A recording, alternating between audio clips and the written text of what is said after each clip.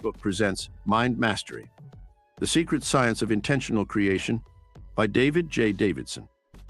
Digitally narrated using the voice of Edward Herman. Chapter 1. The Psychology of Success. The man who has a strong money consciousness is always drawing money. The individual who is always drawn to poverty is the one who is mindful of it.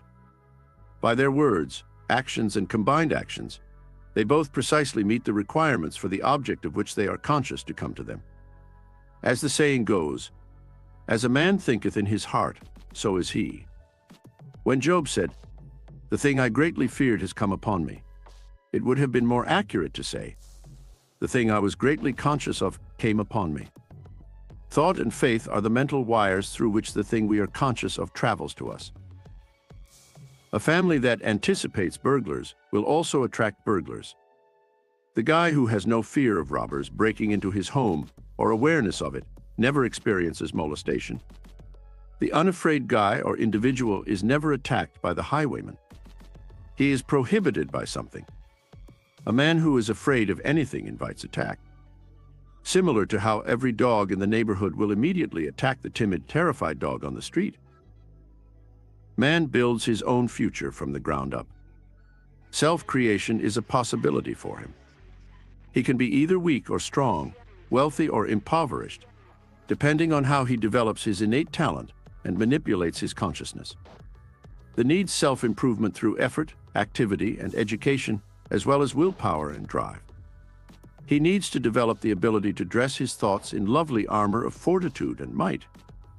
He must be prepared to invest the same amount of cash, time, and effort in creating this mental garment as he would in elegantly and effectively dressing his body. Nothing is impossible if you follow the law of faith and make the appropriate adjustments in the economic world. You have an inexhaustible inheritance of value. Even though it has already been given to you, you will only be able to possess it to the extent that you create pathways for it to do so through the fulfillment of physical, psychological, and spiritual rules. Great things and goals in life are not attained through random means. To be great and strong, you just need one talent. But this skill shouldn't be tucked away or covered up with a napkin. It needs to be produced and put to use. It has to be grown.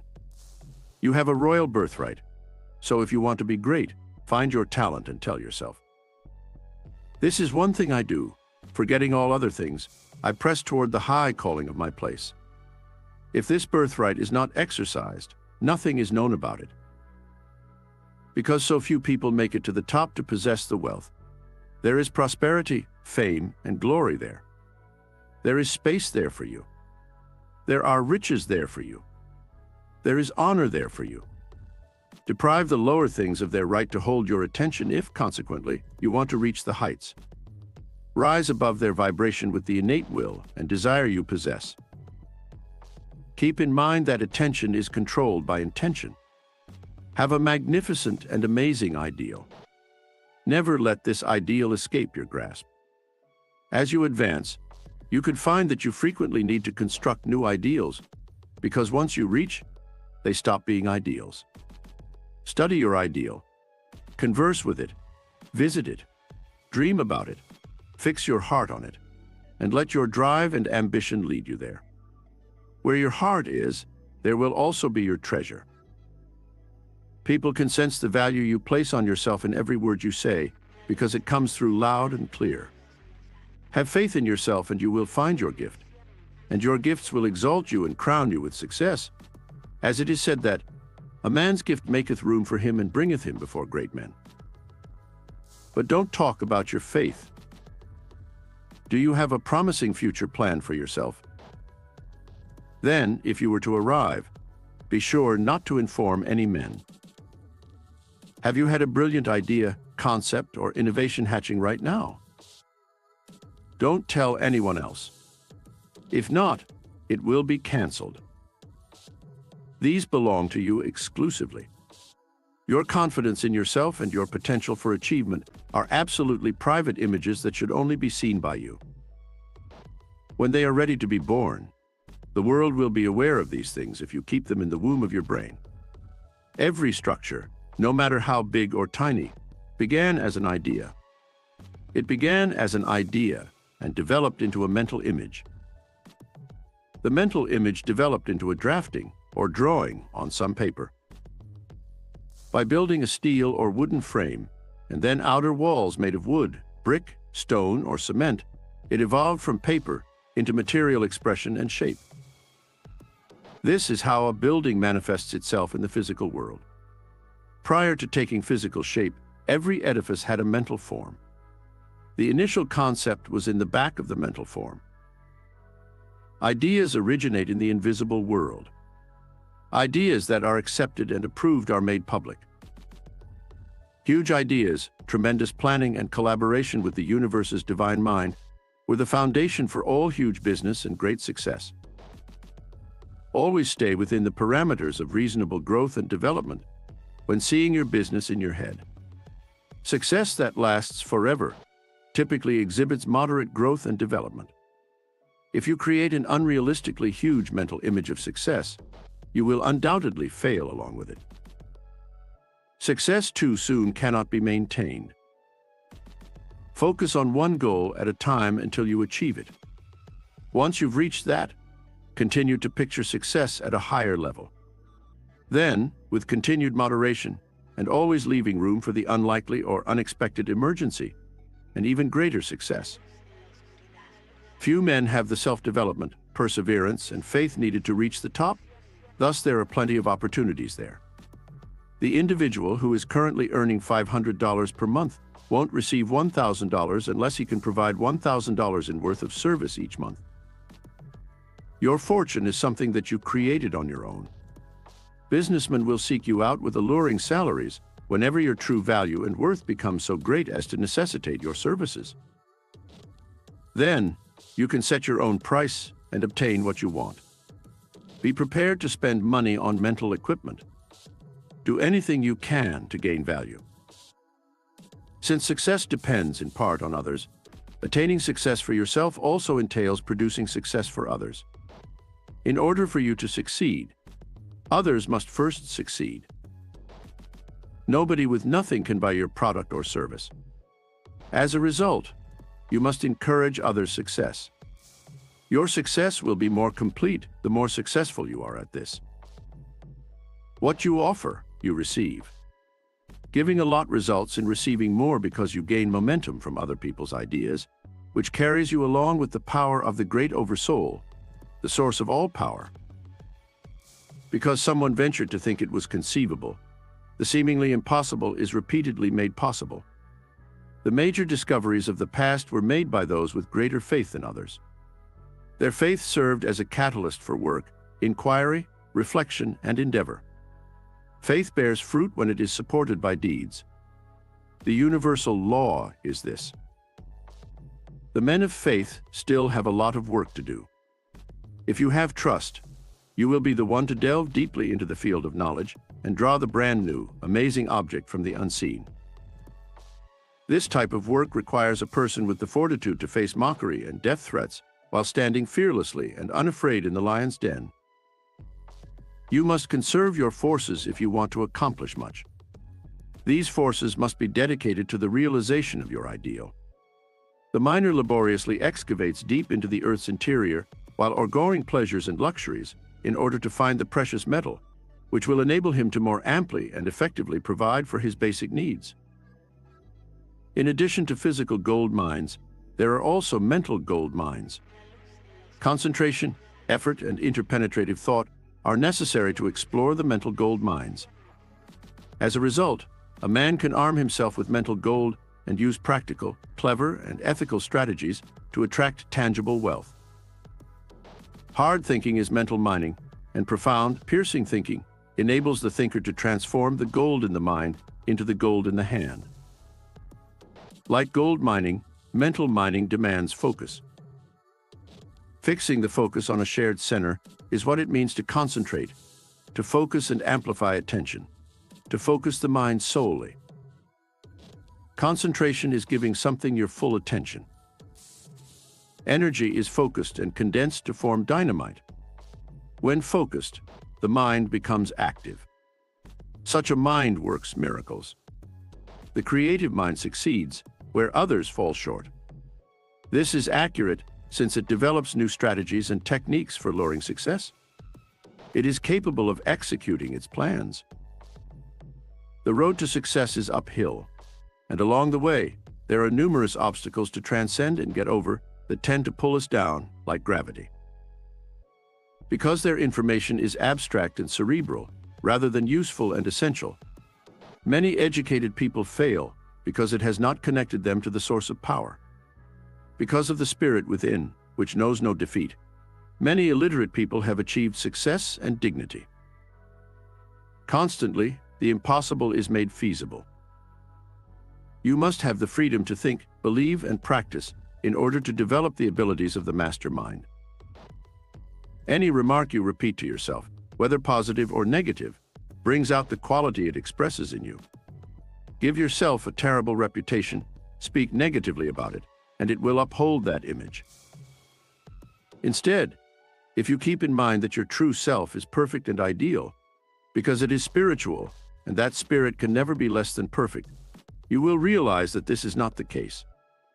Even though it appears to let you down, if you talk highly of it and appreciate it, it will live up to your praise, and you'll finally realize that you have in fact discovered the pearl of great price. The defining characteristic of genius is the capacity for concentration.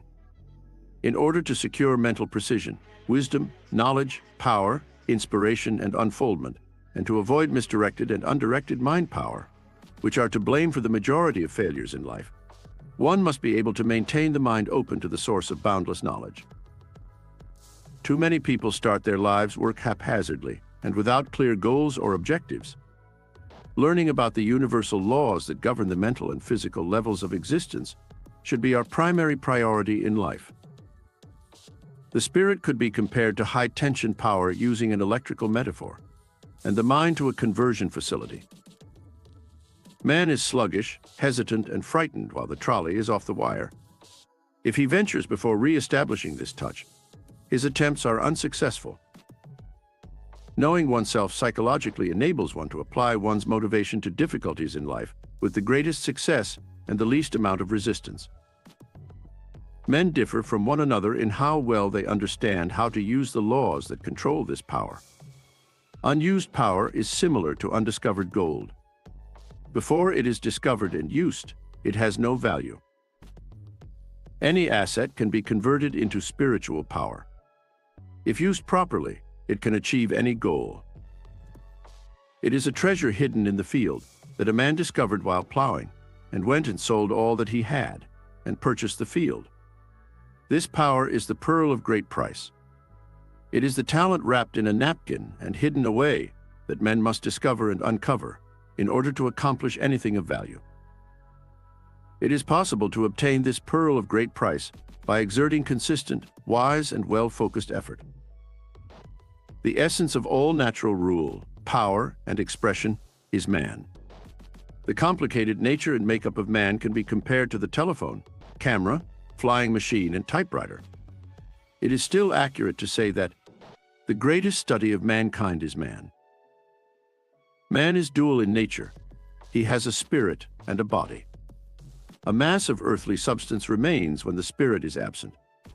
The operation and manifestation of the human spirit is governed by clear laws. Psychology is the study of these principles. The words ology and psycho both refer to information, philosophy, or the law. Therefore, psychology is the study of the soul. You may solve any difficulty in life with the help of a practical application of the laws controlling this science, which will also spare you from a lot of unpleasant experiences. A man who puts his entire spirit into his work does so by allowing his spirit to guide his work. All creations must have soul in order to be successful, including all works of art and other life endeavors. Practically speaking, the terms soul and spirit are interchangeable, and the laws controlling both are just as precise, exact, and consistent in their outcomes as the law of mathematics. Anyone who lacks geography skills and a compass would have a difficult time locating a foreign nation or city. However, he could easily locate such a location if he had a basic understanding of geography, a compass, and the required transportation. Man is a knower on the path of life, and every step he takes is in the proper direction when he has knowledge of psychology. In this way, he may greatly influence the circumstances and events he will encounter in life and prevent losing time and money. When it comes to children, the universal law, each bringing forth after its own kind, is always the same. Both on the spiritual and physical planes, this is valid. You are the extension of the universal spirit, appearing as yourself in physical form. In the same way a twig is a part of a tree or vine, you are a branch of the Infinite One. It is similar in nature. Man is a multifaceted being. Just as the unbloomed rose dormant in the plant in the middle of winter is brought forth in the summer by the intelligence of the bush via development and effort, all the possibilities of the divine self await unfoldment through him. All flowering plants, including rose bushes, have intelligence, and they dream of blossoms in the stillness. Its crowning glory are its blossoms, and lo, the plant's spirit manifests the realization of its aspirations in the mature form of the plant. Man's desire for glory, power, and achievement is a sign of his unity with the divine being. These longings represent the hunger that will be satiated as soon as he realizes the universal law that governs him. Those that fail are uncertain or walking in the dark. They are not in tune with the universal law's guidance or illumination. Instead of carrying out the divine self's will, they are fulfilling their own selfish will. They still lack the information that will set them free. Old ideas' psychology must vanish. There will be a psychology of new values, and up to this point, America has been the best illustration of that newer, more divine purpose. Behold, I create all things new. America is the nation among the countries, and with its lofty ideals and attitude of generosity, America is fostering a global sentiment that will result in a community of nations whose people will no longer be aware of war or its rumors. The lion and the lamb will feed together. There will be no more sorrow or weeping, no more death, and the crooked areas will be made straight. One man shall not sow and another reap. The desert will flourish like a garden. The high areas will be brought low, and the low places raised, and there won't be any night there or anything to be scared of. Thoughts are things. Chapter 2. The Law of Abundance. A universal natural law is abundance. We can see clear evidence of this law on every hand. Nature is excessive, wasteful, and opulent everywhere. Economy cannot be seen in any made item everywhere. The abundance with which nature has provided for man is demonstrated by the millions of trees, flowers, plants, and animals, as well as the huge system of reproduction, where the process of creation and recreation is perpetually in motion. It is clear that there is enough for everyone, but it is also clear that many people appear to have been cut off from this supply. This is because they have not yet realized how universal all matter is, and how the mind is the driving force behind the relationships that connect us to the things we want. Understanding specific scientific principles of mind action is necessary to regulate events. Such information is quite important. It can be acquired gradually and applied just as quickly as knowledge. One of its fruits is the ability to influence events, and its balance sheet includes assets like harmony, health, and prosperity. Harvesting its abundant riches simply requires labor. Power is the source of all wealth. Assets only have worth when they offer power. Events only have meaning when they have an impact on power. Everything else just represents different types and levels of power.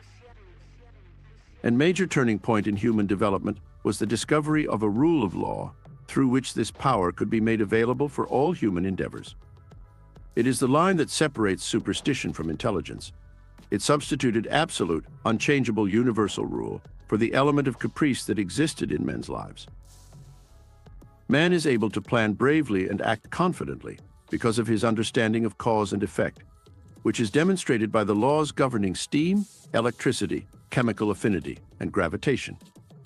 Because they control the physical universe, these laws are referred to as natural laws. However, not all strength is physical.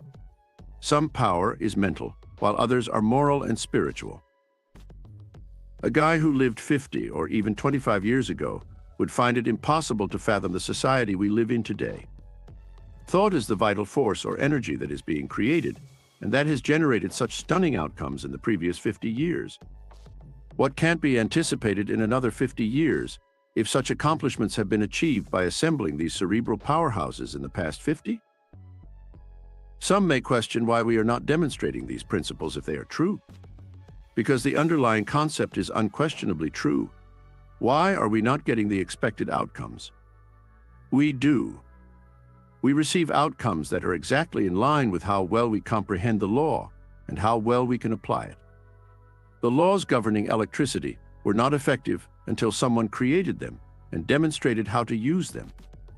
The ether, the substance from which all things emerge, begins to vibrate in response to mental action. These vibrations, in turn, cause a correspondingly larger vibration in the molecule, and eventually mechanical action is created. This changes the way we interact with our surroundings and creates previously unimaginable opportunities. This is made possible by an ordered system of law that is inextricably linked to our new way of thinking.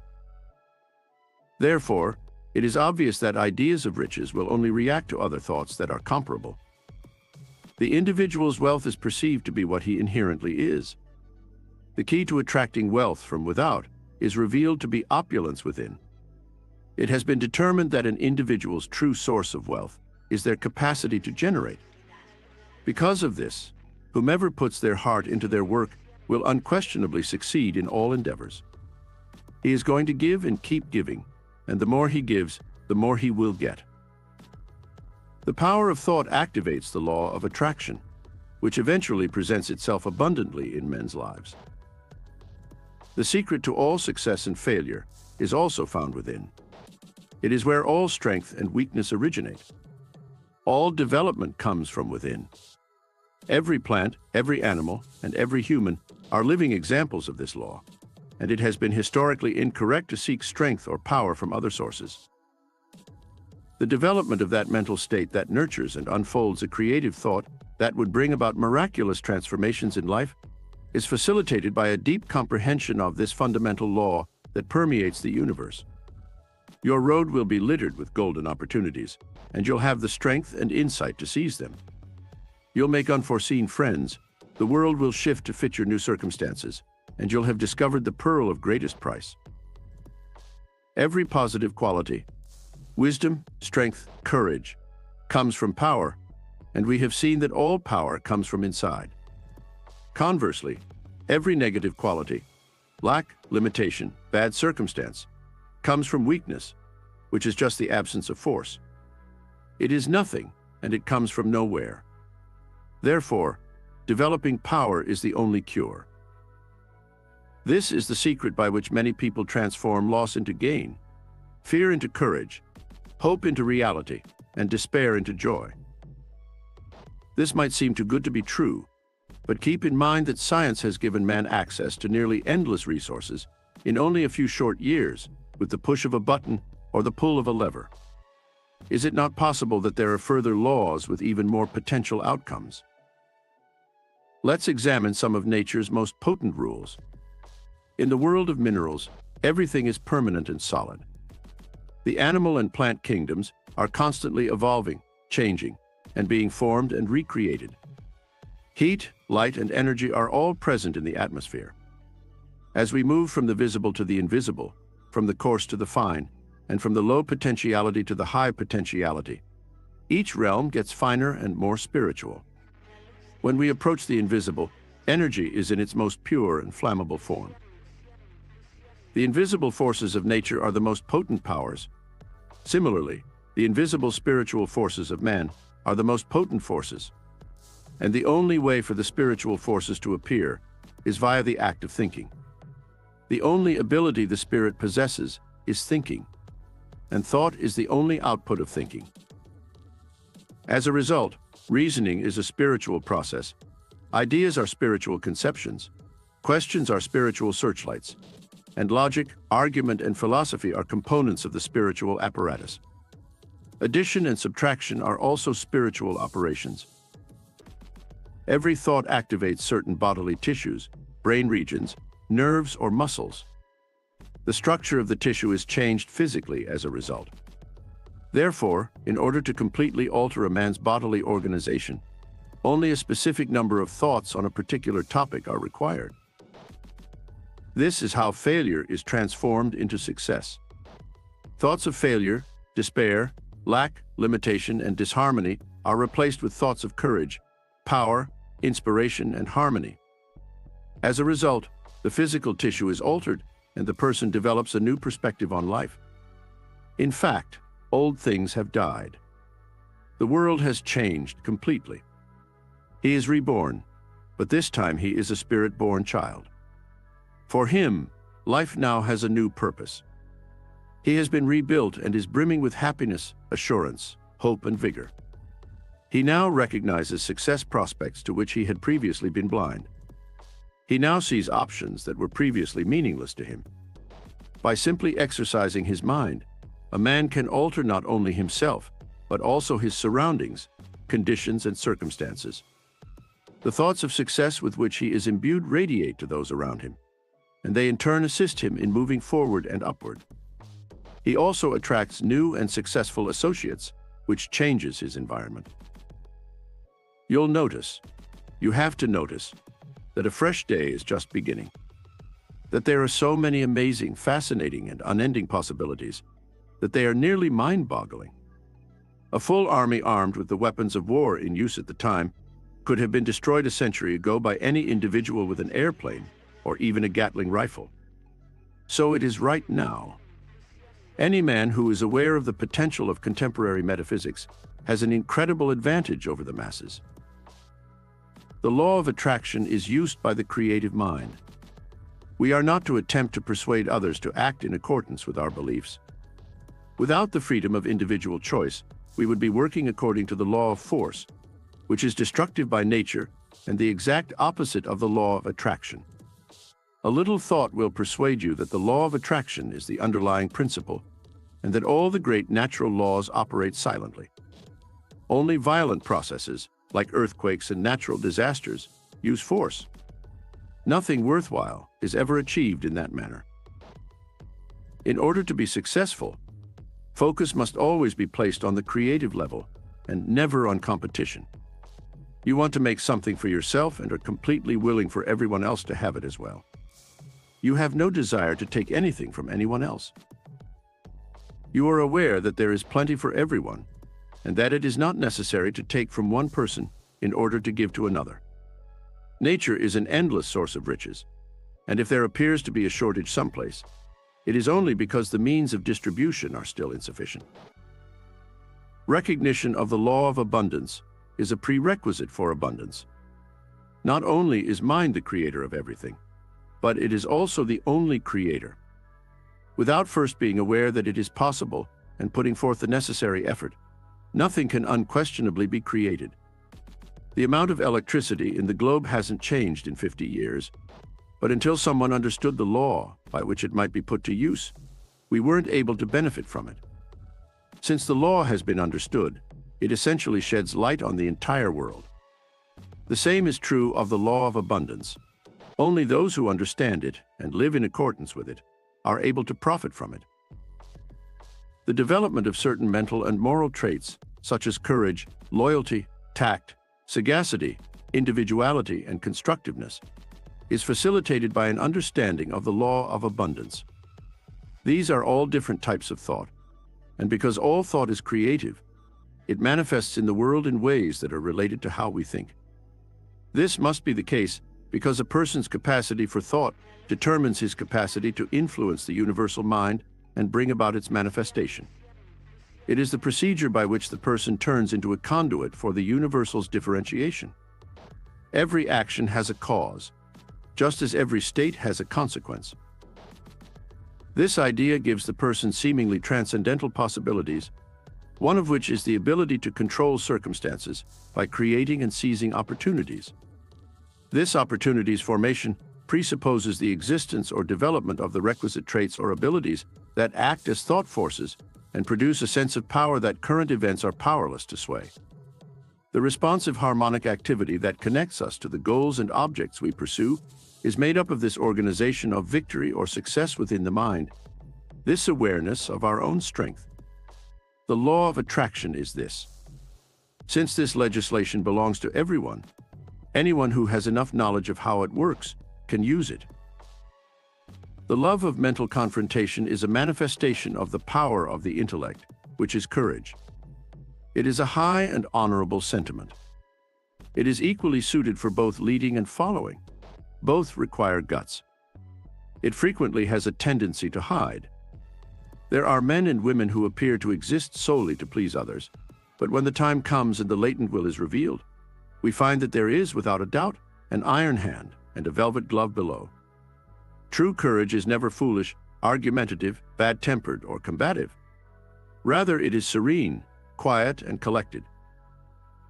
The ability to save and retain a portion of the supply that we are always receiving allows us to take advantage of the bigger possibilities that will present themselves once we are prepared for them. Hasn't the phrase "to him that hath shall be given" been said? All successful businessmen have a strong grasp of this trait. The late James J. Hill, who left behind an estate worth over $52 million, once said, "If you want to know whether you are destined to be a success or failure in life, you can easily find out. The test is simple and it is infallible. Are you able to save money? If not, drop out. You will lose. You may think not, but you will lose as sure as you live. The seed of success is not in you." This is excellent advice up to a point. First of all, he had nothing to work with. To visualize the massive train that he envisioned running through the western grasslands, he had to utilize his imagination. Then, in order to give the means and techniques for making the law of abundance materialize, he had to come to a recognition of it. He would never have had anything to save if he hadn't followed the instructions in this application. The accumulation of momentum.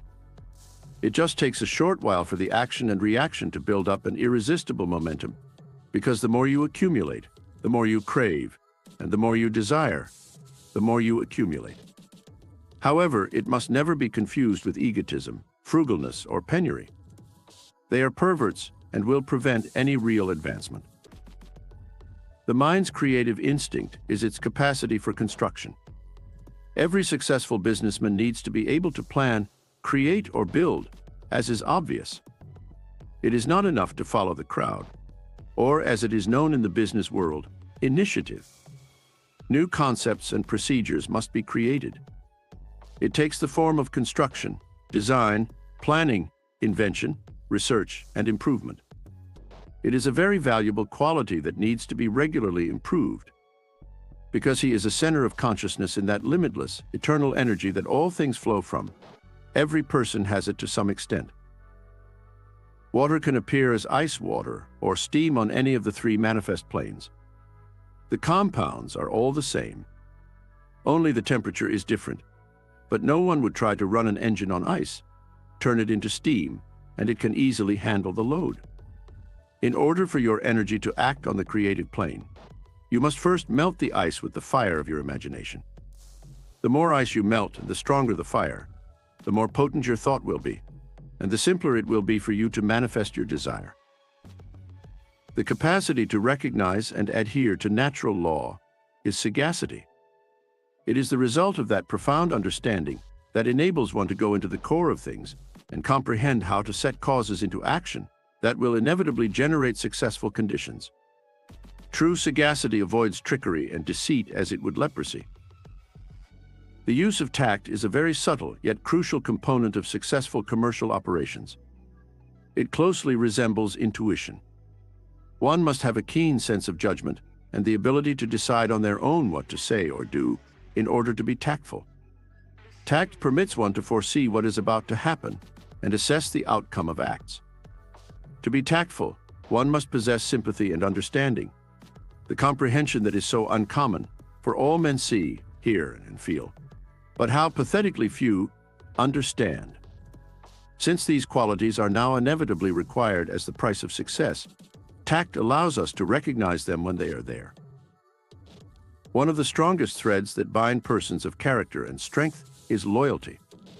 It is a rule that can never be flouted without consequence. A person would never run out of friends if he would sooner lose his right hand than betray a buddy.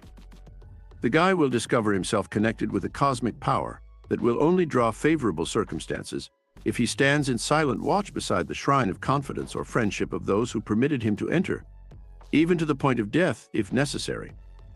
It is impossible for such a person to experience any form of lack. Individuality is the capacity to realize our own untapped potential, to live by our own rules, and to be more concerned with the race than the end result. Strong men don't give a damn about the herd of copycats that trots along behind them with complacency. They find no joy in merely organizing enormous crowds or winning the approval of the crowd. This appeals exclusively to small-minded people with little intelligence. The power within manifesting itself exalts individuality more than the servility of the weak. The ability to develop and express one's individuality, a true strength that is inherently present in everyone, allows one to take on the responsibility of choosing his own path rather than following some self-assured beacon. Inspiration is the art of taking in, the art of self-realization, the art of adjusting one's mind to the universal mind, the art of attaching the right mechanism to the source of all power, the art of transforming the formless into form, the art of becoming a conduit for the flow of infinite wisdom, the art of visualizing perfection, and the art of realizing the omnipresence of omnipotence. The necessary precondition for all happiness is truth. There is no other satisfaction like the satisfaction of knowing the truth and standing firmly in it. Truth is the fundamental reality and the precondition for any productive economic venture or interpersonal relationship. While the humblest mind can accurately predict the outcome of every right action, the greatest, most profound, and most penetrating mind loses its way hopelessly and can form no conception of the result due to a departure from right principles. Therefore, every action that is not in harmony with truth, whether through ignorance or design, cuts the ground from under our feet, leads to discord, inevitable loss, and confusion. It only remains for people to occasionally perform the actions that the freshly awakened thinking force will guide once they have developed within themselves the necessary components of actual success. This is where the magical secret of all power lies.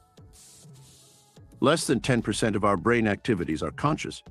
The remaining 90% are subconscious and unconscious. Therefore, a person who relies solely on conscious cognition is only 10% as effective. Those that have access to this larger reservoir of mental richness are the ones who are making worthwhile progress. Great truths are concealed in the vast territory of the subconscious mind, and it is in this place that thought discovers its creative power, the capacity to correlate with its object and make the invisible visible.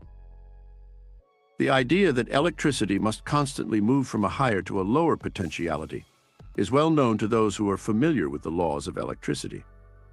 As a result, they are free to apply the power however they see fit. Those who are unfamiliar with this law, as well as the laws governing the mental world, are powerless to change anything.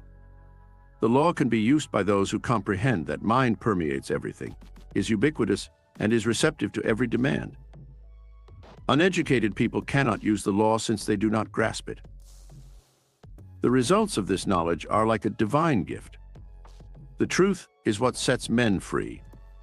Free from sadness, anxiety, and care, in addition to being devoid of every deficiency and restriction. Is it not amazing to understand that this law does not regard individuals, that it is irrelevant what your thought patterns may be, and that the path has been prepared? It will become clear that this mental power is the greatest fact in the world, the cure for every ailment, the answer to every problem, and the fulfillment of every desire. Once it is realized that it controls and directs every other power that exists, that it can be developed and nurtured, and that there is no restriction that can be placed on its activity. In actuality, it is the glorious gift of the Creator for the liberation of mankind. Chapter 3. The Master Mind. Great men or masters stand like lone towers in the eternal city, and secret passages running deeply beneath external nature give their thoughts conversation with high intelligence, strengthening and controlling them, and of which the workers on the surface do not even dream. The mastermind permeates both your body and spirit from within. It is every one of us as grand man or God man. All humans share this characteristic, which is known as the I am. A master is someone who is not subject to the devil, others, or the rule of flesh and blood. He is a ruler, not a subject. He is free and cannot be controlled by anyone because he knows and knows that he knows. You have your face toward the 8 and are progressing up and upward when you reach the stage where you are steadily dominating, overcoming, and adorning your intellect with more and more information. Law ceases to be your lord and becomes your servant.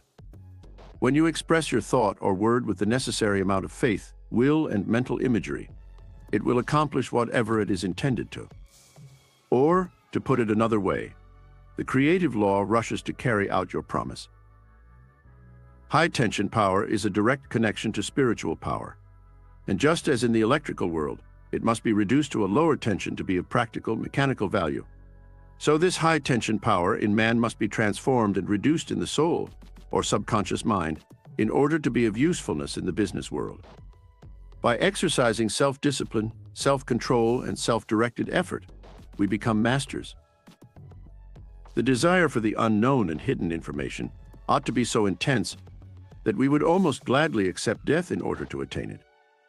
In no way should the idols of tradition, custom, and respectability be permitted to obstruct or hinder the way.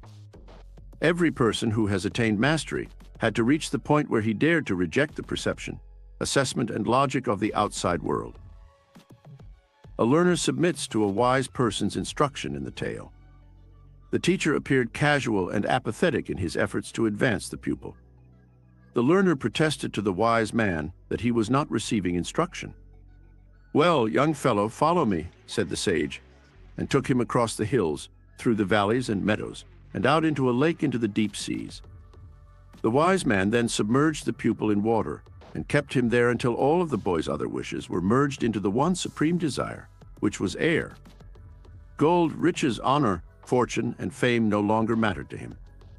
When the young man was finally on the verge of passing out from lack of air, the wise man hauled him up and asked, "Young man, what did you want most when you were under the water?" The young man replied, "Air, air, air." To which his instructor replied, "When you want wisdom as badly as you wanted air, you will get it." So the first requirement for becoming a mastermind is intense desire. People who sought deeply and unceasingly are those who have left their mark on the world, those who have reached the highest levels. People who lack strength and soul-deep intensity in their quest can never achieve mastery or the heights. Chemicals are drawn to and drawn away from one another based solely on their intelligence and polarity, or what humans may refer to as love and hatred. Just thus, the mind might function as a magnet to draw success, or a magnet to draw failure. The way you alter your consciousness determines how much money your mind attracts. When it is a money magnet, it appears that every transaction is profitable. The ability to effectively translate one's interior worth into one's external consciousness and action determines a person's commercial worth. To put it another way, the outer gold is drawn to the inner gold. The outer value is drawn to the inner value. A man who is aware of his worth and possesses the corresponding knowledge will always find a position. Someone stated, "Sublime is the dominion of the mind over the body, which for a time can make flesh and nerve impregnable and strong sinews like steel, so that the weak become mighty. For a well-regulated mind sees all things as they should be seen, appraises them at their proper value, turns them to its own advantage, and adheres firmly to its own opinions, as it knows all their force and weight. There are laws that, if broken, will weaken or stop what would otherwise result in a strong intellect from developing. These laws, when followed and obeyed, guard against weakness and foster, and exhibit the mental trait known as power. Don't let anyone take control of your thoughts. Many people are reluctant to speak out about their personal beliefs and opinions for fear that a friend, neighbor, or family member would object or disagree. Repression prevents something from developing greatly or strongly. This is suppression. Expression governs growth. The mind is always stifled and kept from becoming empowered by the shyness that forbids you from thinking along forbidden pathways of thought. Long periods of deliberation between opposing viewpoints hinder the development of a strong mind. Dare to venture forth into the world of idea. Dare to think boldly and thoroughly since, like muscles, the mind gets stronger with usage. Due to a lack of initiative, greatness is dormant and unspoken in the hearts of thousands of men and women. Because of fear, there is a lack of action. Fear results from the conviction that both good and evil energies exist in reality. And the person whose greatness is still developing in the womb of his soul believes more strongly in the strength of evil than in the force of good. As a result of this dread, he is afraid to follow his soul's calling and forfeits the opportunity to win the title of conqueror. He is already overpowered by his inability to take action. Fear is the main demon in this sense. It is the root and origin of all poverty, sadness, illness, and crime. Any human being should feel and believe that he can always have enough of anything good, and that he is already on the road to success. According to material scientists, there is no such thing as destroyed matter. Its shape may alter, and it may become invisible, yet it still exists. The planet would weigh exactly the same as it did before, if every ton of combustible material were devoured by fire, demonstrating that nothing can be destroyed. Although the form has changed, the substance is still present in various forms. This in and of itself is proof that matter is unending and unbreakable. We know that it must also be true that the invisible can be made visible if tons of visible material can be disintegrated by fire and floated out into the atmosphere, becoming invisible. The large nitrate plants are currently demonstrating this. They are condensing and crystallizing atmospheric nitrogen through electrical vibration, but it is still up to the creative mind to draw the meals that we are currently cultivating from the ground from the atmosphere. The creators and discoverers whose names are recorded in the Hall of Fame are those who can think deeply and extensively enough about the unexplored spheres of knowledge and law in relation to electricity and other ethereal forces. These guys must be fearless, unaffected and unmoved by mockery and criticism, and men whose minds are set and oriented on one lofty goal. Such men never give up, no matter what others may think or say. This is initiative, and initiative is what transforms ideals into reality. Everything is possible for the person who thinks that anything is possible. Such a believer follows a master's way. His path is illuminated by inspiration, which directs his steps, keeps him out of danger and obstacles, and guides him triumphantly to the summit of success. Almost everyone who has reached adulthood has gone through a variety of manifestations and experiences that have shown him that he has a mind that is aware of and discloses truths and occurrences that are outside the realm of the ordinary concept or intellectual plane of mind. The still small voice, or an intense prescient dream or vision, are two examples of these manifestations. This is especially true for successful businessmen who act in accordance with their inner voice or gut instinct, rather than according to appearances or external judgments, no matter how favorable these judgments may seem to the reasoning mind at the time. These feelings are your inner voice telling you that greater information and wisdom are reaching your conscious mind from an unidentified source. The same mind, whether from antiquity or modernity, spoke through all the great masters. These events, as well as this voice, originate from the third dimension of consciousness. At times, yes. In the new psychology, it is called superconsciousness, or the sixth sense. This supermind guards you since it is aware of your threats.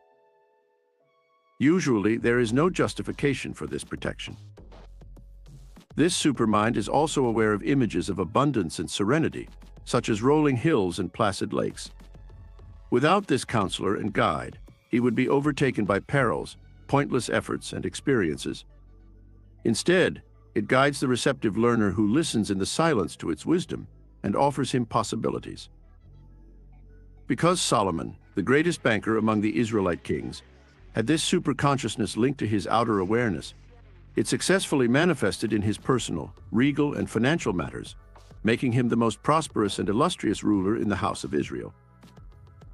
Sometimes, all of our other options for action or advancement become closed to us. And when we move into the one remaining option, we find success. Success that might have been ours much sooner if we had only been aware of the voice of the silence.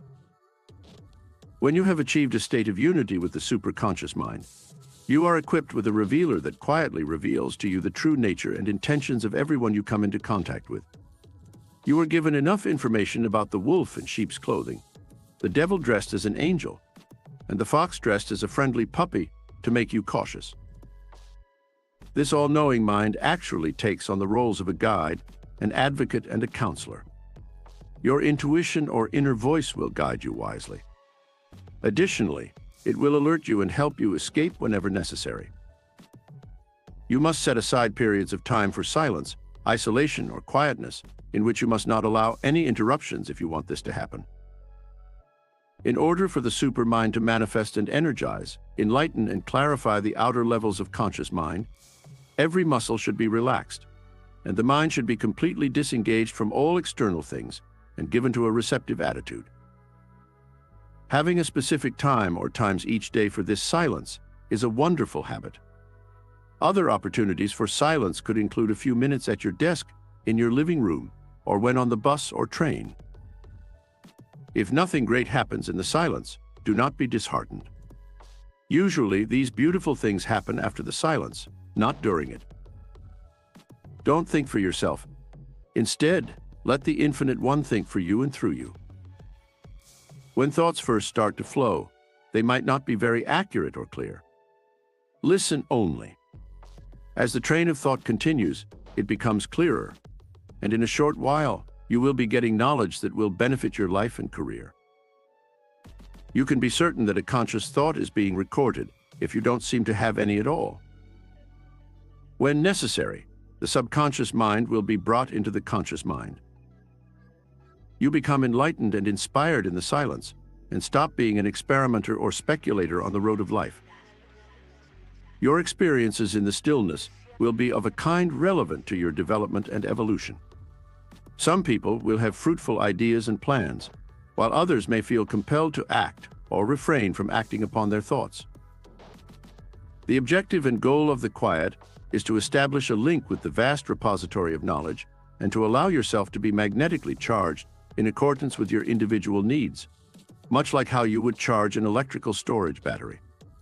So, when you are running low on knowledge, vitality, or tact, enter the silence and refuel. By doing this, you are giving yourself a power boost so that you can return to the corporate world fully charged. This is how you can advance triumphantly. Few people ever discover the road that actually leads to the Holy Grail. It is a hidden path. The entranceway is hidden. The unfocused, thoughtless, and shiftless mind ignores it. The entrance is found by those who cultivate silence. They accomplish their aim. A razor blade's incredibly fine edge gives it penetrating force. When moving through and between the molecules of a substance, it encounters little resistance. The focused mind is one-pointed, keen, and penetrating, and discovers a solution to challenging issues. As a result, it dissolves and disintegrates the seemingly insurmountable.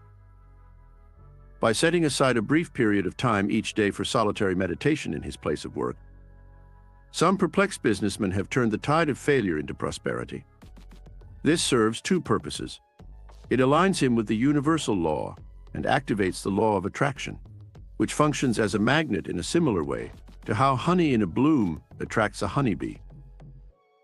The university of the master mind is the silence. All knowledgeable men have learned their wisdom from this place. The greatest teacher of all teachers instructs the devotee in this place. Just as the opening of the blossom draws the splendor of the lily, which is concealed within the bud, to the surface, perfect stillness brings forth the hidden glory. In other words, self-faith and the use of silence enable the wisdom and power that lie dormant within man to be brought into expression, or bloom. That is genuine education. The Latin root of the term education, educatio, meaning to draw out from within. You will achieve results far more quickly if you make it a point to enjoy the stillness as much as you would a visit with a very close friend. The mindset should be one of sincere desire, care, and resolve. Choose your greatest want first in order to achieve the best outcome. Then pay attention to that. Confirm that it is possible to achieve. Declare that the forces of heaven and earth are at your side. The indwelling mind works with you, keeps an eye on you, and directs your thoughts, decisions, and actions, so be aware that you are not alone. Be silent and let your muscles relax. Think about the limitless resources you have at your disposal. Great captains of industry rarely have close friends. They are aware that great ideas, great deeds, and tremendous accomplishments are conceived in silence. Chapter 4. The Law of Attraction. We have found that intentional, methodical thought for a purpose matures that purpose into a fixed shape, allowing us to be completely certain of the outcome of our dynamic experiment. Franz Larimer Warner. A living stream of relative activity in which the fundamental principle is ever functioning. Attraction is the force that sweeps through all of eternity. It is a movement that includes the past and carries it into the ever-expanding future. It is a movement in which relative action, cause and effect go hand in hand, in which law dovetails into law, and in which all laws are the obedient servants of this great creative force. This power extends past the farthest planets, past a beginning, past an end, and on into an unending and beginningless eternity. It gives shape and form to the objects we perceive. It brings sweetness from the honey and fruit from the blossom. It calculates the orb's collective sweep. It hides in the amethyst, the grape, and the shine of the diamond. It operates in both the visible and invisible realms and penetrates everything. Perfect balance, perfect development, and perfect comprehension are brought about by its ongoing action, which is the wellspring of perfect justice, unity, harmony, and truth. Perfect justice results in equitable punishment. It has perfect unity because its goals are all the same. Perfect harmony since all rules merge together in it. Perfect truth given that it is the sole universal truth. Because it measures accurately, it has perfect equilibrium. It is a perfect growth because it occurs naturally. Perfect comprehension since it offers solutions to all of life's issues. The reality of this law resides in its activity, since it can only exist through action and perpetual change, and it can only end via inaction because there can never be any stoppage. This law has a single, unalterable goal. It advances constantly toward the accomplishment of its one major goal: perfect harmony, in the stillness of the night, in the splendor of the light, in the upheaval of activity, and in the suffering of reaction. Although all plant kinds are soaked in the same waters and are inhaled by the same air, each variety nonetheless maintains its unique identity. We see and feel this need in the countless and countless plant forms on hills and in dales as they emerge from the same darkness into one light. In contrast to the violet, which is always a violet, the rose is always a rose. The world gets the oak from the acorn, never the willow or any other type of tree. Despite the fact that all trees send out roots into the same soil and bloom in the same sunshine. Some are weaker than others. Some are stronger. Some are bitter than others, while others are more aesthetically pleasing than others. As a result, the characteristics that set one variety apart from the others are drawn to themselves from the same sources as their own roots. And this law of attraction, which bears forward in silent grandeur, bringing all things to fruition, dictating nothing but ensuring that each unit of growth is true to its own unique nature, is the great law of life. This persistent urge, this secret force in the plant forcing it to manifest, to grow, and to reach. It is the cohesiveness of the rock, sand, and clay in the mineral world. It is the blood in the ruby, the sparkle in the sapphire, the beauty in the marble, and the strength in the granite. We observe it acting in this way in the things that are visible, but its invisible power, which acts on the human mind, is stronger. This law of attraction is neither morally upright nor immoral, good or bad. It is a fair legislation that consistently works in harmony with the aspirations of the individual. We each choose our own path for development, and there are as many paths as there are people. While no two people develop in exactly the same way, many do. These lines of growth are made up of past, present, and future wants that become manifest in the ever-evolving present and serve to define the main axis of our existence along which we progress. Since its purpose is to bring both the sweet and the bitter to maturity, the nature of these wants is unable to stop this action. The grafting of an apple tree bud into a wild crab tree, where we eventually find eatable and uneatable fruits growing together on the same tree, serves as an illustration of the neutrality and action of this law. That is, the same sap feeds and matures both healthy and unhealthy fruits. When we apply this analogy to ourselves, we discover that the cultured apples and the wild crabs stand in for our various wants, and that the sap is the law of growth. This law will bring our many goals to fruition in the same way that the sap brings various fruit varieties to maturity. Whether they are healthy or unhealthy, it doesn't matter to the law, because its role in life is to make us aware of the consequences of all our desires, along with their nature, effect, and purpose. Man's division of the law introduces us to a bigger activity that the primitive mind is completely unaware of, which causes us to become conscious of the waking of a newer force in a wider field of action. Or, to put it another way, a wider truth, a deeper comprehension, and a more profound insight. We are in contact with a bigger reality because, let us remember, activity is where reality exists and not somewhere else. Existence is being conscious of how the rules around us are being applied. The plant's true nature is within its hidden desire, not in its outward appearance. While we acquire true knowledge by our own endeavors, we acquire borrowed information through the endeavors of others. Both work together to advance our minds. And gradually, as an individualizing entity, we are developing a distinct self.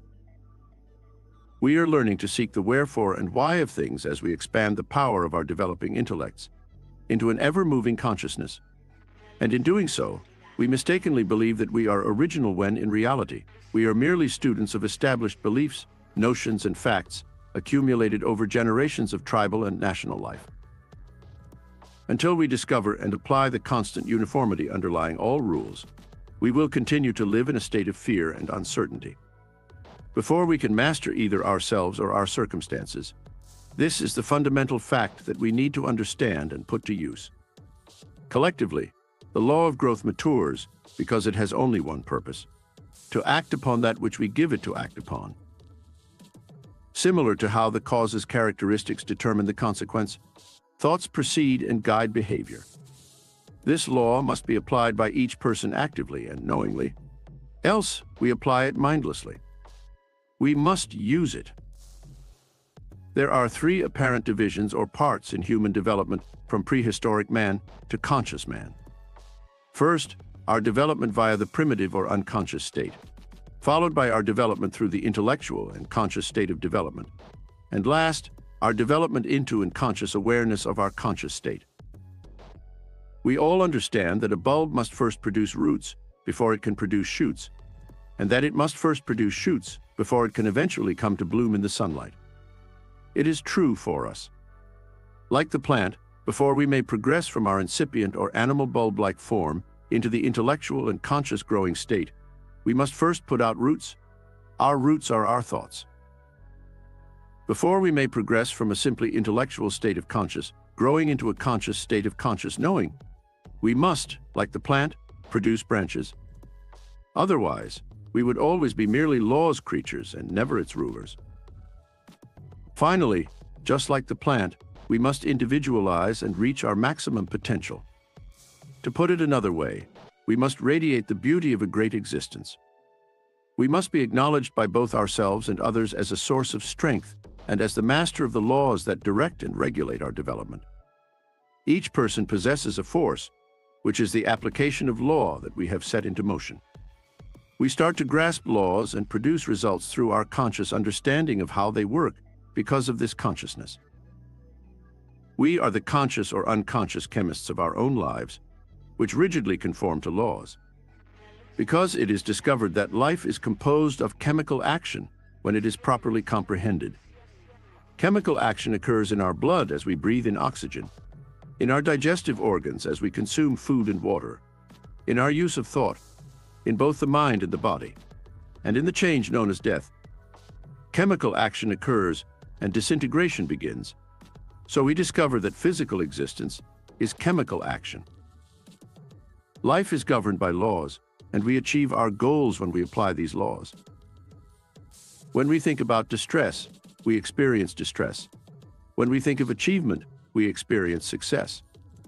When we think negatively, we set in motion a chemical reaction that inhibits digestion, which in turn irritates other bodily organs and responds to the mind by creating disease and illness.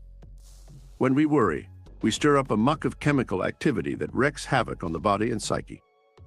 On the other side, if we think positively, we trigger a beneficial chemical reaction. When we entertain negative thoughts, we activate a poisonous chemical activity of a dissolving nature that dulls our senses and inhibits nerve activity, turning the mind and body negative and making us susceptible to numerous illnesses. On the other side, if we think positively, we activate a beneficial chemical process that frees the body and mind from the numerous ailments brought on by negative ideas. These analyses can be applied to every aspect of life, but enough evidence already exists to suggest that most of what happens in life is a chemical reaction, that the mind serves as the chemical laboratory of thought, and that we are the chemists working in the workshop of mental action, where everything is set up for our use and where the quality of the final product is inversely correlated with the quality of the raw materials. In other words, the types of circumstances and experiences we encounter depend on the type of thought we are using. Nothing more or less than what we put into life will come out of it. The law of attraction governs the orderly progression of life. Our development occurs in three apparent phases. We are users of law in the first, creators of law in the second, and masters of law in the third. In the first, we use thought power unconsciously. In the second, we use thought power consciously. And in the third, we utilize conscious power consciously. We are held captive by the laws of the first part as long as we continue to apply solely those laws. We won't be aware of a greater advancement as long as we are content with the rules and development of the second segment. In the third segment, we completely awaken to the laws regulating the third and become cognizant of our influence over the laws guiding the first and second portions. Life is not a question of chance, creed, nationality, social status, riches, or power when it is properly understood. It is also not a question of power or wealth either. No, each of them has a role to play in the development of the individual. But finally, we must realize that harmony can only occur through abiding by natural law. Our greatest asset is the strict exactness and stability of law, and when we become aware of this power and use it wisely, we will have discovered the truth that will set us free.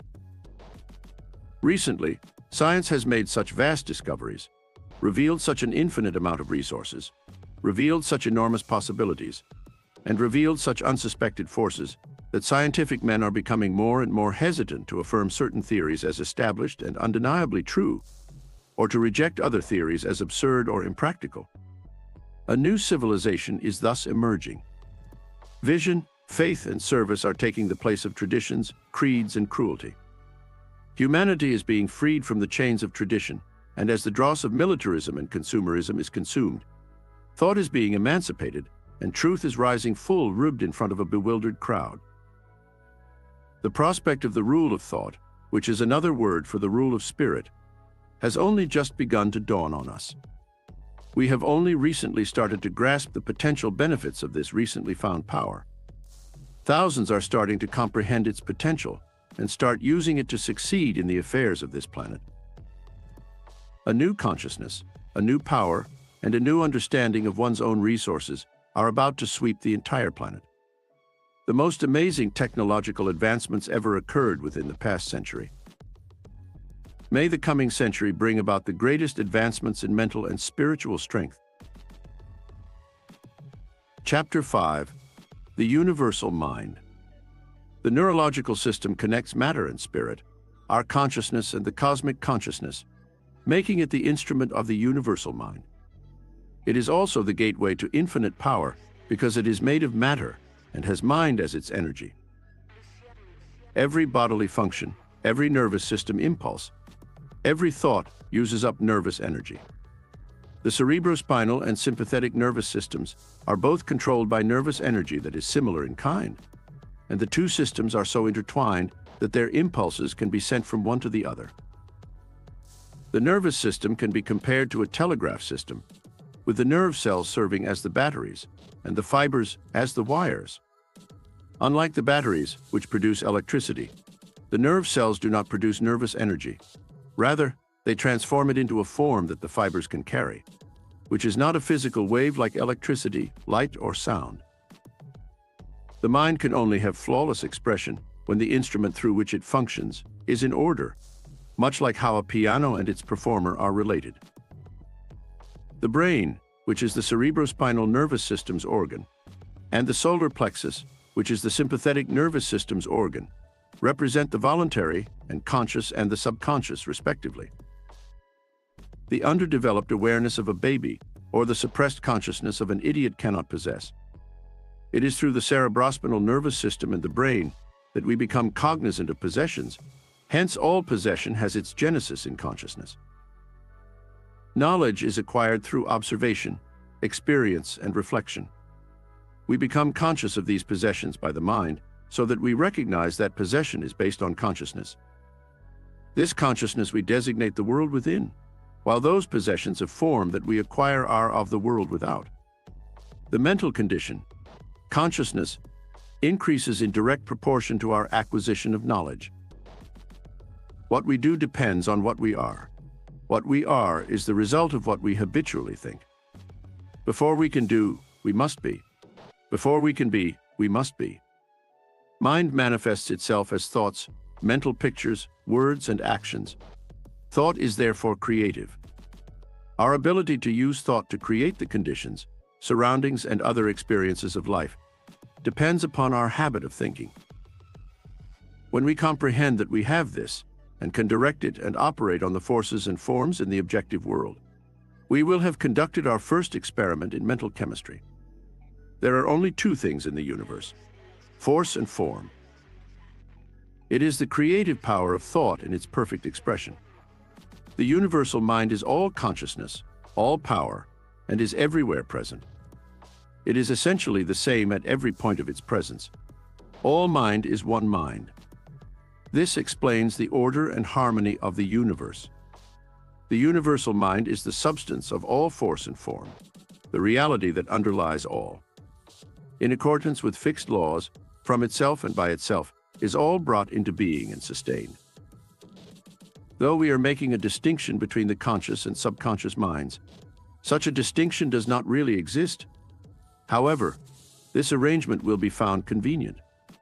All mind is one mind. In all phases of the mental life, there is an indivisible unity, and on the level of the subconscious mind, there is an indivisible unity, and on the level of the conscious mind, there is an indivisible unity. In the subconscious are stored up the observations and experiences of life that have come to it through the conscious mind. It is the storehouse of memory. The subconscious mind is a great seed plot in which thoughts have been dropped, or experiences conveyed by observation, or happenings planted to come up again into consciousness with the fruitage. The subconscious mind connects us with the universal mind, and thus we are brought into direct relationship with all power. It is difficult to be conscious of something without thinking about it. Consciousness and thought are connected. Thought is the external expression of power, while thought is the inner. By the miracle of thought, we have quickened water into vapor to bear the burdens and move the commerce of the world. We have called into existence floating palaces that plow the highways of the deep. We have triumphed in our conquest of the air. Although we have moored in the silver archipelago of the Milky Way, we have conquered it. The attitude of mankind toward the universal mind will be illustrated by the situation of two electric wires that are in close proximity, the first carrying a heavier load of electricity than the second, and the second receiving by induction some current from the first. When we become conscious of power, we become a live wire. Because by consciousness we are connected with the power, and in proportion to our ability to use power, we are able to meet the various situations that arise in life. If the second wire were connected to the first, it would become charged with as much electricity as it could carry. Because the universal mind is the source of all power and all form, and because we are the means by which this power is being manifested, we have unbounded power, unbounded possibilities, all under the control of our own thought. And because of these powers, and because we are in living union with the universal mind, we have the ability to adjust or control every experience that may befall us. Since the universal mind is limitless, the more we comprehend our unity with it, the less aware we will be of any restrictions or deficiency, and the more aware we will be of our own strength. A stick of clay and a stick of dynamite of equal weight contain roughly the same amount of energy, but in the one, it is readily set free, whereas in the other, we have not yet learned how to release it. The universal mind is the same at every point of its presence, whether in the infinitely large or the infinitely small. The difference in the power relatively manifested lies in the ability of expression. We must first create the necessary conditions in our consciousness before we can express them to the subconscious, either in the silence or through repetition. Conditions in our lives and in our surroundings are merely reflections of our dominant thoughts, so the importance of correct thinking cannot be overstated. Having eyes and seeing not, having ears and hearing not, neither do they understand, is another way of expressing the truth that without consciousness there can be no apprehension. The primary definition of character is an engraved mark, as on a seal, and means the peculiar qualities impressed by nature or habit on a person, which separate the person possessing them from all others. Character has an outward and an inward expression, with the inward being purpose and the outward ability. When thought constructively, these tendencies are created in the subconsciousness and manifest as character. Our purpose and our ability determine our experiences in life, so it's crucial that they are in balance. When the former is greater than the latter, the dreamer is produced. When ability is greater than perp.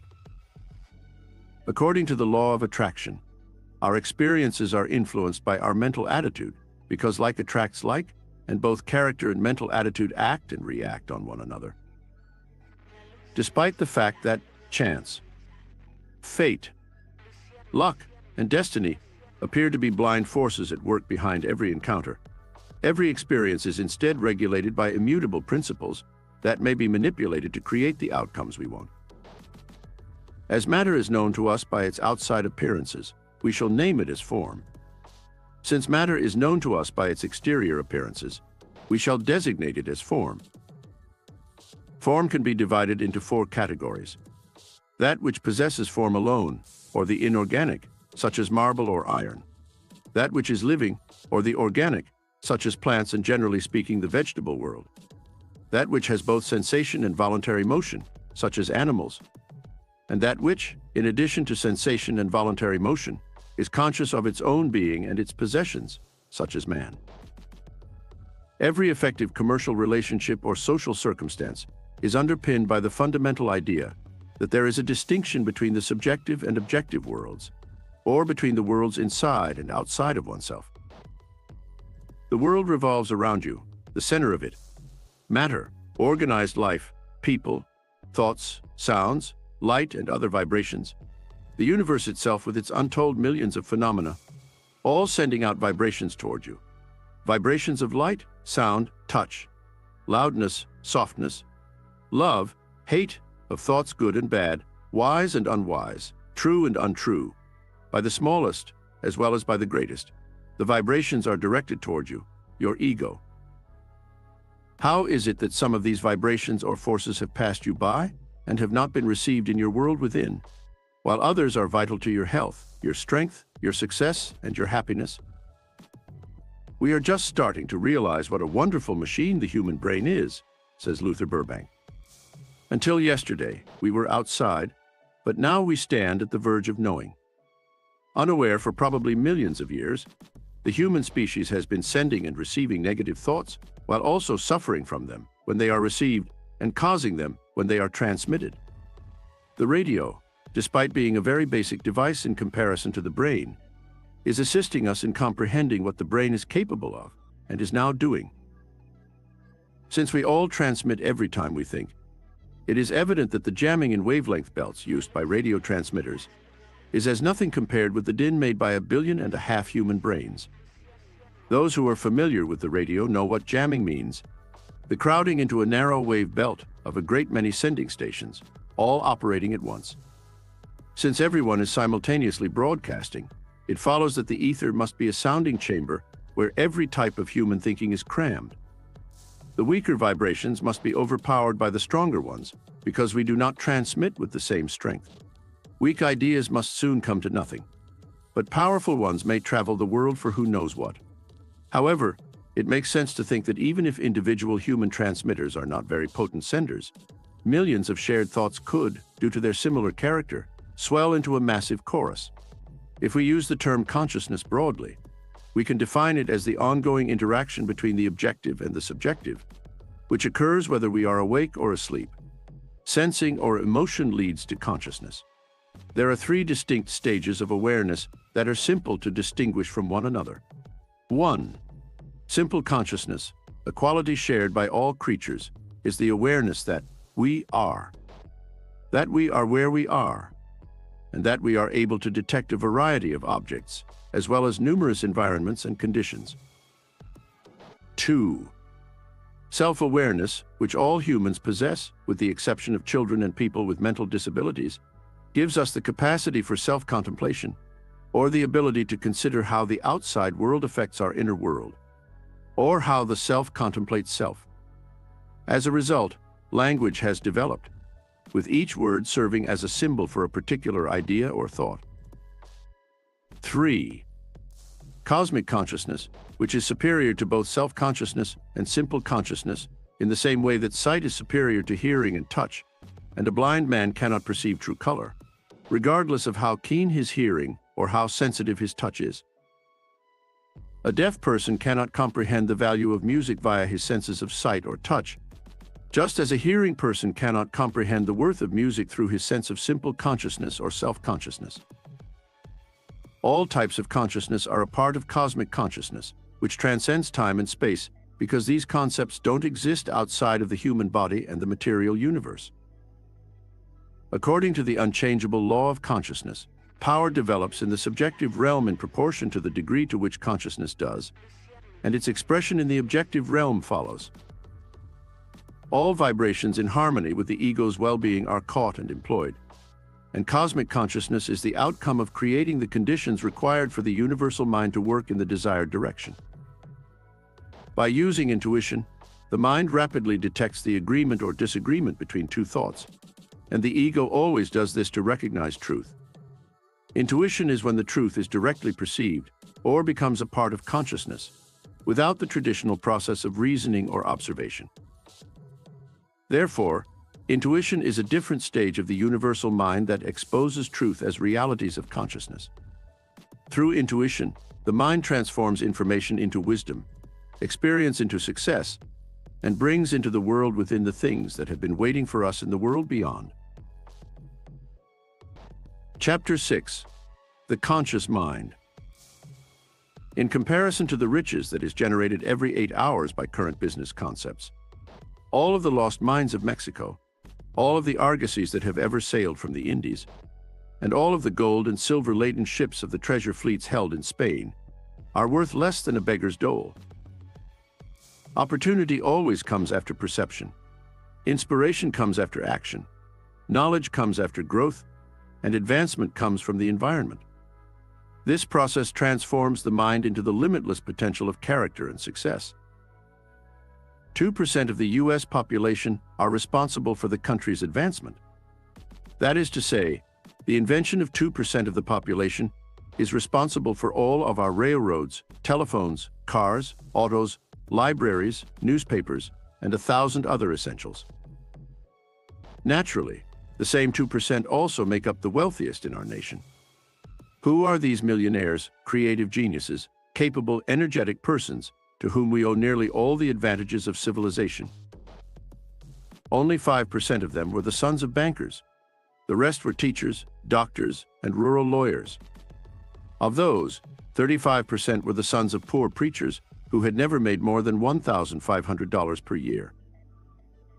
We are consequently interested in learning why 2% of people manage to acquire everything desirable in life, while 98% live in constant need. The cosmos is ordered by law, so we are certain that this is not a matter of chance. Law controls the sun, stars, and planets in solar systems. Every type of energy, light, heat, sound, and so on, is governed by law. Every tangible thing and every concept are governed by law. The planet is beautiful and abundant because of the law. So should we not be assured that it also controls how this bounty is distributed? As surely positively and unquestionably as health, growth, peace, or any other state of existence, financial matters are governed by law, and anyone can abide by it. Many people already follow this law without even realizing it, while others are actively doing so. To follow the law is to become one of the 2%. The 2% will soon become the 98% because of the new period, the Golden Age, and the industrial emancipation, which will cause the current circumstances to change. We are looking for the root reason when we seek the truth. We are aware that every human experience has a reason. Therefore, if we can identify the cause and determine that it is something we can consciously control, we will also have control over the effect or experience. Then the human experience won't be the football of fate. A man won't be the offspring of fortune. Instead, destiny, fate, and fortune will be as easily managed as a captain controls a ship or a train engineer his engine. Since everything may ultimately be reduced to the same thing, everything must always be in relationship with everything else, and can never be in conflict with anything else. There are countless contrasts in the physical world, and for convenience's sake, they can all be given separate names. All things have ends, surfaces, colors, shades, or dimensions. There are north and south poles, inside and outside, seen and unseen, and other such terms, but they only serve to contrast extremes. They serve as names for two distinct components or facets of the same quantity. The two extremes exist in relation to one another.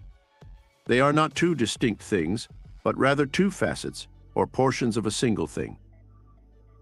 The same law applies in the mental realm. We talk about knowledge and ignorance, yet ignorance is really a lack of knowledge. Therefore, it may be said that ignorance is just another word for ignorance. It has no inherent principles. In the moral realm, we speak of good and evil, yet upon closer examination, we see that these concepts are really relative. Activity is preceded and predetermined by thought.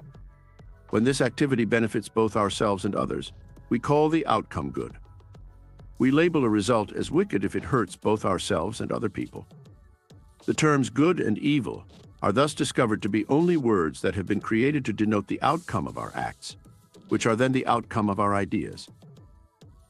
Labor and capital are sometimes referred to as two separate and distinct groups in the industrial world.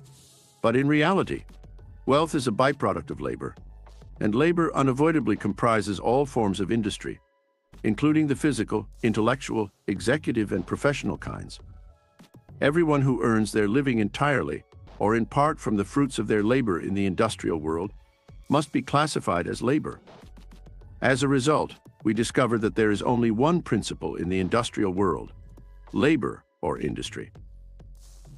Many people are sincerely and seriously working to resolve the current industrial and social disarray, and we frequently hear discussions about production, waste, efficiency, and occasionally positive thinking.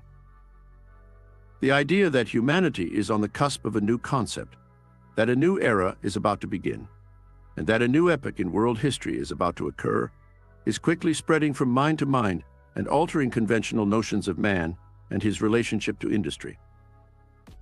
We are aware that each condition has a cause, and that the same cause always yields the same consequence. What led to similar shifts in the way people thought about the world, including the Renaissance, Reformation, and Industrial Revolution? New knowledge is constantly being discovered and discussed. Man has begun to think about how competition is eliminated by the concentration of industry into companies and trusts, as well as the economies that follow. He realizes that competition is not necessary for advancement and wonders, what will be the outcome of the evolution that is taking place in the industrial world? Gradually, the thought emerges that the industrial world is about to be freed, a thought that is rapidly taking root in men's minds all over the world and is about to explode. This is the idea that is igniting humanity's excitement like never before. This is the concept that is concentrating power and energy, and that will dismantle any obstacles standing in the way of achieving its goals. It is at the door, and the door is open. It is not a vision of the future. It is a vision of the present. The spiritual nature of the person is his or her creative inclination. The universal creative principle is reflected in it. Therefore, it is innate and instinctual. It cannot be wiped out. It's only perverse, really. This creative need no longer manifests itself due to changes that have occurred in the industrial world. A man is denied of the greatest delight that can be experienced by an individual, the joy of producing achievement, because he is unable to build his own house, grow his own garden, or in any other way manage his own labor. As a result, this enormous force for good gets distorted and channeled in terrible ways. He tries to trash the creations of his more fortunate co-workers out of jealousy. Action is the product of thought.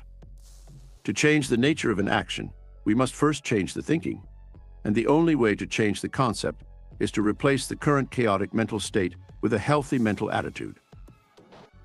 It is obvious that the power of mind is the supreme force in the universe.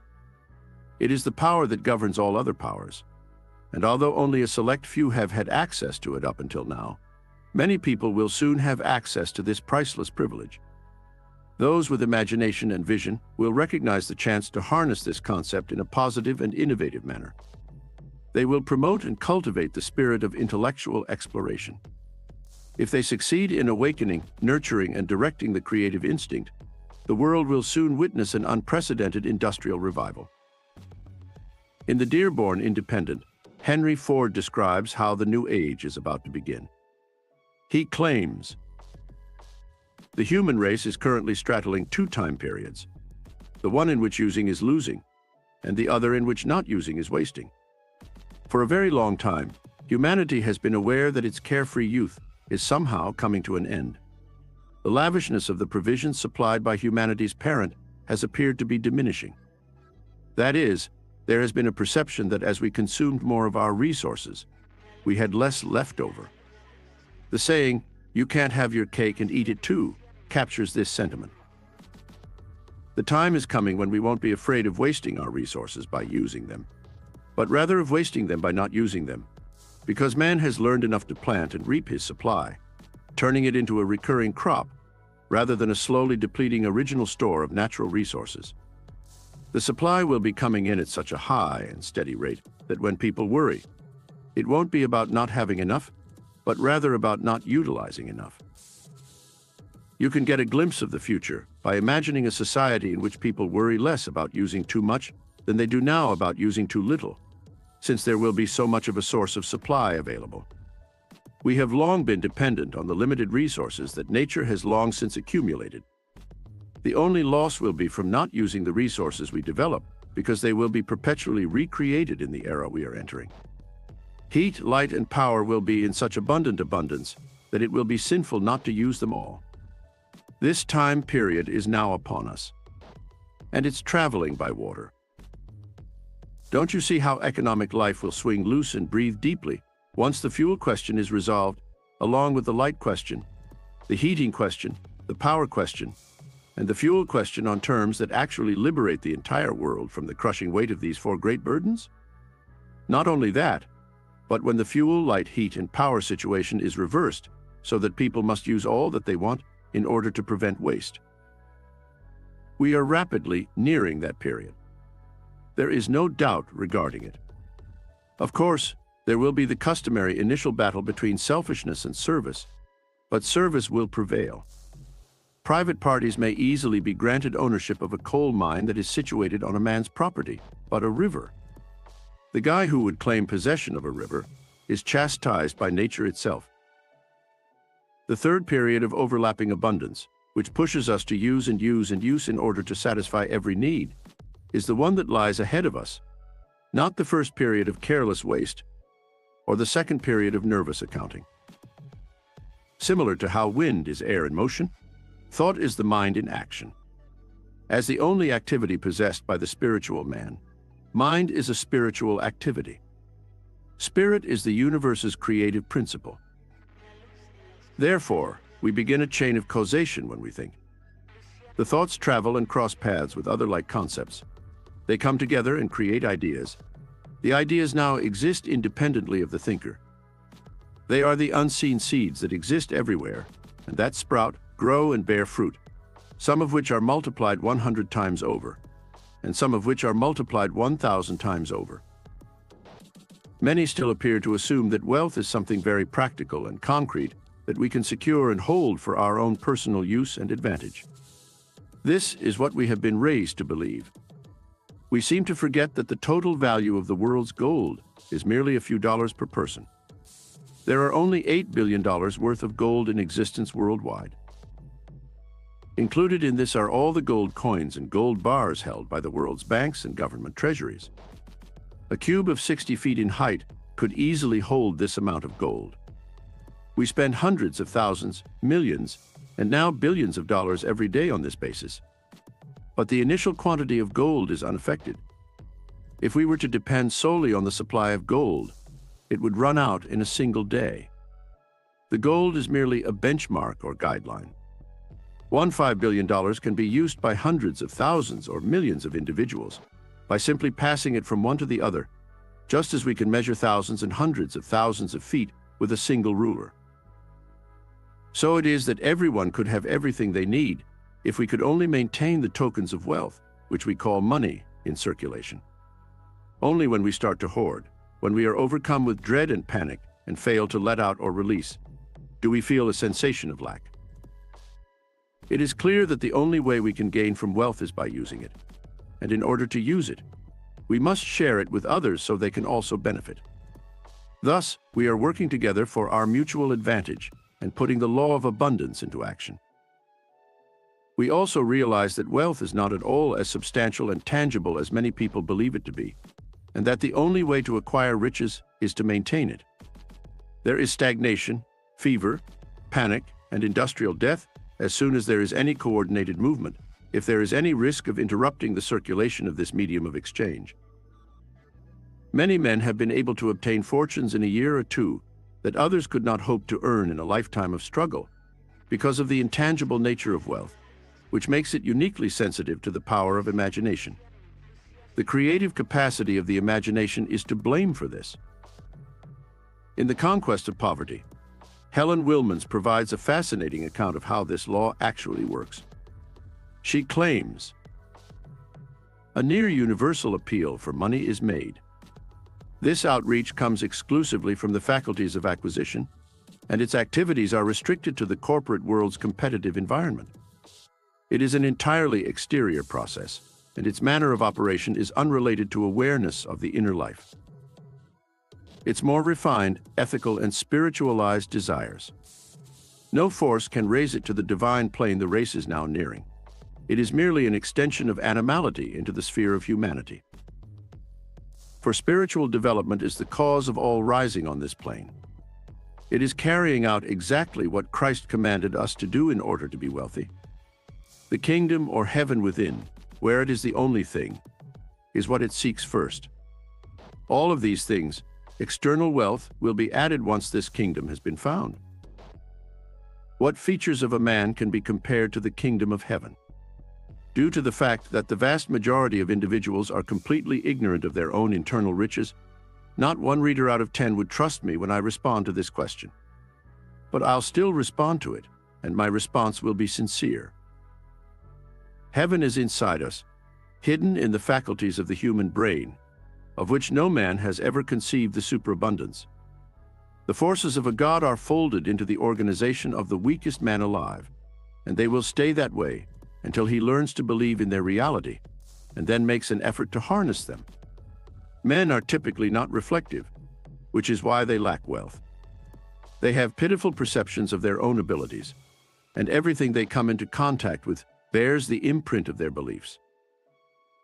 The mere fact that a day laborer sees that he has an intellect that can be developed to be as powerful and far-reaching as the man he serves has, to some extent, loosened his bonds and brought him face to face with better conditions. Let's say this worker takes the time to look within himself and realizes that. However, more is desired than simply being aware that he is or could become, through self-awareness, his employer's intellectual equal. The reality remains that he must also be aware of the law and assert his rights under its provisions. Specifically, his superior knowledge ties him to a superior position. He must understand this and have faith in it, since it is by doing so that he starts to ascend physically. Employers everywhere applaud the hiring of workers who are not machines because they desire brains in their workforce and are willing to pay for them. The least lucrative help is frequently the most expensive in terms of cost. A replacement employee who hasn't yet developed to the level of strength where he can do things for himself will take his position when the employee's brain or mind power rises, increasing his value to his employer. The heaven within a man that is to be brought forward in the world and created in these conditions that correlate it is his eventual realization of his own latent potential. The spirit of a visual poor home is projected from a mental poorhouse, and this spirit manifests itself in outward manifestations that are related to its character. A mental palace projects the spirit of a physical palace together with outcomes that are related to it. The same may be said about health and kindness, as well as about disease and sin. Chapter 7. The creative process. We have no interest if the chemist creates nothing worthwhile or exchangeable for money. Fortunately, in this instance, the scientist creates an item with the highest financial value ever recorded. He offers the one thing that the entire world needs, something that can be realized at any time, any place. It is not a slow-moving asset. Rather, every market recognizes its value. The product is thinking. Thought is the single thing that distinguishes thought from everything else. Thought controls the world. Mind controls every government, every bank, every enterprise, every person, and everything in existence. Every person is what they are because of their way of thinking, and men and nations only differ from one another because of the way they think. What follows, then? Every thinking person has a chemical laboratory inside of them that produces thought. It is the blossom, the product of all prior thought processes coming together as one intelligence. It is the fruit and includes the finest of what a person has to offer. Thoughts are immaterial, yet no man would sacrifice their capacity for thought for all the gold in Christendom. Therefore, it is more valuable than anything else that is in existence. It must be spiritual, because it is not material. Here is an explanation of thought's great value. A spiritual activity is thought. In actuality, it is the only activity the spirit is capable of. The universe's creative force is spirit. Thought must be creative, just as a portion must match the whole in kind and quality, and can only differ in degree. The ancients believed that every sculpture represented a thought or emotion, and they created their works on the premise that there is a perfect correlation between mental states and physical manifestation. Today, we understand that mental states and physical health go hand in hand, and this understanding has developed to the point where we now understand that every condition is a consequence, and that this effect results from a cause, which in turn had its origins in an idea. Modern science is now focusing emphasis on the idea that all forms of wealth and their distribution are likewise governed by ideas. Therefore, it is believed that the study of the laws regulating thoughts and how they manifest on a material plane falls under the purview of the science of economics. The sun transitions from one zodiac sign to another in around 2,000 years. These are referred to as sub-race periods in Oriental literature, since it is during these times that a country is born, develops, ages, and finally perishes.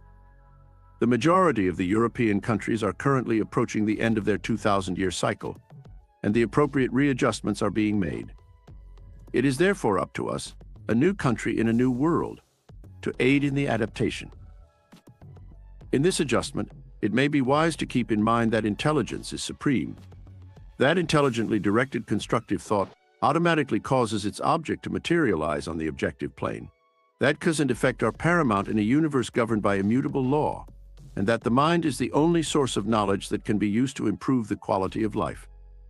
Knowing the workings of the mind comes first in importance to the human race because it is the mind that constructs every building, creates every book, paints every image, suffers and pleasures.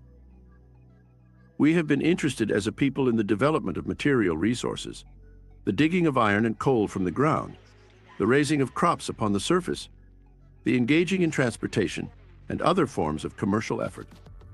As a people, we have paid little attention and given little thought to what organic chemistry means in the way of progress, said Senator Wadsworth recently. I believe that the establishment and maintenance of organic chemistry in this country, even under an embargo, means the happiness, the progress, and the security of 100 million people, he continued. I believe that organic chemistry lies the solution of the secrets of the past and of the future. Since the next war will be fought with chemicals, according to Senator Frelinghuysen, I think it is our patriotic duty to give this industry the highest protection that can be imposed, he continued. When we realized that it was thanks to the genius of the German chemists and the advance in science by the German industries that enabled Germany to get almost to the Channel ports. It is true that the brilliant work of German chemists is responsible for many of the more significant scientific breakthroughs. It is also true that chemical weapons will be used to fight the next war, if there is one. But knowledge of mind chemistry will be essential to winning the next war and all subsequent ones. Try to grasp the circumstances. Pause to reflect. Observe an army of young men passing in review at a 4 abreast pace. Watch them continue to march. Men from China, Japan, India, New Zealand, Australia, Egypt, and America, as well as men from Germany, France, England, Belgium, Austria, Russia, Poland, Romania, Bulgaria, Serbia, and Turkey. The 10 million man army would take months to pass any given point, so they continue marching throughout the day, night, and the following day. They also march during the following week, the following month, and the week after that. They were all killed, and only because a select group of powerful men were more interested in organic chemistry than they were in mental chemistry. They were unaware that force may always be matched by force that is greater or equal to it. They were unaware that a higher law always prevails over a lower one. The entire world must sit in sackcloth and ashes as a result of intelligent men and women allowing a small group of powerful men to dictate their thought processes. The living will have to work for the rest of their lives just to cover the interest on the debts they took on, and their children will view these debts as an inheritance, which they will then pass on to their children and their children's children. According to a famous European statesman, the current scenario is as follows. Unfortunately, the ills of a war like that of 1914 to 1918 are repaired but with difficulty. Given even the entire good faith of the conquered, if the latter by conscientious labor genuinely desired to help the world out of its sanguinary nightmare and back to normal life, that world would nonetheless remain for a long time hopelessly adrift and at sea.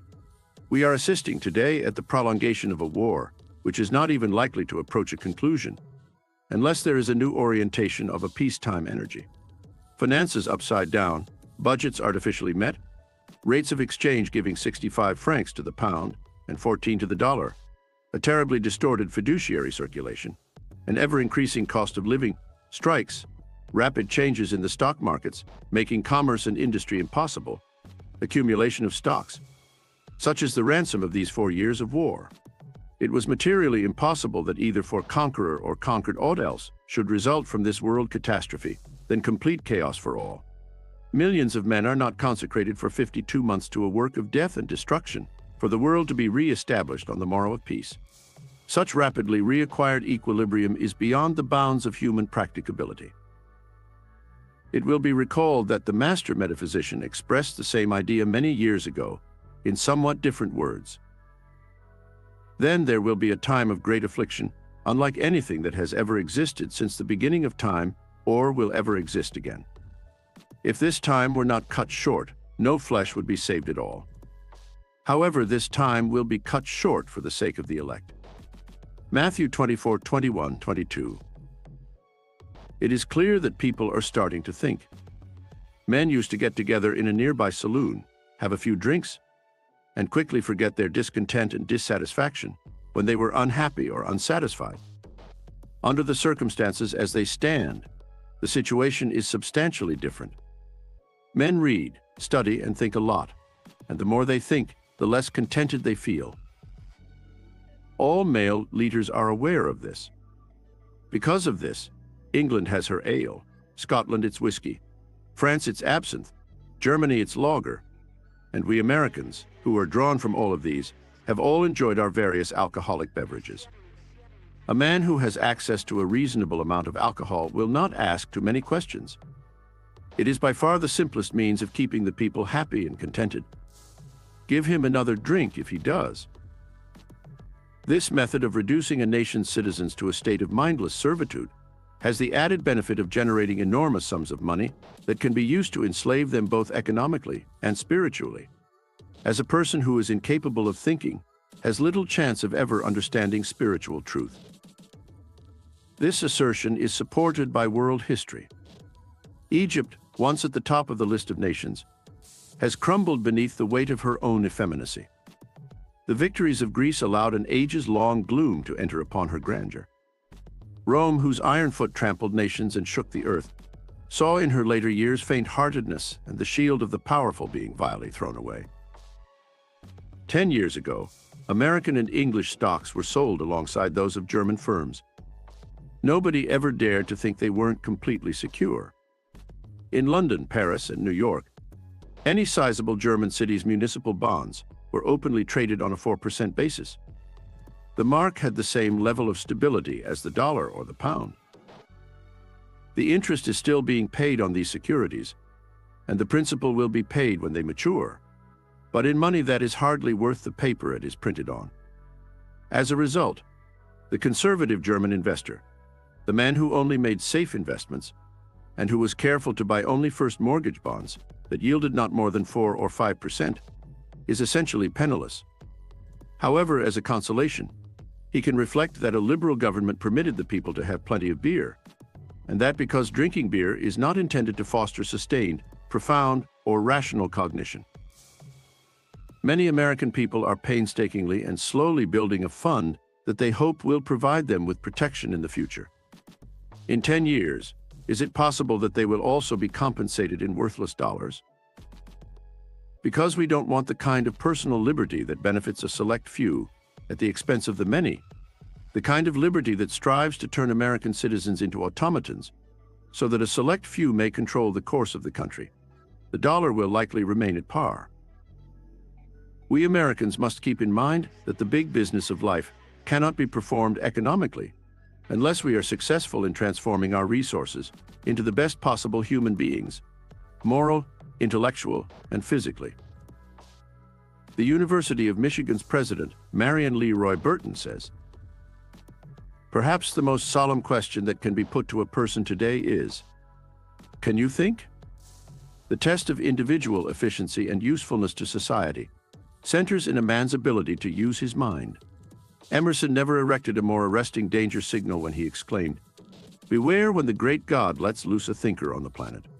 If we could only harness the mental power of America today, we could solve the gigantic problems of the world. Not by appeals to prejudice and class interest, not by the hurling of epithets, not by the ready acceptance of half-truths, not by superficial, but by careful, painstaking, scientific, scholarly thought combined with wise and timely action, will civilization be rescued and human freedom made secure.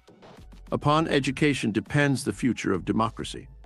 Therefore, loyal citizen, every self-respecting person must utilize his opportunities to strengthen his grip on knowledge and to stimulate his mind. The truth has always made men free, and truth is available only for him who thinks. If statistics have taught us anything over the past 20 years, it is that the spiritual element is the most important one for the development of societies and states. Talking about land, labor, and capital is adequate. All of them have their purposes and uses, but by alone, none of them can bring about wealth. long before civilization even emerged. Land, labor, and wealth already existed. Many powerful countries have owned land, labor, and resources in the past, including Babylon, Persia, Egypt, Greece, Rome, and even Spain, but failed due to a lack of this far more crucial quality, the spiritual component. Looking out my window, I can see a man using a pick to work on the highway. The road represents the land, the man the effort, and the pick the investment. This is a wonderful example of how to combine land, labor, and capital. Yet, it also shows how these three factors may be utilized to build or demolish, to tear down the road or fix it. The man can use the pick to either fill in the ruts and holes or make them deeper. Everything is dependent on the intention, drive, and desire of man. Spiritual factors such as purpose, motive, and desire are all significant. Even education is merely a tool that can be utilized for good or for evil. Land, labor, capital, and so on. One uses his education to enforce the law, while the other uses it to assist men in avoiding the law. Both men graduate from the same law school and receive the same degree. One chemist utilizes his skills to make foods pure, while the other uses the same knowledge to adulterate foods. Both chemists graduate from the same technical school in the same class. Combination is the secret of creative thinking. The universe is the product of a combination of electrons, atoms, molecules, and cells by nature. All progress, development, and accomplishment in the realm of human endeavor result from applying the lesson discovered in nature, and man has advanced incrementally from the state of the primitive brute to his current position of mastery by combining, uniting, and relating thoughts, things, and forces. Man has revealed and found the uncommon, the unusual, and the unknown by fusing the common, the usual, and the known in the fields of science and invention, art, literature, and business, in every area of human activity. Despite the fact that the approach employed to discover new combinations was carelessly and haphazardly used, man has advanced quickly.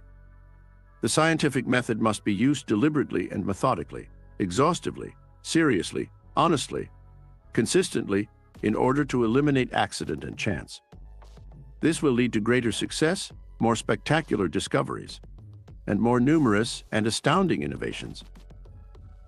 Every time we breathe, we also bring spirit, or prana, the breath of life, into our lungs. Every component of the physical world is present in each breath we take. The cabbage takes what it needs to create cabbage from these components. The apple tree creates and colors an apple from these same materials, while the rose creates colors and scents a rose from these same elements. It was undoubtedly intended for man to have the same level of understanding on these matters as the cabbage, apple, or rose.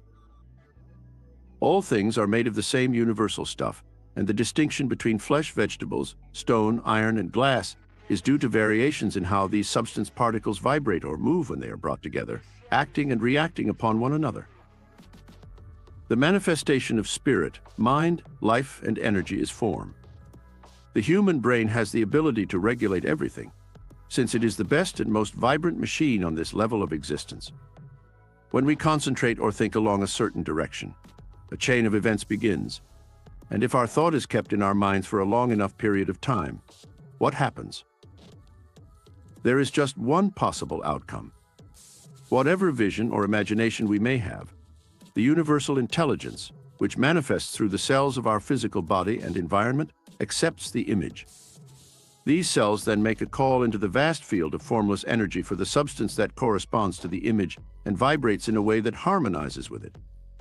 If the image represents success along a specific path or fear of a specific thing, we call the atoms from the formless energy that creates the success or the thing we fear, and we relate to circumstances in accordance with the energy produced by the human mind. Subconsciously, thought affects the body or environment. The New York Times describes how the government uses mechanical ways to achieve the same effect. The article's focus is on how skill is gained in sleep. The discovery that students in the radio school held at the government station near Pensacola are gaining speed previously unattainable in receiving code radio from rapidly transmitted messages heard by them through instruments strapped to their ears when they go to bed is a little mysterious. But wise folk will refrain from expressing either amusement or incredulity when they read about it. The officials at the station claim that the action has already been taken and is now standard procedure. Many familiar tasks are performed exceptionally well only after we have stopped doing them by conscious effort. The skilled typist leaves the finding of the keys entirely as it seems to her fingers, and the piano player does the same. There is no reason why such teaching should not be direct and intentional, rather than indirect and inadvertent, or at least unrecognized as it has historically been, as the subconscious never sleeps and never forgets. Thus, the education it receives has long-lasting repercussions. The humorist is likely to imagine and describe schools and colleges where both teachers and students do all their mental labor after they have gone to bed and turned out the lights, because if radio operators can attain by practice in receiving code messages while asleep, a skill that is beyond their reach when all their practicing is done while awake, it seems more than likely that instruction for other purposes can be given in the same way. Anyone who, with the help of an expert, compiles a list of the chores they routinely leave to their subconscious powers with complete confidence will be shocked by the quantity. They start with the heart beating and the breath being drawn. Then they decide which hand will be extended for shaking when we meet a friend, and which pocket we will grab for something. A pencil or a knife. No swimmer can tell what he does after he learns that is different from what he did before that art was gained. But the subconscious knows and makes an easy job of what a little before was an impossibility, said Albert Einstein. Chapter 8. Vibration. We may divide thinkers into those who think for themselves and those who think through others. The latter are the rule, and the former the exception. The first are original thinkers in a double sense, and egoists in the noble meaning of the word. It is from them only that the world learns wisdom. For only the light which we have kindled in ourselves can illuminate others. Schopenhauer. Action of some kind must be taken before any environment, whether peaceful or otherwise, can be created.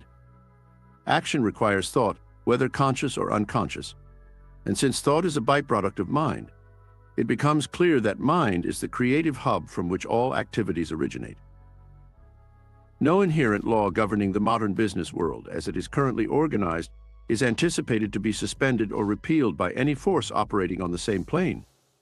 But it is axiomatic that a higher law may prevail over a lower one. The rule of gravity is not abolished by tree life. Rather, it is surmounted, causing the sap to ascend. The naturalist constantly builds power in the area of his brain designated for observation, because he spends a lot of time observing apparent things. As a result, he gains far more expertise and skill than his unobservant companion in recognizing what he sees and understanding an endless number of facts at a look. Through mental training, he has arrived at this facility. He purposefully decided to increase his capacity for observation. Therefore, he repeatedly used that specific skill while paying increasing attention to detail and focus. We now have the outcome. A man who is considerably above his companion in terms of observational knowledge. Or, on the other side, one can allow the delicate brain tissue to harden and ossify via steadfast inaction, making his entire existence barren and unproductive. Every concept has a propensity to materialize. Our wishes are seed thoughts that often germinate, grow, blossom, and produce fruit. These seeds are being sown daily. What will the crop yield? Each of us is a product of his previous ideas. We will eventually become what we are thinking about right now. The thoughts we generate or entertain shape our character, demeanor, and environment. Thought is self-seeking. The law of atomic affinity and the law of mental attraction are eerily similar. As real as magnetic, electric, or thermal currents are, so too are mental ones. The currents with which we are in accord attract to us. The ongoing operation of the mind creates lines of least resistance. The specific brain faculty that is being used affects how the brain functions. Constant mental training helps to build the mind's hidden strength. Every variation of its activity improves with repetition. There are several reasons to think about engaging in mental growth exercises. They entail the growth of the perceptual faculties, the development of the emotions, the stimulation of the imagination, the symmetrical unfolding of the intuitive faculty, which frequently forces or restricts choice without being able to provide a justification, and finally the cultivation of the mental power through the growth of the oral character. The greatest power of the mind rests on its exertion in moral channels. Hence, it is necessary that every conscious mental endeavor should entail a moral aim. The greatest man, stated Seneca, is he who chooses right with invincible determination. Continuity and force of action are both increased and modified by a mature moral conscience. In light of this, having a strong sense of symmetry requires being in good physical, mental, and moral health. This combination results in initiative, power, resolute force, and success. It will be discovered that nature is constantly attempting to express harmony in all things, and is constantly working to bring about a harmonious adjustment for every conflict, every wound, and every challenge. As a result, when thought is harmonious, nature starts to create the physical conditions that must be present in order to create an environment that is harmonious. What becomes impossible if we realize that the mind is the greatest source of creativity? Can't we see why desire needs to be nurtured, managed, and guided in our lives and destinies if want is the great creative energy? People with a string mentality who rule others around them, and frequently those who are far away from them, actually emit powerful currents that, when they come into contact with other people's thoughts, cause those people's wishes to align with the strong individual's thinking. This ability is evidently present in the great men's masters.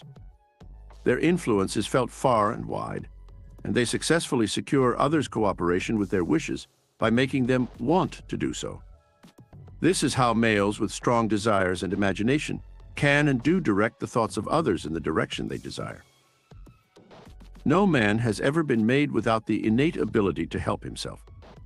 The personality that is aware of its own moral and intellectual dominance will emerge. Today's starving world longs for this truth. All have the capacity to make use of a dormant intellectual bravery that sharply discerns and a moral courage that boldly undertakes. Every person have a divine potential.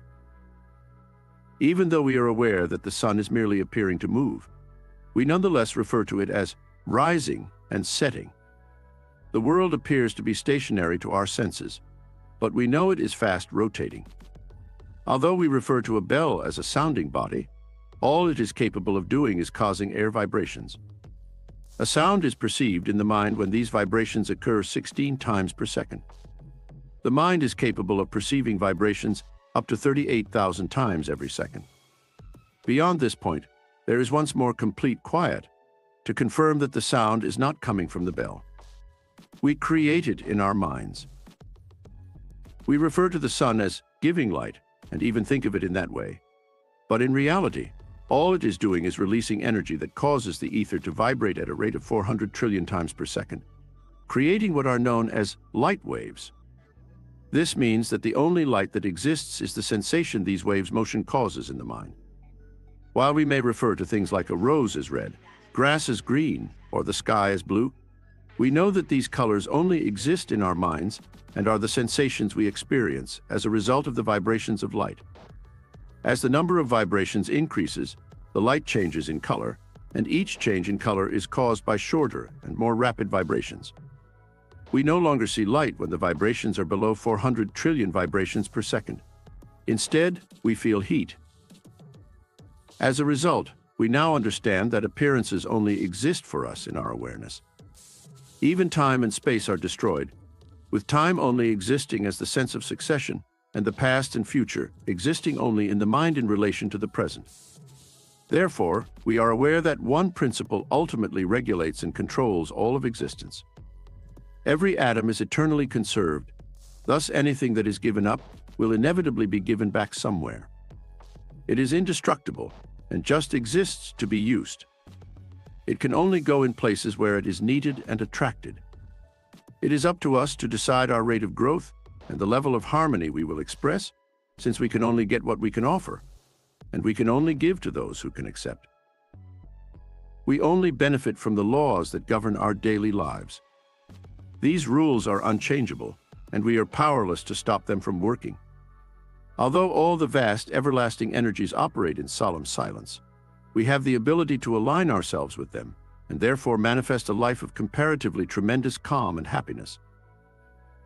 Obstacles, difficulties, and discords show that we are either withholding what we no longer need, or refusing to embrace what we need. Growth is achieved by exchanging the old for the new, the good for the better. This exchange is conditional or reciprocal, since each of us is a complete mental being, which makes it possible for us to receive only in proportion to how much we are able to offer. If we stubbornly hold on to what we have, we cannot get what we need. Only things that might be advantageous to us are brought to us by the principle of attraction. As we begin to understand the reason behind the things we draw, we are able to consciously regulate our circumstances and only take away from each experience what we need for our further development. The level of harmony or enjoyment we experience depends on our capacity to do this. As we ascend to higher altitudes and gain wider perspectives, our capacity to appropriate what we need for growth grows as well. The better we are at knowing what we need, the more certain we may be that we will be able to recognize it, draw it to us, and absorb it. Other than what is required for our development, nothing may reach us.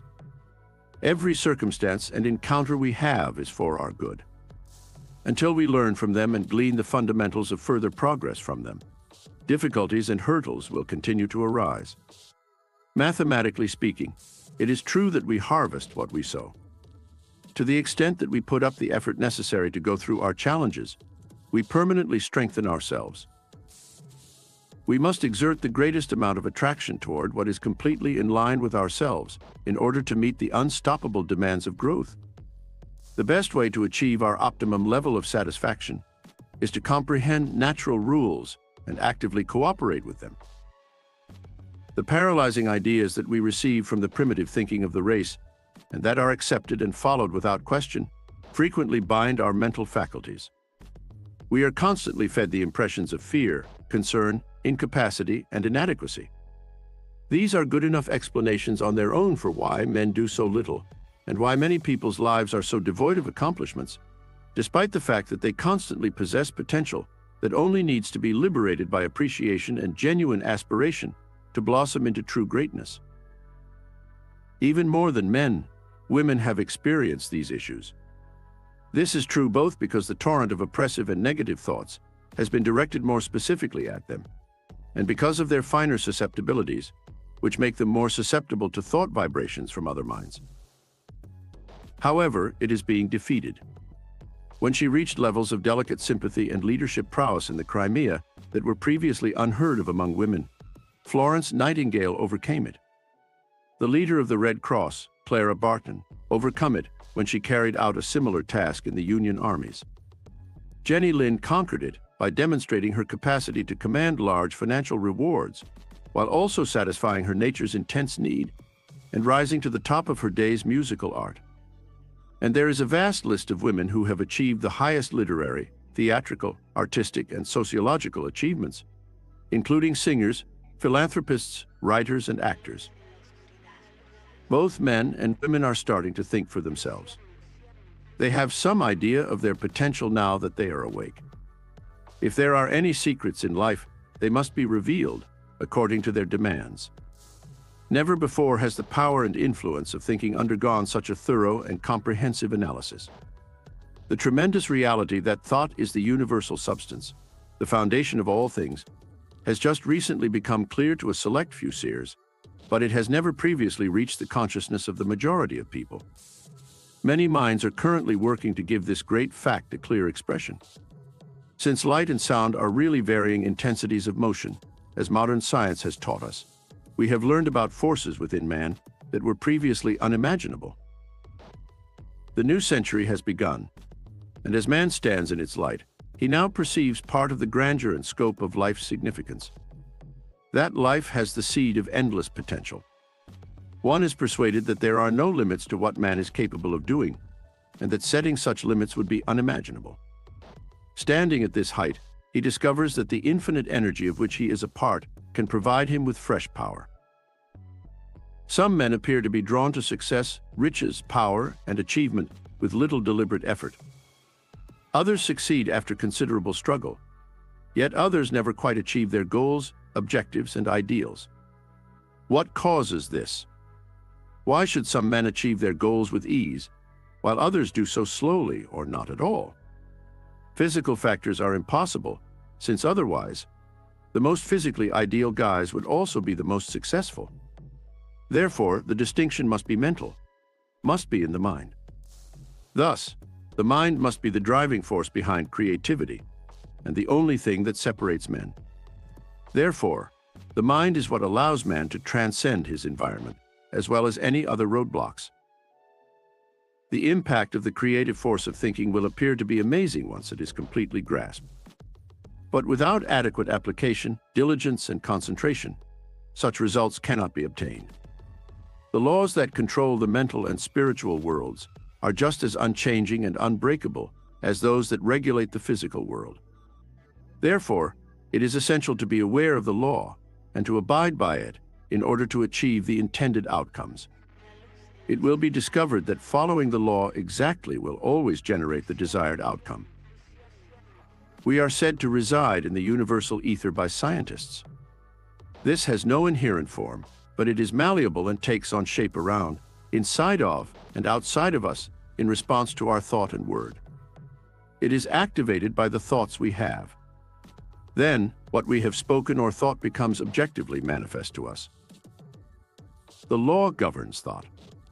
We have not demonstrated more trust because we do not comprehend. We do not comprehend how everything operates precisely in accordance with established law. The law of mind is just as unambiguous as the laws of mathematics, electricity, and gravitation. We will comprehend the value of having a working understanding of the rules of thought once we start to recognize that pleasure, health, success, prosperity, and every other condition or environment are results, and that these results are formed by thinking, either consciously or unconsciously. The best that life has to offer is at the disposal of those who become mindful of the power of thought. They acquire higher-order substantial objects, and these sublime realities are created in such a way that they can be rendered physical elements of daily life.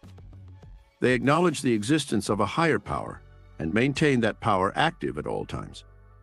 Since this strength is infinite and unbounded, it carries them from victory to victory.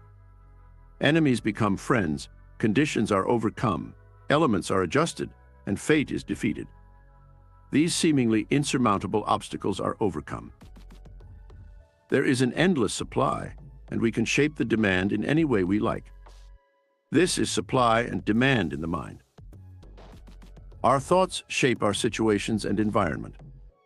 Perhaps we have been unintentionally producing these circumstances. If things are not satisfying, the solution is to deliberately change our mental attitude and watch as our surroundings change to reflect the new mental state. This is not unusual or paranormal in any way. Simply put, it is the law of being. Thoughts that become ingrained in the mind will undoubtedly bear fruit that is similar to them.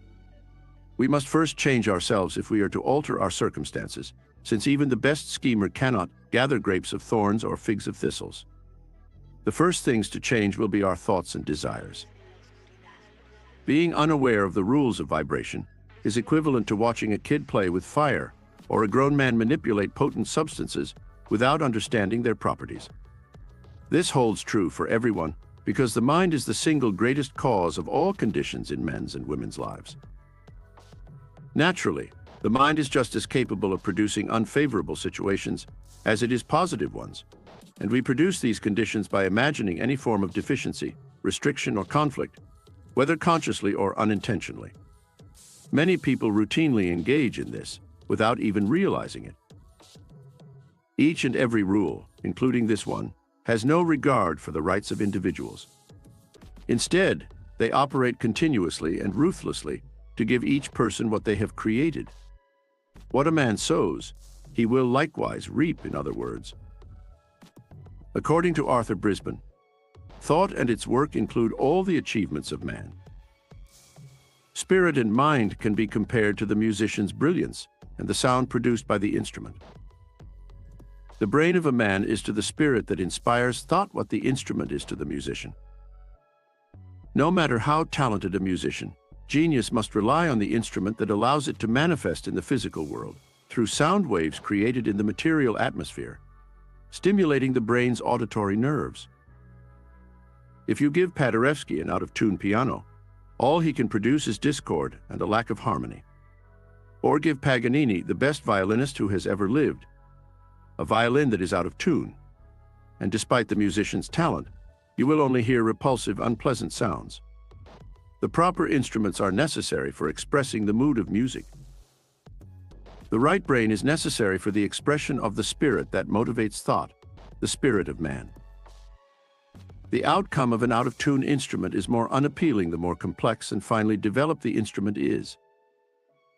When it comes to humans, an out-of-tune, highly developed brain is much more painful and shocking than when it comes to a person with a mind that is, in comparison, weak and basic. Many people live and pass away without ever giving the spirit a second thought, since our minds are so used to dealing with the abstract.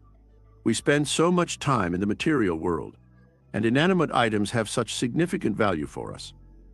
The only actual thing in the universe, however, is the spirit. And thought, acting through a more or less flawed human being, is the expression of spirit. Bring yourself to consider the nature and enigmatic power of spirit for a while. Nothing is more exciting, fascinating, or perplexing than this thought. Consider the Niagara Falls with their immense power, the enormous moving machinery, the lit towns, the burning streets, and the moving cars, all of which are allegedly caused by the power of Niagara. However, it is not so much because of that power in reality, as it is because of the spirit embodied in human cognition. The spirit was what controlled Niagara. Spirit was responsible for spreading the fall's power to far-off cities. However, that spirit has no size, weight, color, taste, or smell. If you ask a guy, "What is the spirit?" he will have to respond, "It is nothing," as it has no physical form and cannot be seen or felt. He must nevertheless respond that the spirit is everything as well. We can only view the world as it is because we see it through spiritual eyes. The picture is captured by the optic nerve, sent to the brain, and then seen by the spirit. The first ship to arrive in America was brought by the spirit acting on the mind of Christopher Columbus, and via him, on others. The steady rise of man from his earlier state of savagery to his current relative level of civilization is the result of the spirit acting and expressing itself via the thought of brains that are more and more highly developed. And that same spirit will create true harmony on this planet in eras to come, with minds that are far more advanced than any we can currently imagine. Yet you are aware that there is a spirit, that it is you, and that without it, there would be nothing in this life. You would be no different from one of the stones in the field or some of the dummies that the tailor places in front of his shop. Without this spirit, which gives you life, helps you get back up when you fall, inspires you in success, and comforts you in failure and misfortune. Compare how you perceive the spirit and the physical world to the great painter's talent and the tasks that the painter is required to complete. In Michelangelo's spirit, every statue, painting, and cathedral that he produced previously existed. However, the spirit was unable to be satisfied in that state. It had to picture itself. It had to see how it had been made. Only until the soul sees a reflection of itself in the physical world does it truly come to life. The spirit of a woman contains all the maternal love, but it only truly exists when the mother takes the child in her arms and sees the being she loves and made in the flesh and blood. The greatest men have all of their accomplishments hidden up within of them from the beginning, but the spirit of such persons can only come to full manifestation when the work was made by the spirit, acting through the brain and expressing itself through thought. We are aware that all worthwhile effort is the outcome of sound reasoning. When we understand that thought is the very expression of the spirit, we are moved by a sense of obligation to give that spirit the best expression of which we are capable, as well as the best opportunity possible, while it resides in imperfect bodies and communicates through imperfect minds like the ones we have. Realizing that humans are destined to develop tools within their own physical bodies, capable of accurately interpreting the spirit that animates us as we progress through the generations, and become less animal and more spiritual is inspiring. From generation to generation, people get better. We are aware of this. Fathers and mothers' love for one another and for their children is what has caused the improvement. 100,000 years ago, this race of ours was composed of animal-like beings with big, protruding jaws, enormous teeth, short foreheads, and horrible-shaped bodies. Over the centuries, humans have undergone gradual alteration.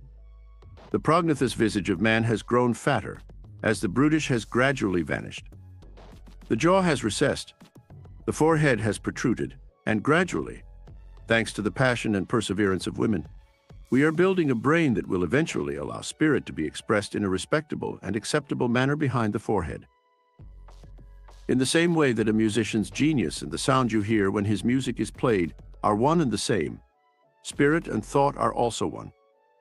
In music, the sound embodies and interprets the spirit of the performer. And the orchestra, the violin, or the keyboard are all factors in the interpretation's precision. When the instruments are out of tune, you don't hear the musician's skill. Rather, you hear a misconception. There is currently very little harmony, since most of our human brains are out of tune and incapable of expressing anything other than the tiniest, most fleeting representation of actual spiritual life. This world, our little corner of the cosmos, will be genuinely peaceful when the cosmic spirit, in which every one of us is a conscious atom, speaks clearly via the perfected intellect of man and is immediately obeyed. This cosmic spirit has the ability to work through another person's mind, which it regularly does. Many men appear to be working very hard, when in fact another guy, another mind, is actually doing the hard labor while the other man is invisible in the task. Any man working at any type of job, whether a salesman, editor, floor walker, engineer, or architect, may appear to be doing something fantastic. But he is not fully handling it. The work is being done by an invisible force, such as another man, another brain, or possibly a small man with a large head who remains hidden. Every single one of us is propelled forward or propelled along by an unseen force.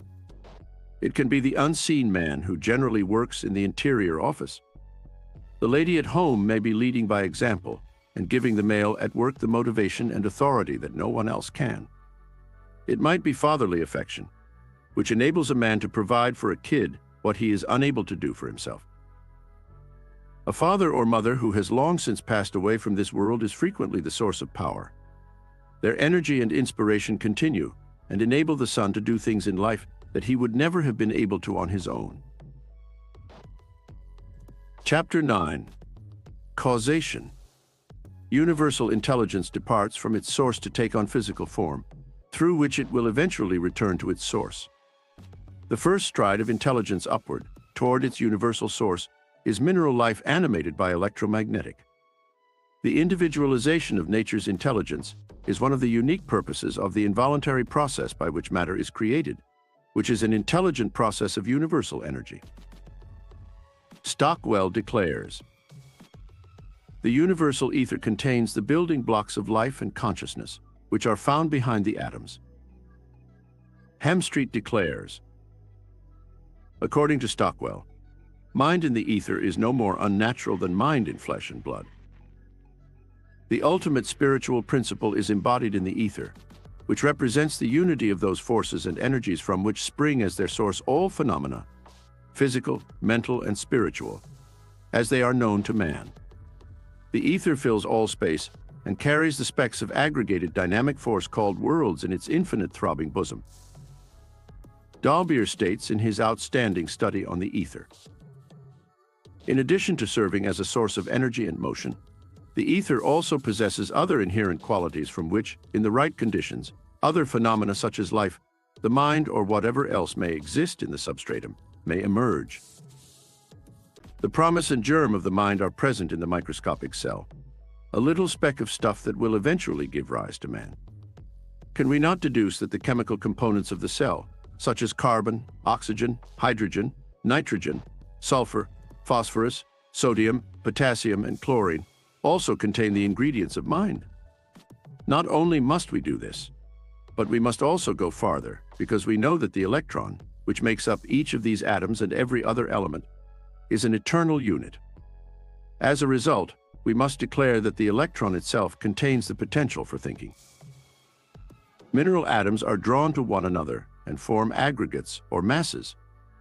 Chemical combinations of atoms are caused by their magnetic relationships to one another, and this attraction is known as chemical affinity. Negative atoms are usually drawn to positive atoms. This combination won't last long, so long as it is not broken apart by an even stronger positive force. A molecule is made up of two or more atoms and is known as the smallest particle of a substance that can maintain its own identity. For example, a molecule of water is made up of two hydrogen atoms and one oxygen atom, H2O. With order to create a plant, nature uses colloid cells rather than atoms, since the cell has been created as an entity, just as the atom and the molecule have been created as entities with which to work with mineral stuff.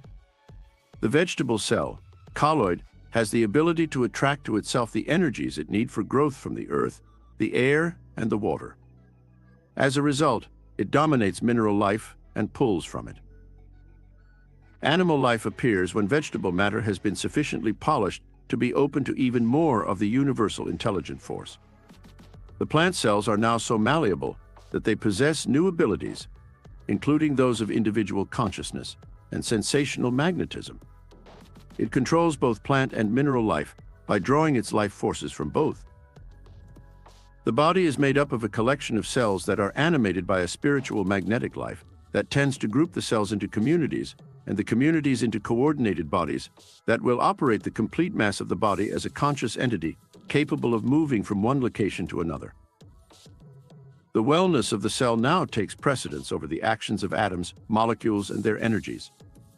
Each cell is a living, sentient being with the ability to choose its own food, fend off hostility, and procreate. Each federated collection of cells has a collective individual consciousness, intuition, and volition, just as each cell has its own unique consciousness, intuition, and volition. The body eventually has one central brain, where the excellent coordination of all the brains takes place, before each coordinated group of federations is similar.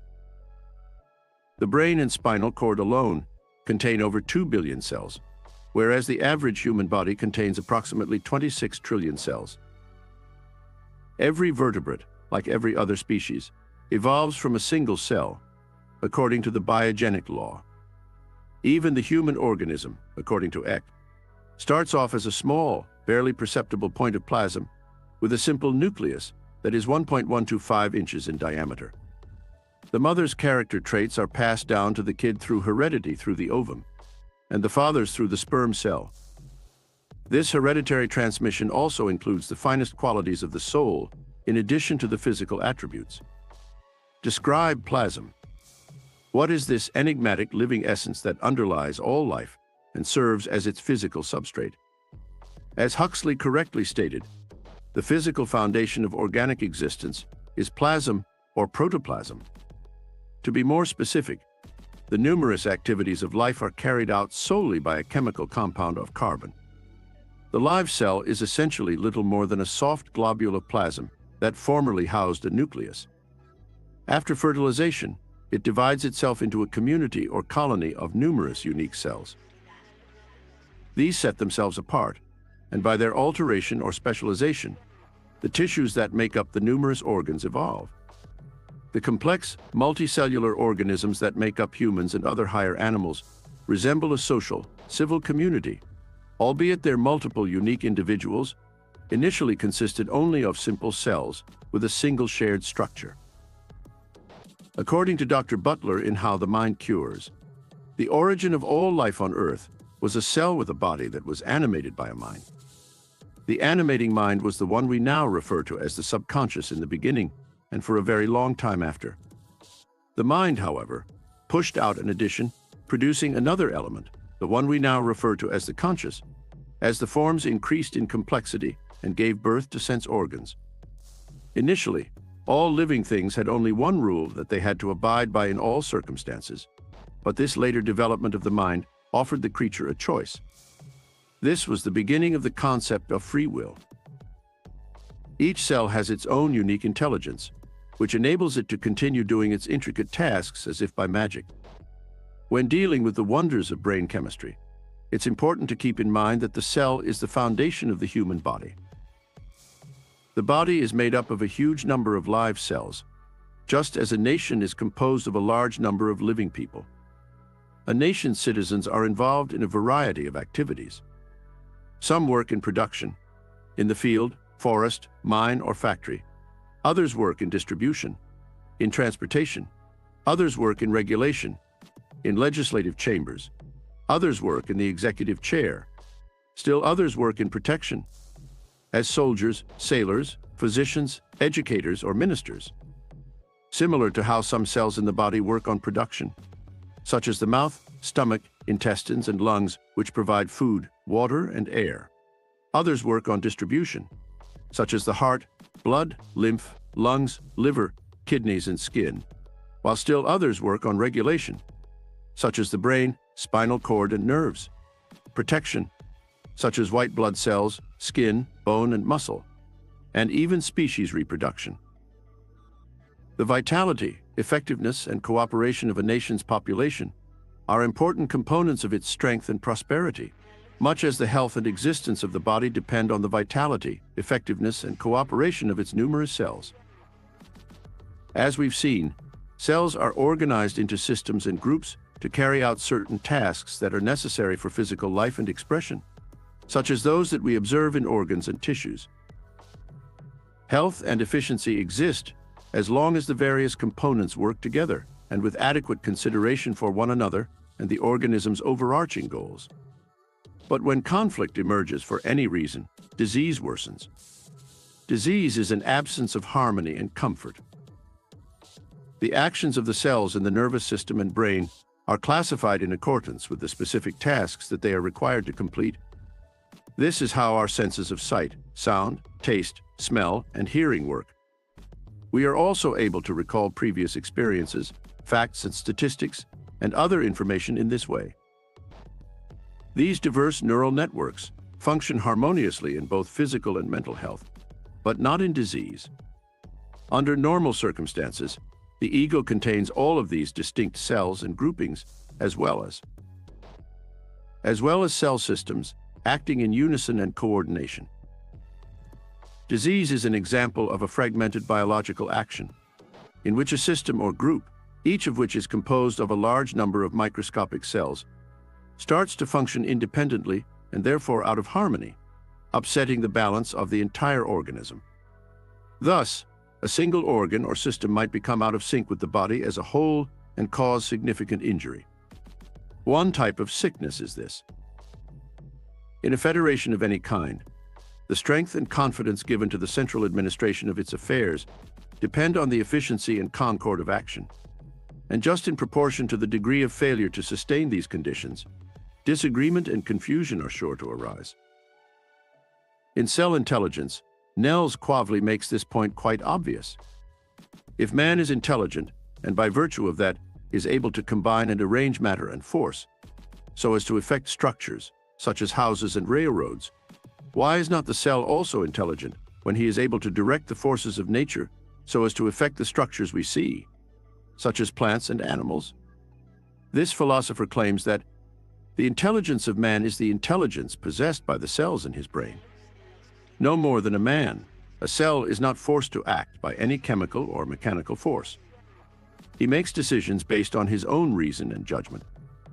He is a distinct living creature. Bergson seems to discern a creative impulse in matter and life in his Creative Evolution book. If we observed a skyscraper from a distance, we would assume that some creative energy was driving the construction. If, however, we were unable to get close enough to observe the workers, we would be left with no other explanation for how the skyscraper came into being than that it was brought about by some creative energy. The cell is an extremely well-organized and specialized animal. Consider the lone cell known as an amoeba. He lacks the equipment necessary to produce starch. He does, however, have some building supplies with him that he can use to create himself a protective layer of armor in case of an emergency. A part known as a chromatophore is carried by other cells. With the help of sunshine, these cells are able to produce starch using the basic elements of the earth, air, and water. These facts should make it clear to the reader that the cell is a very well-organized and specialized individual, and that to view him as merely matter and force is equivalent to contrasting the movements of a stone rolling down a hill with those of a car driving over a smooth surface. The gravitational force of one causes it to move, whereas the intellect of the other causes it to move. Like the things man constructs, such as railroads and skyscrapers, the structures of life, such as plants and animals, are constructed from the components derived from the soil, the air, and the water. If someone were to ask us how it is possible for man to build these railroads and structures, we would respond that it is because he is an intellectual being. Why isn't the cell the same intellectual being as man if it has undergone the same social structure and evolutionary process as man? Have you ever given any thought to what happens when a bodily part's surface is cut or bruised? Thousands of white blood cells, also known as corpuscles, will give their own lives if necessary to save the body. These cells serve as the body's general caregivers and are responsible for everything in general, including fighting bacteria and disease-causing germs, and overseeing general repair work. They have unlimited freedom while residing in the body. They go around everywhere as separate, independent beings to ensure that everything goes according to plan, rather than floating in the bloodstream, except when rushing to get somewhere. If a cut or bruise occurs, they are immediately alerted, and hundreds of people rush to the scene to help with the healing effort. If necessary, they shift their line of work and take on the task of producing connective tissue to tie the tissues together. They are destroyed in large numbers in almost every open sore, bruise, or cut in their devoted attempt to heal and shut the wound. A physiology textbook succinctly describes it as follows. White blood cells create new tissue on the skin surface when it is wounded, and the epithelium covers it from the margins, blocking any further growth and finishing the healing process. There doesn't appear to be a specific location in the body where intellect is centered. Wherever it is positioned and wherever we find it, every cell appears to be a center of intellect that is aware of its responsibilities. The Cell Republic citizens are all intelligent, autonomous beings who cooperate for the good of the entire population. Nowhere else can we find more complete individual life sacrifice for the good of the whole than in the Cell Republic. It is essential to their social existence because there is no other way to achieve the outcomes, and doing so would require less personal sacrifice.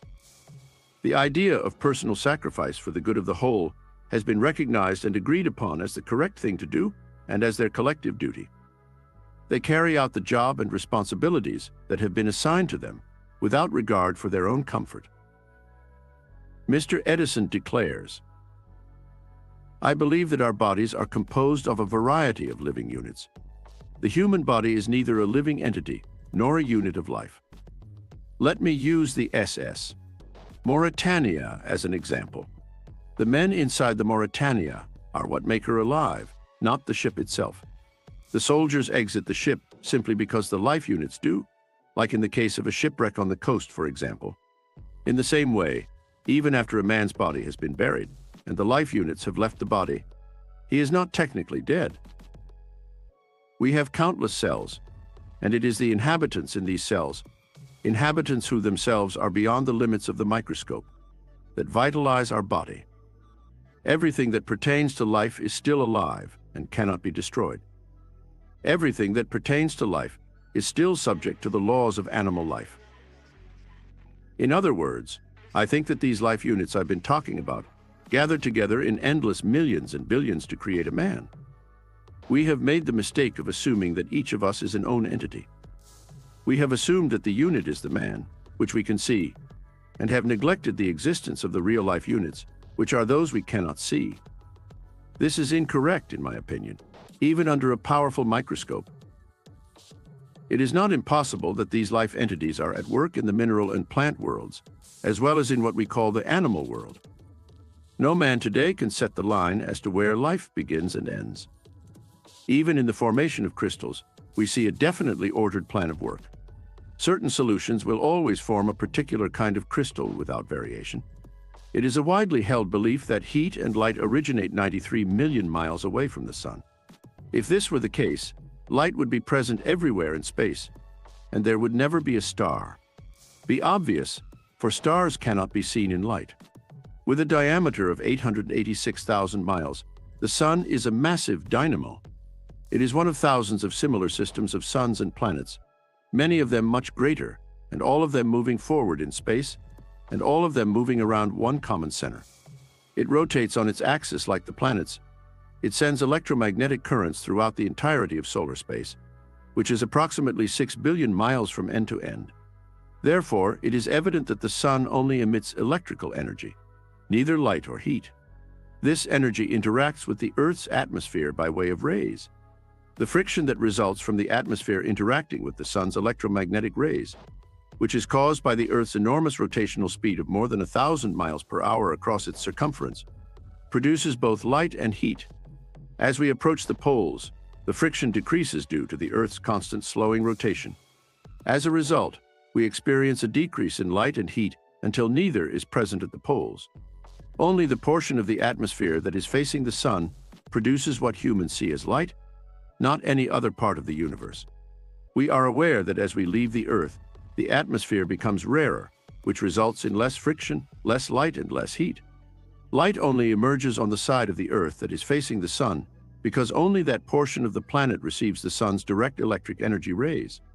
As the Earth rotates on its axis at a rate of about 1,000 miles per hour, the atmosphere gradually comes into contact with the electrical rays from the sun, which causes light to gradually appear on the other side of the Earth, which is facing away from the sun.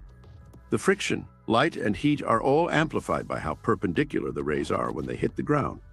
This solar phenomenon is what we refer to as dawn, noon, and dusk. The ethereal atmosphere, also known as the ether, is a solar fluid that exists only in the solar system.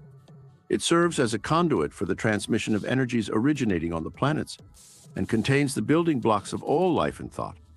The only fluid that could possibly be subtle enough to transmit the fine vibrations that are constantly broadcast over the radio, pierce iron, wood, steel, and every other barrier, and are not constrained by wither space or time, is this ether.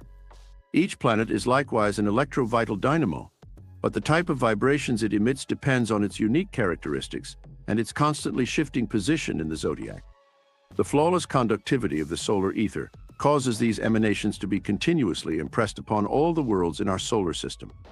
The sun provides life itself in addition to providing the electrical energy needed to create light and heat. Without the energizing and vitalizing magnetism that the sun provides, no life of any kind could exist on this planet. The numerous plants, flowers, and verdure that cover the fields in the springtime are evidence of how the Earth moves closer to the sun. The force that sustains life is visible everywhere. The temperament of the world's inhabitants reflects the impact of this influence. When the perpendicular rays reach the inhabitants, we discover a happy, upbeat, and sunny demeanor. Yet, when we travel farther north, where the lack of light and heat make living difficult, we see that the people are similarly dismal and dark. As a result, we discover that every planet, including Venus, Mars, Saturn, the Moon, and the Sun, radiates its own unique properties. The character of persons who are affected by these vibrations reflects this effect in turn. The nature of the vibrations sent by the planets is in accordance with their intrinsic natures, just as the nature of the energy that the sun radiates is in accordance with its intrinsic nature.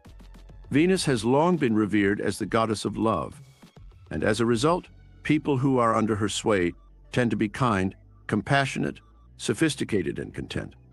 Mars is regarded as the god of war, and as such, his influence is brave, risk-taking, aggressive, and bold. Mercury's influence is intellectual, accomplished, skillful, and clever. Jupiter's influence is generous, philanthropic, moral, and sincere. Saturn's influence is prudent, cautious, patient, and reserved. Uranus' influence is original, inventive, talented, and intuitive. And Neptune's influence is idealistic, mystical, inspirational, and peculiar. We all exhibit several of these traits to varying degrees because we are all somewhat influenced by each of these planets. The influence of different planet combinations exists in addition to the specific planet's influences. Typically, these are separated into cardinal, fixed, and common signs. The cardinal sign has the power to inspire initiative, promote change, and awaken dormant forces. The fixed sign has a stabilizing effect. The person may seem sluggish, but he will be tenacious. He won't accept loss. He'll focus on one thing and pursue it relentlessly. His devotion will nearly be fanatical. Flexibility and change are under the common sign's influence. This solely mental or spiritual impact provides motivation and purpose for activity. As a result, the fixed type is inflexible, the common type is active, and the cardinal type is restless. As material prosperity depends on activity, this kind gives rise to the crucial elements that make the world go round. The fixed type typically shares the material and financial success with the cardinal type, since stability is a crucial component in significant industrial endeavors. However, the typical type is counterproductive to effort. They desire travel, adventure, and change. They are the intermediaries and brokers who negotiate between the buyer and the seller. They are the promoters who connect the manufacturer with the innovator. They are also the most sensitive and respond to life situations with greater intensity. They are more burdened because they experience more. Because they bear the problems of people around them in addition to their own, they are more actively involved in life's difficulties. The sensitive always has more potential for inner development, insight, and unfolding. The sensitive makes use of imagination, vision, intuition, and insight in addition to reason. The rigid kinds are typically materialists who are happy with measurable achievements and goods. Utilizing reason, they are only interested in things that can be measured or can be seen, touched, or handled. They are completely stable and doers rather than dreamers. They are valuable contributors to society and successfully fill a variety of responsibility positions. There is no superior type. Simply said, they are different. Both are essential. Each planet vibrates at a different rate, and each planet's impact on the Earth depends on the angle it makes. Depending on the angle, the vibrations may be increased, decreased, accelerated, or delayed. It has been discovered that the effects of these planetary influence angles are just as certain and distinct as those of the numerous chemical angles. The Earth serves as the instrument on which the 7 planets' vibrations or songs are played, and the harmony or discord that results from this is what we refer to as good or evil, depending on whether the effect is pleasant or unpleasant. The Romans' conception of dualism, a universe with 2 opposing powers, one good and the other evil, which they later personalized and called God and Satan, came from the interaction of these seemingly disparate influences. This mental perplexity was a result. However, we now understand that there is only one perfect power at work in the universe. This force manifests in an infinite variety of ways. Forms vanish and new ones appear, but it is only one infinite cosmic substance, and this substance is merely one cosmic principle manifested in another form. Therefore, this is the laboratory in which nature is ever combining the spiritual forces that result in the infinite variety on every side. For all are parts of one stupendous whole. Chapter 10. Stability. As a result of this law, which states that nature is constantly working to achieve equilibrium, action and reaction are constant. While the absorption of motion implies the diffusion of matter, the concentration of matter implies the dissipation of motion. This explains how every existence goes through a cycle of changes. Additionally, it covers every aspect of a person's past as well as their entire cycle of existence. Every time, both processes are active, but the outcome is always biased in one direction or the other.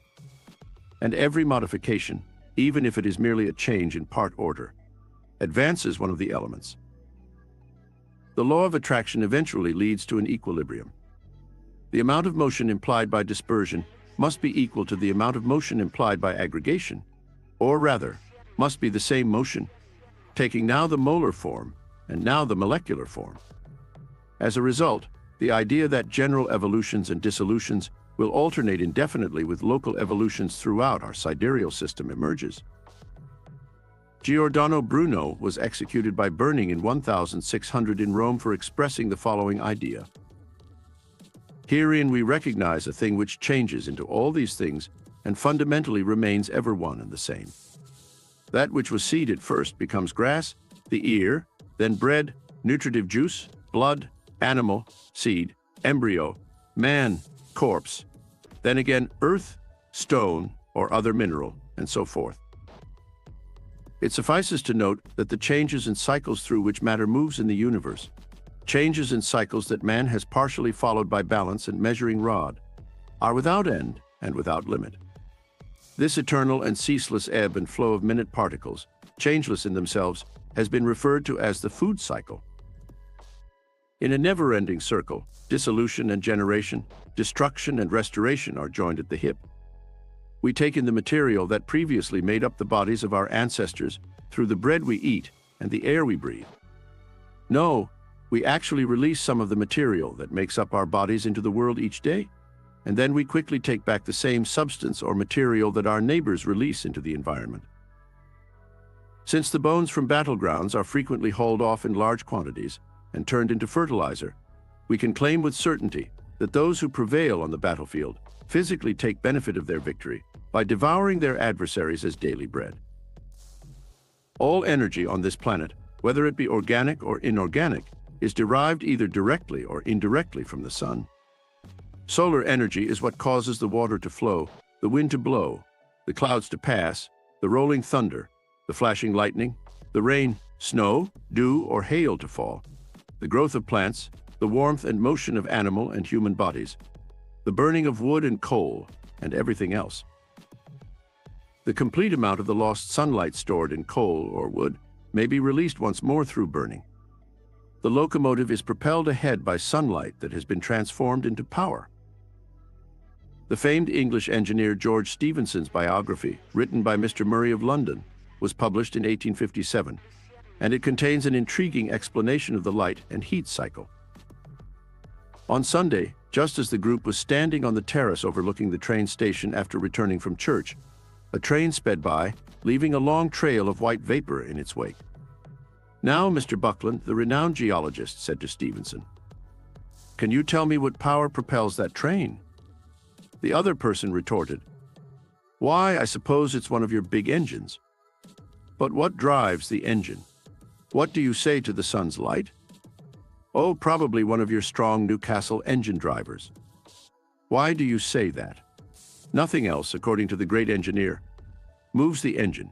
It is light that has accumulated in the earth for thousands of years, light that was breathed in by plants so that they could fix carbon while they were growing, and light that, after being buried in the earth's coal beds for thousands of years, is now brought forth and set free to serve the great purposes of mankind, as here in the engine. Water would always be in perfect equilibrium if it weren't for the action of the sun. The sun's rays that strike the ocean turn it into vapor, which is then taken up into the atmosphere in the form of mist. The wind then gathers this mist into clouds and carries it across the continent, where it is then subjected to temperature changes and transformed once more into rain or snow. Anyone can be convinced that one day's forms are very different from those of the day before or the day after by observing the wonderful and lovely shapes that snowflakes or snowstars take as they fall to the ground on a cold winter's day, even though the conditions may only slightly vary. It demonstrates that, as Cam Stern states, each of these fugitive forms is the exact expression of a special complex relation between the moisture, motion, pressure, temperature, rarity, electrical tension, and chemical composition of the air that was predominant during their formation. Nevertheless, this slight difference has been enough to evolve these very different forms. The inherent faculties of the simplest and most indifferent compounds we are aware of demonstrate themselves thus in opposition to the shaping forces of the outside world, displaying a many-sidedness of ideas that anyone involved in the drafting of patterns and designs for fabrics may envy. The snow is once more turned into water by the sun's action, and according to the law of gravitation, it ultimately makes its way down from the mountains to the parent ocean it sprang from. A law of periodicity governs each of these cycles. Everything goes through phases of birth, development, fruition, and decay. The septimal law controls these times. The days of the week, the phases of the moon, the harmonies of sound, light, heat, electricity, magnetism, and atomic structure are all governed by the law of sevens. It controls every aspect of national and individual life, as well as most aspects of business. Statistics experts have no trouble predicting overall business circumstances because they are aware that every period of financial prosperity is followed by a period of downturn. The same law may be applied to our own life, allowing us to make sense of a variety of events that would otherwise seem mysterious. Life is growth, and change is growth. Every 7 years, a new cycle begins for us. Infanthood lasts for the first 7 years. The subsequent 7 years signify childhood and the onset of adult responsibility. Adolescence is represented by the following 7. The completion of full growth occurs in the 4th phase. Men gain property, possessions, a home, and a family during the 5th period, which is known as the constructive period. The years 35 to 42 are followed by a time of reactions and changes, which is then followed by a time of rebuilding, adjustment, and recovery, to get ready for a new cycle of 7s that starts in the 51st year. Many people believe that the world is on the verge of leaving the 6th era, and that it will soon enter the 7th period, which is known as the millennium and is characterized by readjustment, rebuilding, and harmony. Numbers are merely symbols. Their symbols are applicable to everything in the cosmos, and they represent the quantity and quality of energy. Any created item, even a concept, needs 7 periods to perfect the physical incarnation. There are 7 main cycles in the evolution of humanity on Earth, each of which results in a main race. Each great race, in turn, is subdivided into 7 subraces, according to Madame Blavatsky in her Secret Doctrine and other occultists in other writings. These 7 cosmic creative forces have been equated by diverse cultures with the rulers of the 7 heavenly bodies: the Sun, Moon, Mercury, Mars, Venus, Jupiter, and Saturn. Every 7 days, the Moon's appearance changes. It is a well-known fact that the Moon's phases control not only the tides and the vegetation, but also the general periodic functions of generations in higher forms of life. The recognition of the unity of the physical, mental, and spiritual existence is symbolized by the number 7. It reaches the deepest levels to unravel life's riddles. The nature's law of cause and effect is based on the number 7. Numbers, letters, and concepts are related in numerous ways that are real, palpable, and observable. All are affected by and respond to the vibrations that are thereby created. Both mental and physical vibrations are involved here. Nature is error-free.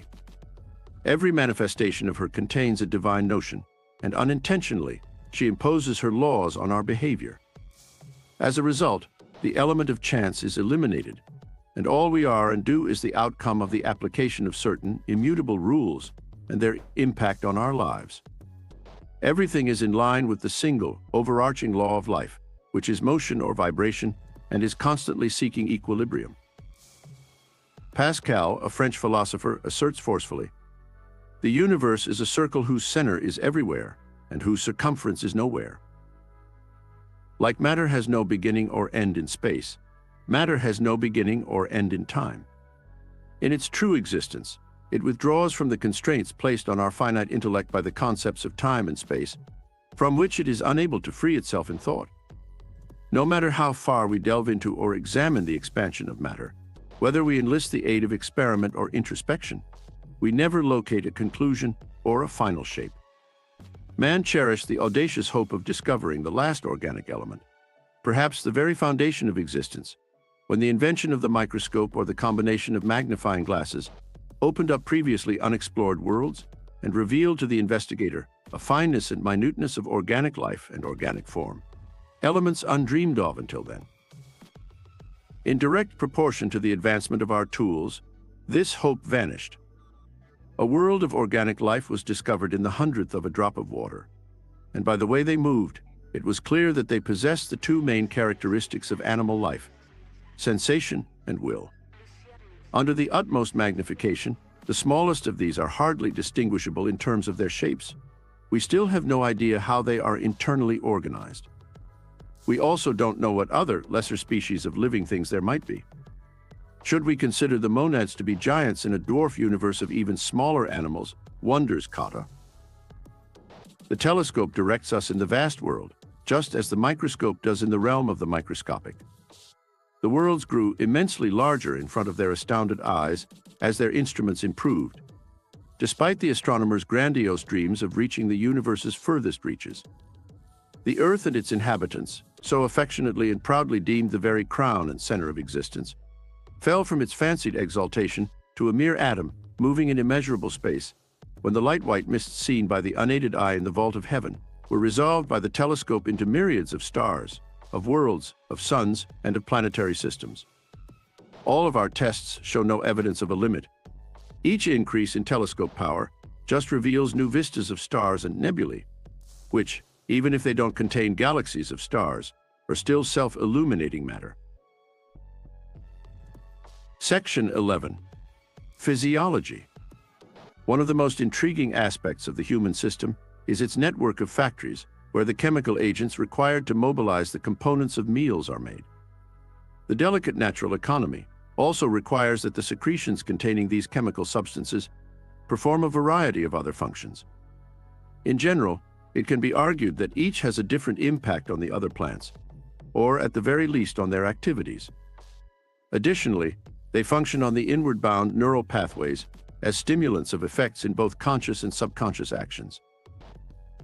Radiant energy, whether intentionally or unintentionally released from the body, serves as a conduit for sensory impressions that are transmitted back to the perceptive centers and set off reactions that are then interpreted by these centers in accordance with their level of self-development. As a result, these centers interpret the messages exactly as they are received, without making any attempt to think about or analyze them. The procedure is as mechanical as a photograph being taken by the actinic rays of the sun. Similar to all other natural events, the fundamental principle by which an idea is retained is vibratory. Every thought generates vibrations that will keep growing and shrinking in the shape of waves, much like the waves created by a stone placed into a body of water. It may be overtaken by waves from other ideas, or it may eventually cave into insanity.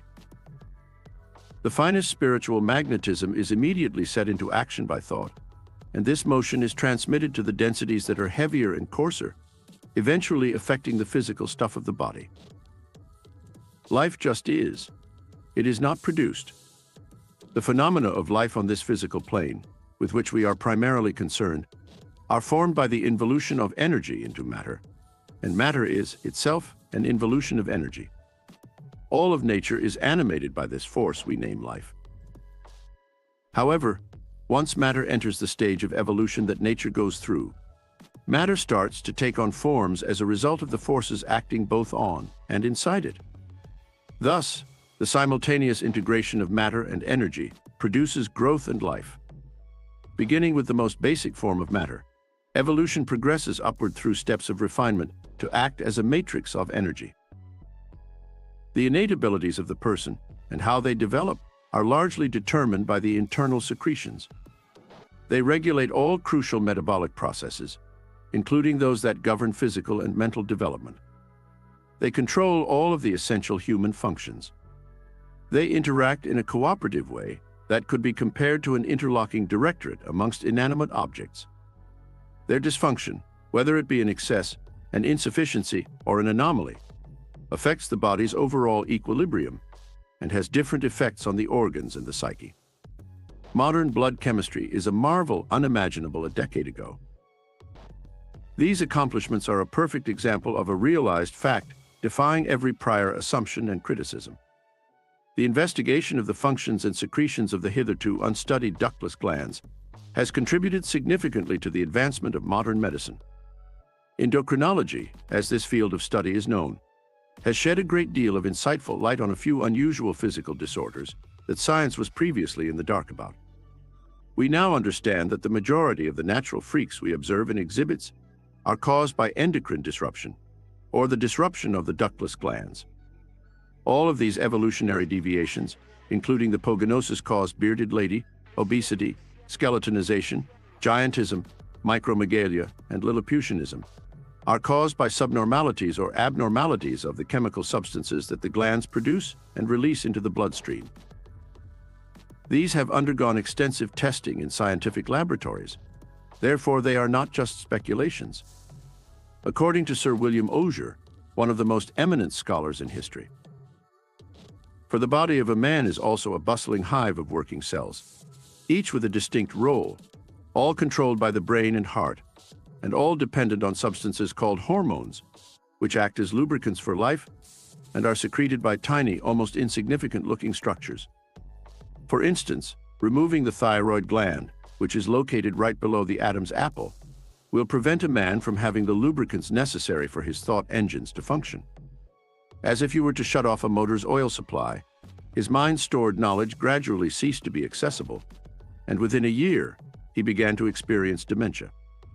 The paragon of animals is changed into a formless parody of humanity as the skin's natural processes stop, the hair falls out, and the features swell. The name for these necessary lubricants, of which a number are now recognized, is hormone. You can see how suitable the name is from its etymology. The term was given by Starling and Bayliss, two renowned Englishmen known for their research work in endocrinology. The word is derived from the Greek verb meaning to rouse or set in motion. Because cretinism is brought on by a shortage or absence of thyroid gland secretions, cretins, dwarfed imbeciles, can be healed by administering internal thyroid glands from sheep with genuinely amazing results. Take the idea that the thyroid played a crucial role in the transformation of aquatic species into land animals as an illustration of the attraction of these investigations.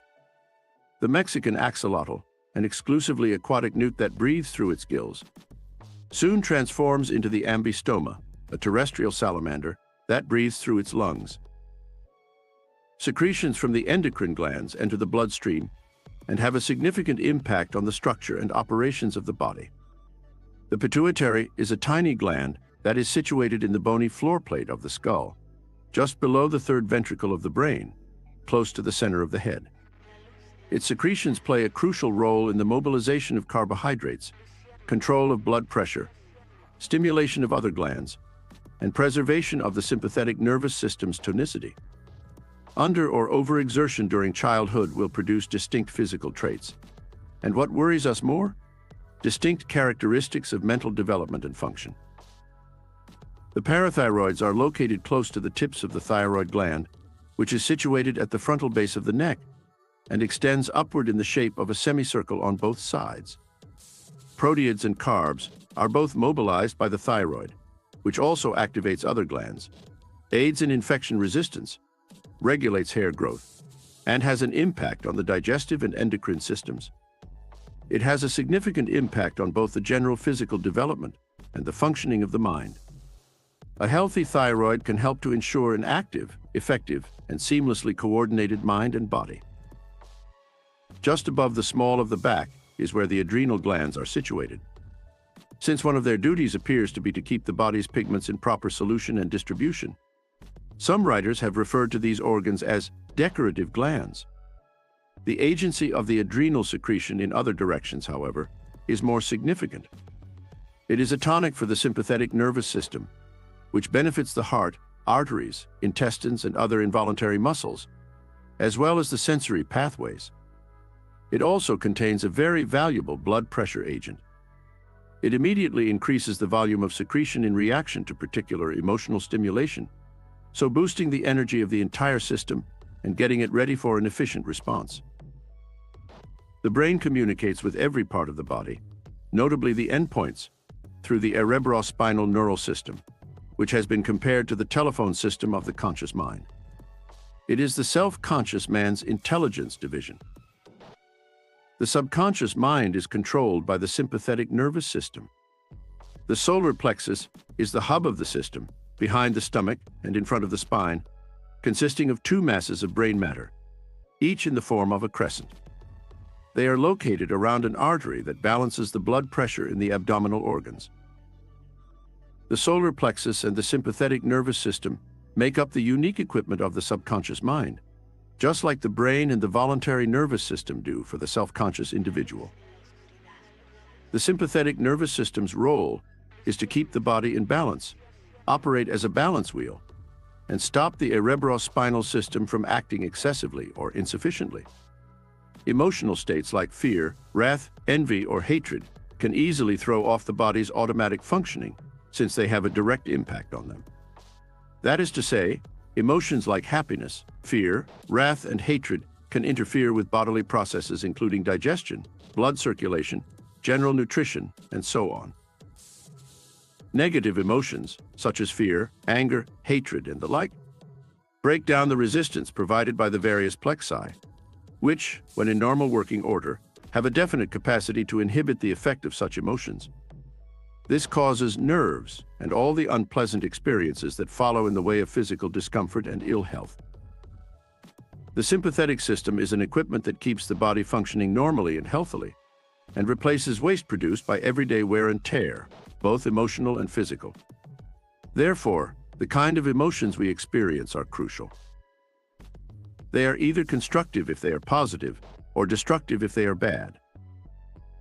Clear thinking and appropriate action lead to happiness, success, and fulfillment, since the concept comes first and dictates the character of the activity. We have learned that the value of things depends on the recognition of the value of people. A little artificial stimulation, such as alcohol intoxication, may momentarily still the senses and serve to confuse the issue, but just as in economics and mechanics, where every action is followed by a reaction, so in human relations, and every action is followed by an equal reaction. Every time the belief that things are more important than people gains popularity, or whenever policies are established that put the interests of riches above those of people, there must unavoidably be a response. However, there are those who would advocate for this, because the opium trade brings in millions of dollars for Englishmen, necessitating the sacrifice of millions of Chinese, and because the sale and distribution of alcohol generates millions of dollars in accounts for large banks and trust companies, and $100,000 and 0 cents in fees for corporation attorneys, enabling large numbers of men to cast ballots for political parties that are morally and politically bankrupt. According to Dr. Woods Hutchinson, since the brewer's business was shut down, the death rate in the United States has decreased from 14.2 to 12.3 per 1,000 people over the past 3 years, saving almost 200,000 lives annually. The feeding, clothing, general comfort, and welfare of school children have improved dramatically over the past 2 years, according to almost all reports from public school teachers, school and district nurses, welfare workers among the poor, astute police chiefs, and leaders of charitable organizations. However, some people are in favor of changing the Volstead Act.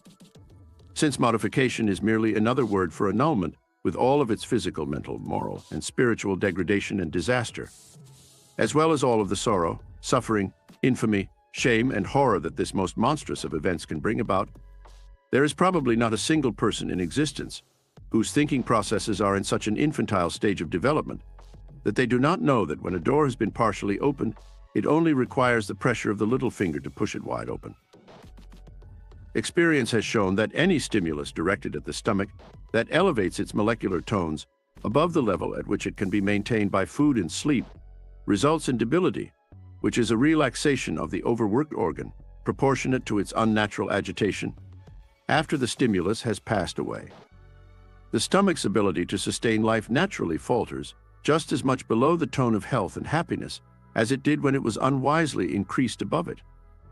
If the experiment is repeated frequently, it results in an artificial stomach tone that is necessary for happiness and muscular vigor, but completely beyond the capacity of the regular sustenance of nature to sustain. It also leaves a void that can only be filled by the destructive force that created it. And when prolonged use has made the difference between the natural and artificial tones significant, and habit has made it second nature, the man is a drunkard. And in 89 cases in this experiment, the man was. It has been suggested to use beer as a stand-in and to guide the captive back to health and freedom. Although it might not develop impolite habits as quickly, it is powerless to curb them.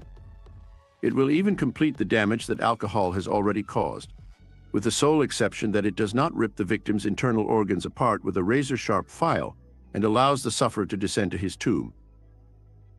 By taking a slightly more leisurely pace that emphasizes the good-natured idiocy of the idiot rather than the demoniac frenzy of the lunatic.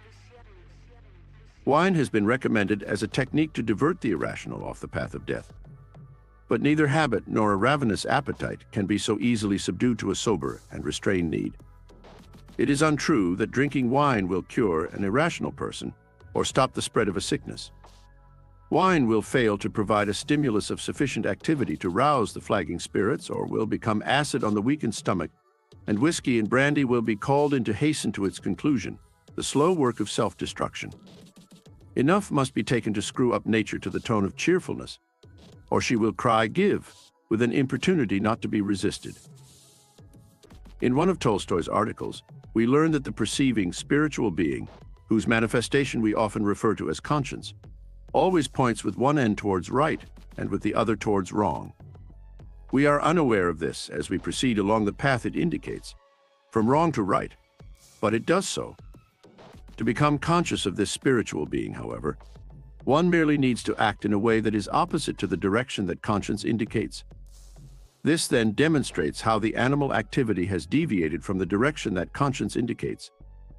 And just as a navigator who realizes he is on the wrong course cannot continue to use the oars, engine, or sails until he has adjusted his course to the compass's indications, or has forgotten about this divergence, each man who has experienced the duality of his animal activity and his conscience can only continue his activity by adapting it to the demands of conscience, or by concealing from himself the indications conscience gives him of the wrongness. We can say that these two activities constitute the entirety of human life. 1. Aligning one's actions with their conscience, or 2. Hiding from oneself the signs of guilt in order to carry on living the same way. Some people choose to do one or the other.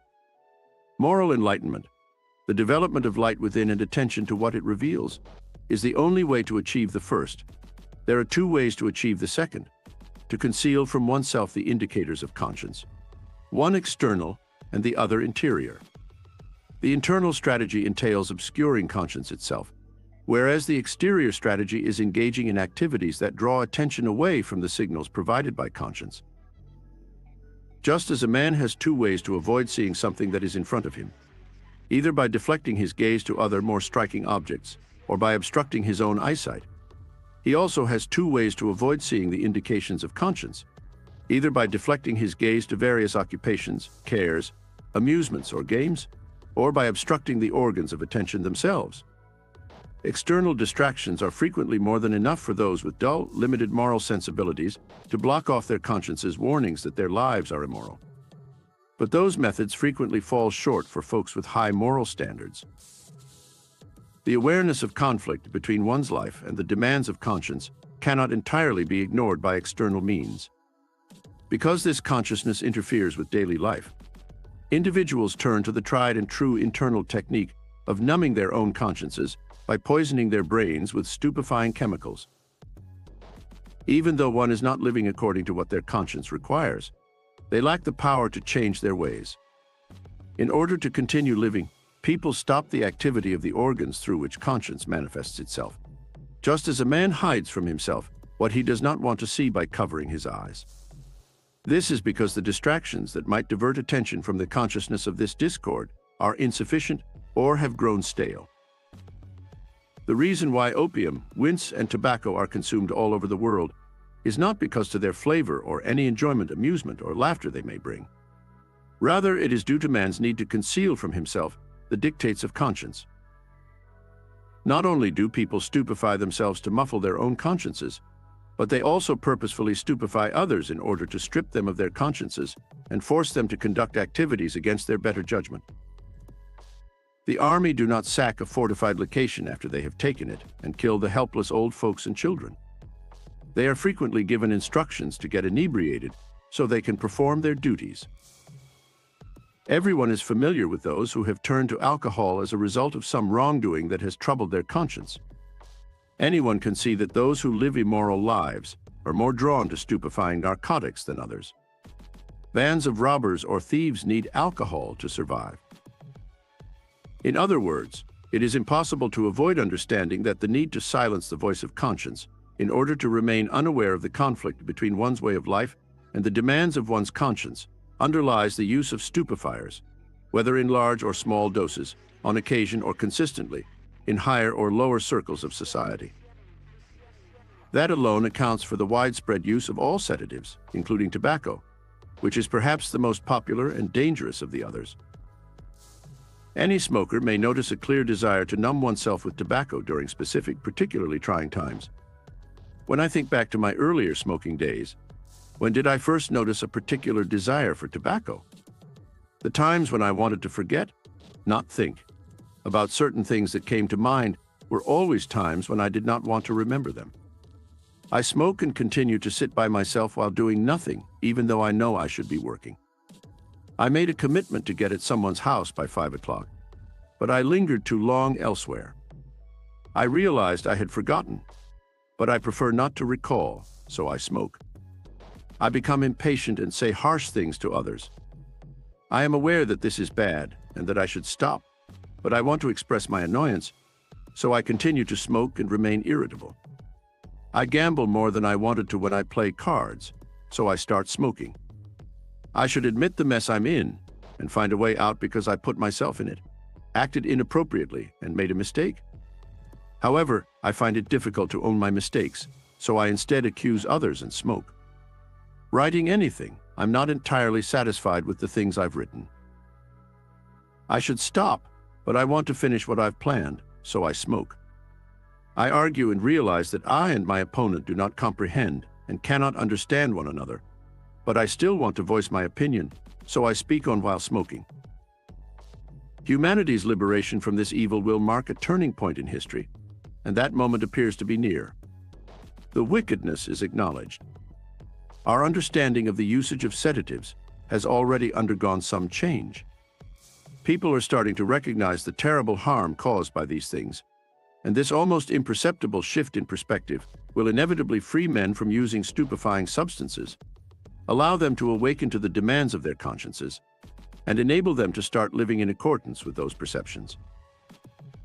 The well-known vivisection tests that physiologists have carried out on the brains of living animals, experiments that defy all logic, have scientifically shown the relationship between the brain and the mind. The most well-known of these studies were conducted by the French biologist Fleurens, who used animals whose physical makeup allowed them to withstand severe head and brain traumas.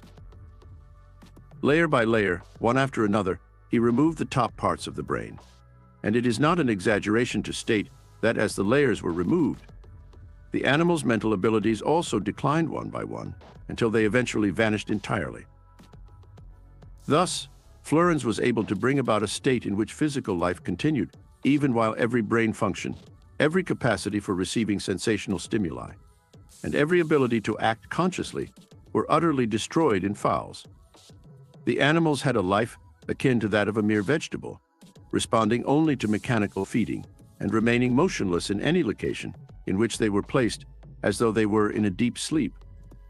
As a result, they continued to live for weeks or even years, gaining weight and growing in body size. Successful similar studies have been carried out on mammals, which are higher animals. What better evidence of the link between mind and brain can there be than that of the anatomist's scalpel?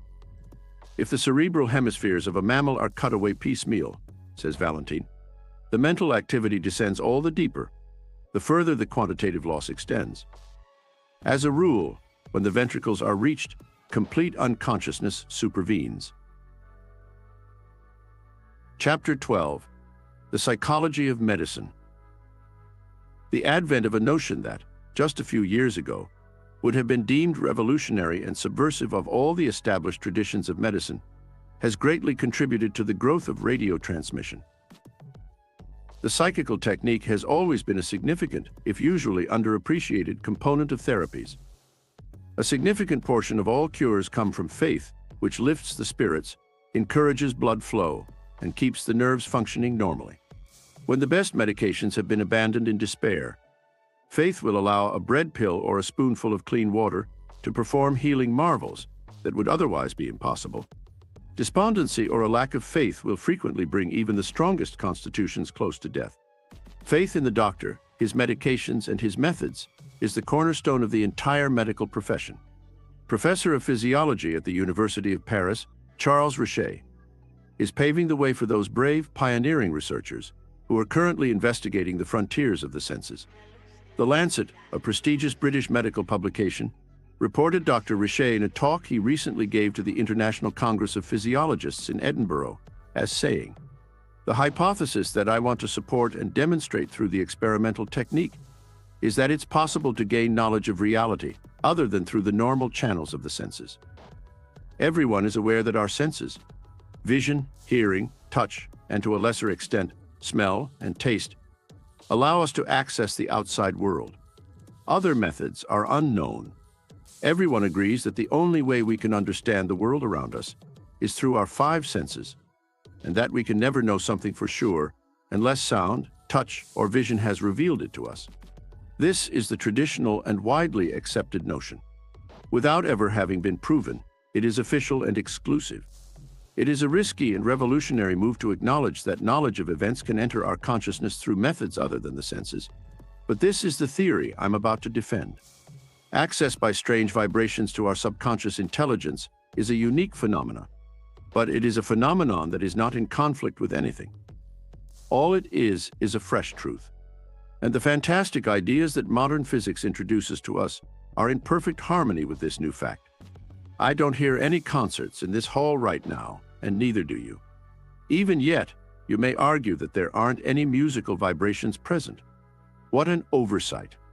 We would all be able to hear a concert that was happening up to 100 miles distant if a wireless receiver were set up here. The receiver provides evidence that there are vibrations. This is also true of those enigmatic paths of consciousness. Despite not being able to reach us, they exist. Only a receiver, or sensitive individual, is required to demonstrate their actuality. Do not be hesitant to accept this novel fact that an intelligence gets struck by unknown vibrations that impart unanticipated knowledge to it. Can physiologists and medical professionals claim that they have fully characterized the physiology of the brain? That there is no more to learn about it, and that they have identified every vibrational mode that it is capable of? The brain is a far more complex system than we are accustomed to thinking of it when we are young. Why might this amazing device not occasionally be able to pick up vibrations that transit unconscious to consciousness? If our issue were solely physical, it would be easier to fix, and the doctors, with their extensive training and excellent services, would have done it a long time ago. But regrettably, the issue is mental long before it becomes physical. If we want to build health on a solid foundation, we will find that as we continue to use our capacity for responding, we must treat our thoughts and emotions. For example, it is well known that anxiety or persistently negative emotional stimulation will disrupt digestion. When digestion is functioning well, the urge to eat will stop when we have consumed all of the food we need and won't return until we are genuinely hungry. When this occurs, our inhibiting center is operating normally. However, if we develop dyspepsia, this inhibiting center stops working, leaving us constantly peckish with a propensity to overwork our already compromised digestive systems. Such insignificant perturbations are always occurring in human society. They are confined to the local area and receive little attention at the important center. Without requiring much thought from the body as a whole, they come and go, and rightly so.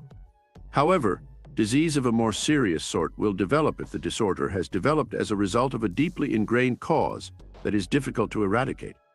Due to the severity and length of the problem under certain situations, the organism as a whole may be in danger of going extinct. If the Grand Center's leadership is strong, committed, and smart at this moment, the disturbance won't last very long. Yet, if there is weakness there, the entire Federation could collapse suddenly. According to Dr. Leindler, nature cure philosophy presents a rational concept of evil, its cause and its purpose, namely, that it is caused by breaking nature's laws, that its purpose is corrective, and that it can be overcome only by abiding by the law. Nowhere experiences pain, disease, or any other form of evil unless someone breaks the law someplace. These legal violations could be the result of stupidity, indifference, or maliciousness and willfulness. Always, the causes will outweigh the effects. The science of natural living and healing makes it abundantly clear that what we refer to as disease is primarily nature's attempt to get rid of morbid matter and restore the body's normal functions. That disease processes are just as orderly in their own ways as everything else in nature, and that we should not check or suppress them, but rather work in tandem with them. Thus, we can gradually but laboriously learn the crucial lesson that obedience to the law is the only way to prevent illness and the only way to treat it.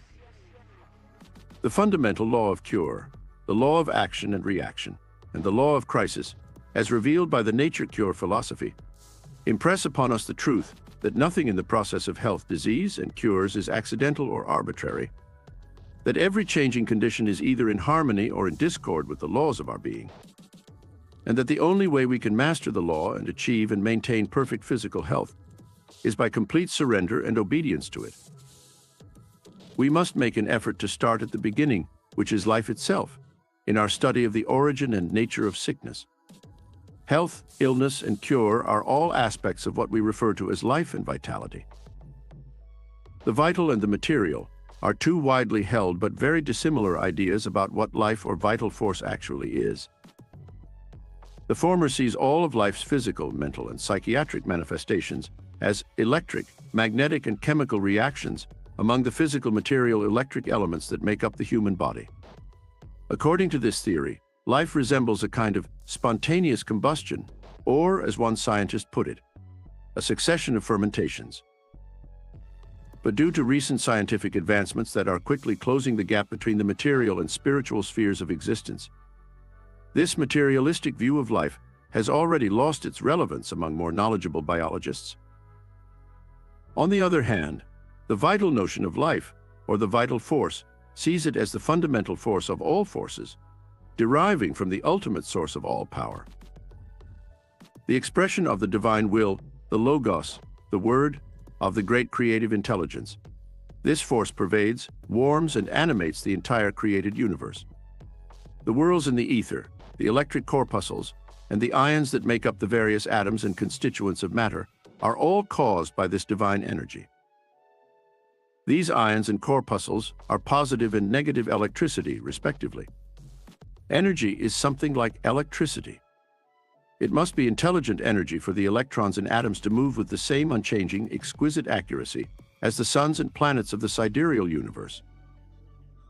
The entire material universe would vanish in an instant if this supreme intelligence were to withdraw its energy, which takes the form of electrical charges, along with the atoms and elements.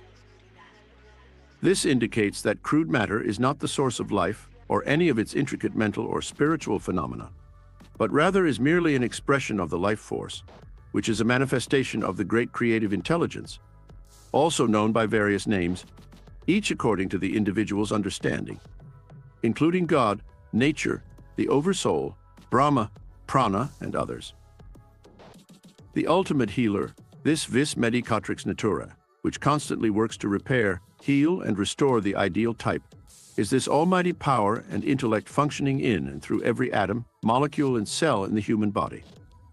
The only thing the doctor can do is remove barriers and create normal surroundings for the patient, so that the power within can function as effectively as possible. In the end, everything in nature is a form of motion or vibration, from a transient notion or feeling to the hardest diamond or platinum. Physical science used to believe that an atom was the tiniest component of a particular element of matter, and that despite its infinitesimally small size, it nonetheless represented solid substance. Now that we have better evidence, we have good reason to believe that there is no such thing as solid matter, that every atom is made up of electrical charges, both positive and negative, acting in and upon an omnipresent ether, and that the only difference between an atom of iron and one of hydrogen, or any other element, relies on the number of electrical charges or corpuscles it contains, and the rate at which these vibrate around one another. As a result, the atom, which was once thought to be the pinnacle of solid matter, is now understood to be a microcosm in which corpuscles of electricity revolve or vibrate around one another in a manner similar to that of the suns and planets in the sidereal cosmos. This clarifies what we mean when we claim that matter and life have a vibratory quality. What we refer to as inanimate nature is stunning and well organized because it is in harmony with the symphony of life. Man can play out of tune on his own. Due to his freedom of choice and action, this can be either his blessing or his burden.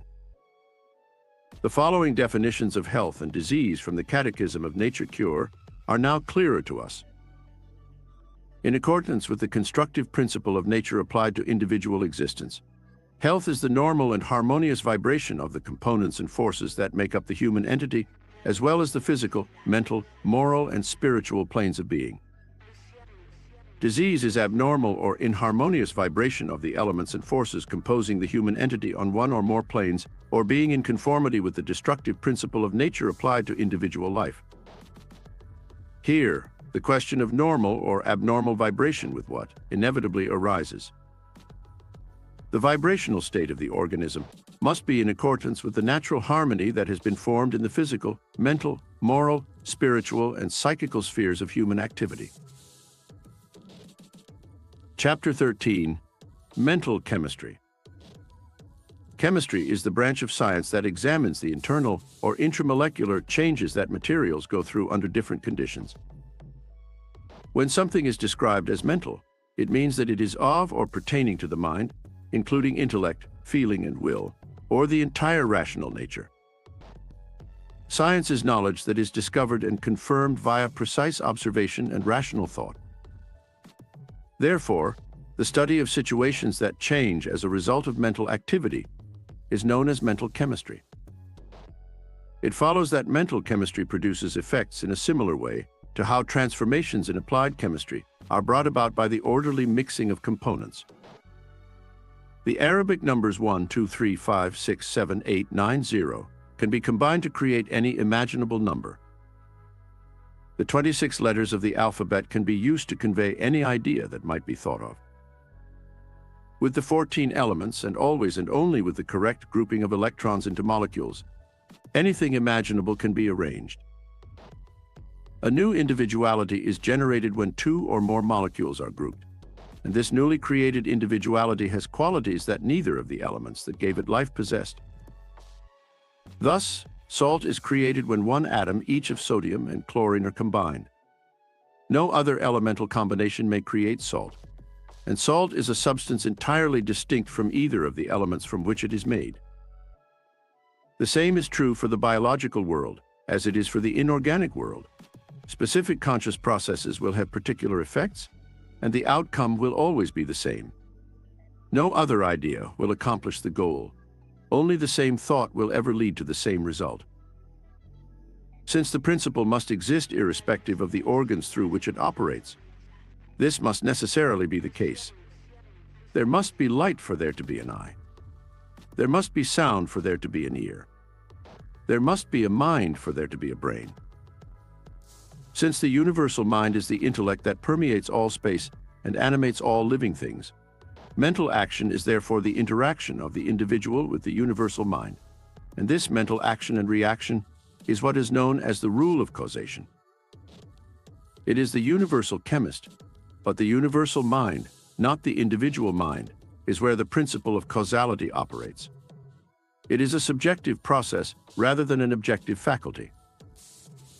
However, the power can be used by the individual, and as there are an endless number of ways to combine thoughts, the outcomes can be observed in an infinite number of different situations and experiences.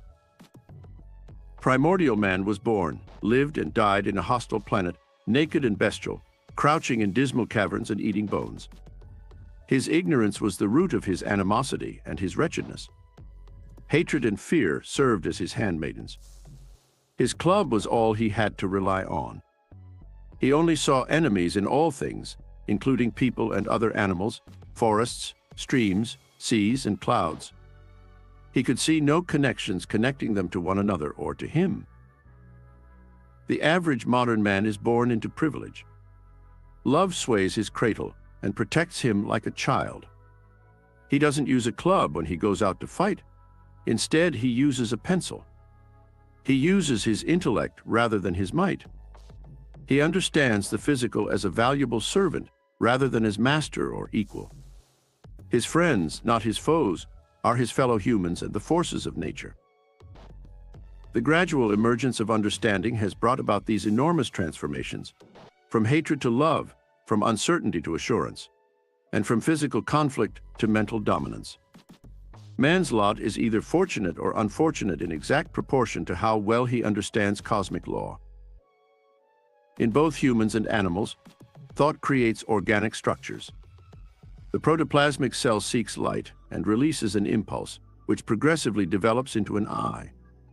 A certain kind of deer lives in a region where the leaves are borne on tall branches, and their persistent foraging for food results in the giraffe's neck developing cell by cell. The amphibian reptiles grow wings and transform into birds in order to fulfill their urge to soar above the water in the open air. Studies with parasites that live on plants show that mental chemistry is used by even the lowest order of life. The following experiment was conducted by Rockefeller Institute member Jacques Loeb, MD, PhD. To obtain the material, potted rose bushes are brought into a room and placed in front of a closed window. If the plants are allowed to dry out, the previously wingless aphids, parasites, change to winged insects, leave the plants, fly to the window, and then creep upward on the glass. It is clear that these small insects discovered the plants on which they had been thriving were dead, and that they were unable to obtain any more food or water from these sources as a result. They could only escape starvation by developing temporary wings and taking to the air, which they did. Professor Elmer Gates at the Smithsonian Institution in Washington demonstrated that mental images have a direct impact on brain cells, and that brain cells can then affect the complete organism. Dissections revealed that guinea pigs maintained in enclosures with specific dominant colors had brains that were larger there than guinea pigs of the same class kept in other enclosures. Men's perspiration was examined, and experiments were conducted with the resulting salts. When a small amount was placed on a dog's tongue, the animal displayed signs of poisoning. Those of a furious guy were of an odd color. The mind moves the blood, according to Harvard College experiments using weighing boards and pupils. The board sunk down at the foot when the student was instructed to imagine that he was running a foot race, and the balanced board fell down at the head while a math problem was being worked out.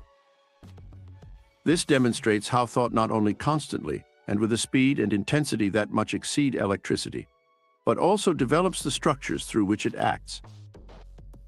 We are aware of our surroundings and of who we are as people thanks to the conscious mind. Past thoughts are kept in the subconscious mind.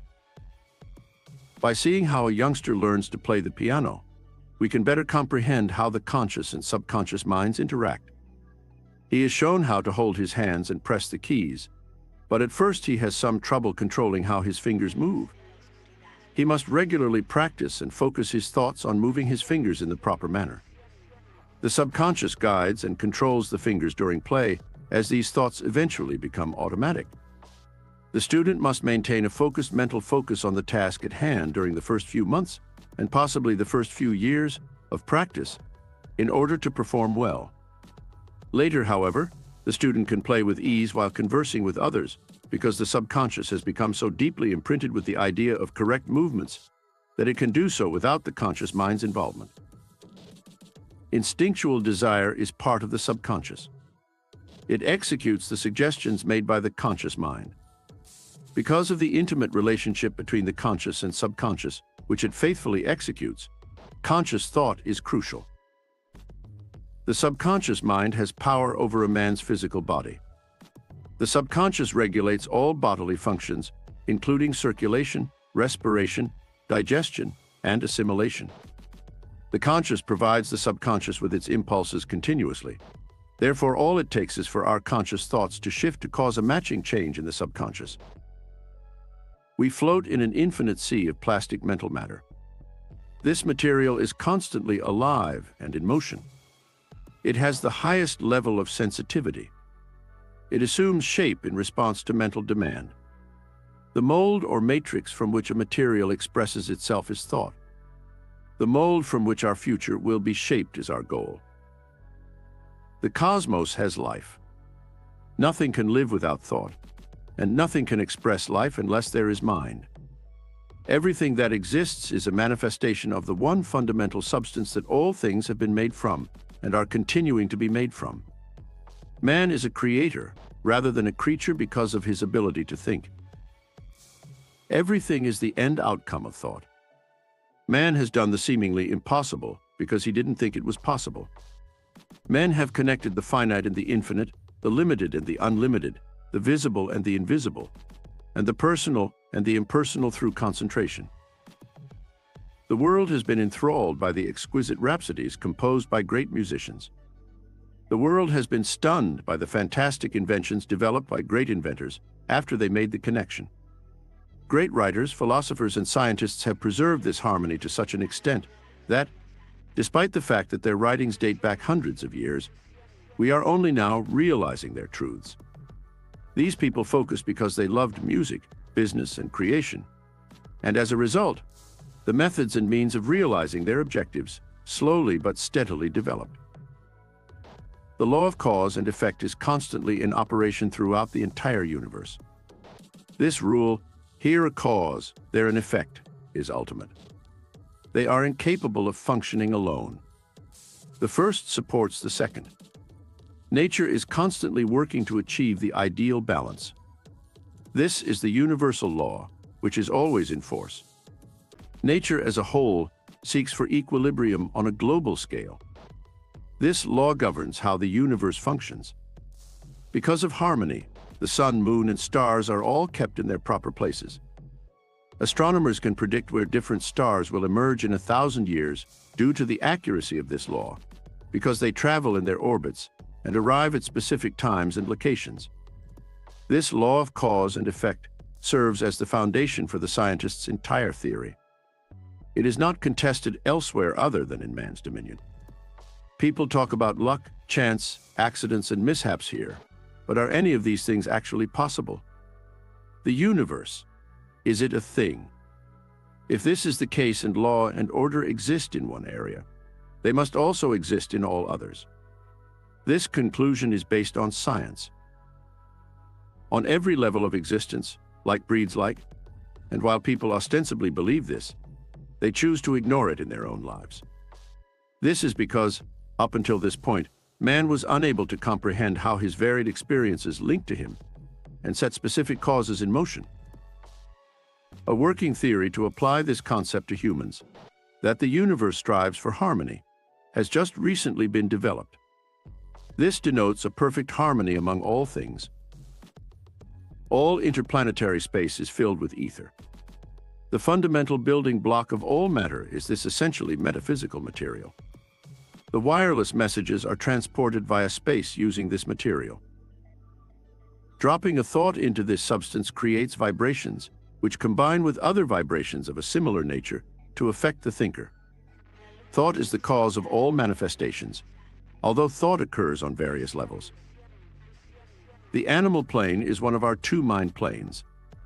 Animals react to these behaviors and interactions, but men are unaware of them. The conscious thought plane comes next. Man is capable of responding to practically infinite mental planes. Which plane we will respond to is tightly determined by the nature of our thoughts. The thoughts of the foolish, the wise, the poor, the wealthy, the ill, the healthy, the very poor, the very ill, and so on are all present on this plane. The point is that when we think on a specific thought plane, we are responsive to thoughts on that level, and the result of the reaction is obvious in our surroundings. There are an endless number of thought planes.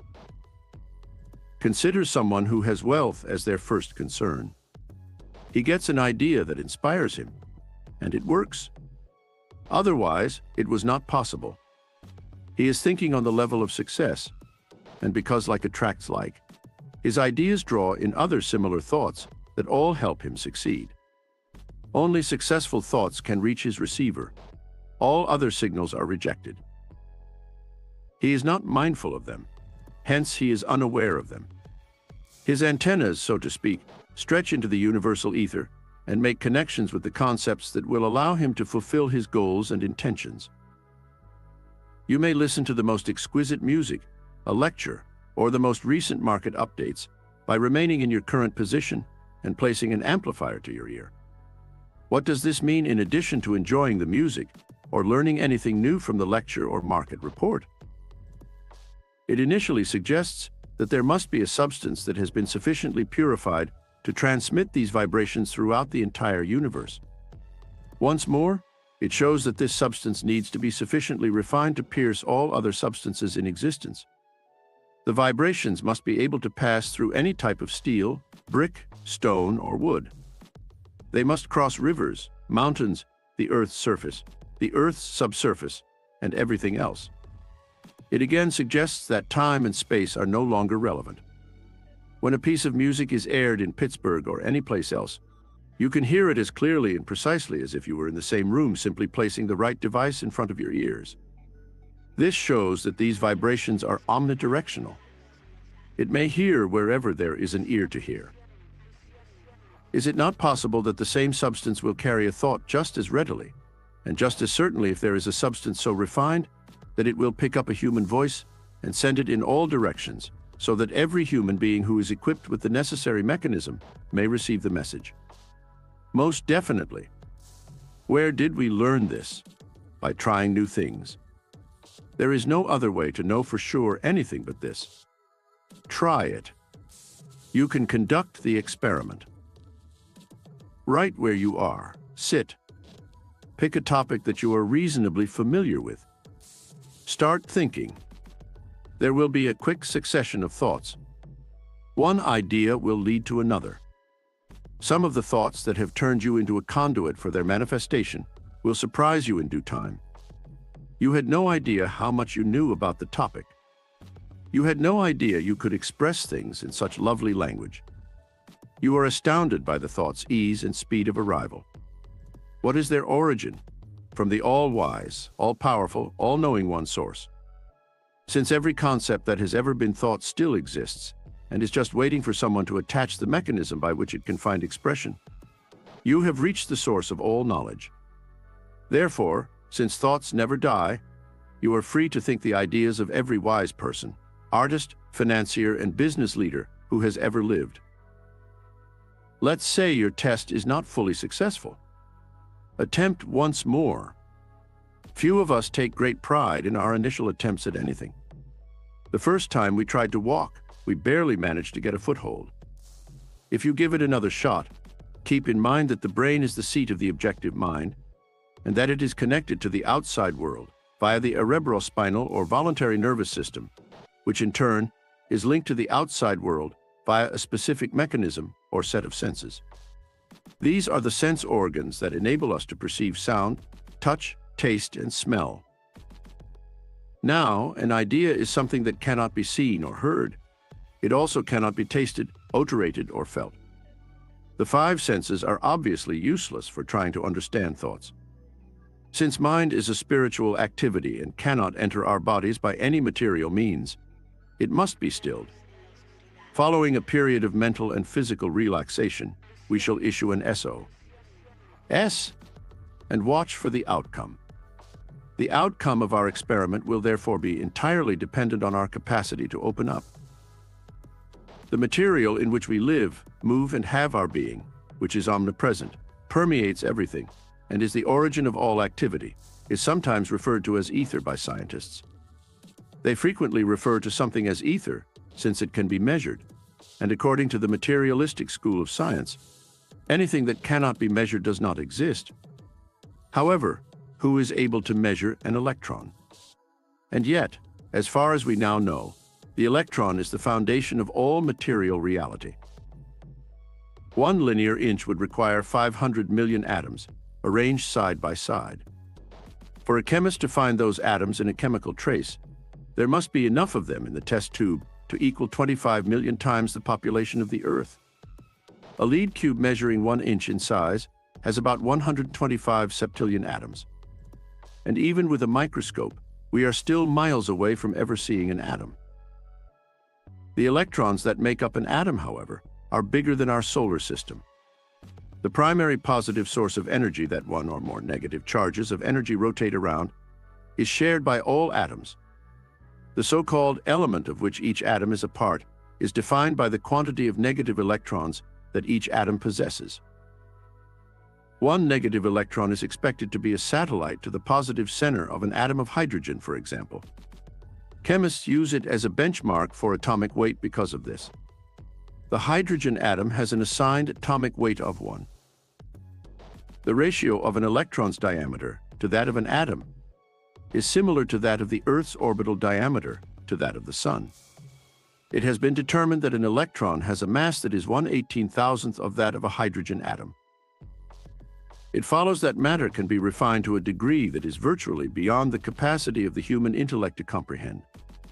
Even in getting this far, we have had to use imagination to fill in certain gaps between our physical observations of effects and the analysis of this refinement beyond the electron. It has been an involuntary process of individuating intelligent energy to create matter out of electrons. Generally speaking, the three essential elements needed to support life are food, water, and air. This is certainly true, yet there is still something more crucial. Every time we breathe, we not only fill our lungs with magnetized air from the solar orb, but we also fill ourselves with pranic energy, the breath of life that contains all the elements necessary for the mind and spirit. A man can survive for 40 days without food, 3 days without water, and a few minutes without air, but he cannot survive for even a single second without ether, which is a spirit that gives life. The act of breathing provides food for the mind and spirit in addition to the body, because it is the one primary essential of life and contains all the other essentials. Chapter 14. Suggestion. In a book titled The Practice of Autosuggestion, written by Mr. C. Harry Brooks and published by Dodd, Mead & Co., Mr. Brooks describes a very interesting and educational visit to the clinic of Dr. Emile Coué.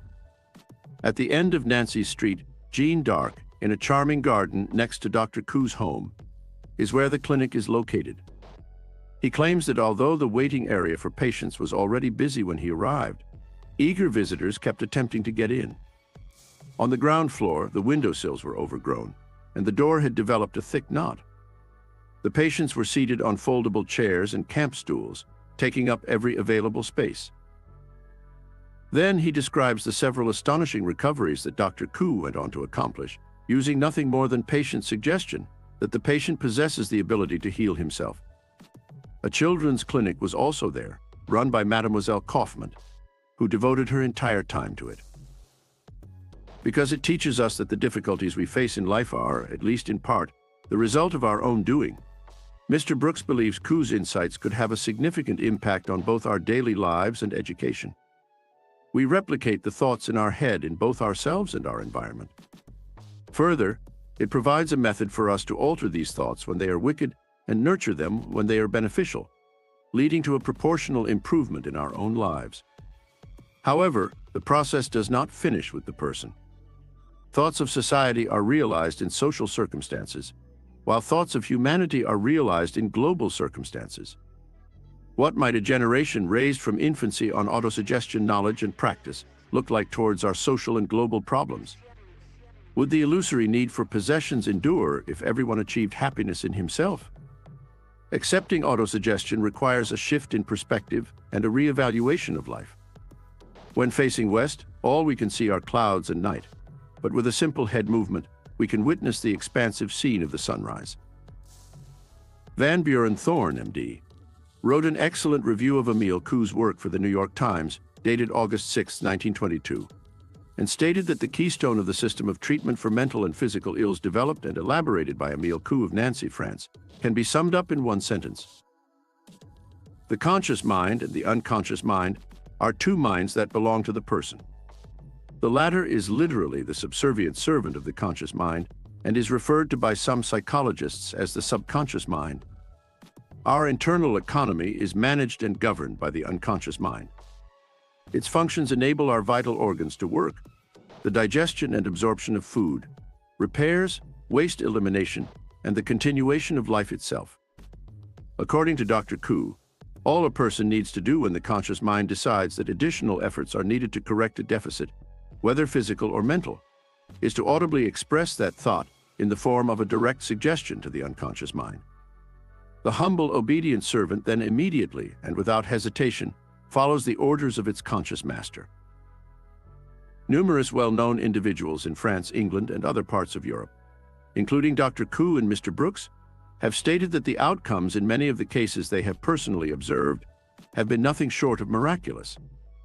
When given 3 facts about the Nancy practice, those who have not seen the advantages of this type of treatment and may therefore be prone to skepticism are more inclined to pay attention to what follows. First off, during the many years of his administration, Dr. Koo has never received payment for his services. Second, he has a propensity of telling his patients that they must locate the source of their own well-being within themselves, because he has no healing abilities and has never in his life been able to heal anyone. Third, that anybody can make decisions for themselves without seeking advice from anyone else. A child who is able to understand the difference between the conscious and subconscious minds, and who is able to provide orders from one to the other, is also capable of self-administering treatment. Because no one knows a man's affairs better than the man who resides inside of him. For his title page, Mr. Brooks used a 1 Corinthians quotation. This was probably chosen as a suitable biblical allusion to the coexistence of the aware and unconscious minds. However, neither the treatment nor the book that describes it goes into great detail about any potential religious significance of the techniques used or the outcomes produced. Dr. Koo's concentration on the advantages to be gained from the regular repetition of this formula is the one factor that has made a significant contribution to the recent rapid spread of awareness about his technique of treatment at Nancy. Every day, I'm getting better and better in every aspect. While Mr. Brooks notes that religious minds who wish to associate the formula with God's care and protection might do so in this manner. Day by day, in every way, by the help of God, I'm getting better and better. I observe that there isn't much emphasis placed on the religious significance of his alleged cures. The key to treatment success is to instill enough trust in the conscious mind for the unconscious mind to take what it repeats at face value. To use Mr. Brooks' words, if the unconscious accepts a notion that reaches the conscious mind, it will turn it into reality and make it a permanent part of our lives. However, let's first examine the process of writing this book before observing Dr. Koo at work. Mr. Brooks, an Englishman, was intrigued by Dr. Koo's work at Nancy and visited the location to see it for himself. According to Dr. Koo's preface to the book, Mr. Brooks spent several weeks with him last summer and was the first Englishman to travel to Nancy with the specific intention of learning about conscious autosuggestion techniques.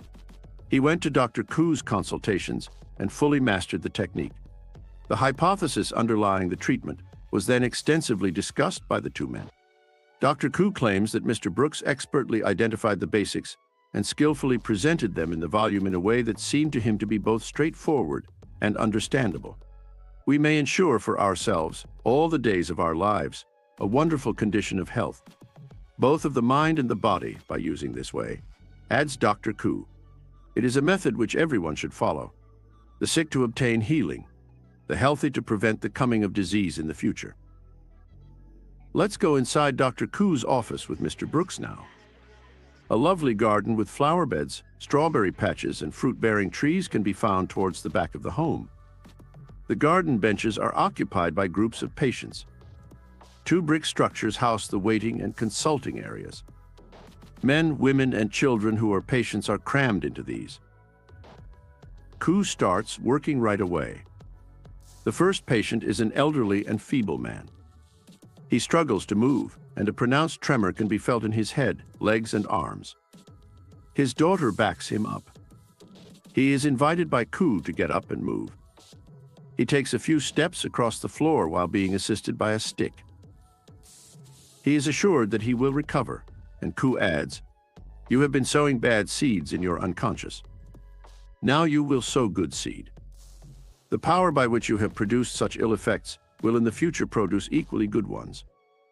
He retorts, "Madam, you think too much about your ailments, and in thinking about them, you create new ones," to a woman who bursts into a stream of complaint.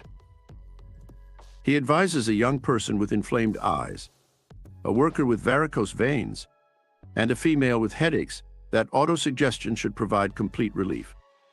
He meets a neurasthenic girl who is visiting the clinic for the 3rd time and has been using the technique at home for 10 days. She claims that things are improving. Now that she can eat heartily and sleep peacefully, she can start to enjoy life. The next person to catch his eye is a large peasant who was formerly a blacksmith. He claims that for about 10 years, he has been unable to raise his right arm above the level of his shoulder. Koo forecasts a full recovery. He continues questioning patients for another 40 minutes. Then he listens to people who have come to share with him the advantages they have experienced. Here is a woman who experienced a painful breast swelling that the doctor misdiagnosed as malignant, in Ku's judgment. She claims that after receiving treatment for 3 weeks, she has fully recovered. Another has put on 9 pounds and recovered from anemia. A third claims to have had his varicose ulcer treated. While a fourth person, a lifetime stammerer, declares an instantaneous recovery. For 10 years you have been thinking you could not lift your arm above your shoulder. Consequently, you have not been able to do so for 10 years. Ku now turns to the former blacksmith. Now think, I can lift it. Whatever we imagine becomes true for us. He makes an attempt, adds, I can, with a skeptical expression, and it hurts. Keep doing it and tell yourself, I can. Close your eyes and repeat after me, kapass, for 30 seconds. Then Ku instructs, now think well that you can lift your arm. The man confidently states, I can, and then raises it to its maximum height before holding it aloft in victory in front of everyone.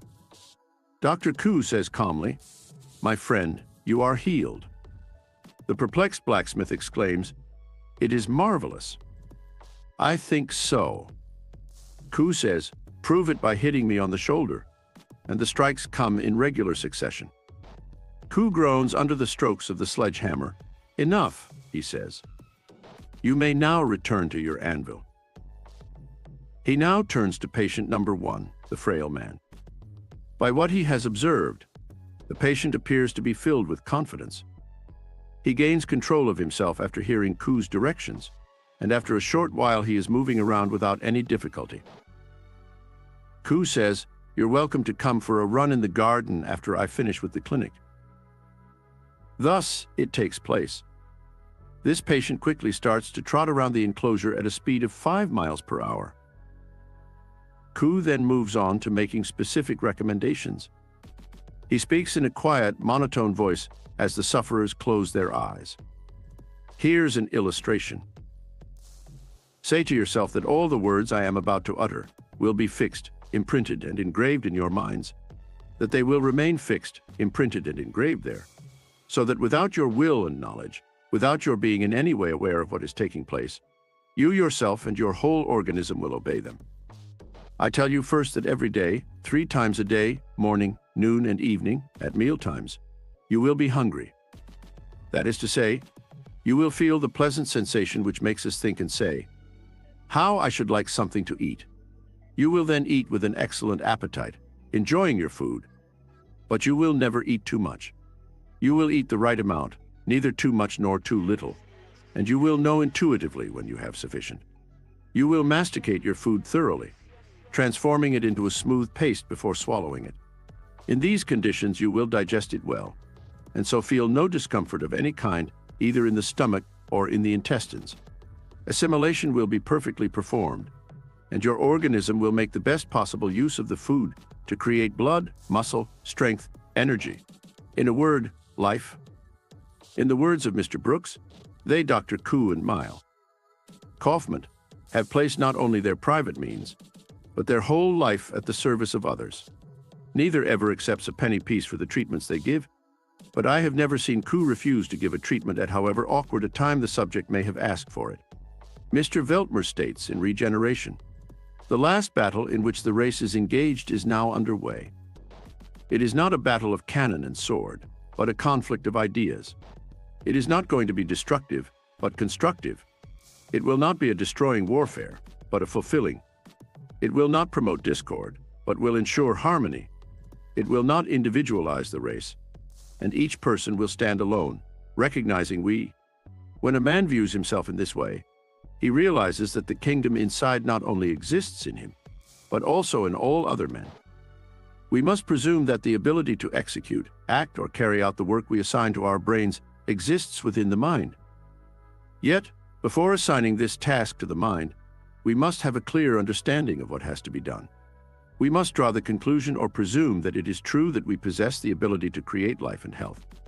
We must also understand how and from where it is created in order to renew the body. We would be able to understand what the author means when he says, Eye hath not seen, nor ear heard, until that veil of ignorance which envelops us be lifted, and we be permitted to look into the storehouse of knowledge, such as the prophet or seer was allowed to look upon. Could we but climb where Moses stood, and view the landscape above, could we but experience what Paul did during the time when he says, "I know not whether I was in the body or out." The brain is an organ that allows us to communicate our ideas to other parts of our body and receive outside impressions via the senses. People tend to believe that great minds are the result of fine brains because great men have developed brains of a higher caliber than other people. However, if they were to view the brain as any other perishable body organ, they would realize that it is simply the organ through which the mind manifests. As orderly as the movements of the sun and planets, every achievement follows a predictable pattern. First we desire, then we believe, then we test the belief, and finally we acquire knowledge. We entertain a belief, which enters our minds and exerts power over us. If he can strengthen his conviction, a poor man can escape his bonds. A suggestion needs to be good and unchallenged in order to have a dominating influence. The person entertaining it must view it as a constant in his life that cannot be altered or changed.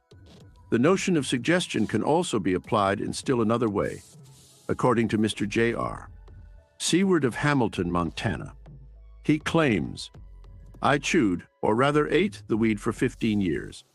I didn't intend to form the habit when I started in, but I thought that it was beneficial to my transition from youth to manhood. After the habit had grown on me for several years without my knowledge, I realized that I was in the grip of a slowly but surely growing octopus that had me freely within its embrace, and I was helpless. I'll now describe to you how my friend's wife helped me kick a bad habit and persuaded us both of the amazing power of suggestion when used correctly. I became interested in the study of directed thought around the time I hit rock bottom, as well as inspirational literature that later caught my attention. At first, I was rather skeptical, but as I read and thought and started looking for proof in the events of our daily lives and in our environment, the truth started to dawn upon me. I started to see and know that life manifestations are a result of directed thought. But to think oneself out of a habit that clings as tightly as thought itself is a difficult task without assistance. I slept in one bedroom with one of the kids, while my wife slept in another bedroom with our then youngest boy, who was around 8 months old. At the time, we attempted the recommendation for quitting smoking. She had to stay up occasionally during the night to tend to the baby, and it was at those moments that she treated my mental health while I was asleep. She would imagine herself or mentally project herself as though she were standing or kneeling beside my bed and speaking to me, with her suggestions being of a constructive and positive nature rather than of a negative nature. It went something like this: "You are now desiring freedom from the tobacco habit. You are free in desire and enjoy mastery more than indulgent." She made the aforementioned recommendation in substance to me every time she was awake during the night, and I do swear under penalty of perjury that 6 days after she began therapy, I had entirely stopped desiring and using tobacco. That was a few months ago, and today, more than ever before in my life, I am in complete control of my habits of thought, speech, and behavior. From being an underweight, anxious wreck to a full-weight, healthy, strong, and clear-thinking guy, everyone who knows me has seen the difference in the way I appear, act, and seem. Since then, I've been interested in studying and doing constructive, focused thinking. There may be other wireless vibrations of a higher or lower tune or key passing at the same time, but only those in harmony are used in wireless telegraphy or telephony. The tuning coil is an instrument that vibrates in harmony with an electrical wave or vibration of a certain length. It is in tune with that particular tune of wave, and as a result, they are in harmony and allow the vibration to go on to the other receiving instrument unhindered. We can tune our minds to low vibration thoughts like the animal impulses of nature, or we can tune them to thoughts of an educational or mental nature, or we can, after some qualifications are met, tune ourselves to receive purely spiritual thought vibrations. This power constitutes the divine power that is given to man. Of course, you will readily see that there never was any such thing as a low vibration thought, and there never will be. The power to drive a suggestion in the very center of desire, where it grows to the point of action, if in harmony with the thought vibration of the desire, is the foundation of all salesmanship. When skillfully used, it tends to relax one's conscious attention and warm up and quicken the desire until a favorable response is gained. window displays, counter displays, as well as illustrated advertising, all rely on this power. The quality of thought determines the amount of success in life, as is easily demonstrated by the builder and his blueprints, the seamstress and her designs, or the school and its product, all in line with the leading constructive idea. This recording of Mind Mastery, The Secret Science of Intentional Creation, by David J. Davidson, was presented by Stargate Book. Sound recording copyright 2023 and produced by Davidson Limited 2023.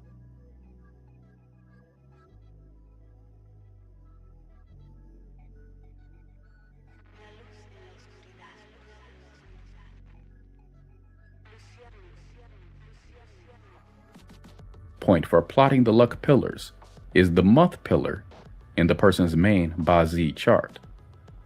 Now you will need to utilize what you have learned from the preceding pages on the forward and reverse cycles for the heavenly stems and earthly branches to plot the luck cycle. Example: a male born on May 14th, 1944 at 5:15 a.m. This is a male born in a Yang Wood year, so he is a Yang male. His luck cycle therefore moves forward. The reference point is the month pillar. This person's luck cycle is a forward luck cycle. The heavenly stem in the month pillar of his Bazi is G. Therefore, the heavenly stems for the luck cycle starts at Gung, the heavenly stem after G, and moves forward. After Gung is Sin, after Sin is Run, and so on. What about the earthly branches then? Remember this table? The earthly branch in the month pillar of his Bazi is She, snake. Therefore, the earthly branch of the luck cycle starts at Wu, horse, which is the animal after She, snake. Wu, horse, is followed by Wei, goat, and Wei, goat, is followed by Shin, monkey, and so on. Accordingly, this person's first luck pillar is Gung Wu. His second luck pillar is Sin Wei. Remember, the luck pillars are always plotted from right to left, and not from left to right. This is the standard universal Bazi chart plotting method and should be adhered to at all times when plotting a Bazi chart. Never plot the Bazi luck pillars from left to right. Let's take a look at another example. A female born August 14th, 1971 at 7:18 a.m. From her year pillar, we can see that this lady was born in the year of Yin metal, so she is a Yin female. Her luck cycle will move in a forward cycle. The reference point starts at the month of birth. Another example. A male born March 11th, 1931 at 11:30 p.m. This is a male born in a Yin metal year, so he is a Yin male. His luck cycle follows the reverse cycle. Reverse cycle means from Sin, the heavenly stem for the month of birth. The next in the cycle is Gung, and following Gung is G, and after G is Wu, and so forth in the reverse order. In the earthly branches, after Mao, rabbit, will be Yin, tiger, and after Yin, tiger, will be Chou, ox, and so forth in reverse order. This is the reverse cycle. One final example. A female born on January 6th, 1969 at 4:16 p.m. This is a female born in a Yang Earth year, so she is a Yang female. Her luck cycle follows the reverse cycle. From the month pillar Yi Chao, the luck pillar will be plotted in reverse order. From Yi stem, the next stem in reverse order will be Jiark, and then followed by Kuei, and then by Rern, and so forth. From the month of Chao, the luck pillar's month branches will be plotted in the reverse order. So the luck pillar branches will start with Shi, rat, and then followed by hai, pig, and then su, dog, and so forth. Practice time. It is now time to plot your own Bazi chart and your luck pillars. If you have a spouse or a partner, do theirs too. Practice makes perfect. Then, proceed to the next step. Calculating the age limits. Now, the luck pillars, which tell us what kind of luck a person is undergoing, are not much use unless we know when the years are good and when they are less favorable. So, the final step in plotting the dynamic aspect of a Bazi chart is to calculate the age limit. The age limit marks of the blocks of luck pillars. Each luck pillar is a block of 10 years, but what we need to know is when that block of 10 years starts and ends, which is the age limit. Age limits vary from person to person. They can range from 0 to 10 for each block. The most important piece of information for calculating the age limit is the day of birth and whether the luck cycle is a forward or reverse cycle. Remember how you determine if it is a forward or reverse cycle? Again, the table for your reference. The forward cycle is yang male, yin female, and the reverse cycle is for yin male and yang female. Pictured once more on your screen for easy reference is a table for the monthly transition dates. You should always double check the monthly transition date using the 10,000 year calendar manually. Now, here's how we calculate the age limits. Step 1. Determine if it is a forward or reverse cycle. Step 2. Calculate the number of days between the date of birth and the nearest forward or reverse monthly transition date. Exclude from your calculation the day of birth. Step 3. Divide the number of days between the date of birth and the nearest monthly transition date by 3. Let's look at a couple of examples so you can get an idea of how the calculation works.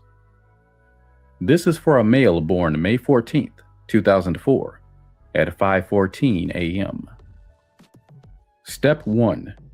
Determine if it is a forward or reverse cycle. This person is born on a wood monkey year. He is a yang male. Accordingly, his luck cycle is a forward luck cycle. Step 2. Calculate the number of days between the date of birth and the nearest forward or reverse monthly transition date. The number of days from May 15th and June 5th, the nearest monthly transition date going through the forward cycle, is 22 days, counting from May 15th onwards. Step 3. Divide the number of days between their date of birth and the nearest monthly transition date by 3. 22 divided by 3 is 7.3. Round up 7.3 to the nearest number, which is 7. His age limit starts from the age of 7. He will enter his first luck pillar at 7 years old. His next luck pillar is 17, since luck pillars are in blocks of 10 years. Here's another example, but this time, a female born August 14th, 1971, at 7:18 a.m. Step 1. This is a woman born in a yin year, so she is a yin female, and her luck cycle is a forward cycle. Step 2. We count the number of days from August 15th until September 8th, the nearest monthly transition date going through the forward cycle. The difference is 25 days. Step 3. 25 divided by 3 is 8.3. Rounded off to the nearest number is 8. Accordingly, her age limit starts with 8, and she enters her first luck pillar at 8 years old. And another example to make sure you understand. For a male born on March 11th, 1931, at 11:30 p.m. Step 1. He is born in a yin year, so he is a yin male. His luck cycle is a reverse cycle. Step 2. We count the number of days between his date of birth and the nearest monthly transition date going backwards, which is March 6th, The difference is 5 days. We count backwards here because he follows a reverse cycle. Step 3. 5 divided by 3 is 1.6, which is rounded off to 2. So his age limit starts at 2, and he enters his first luck pillar at 2 years old. And another example. A female born on January 6th, 1969 at 4:16 p.m. This is a Yang female, so we need to follow the reverse cycle. Her date of birth is January 6th. The nearest transition date counting reverse or backwards is January 5th, which is only 1 day. Divide 1 by 3 to get 0.3. Her age limit starts at 0, and she enters her first luck pillar at age 0. Bazi shortcut. Watch the transition years. The luck pillars are a very quick and immediate way to check your Bazi. The luck pillars usually represent years of capital transformation or change in your life. Things look up, proceed more smoothly, hidden talents appear, and opportunities that weren't there before suddenly appear. Remember that the reference years in the luck pillars are your Chinese age. What is this Chinese age? The Chinese count the 9 months spent in the womb of the mother as 1 year, so everyone is born as 1 year old. Accordingly, a person's Chinese age is his or her Western age plus 1 year. Thus, if you are 42 by the Western calendar this year, you are considered 43 in the Chinese age. The big picture. This is a snapshot of a computer-generated Bazi from my calculator at www.masteryacademy.com. It is best if you practice manually plotting the charts before resorting to using this calculator. I have explained here each aspect of information that is derived from this calculator. The 10 gods will be examined as you progress to higher levels of Bazi. They are basically manifestations of the basic 5 factors that we will discuss in Chapter 7. Each 10 god is actually a star name and has nothing to do with the spiritual deities. They are just verbatim translations of special Bazi terms. Noble Man's star is not your secret helper. This star is derived based on your daymaster and indicates the presence of helpful people in your life. Why learn about luck and destiny? You have now learned how to plot a full Bazi chart, and in the chapters to follow, we'll be looking at how to analyze and decode a Bazi chart to establish a person's destiny code. This code holds the story of your life, your character, your talents, your future possibilities. For the Feng Shui practitioner, Bazi is an indispensable tool, providing the diagnosis that forms the foundation for the prescription in Feng Shui. This is because Feng Shui only helps if a person has a good destiny and suitable luck in the first place. By studying a person's destiny and luck, we can then find out what is the real problem and proceed to take the correct man luck, human actions, or Feng Shui for those who practice this art to help find a solution or resolution. Bazi is perhaps one of the most important diagnosis tools to understand a person. Contrary to popular misconception, Feng Shui is not a one cure for all art.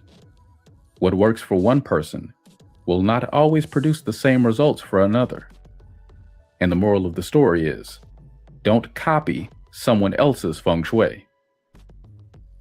A little story on Bazi. A wealthy client called me to carry out a Feng Shui audit for his home. He was having money problems, but not a lack of it. Rather, his children were busy jostling and fighting over their inheritance, despite the fact that their father was still healthy with plenty of good years ahead. His home had been Feng Shuied. A so-called water dragon formula had been applied to increase his wealth. Unfortunately, this was a bad idea. Why? My client's Bazi chart revealed that he was going through strong wealth luck. The powerful water formula that enhanced his wealth even further ended up throwing everything out of balance in his life. He had too much wealth, and it was the root cause of his family problems. Now you might be thinking, why is Joey, the author, against his client having more money luck? This is a good point to go back to the introduction of the book and read it again. But let me save you the time and trouble and say it again. Feng Shui is not about wealth creation. It's about balance. It is all about balance. In Bazi, there is a saying, too much wealth deteriorates the health. Remember the early section about how Feng Shui, Bazi, and personal actions are all interdependent? Accordingly, a good Feng Shui practitioner will use Bazi to look at what should and should not be done with the Feng Shui to ensure that it produces a harmonious outcome and strengthens the weak areas.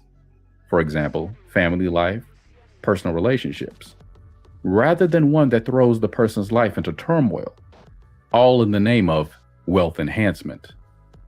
A Feng Shui practitioner must also work within the ambits of what heaven has given a person in his or her destiny. So wealth enhancement for someone who cannot take it is like giving penicillin to someone who is allergic to penicillin. The outcome is never pretty. Understanding your luck and destiny will enable you to find out what's in store for you and help you plan ahead. Remember the old saying, failing to plan is planning to fail. Bazi is all about making the best use of your life, avoiding the pitfalls and maximizing your gains in favorable times. Your luck pillars reveal to you where and what you should focus on to make the best out of your life, and which areas will be causing you much heartache and setbacks. Bazi is about making informed decisions in life. Same time, same day, same month, same year. Why am I not a millionaire?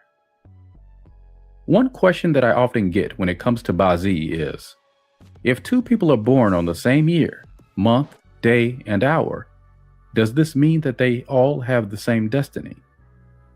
If you happen to have the exact birth data down to time, as say Bill Gates or Donald Trump, or Warren Buffett, and you are reading this book, then you have your answer. There are additional X factors in play that impact the level of greatness a person can achieve, assuming they have a superior Bazi chart to begin with. Feng Shui's influence. Yang and Yin house Feng Shui play a great role in determining how much of the potential contained in your destiny code can be unlocked or unleashed. You might have the exact same time and date of birth as Bill Gates, but if you aren't living in the same place he is living, knowing the same group of people he knows, meeting the same people he has met, you don't get to maximize your potential as much as he does. Nevertheless, since you still share the same Bazi, you might enjoy similar greatness, just on a different level. For example, a person sharing the same Bazi chart as Mr. Bill Clinton or Mr. George Bush, but living in another country, may not rise to become president of the United States, but he or she may well achieve political success in his or her own country. This person is still a president of a country. He or she is just not the president of the USA. It is all a case of the playing field that you are in, and where you get to unleash the potential of your Bazi. Then there is the Yin house factor. Yes, you have the exact same birth data, even time of birth, as Bill Gates. But are your ancestors buried in the same place as his?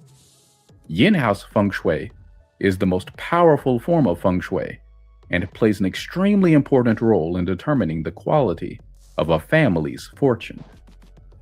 Emperors of the past from various Chinese dynasties have painstakingly sought superior burial grounds solely to ensure a lasting dynasty. It is for this reason that the Ming dynasty lasted for more than 300 years, and the Qing dynasty for 260 years. How many dynasties of the business world today survive past the third generation? Not too many, unfortunately. This is the Yin house factor. Ultimately, all things being equal, Why does one person rise up and tower above the others? The answer probably lies in the graves of his or her ancestors.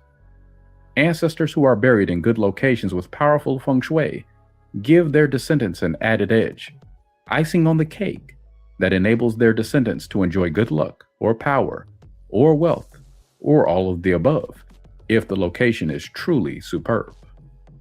This is a book about Bazi, so I will not dwell too much on the issue of the yin house feng shui. Suffice it to say that when the question arises as to how two people born on the exact same day, in the exact same time, may have different levels of greatness, the ancestral grave may hold the key. If you wish to know a little bit more about yin and yang house feng shui, I have a book titled Stories and Lessons on Feng Shui that has some of these fascinating stories about yin house feng shui. Besides the feng shui, look at the face. Every year, I conduct an annual forecast talk for over 1,000 Chinese astrology and feng shui enthusiasts who wish to know more about the feng shui and astrology for the year. Once, during a question and answer session, a lady stood and asked a very pertinent and relevant question. She said, "There are thousands of people born in the same animal year and probably using the same feng shui door. So how can they all suffer the same bad luck?" My answer was this: the thousands of people born in the same year using the same feng shui sector in their respective houses don't share the same face. The Chinese art of face reading, or Mingjiang, explains how different features from the face reveal different fortunes and outcomes. By reading a person's eyes, nose, ear, mouth, eyebrows, forehead, and other facial features, the fortunes of a person can also be ascertained. So much so, individuals can have the same Bazi, but since they all have different faces, they will all have different outcomes in life. Even twins who share the same Bazi do not share the same destiny. The things that you do or don't. Ultimately, making the right choice is what helps to swing your life one way or another. Remember man luck? Having the same Bazi as Bill Gates is no use if you don't utilize the potential. There is no shortcut to greatness, even with a superb Bazi. Actions set individuals with the same Bazi apart. Two people may share the same Bazi, but they may not take the same action when faced with a similar fork in the road. A good Bazi chart is the basis of a good life and a good luck. A good ancestral burial spot and a good fortune face are icing on the cake. To have a good Bazi chart is already a tremendous advantage in life. You may not play in the same field as a Bill Gates does, or be as rich as he is, but you arguably will not be a slouch either. And remember, you will only have half of his problems. A good Bazi is like owning a Ferrari. You must know how to drive it and know what it is capable of doing. If you do nothing with it, or drive it on bumpy roads all the time, it would be a waste of an excellent vehicle. The best tool in the world must still be wielded by a master. Now that you have better understood the potential of Bazi, let's get on with some analysis, finally. Chapter 5. Bazi Fundamentals. An analyst is only as good as his tools. Now that you have learned how to plot a Bazi chart and the luck pillars, you have 2/3 of the tools needed to analyze a Bazi chart and decode your own destiny code. The most critical component to Bazi analysis is a mastery of the 5 elements and an understanding of the basic principles of yin and yang and qi.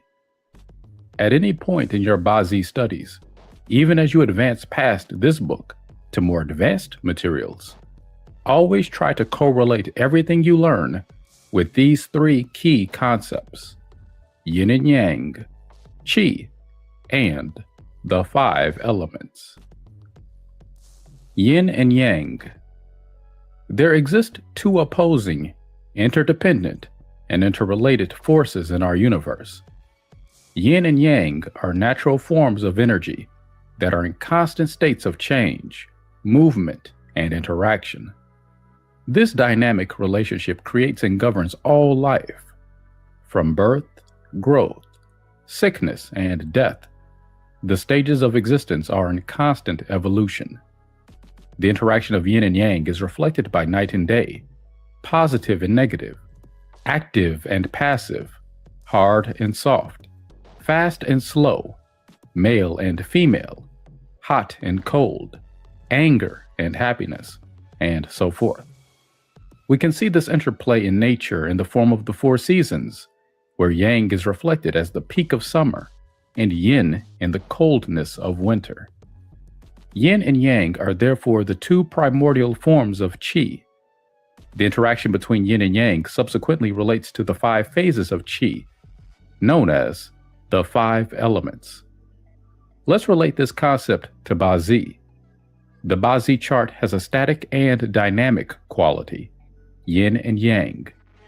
Luck, as I have said earlier, can never be always good or always bad. Again, this goes back to the principle of yin and yang. Finally, a good Bazi chart is one where there is a good balance or equilibrium. This is the core of the concept of yin and yang. There cannot be one without the other, and balance or equilibrium is what is sought.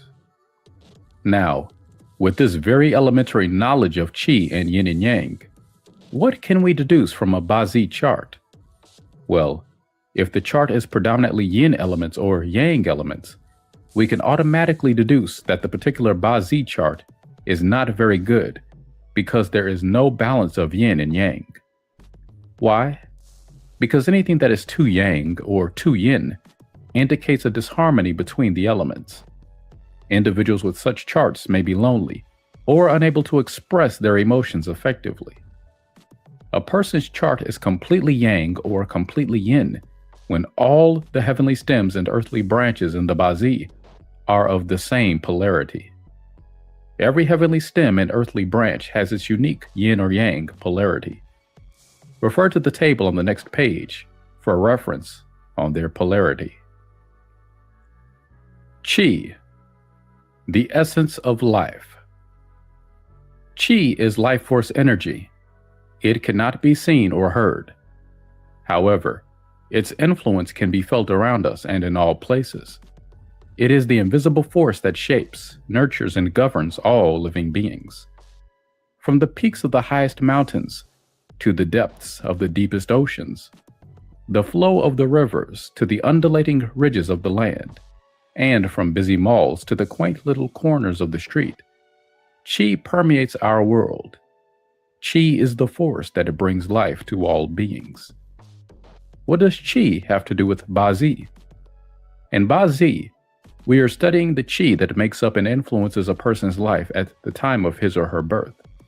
The year qi, the month qi, the day qi, and the hour qi. The 8 characters, the destiny code that forms the Bazi chart, represents the type of qi that is infused in us at the time of our birth. The luck pillars represent the changing or moving qi that will influence us along the path of life. In a good Bazi chart, the qi flows naturally through the chart and is not disrupted by too many clashes. The interaction and interrelations between the qi of your Bazi chart and its corresponding luck pillars are your destiny. The 5 elements. Wu Xing. The theory of the 5 elements is the backbone of all Chinese metaphysical studies. Feng Shui, astrology, Chinese medicine, and even martial arts. I cannot overstate the importance of grasping the 5 elements when it comes to Bazi. The principle of the 5 elements is the core science of decoding a person's destiny code. In the olden days, students of Chinese metaphysics, especially in the professional field of Feng Shui, had to undertake Bazi studies as well. This is because Bazi gives the individual an extremely firm grasp and understanding of the 5 elements, which enables him or her to understand Feng Shui formulas better and apply them correctly. It is also because Bazi works hand in hand with Feng Shui in many aspects that a thorough understanding of Bazi is important in order to be able to effectively practice Feng Shui. Bazi is akin to the diagnosis of a doctor.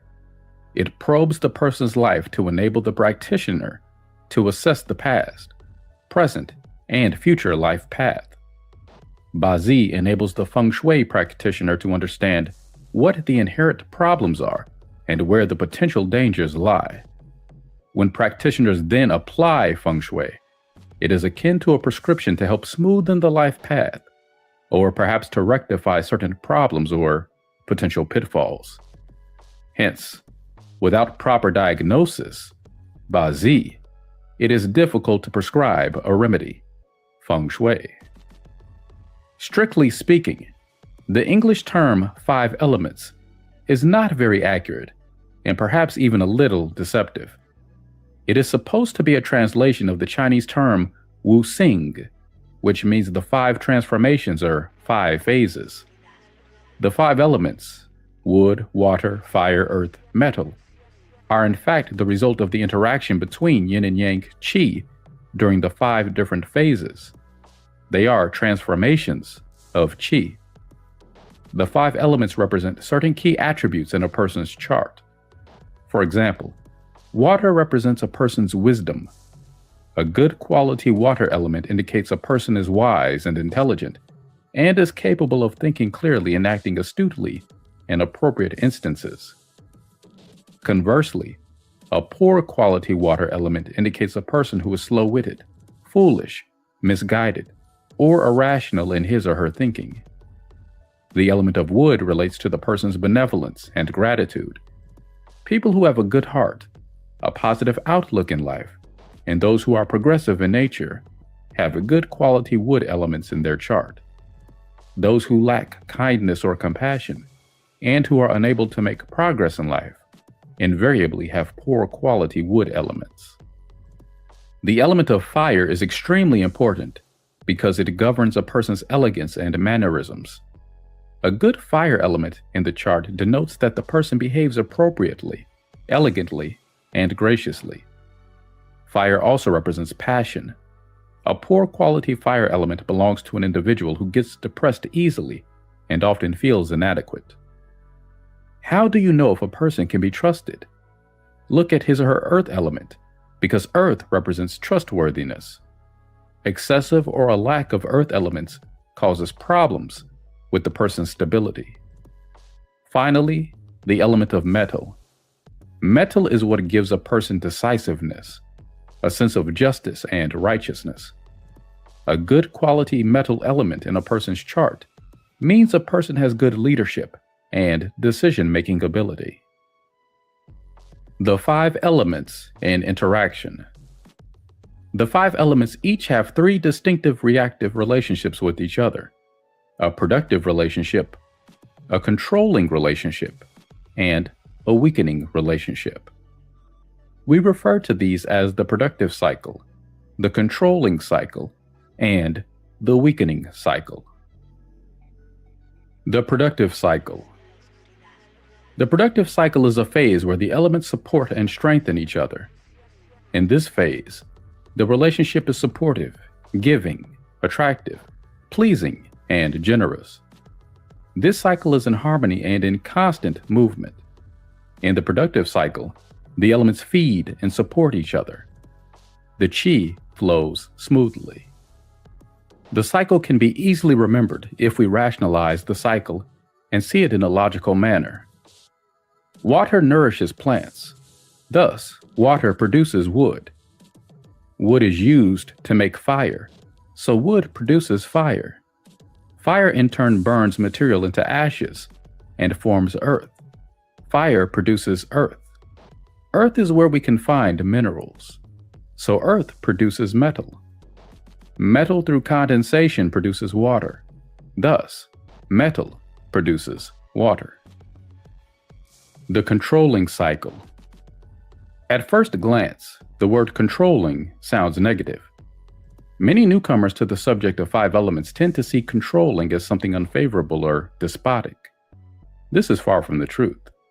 In the context of the five elements, controlling merely means to guide and to keep in order.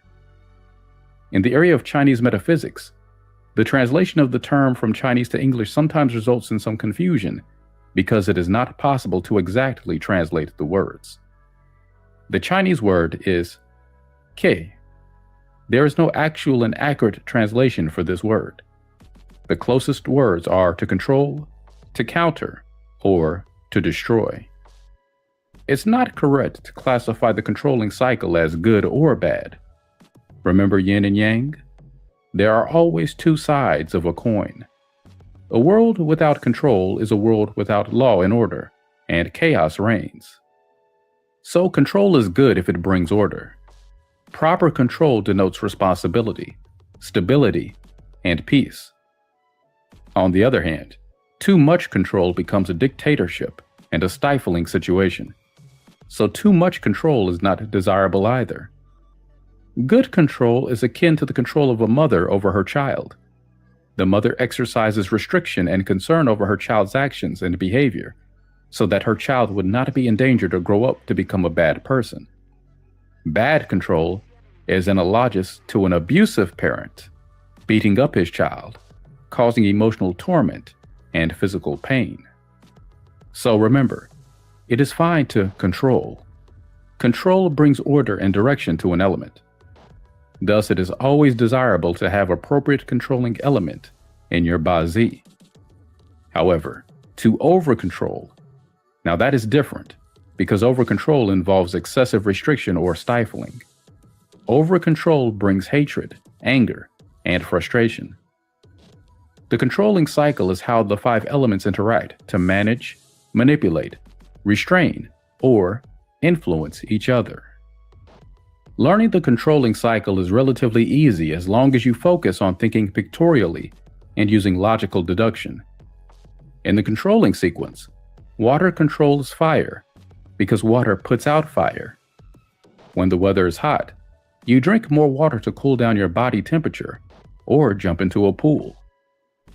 Fire controls metal because the heat of fire melts and molds metal. This is how raw iron is molded into useful tools of machinery.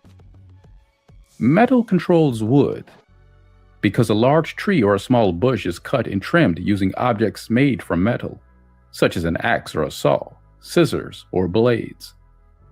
Wood controls earth. How do you prevent a landslide?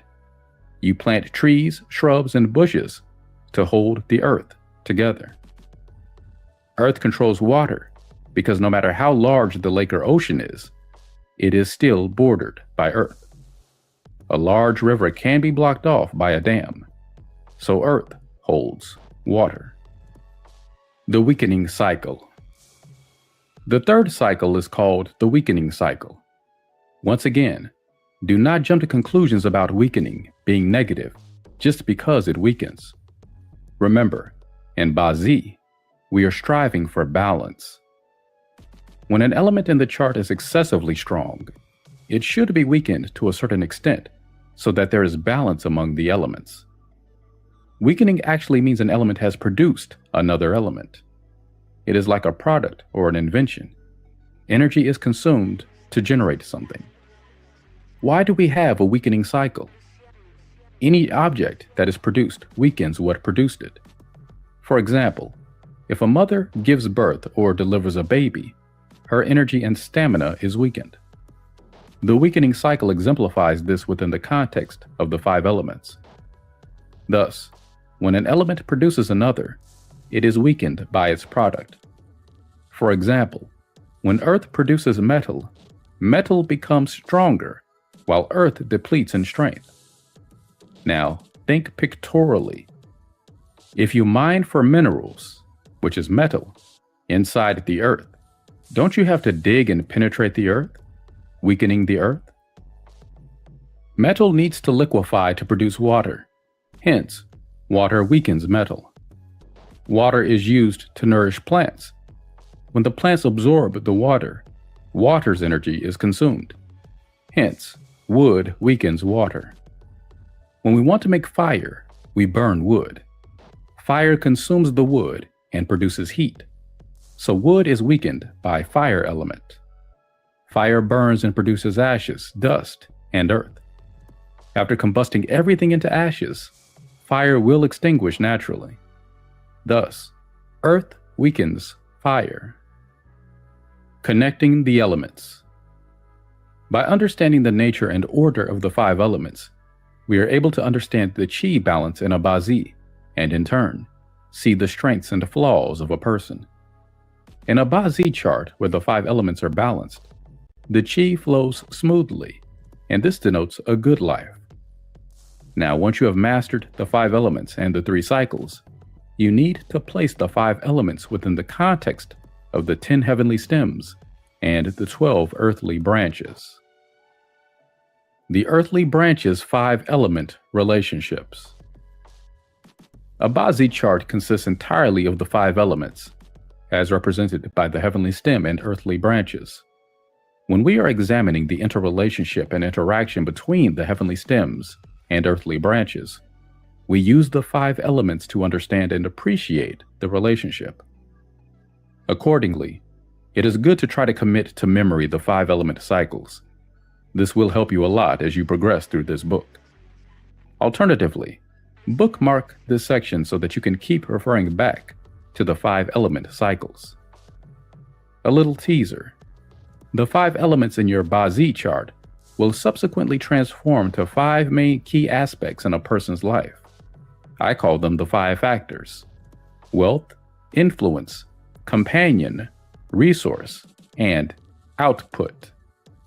These 5 factors will help you decode your destiny code.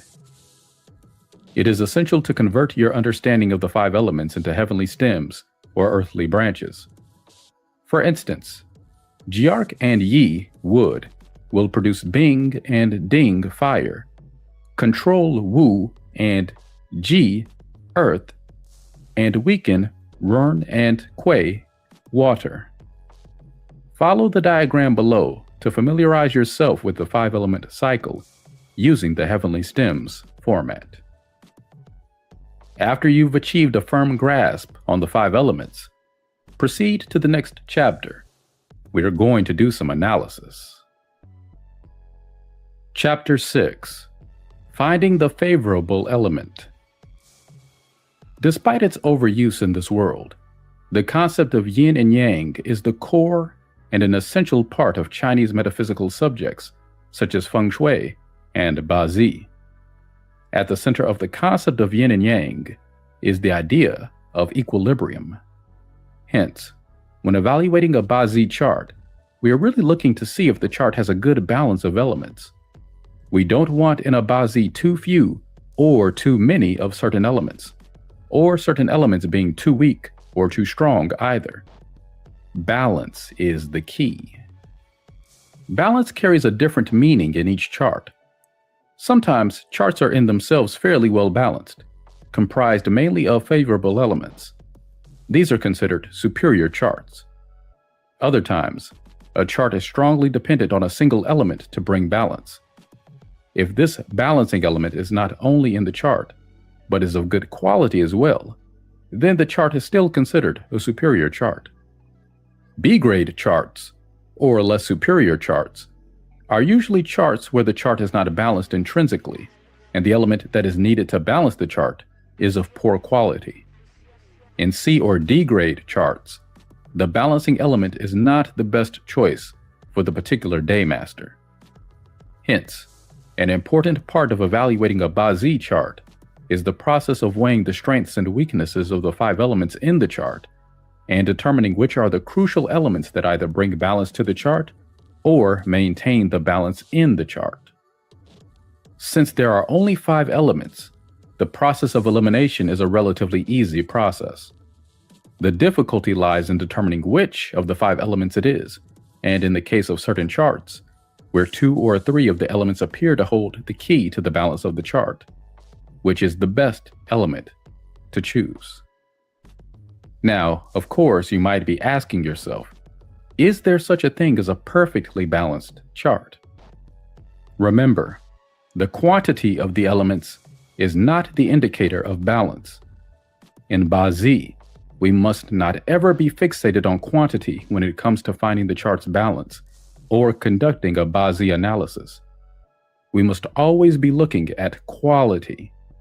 Having an equal number of all the elements is by no means the definitive means of judging whether or not a Baazi chart is balanced. The quality of the elements is also an important consideration. What do we mean when we talk about the quality of the elements? We are evaluating whether these elements are sentimental or antagonistic, and whether or not there is a smooth interdependent relationship between the elements. Does the chi flow smoothly in the chart? Is each element interdependent on one another? Begin with the Daymaster. The reference point for any Baazi chart is always the Daymaster. Quick reminder, the Daymaster is the heavenly stem found in the Day pillar. The Daymaster is also known as the self element. The first step in evaluating a Baazi is to determine the strength of the Daymaster. To do this, we look at the earthly branch found in the month pillar. This is known as identifying the season of your birth. You do not need to be concerned with the entire month pillar. Just look at the month of birth's earthly branch. This is the first and most important step in analyzing a Baazi chart. The earthly branch of the month pillar is known as the Yu Ling, or season master. The strength of the Daymaster is almost always evaluated with reference to the season. At this point, you might be wondering, what is all this talk about the seasons? What if I live in Newfoundland, where it's cold 9 months of the year? Or in Malaysia, where there is no winter? Or in Australia, where Christmas is probably the hottest time of the year? The concept of the seasons in Baazi is simply a form of descriptive terminology. It is not based on the real climates or the real seasons changing. Remember how the ancient sages used household domestic animals to describe the earthly branches? Similarly, the use of the seasons is just a code to describe the strength of the chi of a particular element. So how do you know which season you are born in?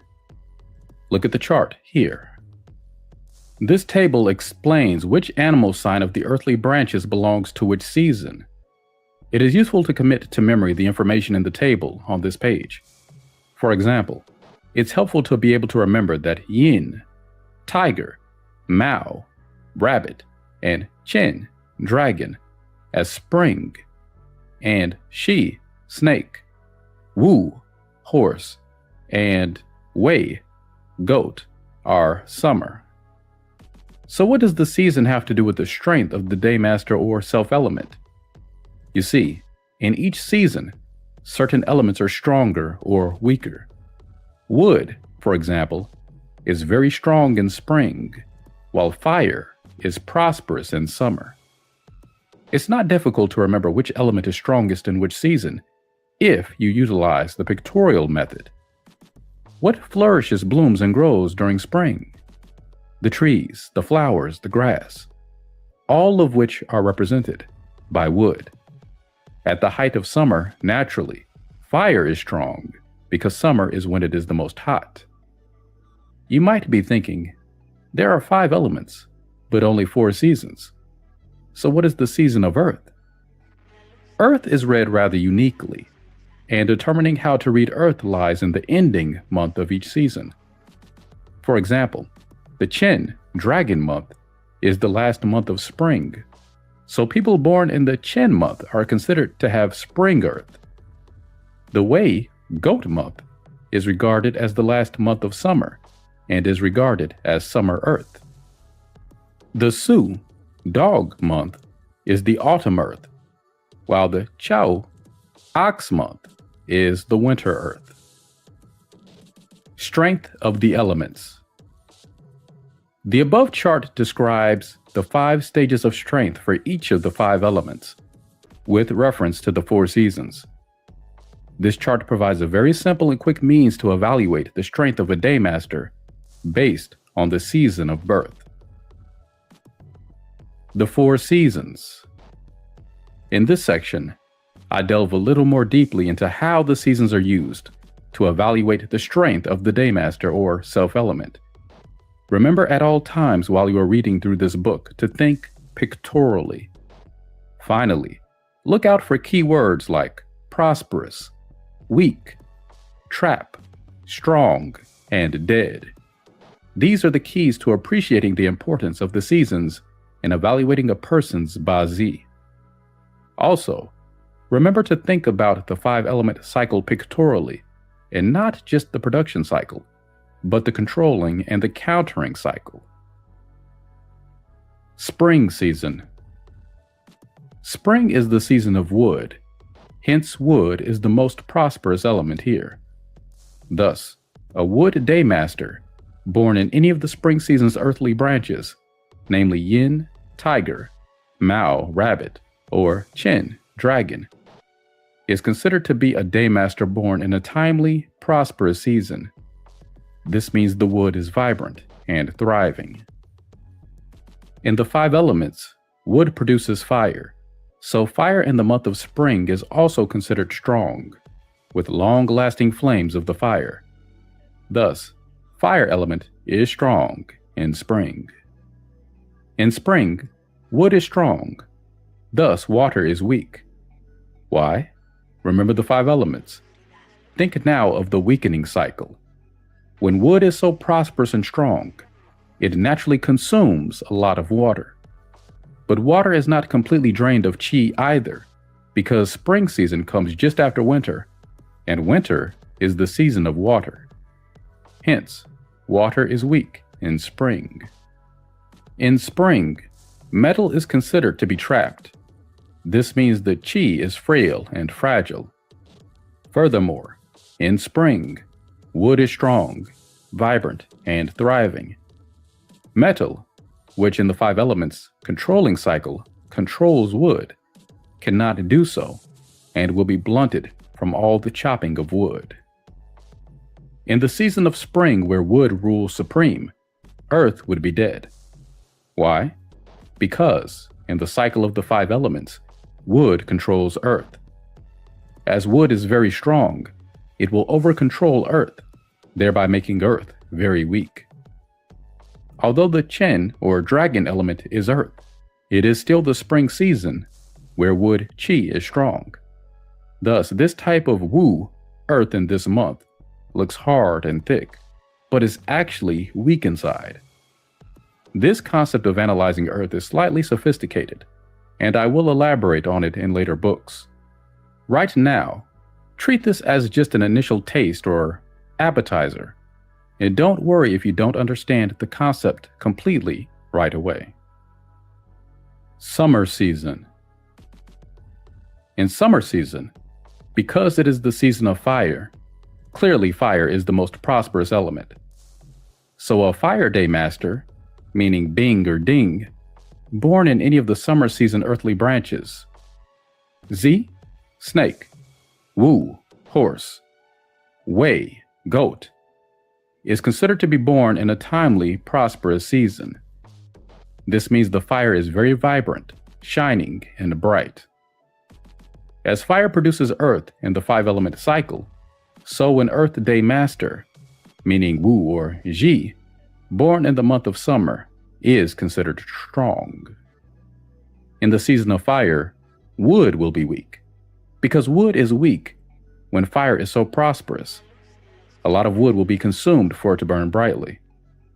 But wood cannot be regarded as totally and extremely weak, because summer is just one season away from spring, which is the season of wood. So wood chi is weak in summer. Water is very weak in summer. As the heat of summer is strong, water will evaporate. Water is in the trap stage of chi during summer months, meaning chi at this stage is frail and fragile. Although in the controlling cycle, water controls fire, in summer, fire is very strong, so water, which is already weak, cannot control fire adequately. In the season of summer when fire rules supreme, metal is dead. Why? Because in the cycle of the 5 elements, fire will control metal.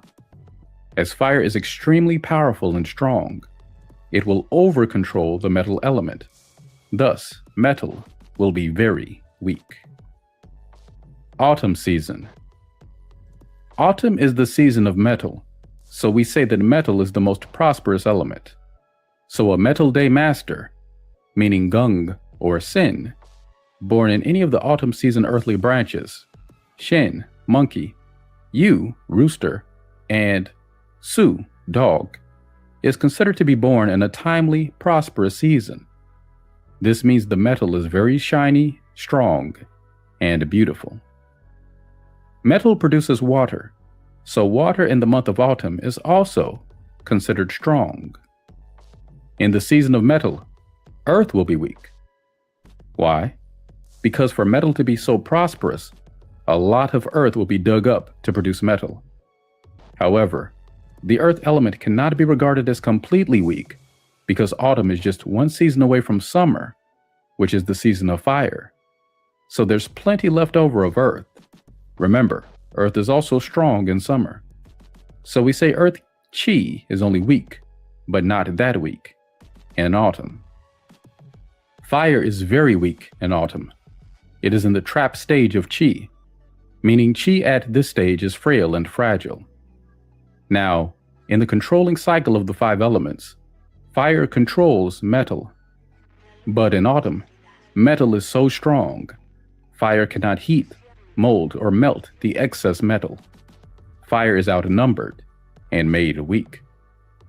In the metal season of autumn, where metal chi rules supreme, wood would be dead. Again, let's refer to the 5 elements.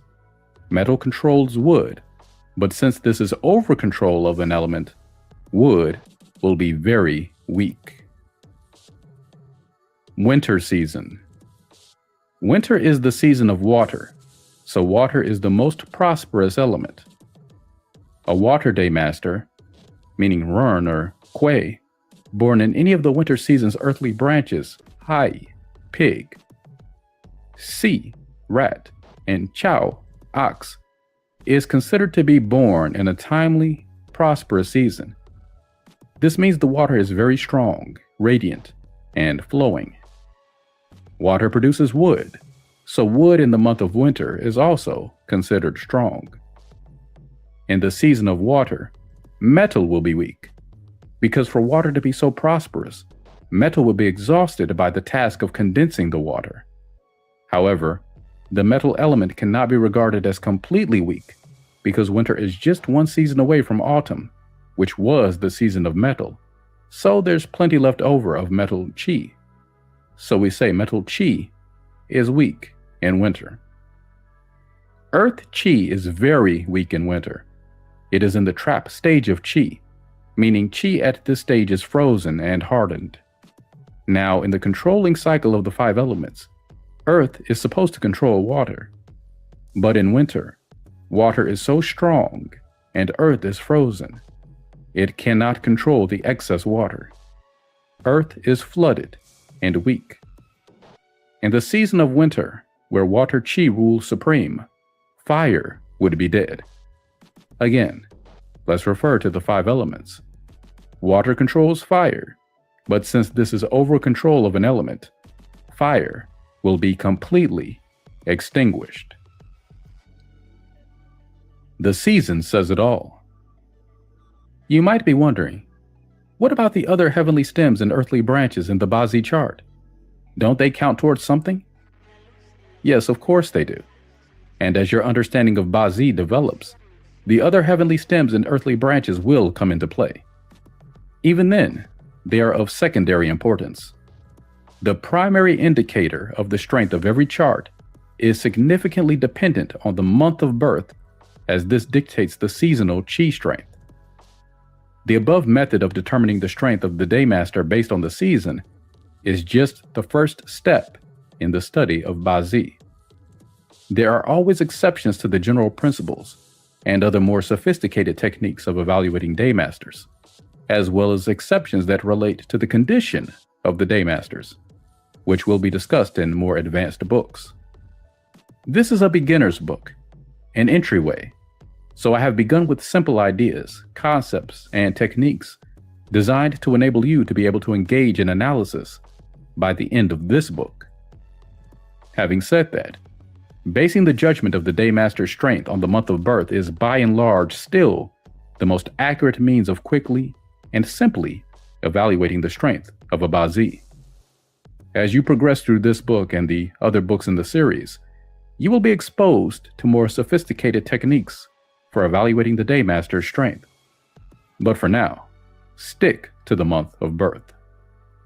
In later books, I will share with you more sophisticated concepts, methods, and techniques on determining the Daymaster's strengths. Finding the favorable element. After you've determined the strength of the Daymaster through the seasons of your birth month, you need to determine which is the most favorable element that the Bazi chart needs to achieve balance. The concept of balance is not an easy one. If only it were as simple as making the number of elements add up.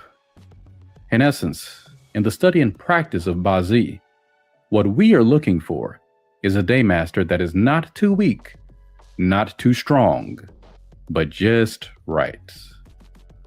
Take a look at this example. This is a wood Daymaster born in the month of Wu, horse. Which season does the horse month belong to? Summer. This wood is born at the height of summer, when fire is the strongest. Now remember, think pictorially. If fire is strong, it will consume wood. Wood chi in summer month is considered weak. So what then is the favorable element? Whatever strengthens and supports the wood, which in this case is water. How do we arrive at this conclusion? Let's think about the 5-element cycle and use it to eliminate the possibilities. Weak wood does not need to be weakened any further, but strengthened. Fire, as we already know, consumes wood, therefore weakening it. So fire cannot be the favorable element. Weak wood does not want to be chopped by metal either, so metal is not the favorable element. So what grows wood? Water. Hence, water is the favorable element. What does this mean now that we've found the favorable element? After pinpointing it, let's evaluate the person's luck based on his or her luck cycle. If this person is to go through the water element in the luck pillars or annual pillars, then this person will experience good fortune, and his life path is likely to be smooth and generally not too difficult during these years. By contrast, if he were to go through the fire element in his luck pillars, he will suffer bad fortune or bad luck. What is this bad luck? It may mean obstacles in life, difficulties with relationships with those around him, generally a less than smooth situation.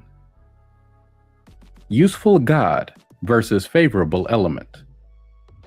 If you've had some exposure to Bazi, you may have heard of this concept called the useful God, or Yong Xin in Chinese. This is an advanced Bazi concept that will be covered in my next book.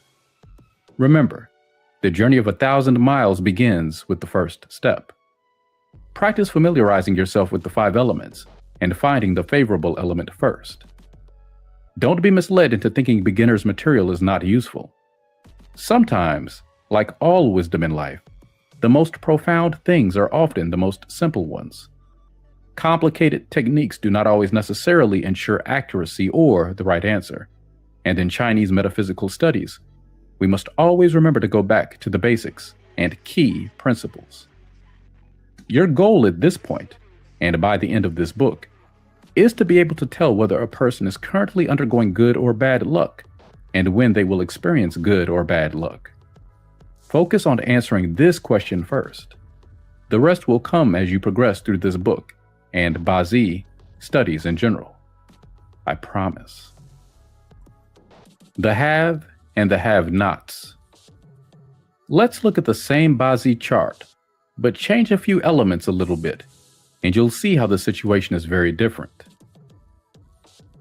Pictured here, we have example A and example B. Now, Both A and B are born in the same month. Based on our earlier analysis, we concluded that a Gearch person born in the horse month would have water as his favorable element and fire as his unfavorable element, with Gearch being Yang wood.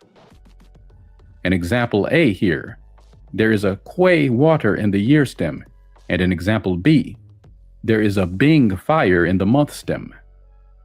Which is the better Bazi chart? A's chart is better because there is a favorable element present in the chart. In B's chart, not only is there no favorable element, but there is an additional unfavorable element, being fire, right in the month pillar. So, the person in example B must wait until he goes through water element years in his luck or annual pillars to have the benefit of his favorable element. The person in example A, by contrast, already has the water element in his Bazi to help him out. What do these two examples, coupled with the earlier example, show us? How do we separate the wheat from the chaff? What is a good chart and a not so good chart? Remember, the chart with the favorable element actually present is always better than the one without the favorable element in it. What if both charts also have the favorable element? Then your comparison would be which one is in a better position in the chart than the other. Let's try another example. This Daymaster is Gung, metal born in the Shin Monkey metal month.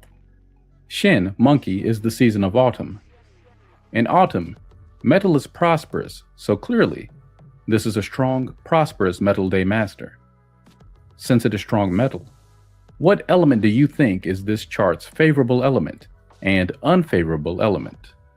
Take a moment and think about it. Pause if you need to. Gung is raw metal or iron ore.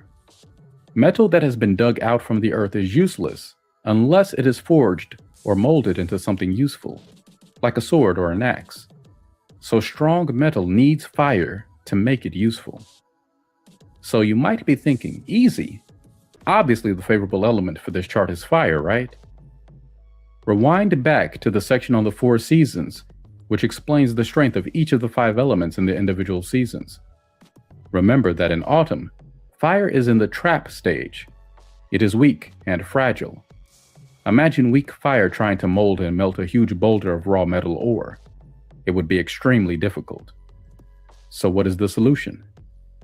We need to feed the fire a little to make it strong. So some wood would be helpful. So the favorable element in this chart would be both fire and wood. Which means, if this chart encounters fire and wood in the luck pillars, this person will enjoy good luck. Does this chart need more metal element? Definitely not. Why not? It is already strong metal, so more metal would not balance out the chi. Remember what I said earlier about how a chart had to be balanced. The Daymaster should neither be too strong nor too weak. Too strong an element is a flaw in the Bazi chart, and it means that when the person goes through metal element pillars in the luck cycle, he will not enjoy good fortune. The chart reading will of course be a little more complicated than this, because there are 8 characters instead of just a few we've chosen as examples. Sometimes, in Bazi, people get confused because they try to look at a Bazi and derive everything from it all at one go. The trick with Bazi is to always focus on looking for one thing at a time. At this stage, concentrate on evaluating the Bazi based on the strength of the Daymaster. Joey's quick guide to assessing the favorable element. These are very simplified guidelines that will enable a quick evaluation of the favorable element. Bazi is a layered and deep subject, so to keep things simple, I have come up with these general guidelines. As your knowledge of Bazi grows and deepens, the exceptions to these guidelines are easier to understand. But for now, you may utilize these guidelines to help you analyze your own chart. The key to utilizing these guidelines is to first determine if your Daymaster is strong or weak. The strong Daymaster. Strong Daymaster favors controlling another element, being controlled by another element, or producing another element. If your Daymaster is strong, your choices of favorable elements are the element the Daymaster controls, the element that controls the Daymaster, the element that the Daymaster produces. Now you might be curious as to why. Remember again what I said earlier about a balance. We want a Daymaster that is not too strong, not too weak. If your Daymaster is strong, you should make it less strong to achieve balance. How do we reduce the strength? Now, let's think 5 elements again. By controlling another element, the Daymaster has to exert strength. So a strong Daymaster will usually favor the element it controls. A strong Daymaster can also keep its excessive strength in control by being controlled by another element. For example, a very strong gung metal needs to be kept in shape by the fire element. Since fire controls metal in the 5-element cycle, fire is needed to mold the excessive metal. A strong Daymaster can also achieve balance by producing an element. Remember the 5-element cycle. To produce something, the Daymaster's strength will be reduced. So using the example of strong wood, that is, wood born in spring or in winter season, we can say that fire is a favorable element, because fire will consume some of the excessive wood chi, thus weakening the wood slightly. Remember, if your Daymaster is strong, it should either control, be controlled, or produce. Now, what is unfavorable, then, for a strong Daymaster? Clearly, that which is already strong does not need to be strengthened even more, as this will lead to imbalance. So any element that adds to the strength of the Daymaster will be considered unfavorable. A strong Daymaster dislikes the same element or the element that produces the Daymaster. If, for example, your Daymaster is a strong Kuei water, your chart will not favor any additional water, obviously. Your Daymaster would also not favor metal because metal produces water, thus adding to its strength and making the Bazi imbalanced. Remember, if your Daymaster is strong, it does not need the same element or the element that produces it, because the same element and the element that produces the Daymaster only serves to make it even stronger. And so, the weak Daymaster favors the same element or the element that produces the Daymaster. Things are a bit easier if the Daymaster is weak. If your Daymaster is weak, then your choices for favorable elements can only be the element that produces your Daymaster or the element that is the same with the Daymaster. Why? A weak Daymaster needs more of the same element to be stronger. Imagine a puddle of water that has more water added to it. Doesn't it get stronger? Or the element that produces it, which has the effect of creating more of the element. So if you are a weak ruin water, for example, water and metal would be your favorable elements. The weak Daymaster dislikes controlling another element, being controlled by another element, or producing another element. What are the elements that a weak Daymaster dislikes? A weak Daymaster does not like to be further controlled by an opposing element, since it is already weak, and more control will be over-control. Remember what we said earlier about how over-control is not desirable. A weak Daymaster also does not like to have to produce more because this weakens it even further by depleting its strength. A weak Daymaster also does not like to control another element, as this saps its strength as well. Analyze this. Now that you have established your favorable and unfavorable element, you can begin to determine not just your own luck cycle, whether you are currently going through good or bad luck, but also utilize this knowledge to unlock your destiny code and the meaning behind the elements in your Bazi. Chapter 7. The 5 Factors. If it is destined to be in your life, You will eventually get it. But if you are not destined to have such a thing, don't force it. Let it be. Chinese saying. At this stage, you should already be familiar with your own Bazi chart and the various elements in your chart. You would have also identified your day master and determined your favorable and unfavorable elements. In this chapter, we look at the question of just what all those different elements really mean. Your Bazi is your destiny code. Each of the elements holds within it a meaning. The elements can represent people, such as a superior, an employee, or a family member, or actions or personality traits or abilities. At later stages of your studies, you will learn that these elements also represent events and outcomes. In this chapter, I will explain to you what the elements mean for each of the 10 types of daymasters. Yes, each element means something different to each one of the 10 different daymasters. Why are there 10 different types of daymasters? Because there are 10 types of heavenly stems, and each can be an individual's daymaster. In case you've forgotten, here are the 10 heavenly stems again. As there are 5 elements, so each element represents one of what I call the 5 factors. The 5 factors are wealth, output, influence, resource, and companion. Now, the names make sense to you at this point in time.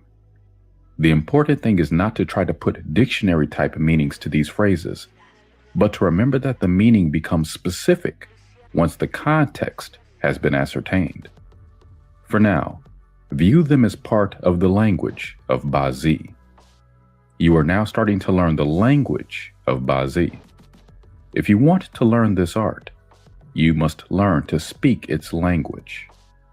Remember also that the elements that represent these 5 factors change, depending on what is your daymaster. So, for example, the element of fire may be the companion element for a fire daymaster, but it will be the output element for a wood daymaster. I must emphasize that at all times, the daymaster is the reference point when evaluating a Bazi chart. In the following section, I will explain the meaning of each of the 5 factors. Just remember that each factor is neither good nor bad. Whether they are good or bad will depend upon whether these are favorable or unfavorable elements. Throughout this book and this chapter, you must always keep in mind the 5 elements and the various 5 element cycles. Whenever you are not sure, do try to refer back to the 5 element cycle, which is reproduced below for your reference. Remember that in Bazi, our goal is about the balance of these elements in the chart. Wealth. Money may not help you achieve everything in life, but without money, there is a whole lot more you cannot achieve. Chinese saying.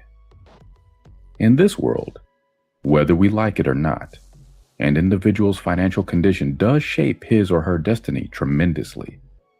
There are a lot of things money can't buy, but without money, there would be a lot of inconvenience and lack of opportunities. The wealth element in a person's Bazi chart represents direct income and indirect income.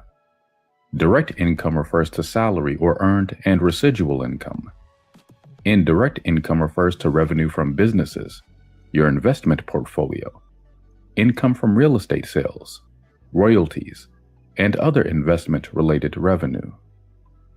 The wealth element is the element that is controlled by the daymaster in the 5 element cycle. The rationale for this is quite simple. A person controls his or her assets or property, which is how his or her wealth is established or tabulated. Accordingly, in Bazi, what your daymaster, which represents you, controls, therefore represents your wealth. Sometimes the wealth element is referred to as the wealth star.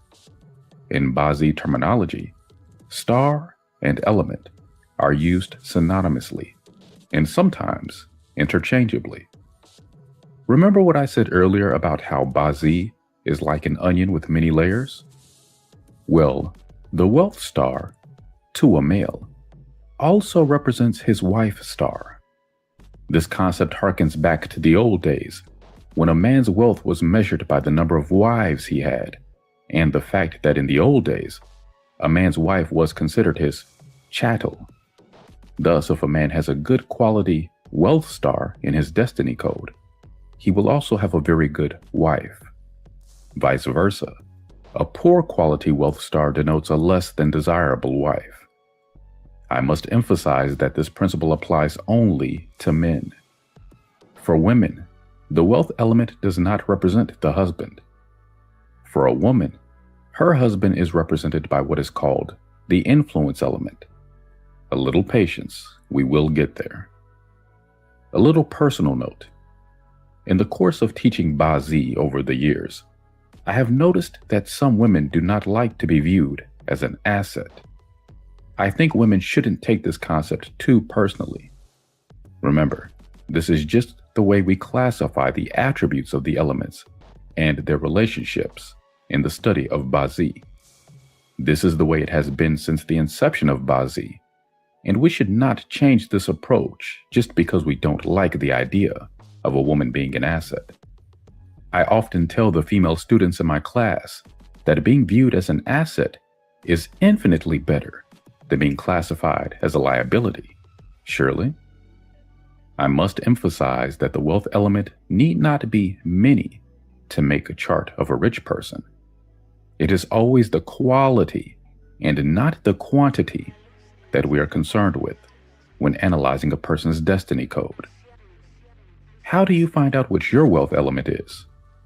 For quick reference, check the chart below to find out what your wealth element is. So for example, if you are a wood day master, then your wealth element is earth. You will need to know the elements of the heavenly stems and earthly branches in order to fully appreciate the little table above. In case you have forgotten these elements, here is a quick reference for you. Keep in mind that each wealth element has a yin and yang manifestation.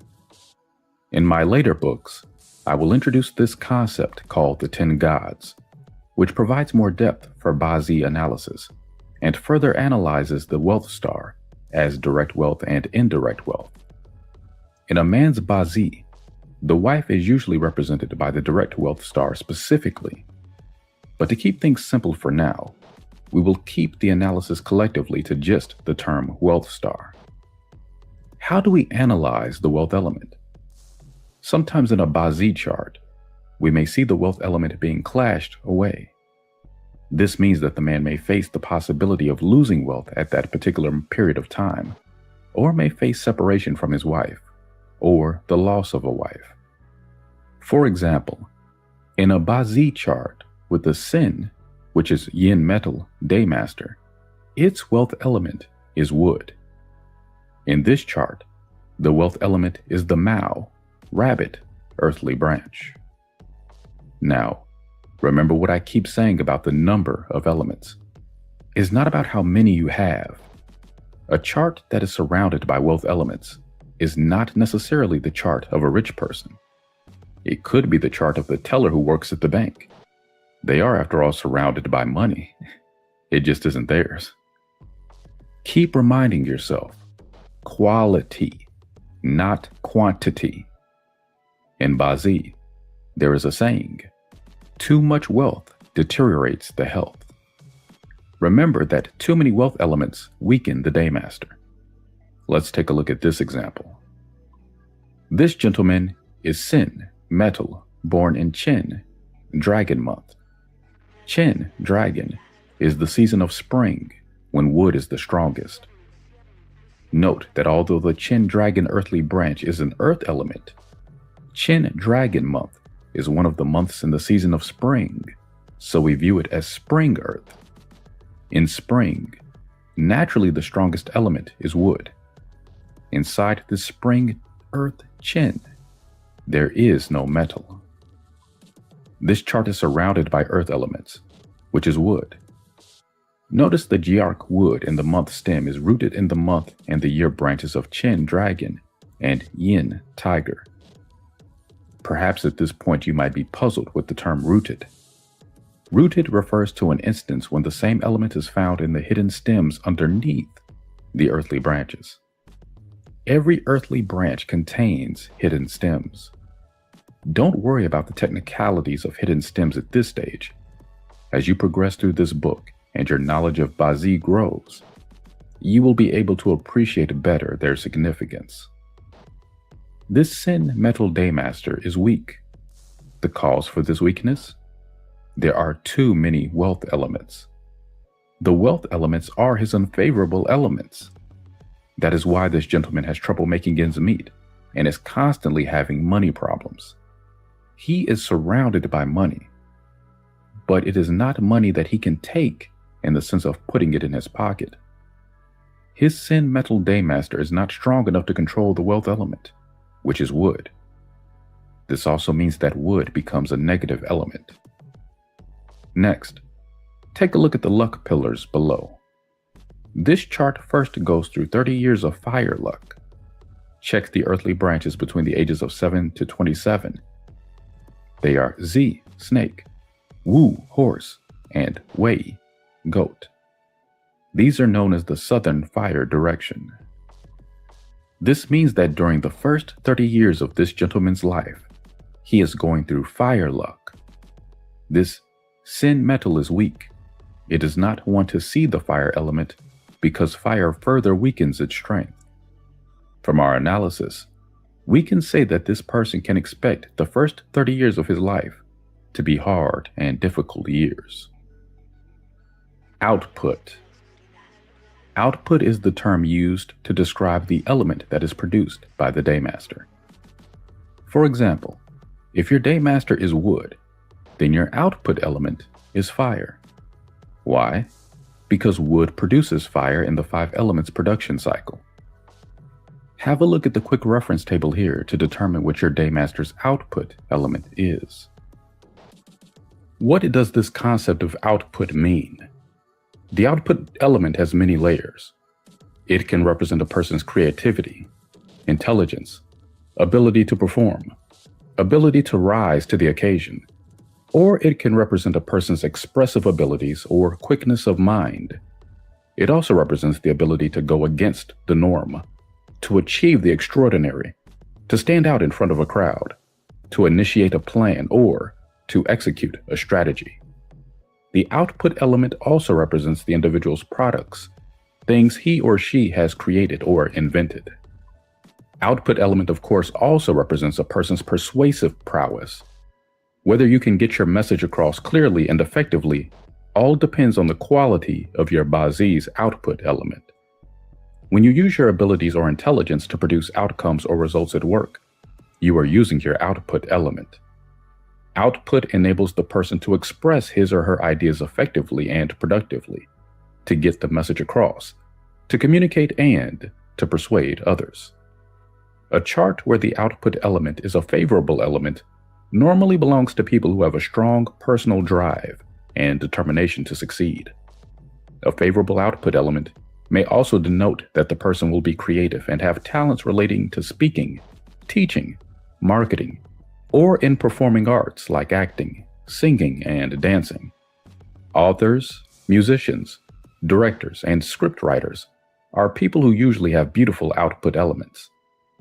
When we judge the output element, we are looking at its quality. Finding one is not good enough. It needs to be of good quality, to be beautiful, to be useful to a Bazi chart. You might be wondering why I keep using the words beautiful and quality to describe the elements. This is because not every Daymaster reacts the same way to their output elements, nor do all Daymasters use their output elements equally as well. As your study of Bazi advances, you will appreciate this concept better. But for now, just remember that having a certain element, while it is a start, is not the be-all, end-all when it comes to Bazi analysis. This is a beginner's book you are holding, so I'm going slowly and steadily. Without a good output element, an individual will be gullible and an easy mark for everything ranging from school children selling raffle tickets to con men.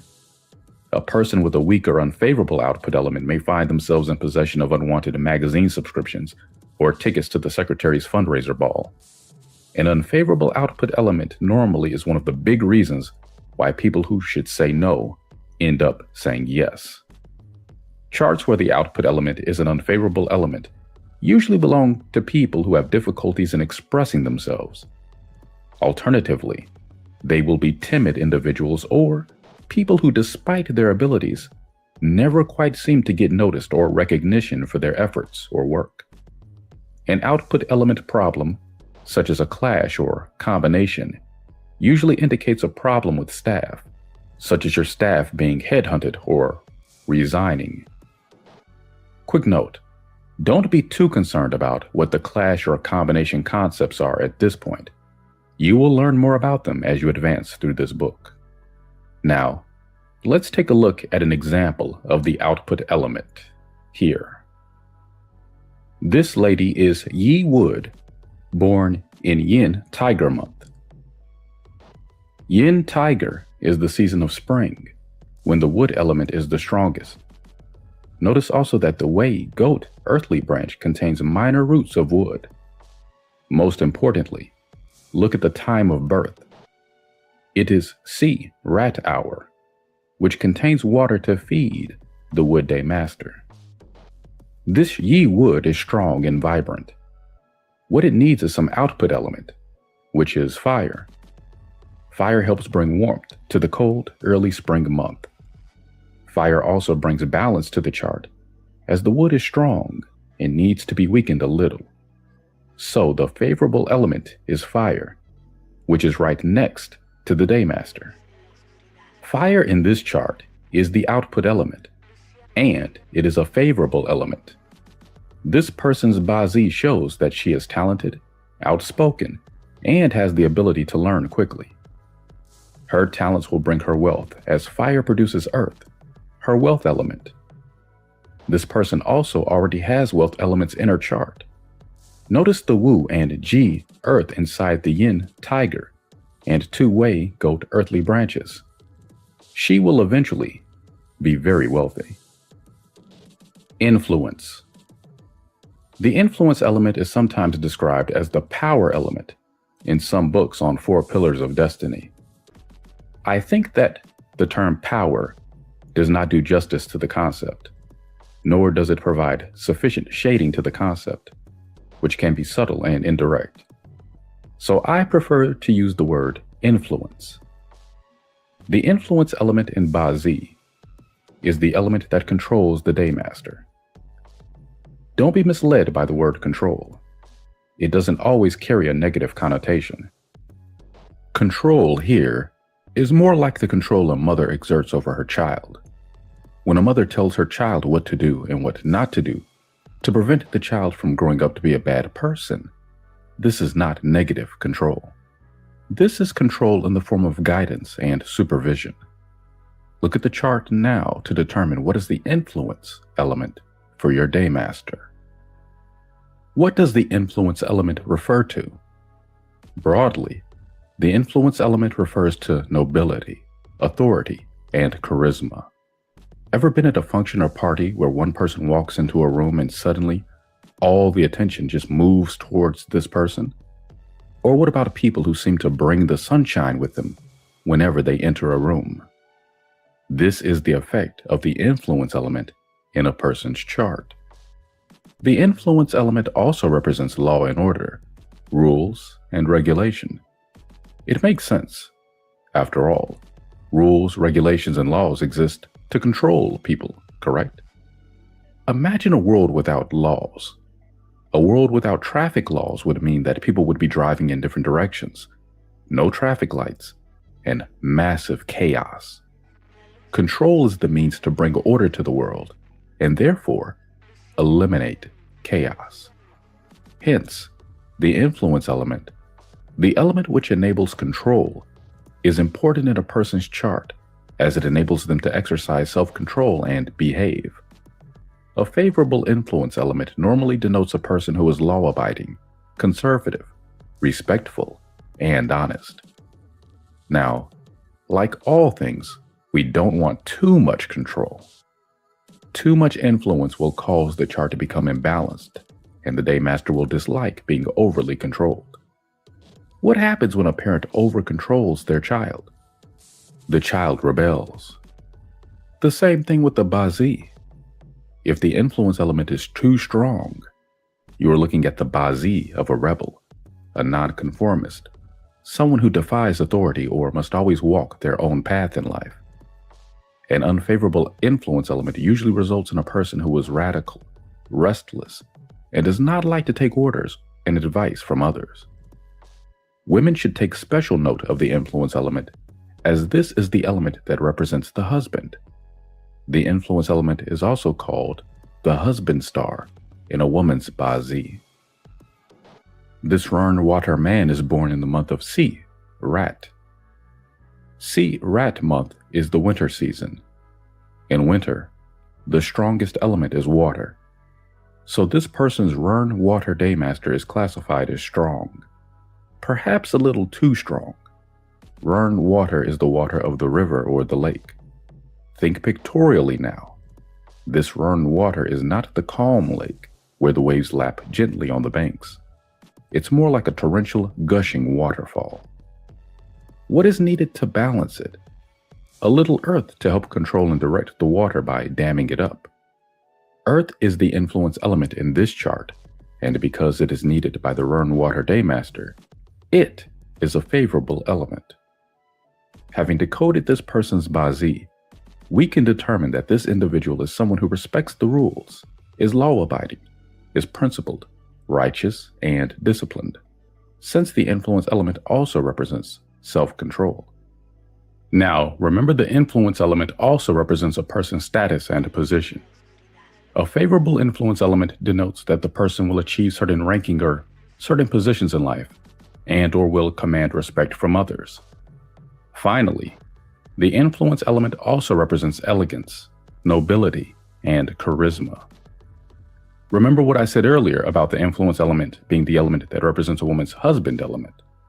Let's take a look at an example now. This woman is Ji, Earth, born in Yin Tiger month. It is the season of spring, when wood is the strongest element. Wood is the influence element to a Ji Earth person. This means that this lady's influence element is born in the season in which it is strongest. Her influence element, wood, is very strong. You will notice that I have read the chart slightly different this time. You see, you can actually, using the month's earthly branch, determine the strength of each and every one of the elements, and not just that of the Daymaster. Now, this is quite an advanced concept in Bazi analysis, so if you don't quite understand how it works, don't worry. Remember, analyzing your Bazi and unveiling the destiny code is like peeling an onion. Go layer by layer. Now, what about the Daymaster? This G-Earth Daymaster is not weak. It has roots in the Wei, goat, which contains earth, and also the Shu, dog, in the year pillar, which also contains earth. In Bazi, if you're too weak, you don't like to be controlled. You need to be a little bit strong. This G-Earth is strong enough to be able to accept the control of the influence element. Since this G-Earth actually likes the control of the influence element, and the influence element is of good quality, this denotes that this G-Earth lady has good husband luck and will enjoy a good marriage. Resource. The resource element is the element that produces your Daymaster. Since resource is the element that feeds the Daymaster, it represents the person's thinking and knowledge, the person's learning ability, wisdom, thoughts, and knowledge. This element also represents a person's family background or the support from superiors. Resource also represents intuition or sixth sense. It represents help or assistance received. Individuals with good resource elements are individuals who are intelligent, who enjoy learning, and are focused on self-improvement. Individuals with resource as their unfavorable element, however, will have poor intellectual skills and probably many bad habits. If a person has too many resource elements, they are likely to be lazy and pessimistic. So, as I said before, balance is the key. You do not want too many or too little resource. As resource represents the ability to learn, so an unfavorable resource element indicates a person who doesn't like to learn. On the other hand, if a person's resource element is needed, or is one of the favorable elements in the chart, this is likely to be an individual who likes to study or learn many new things. The resource element is usually what Bazi practitioners evaluate when asked to determine if a child will excel in his or her examinations. If the resource element is in good condition, then the child will likely enjoy academic or scholastic success. What does good condition mean? This means it is supported or correctly utilized based on the entire Bazi chart. In a chart where the resource element is clashed away or is hurt by opposing heavenly stems and earthly branches, this denotes bad fortune in exams. It may also indicate that a person's mother will be ill during that period, since the resource element also represents a person's mother in his or her chart. An unfavorable resource element can also result in a person being a negative thinker. This is Ding Fire, born in Hai, Pig month. Hai Pig is winter season, where the water element is the strongest. Water puts out fire. Fire needs wood to strengthen itself. So wood is regarded as favorable in this chart. Wood to a fire daymaster is the resource element. A person with resource as a favorable element will naturally like to learn a lot and pursue many academic dreams, as resource represents input or knowledge. When a person needs resource, he or she will naturally tend to be inclined towards intellectual pursuits. You could say that the person is also intelligent, as resource element represents intelligence. This person's chart indicates that he or she is also gentle and forgiving, as such are the characteristics of the resource element. Companion. The companion element is the same element as the daymaster. Look at the quick reference chart here to determine what is your companion element. As the companion element is the same element as your daymaster, it represents a person's willpower, thoughts, sense of self-esteem, self-consciousness, and self-confidence. It also represents his or her personal outlook in life, how a person perceives or feels about him or herself. Companion elements also represent friends, siblings, and rivals or competitors. Companion elements help a person have a healthy measure of personal ambition and drive to succeed. A person whose chart has good companion elements will never be lonely in life. This person will always be surrounded by friends and supporters. By contrast, a person without any companion elements or too many companion elements is likely to be solitary or always feel lonely. Having no companion elements, or having too many, creates an imbalanced chart. Now you might be wondering, how can having many companion elements result in a person being lonely? Remember, we are never concerned with quantity. We are always talking about quality. And as the section on wealth has demonstrated, many does not always denote better. In a Bazi chart, your companion elements also represent your siblings. If your companion element is unfavorable to you, you will not have good affinity with your siblings. Conversely, if your companion element is favorable, you will enjoy a good relationship with your siblings. A chart with negative or unfavorable companions elements belongs to a person with either an ego problem or low self-esteem. A quick clarification. The word or term companion here does not refer to spouse or lover. Remember, your spouse element is, if you are a man, your wealth element, and if you are a woman, your influence element. Don't let the word companion give you the wrong idea. Example: this person is a Yi Wood born in the month of Yin Tiger. Yin Tiger is the spring season when the wood element is prosperous. What does prosperous mean? It's a notch up from strong. It means the wood element is very strong. You will notice that there are many wood elements or companion elements in this Bazi. Look at the month and hour pillars. There are Jark woods in both those pillars. Notice that the Yi wood Daymaster is also seated on top of a Mao rabbit, earthly branch. The Mao rabbit is yet another wood element. This person has too many companion elements, to the point that the companion element becomes an unfavorable or negative element. Why? Because strong wood doesn't need to be strengthened anymore. More wood here will cause the Bazi to become imbalanced.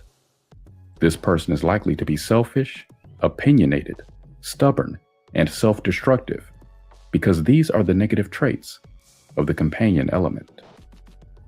Balancing your Bazi with the 5 factors. Bazi is a study of balancing the elements. The name of the game is to look for the balancing element, find it, name it, and think about what it relates to. Remember in the previous chapter we talked about the favorable and unfavorable elements. You need to now relate those to your 5 factors. Here's a reminder for you, with the added layer of the 5 factors. A strong Daymaster favors wealth elements, influence elements, and output elements.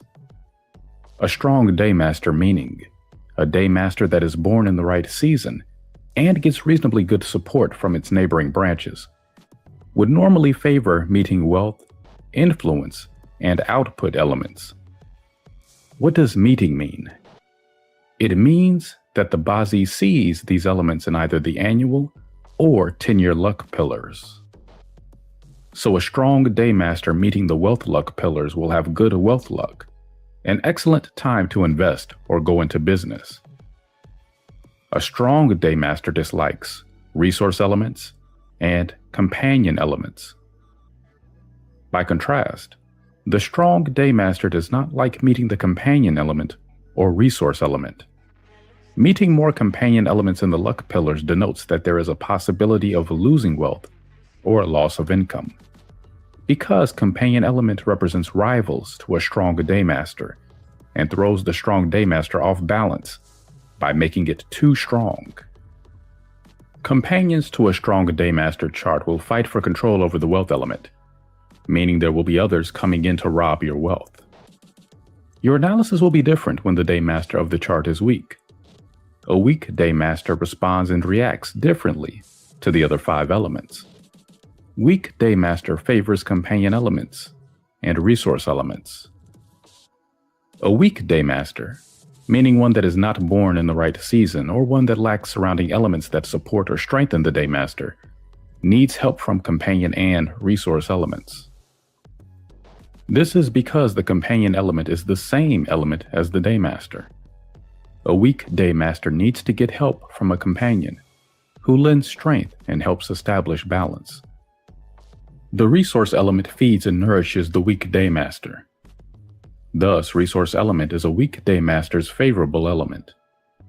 In instances where the resource element is a favorable element, the person would favor studying, learning, and self-improvement, as these things are favorable to the weak Daymaster. A weak Daymaster dislikes wealth elements, influence elements, and output elements. A weak Daymaster does not favor meeting the wealth element because it is not strong enough to control the wealth element, and it also throws the entire Bazi chart off balance by weakening an already weak Daymaster. A weak Daymaster meeting the wealth element usually indicates problems involving money, or in some instances, income tax problems. A weak Daymaster also is not strong enough to withstand further control from the influence element. The influence element pressures the weak Daymaster as it tries to exert control. A weak Daymaster meeting influence element usually indicates problems with the law or authority, job-related obstacles such as problems getting promoted, or advancing or being retrenched. The weak Daymaster also does not like to meet output elements in the luck pillars, because it is already weak. It does not have enough strength to produce even more. When a weak Daymaster meets an output element, it is forced to produce out, depleting its strength and again, causing an imbalance in the Bazi. Situations like these normally indicate staffing problems. A weak Daymaster meeting an output element may also result in arguments or disputes that arise out of accidentally saying the wrong thing or offending someone. Working out the favorable and unfavorable elements. It is very important that you must first determine the strength of the Daymaster. Then you will be able to determine what elements the chart favors and what it does not favor. From this, you can derive what type of luck is the person going through in which particular point in time, or what kind of obstacles the person is likely to face during certain luck pillars. Determining the strength of the Daymaster is a very complex form of analysis with many layers and subtleties. However, it is always the month branch that gives you the bulk of the information. In later books, I will discuss concepts such as about the roots and formation when it comes to the strength of the pillars. But at the beginner level, focus your attention on determining the strength of the Daymaster, determining your favorable and unfavorable elements, and corresponding these to your 5 factors. Chapter 8. Will I be rich? My email inbox is constantly inundated with emails from many individuals who are often desperate to know when they will be rich, and not just rich, but millionaires. Now, of course, money and wealth are not everything in this world, but it is an important consideration for many people today. One of the reasons why the "when will I be rich" question is difficult to answer in Bazi is because the meaning of rich or wealthy is difficult to define. How much money is enough? Or how much is a lot? Indeed, how much is too much? Donald Trump once remarked that when he owed hundreds of millions of dollars in debt to the banks at one point in his life, he considered the beggar who had $2 in his begging bowl more rich than him. It's all about context. Unfortunately, and I must disappoint some readers with this statement, your Bazi is not read like a bank statement. It does not tell you how much money you will have in exact figures or net worth. Instead, what a Bazi chart tells you is whether or not you have the capacity to amass great wealth, and whether or not this wealth will last or will simply be a flash in a pan. How do you judge your wealth capacity? Usually, a Bazi practitioner will first look at the Bazi and determine if the wealth element is present.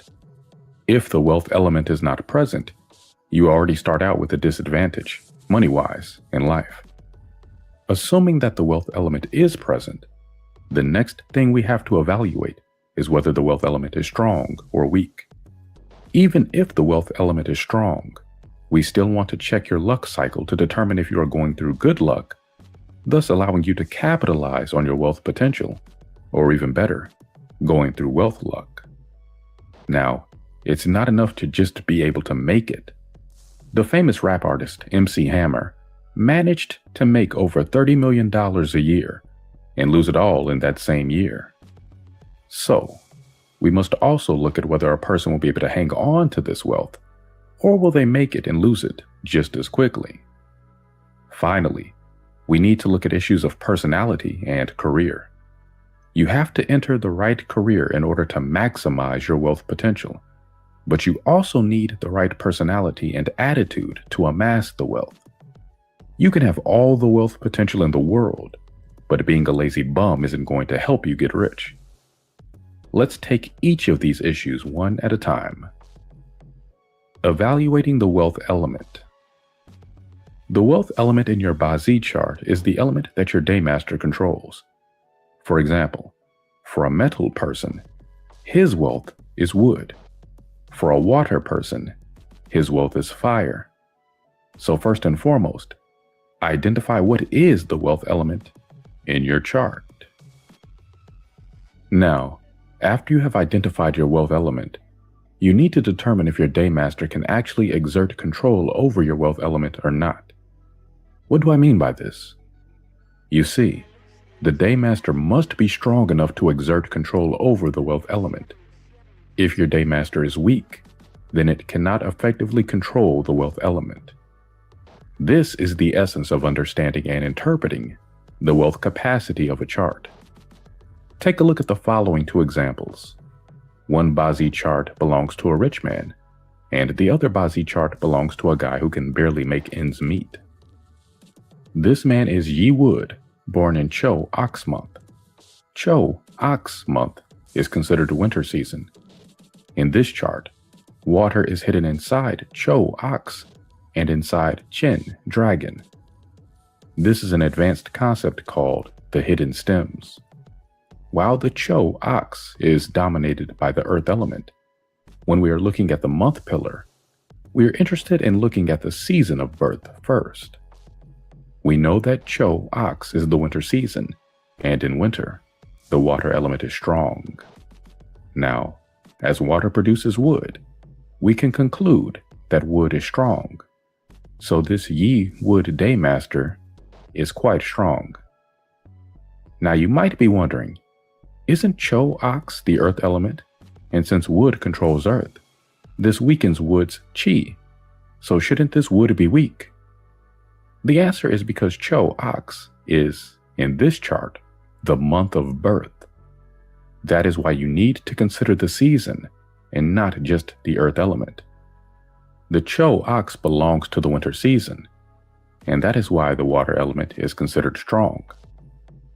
The earth in this chart, which is the wealth element for Yi Wood, is not weak either. Can you see that there are a number of earth elements in the earthly branches? Look in the Cho, Ox, Chin, Dragon, and Shu, Dog. Do you see how the earth element penetrates to the heavenly stem? And what does this concept of penetrate to heavenly stem mean? It means that the same element appears on both the heavenly stem and earth branch. In Bazi, this means the element is strong because from the branch, it pierces all the way to heaven. The element is very dominant and strong. So we can conclude that the Daymaster and wealth element are strong. This means that this Yi Wood can control the earth element, its wealth star. So we can conclude that this person has the potential to become rich. What makes this Bazi chart stand out is the being fire in the hour pillar. Being fire, as explained in previous chapters, is the fire of the sun. Now let me introduce yet another advanced concept of Bazi called Tiao Hao, regulating the climate. The temperature of this chart is cold.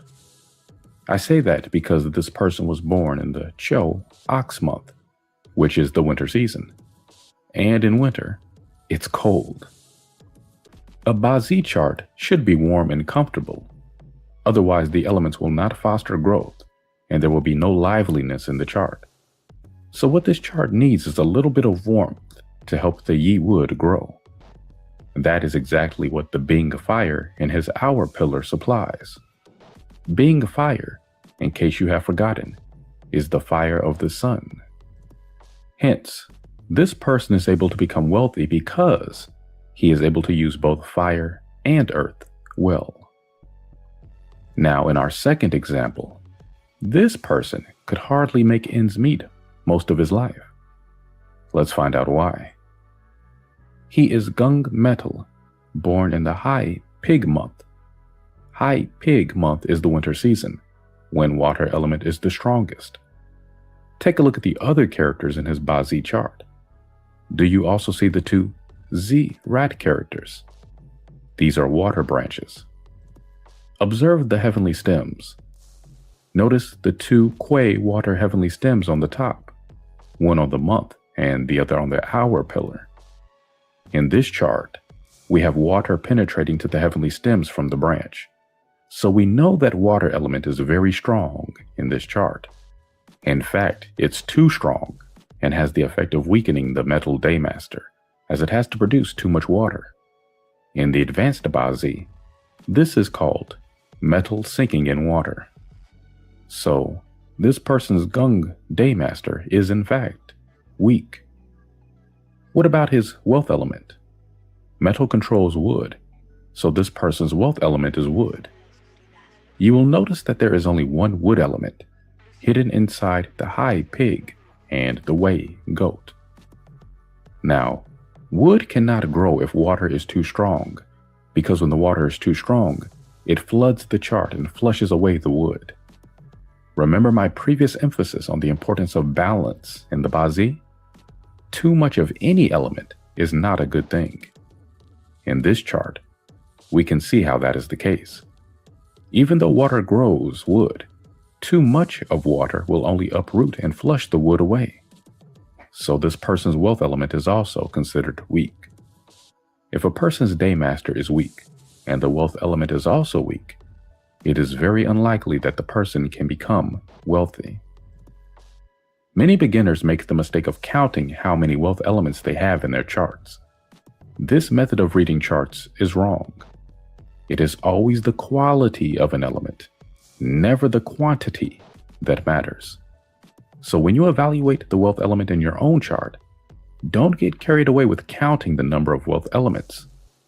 The key is to find out the quality of the wealth element, that is, its strength, or whether it penetrates to the heavenly stem, and not count the number of elements only. Choosing the right career. Ladies are most afraid of marrying the wrong man, and men are most afraid of choosing the wrong career. Chinese saying.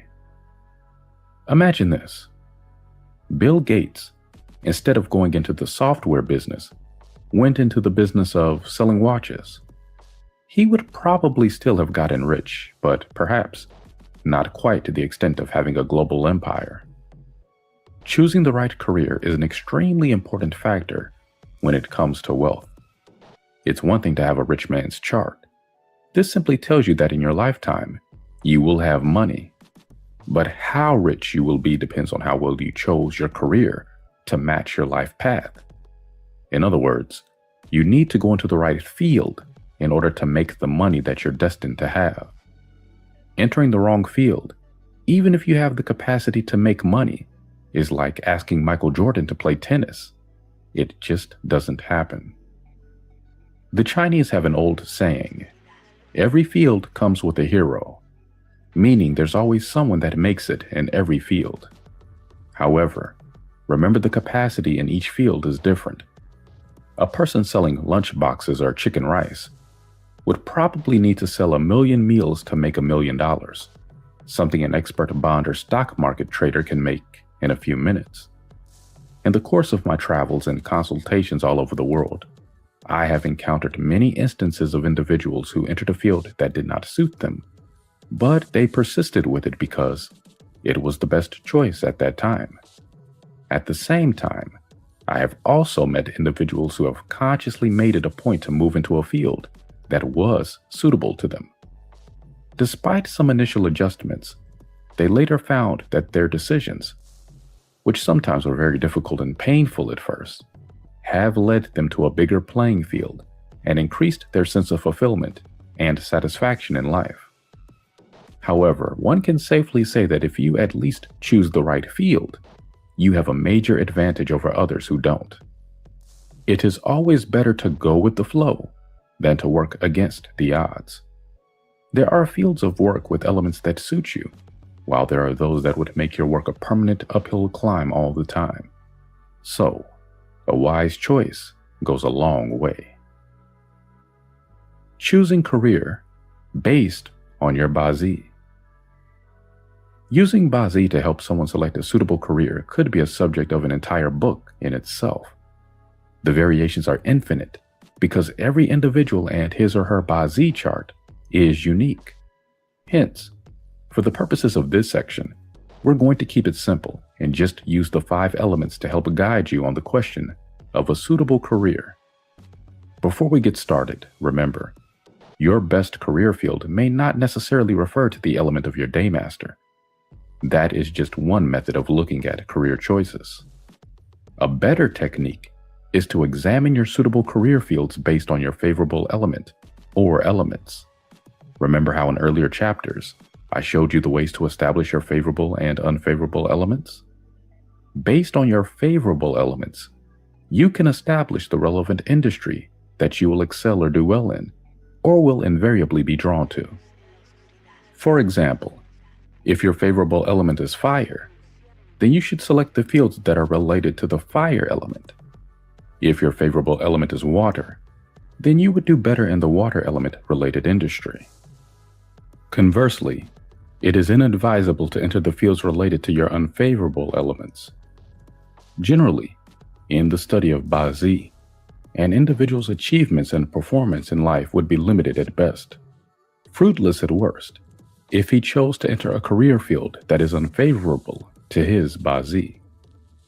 Entering a field of work that is represented by your unfavorable or negative element can disadvantage you significantly, not to mention the fact that most of the time, you will probably feel dissatisfied and unfulfilled with your life.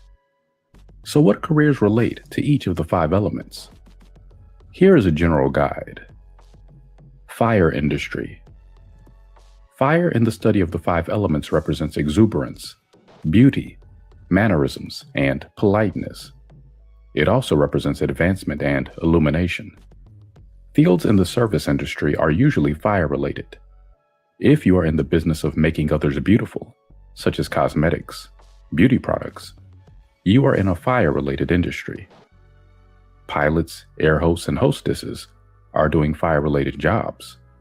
Why? Fire chi rises to the top, and water chi flows to the bottom. A plane uses fuel and flies in the sky, so it is of a fire element. Computers and electronics and all items that use electricity are related to fire. So if you sell computers and gadgets, you are in a fire business. If you are in an industry that relates to petrol, oil lamps, lighting, then these are all related to the fire element and thus are fire industry fields. Water fields. All mobile or moving businesses are related to water. So if you are in transportation, career, or tourism businesses, you are involved in a water-related field. Any business that involves or requires the use of water, such as raising fishes, supplying mineral water, or filtering water, is also part of the water business.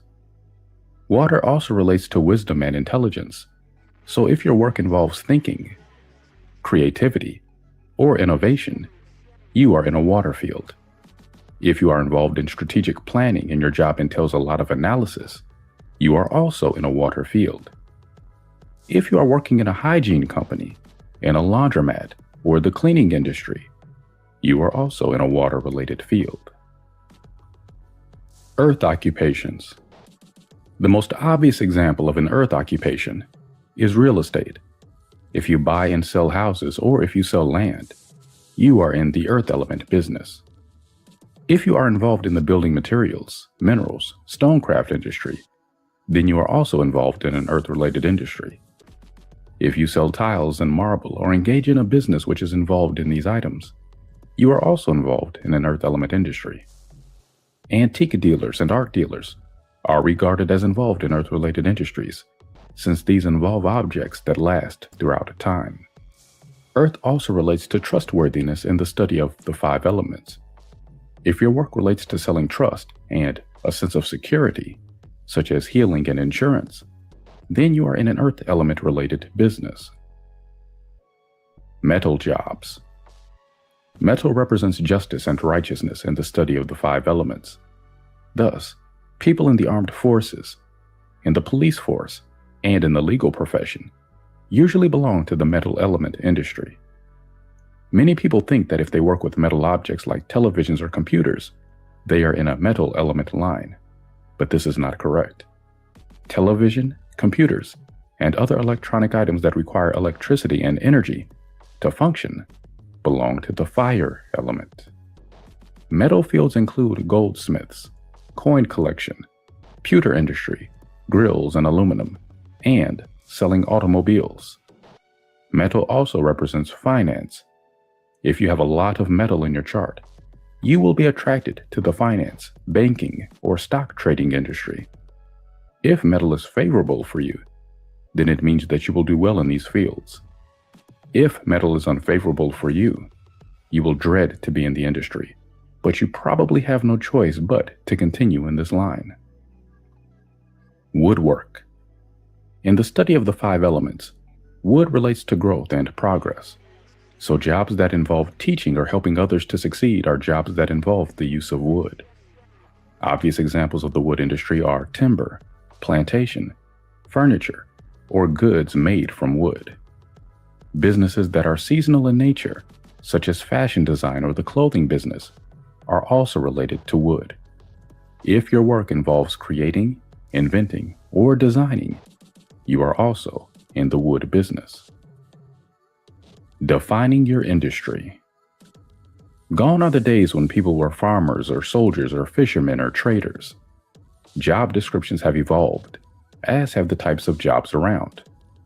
The marketing manager is a relatively recent incarnation, much like the chief information officer or CIO. Most jobs nowadays involve more than one of the 5 elements, what BASI practitioners call mixed elements industries. The trick is to identify the main element of the industry. Take, for example, the hair salon business. What element is that? Hair, in the study of the 5 elements, relates to wood, so it is a wood industry. But the hair salon offers haircuts, which involves the use of scissors, which are metal. So, the hair salon business involves wood and metal. But what if you work as a marketing executive for a company that deals in hairstyling products, such as Vidal Sassoon? You don't cut hair. You don't even touch hair. Are you still in the wood metal industry? In advanced BASI, a practitioner looks not just at the suitable field for a person to enter, but what role they should play in it. This is done using a concept in BASI known as the 10 gods. So, using our earlier example of the marketing executive for hairstyling products, this person is in a wood field using his or her hurting officer star. Luck periods for wealth. So you have wealth elements in your chart and you're in the right career to ensure you can maximize that wealth potential. Why then is the pot of gold at the end of the rainbow still not visible? They say opportunity only knocks once, and perhaps in BASI, this might be true. People imagine that they need 20, maybe 30 years of good luck in order to amass wealth. Not true. Sometimes, all you need is one good 10-year block. And if you work hard and go all out during those 10 years, you may just be able to fulfill that wish of retiring to the Bahamas. Having the potential and capacity for wealth in your BASI is one thing.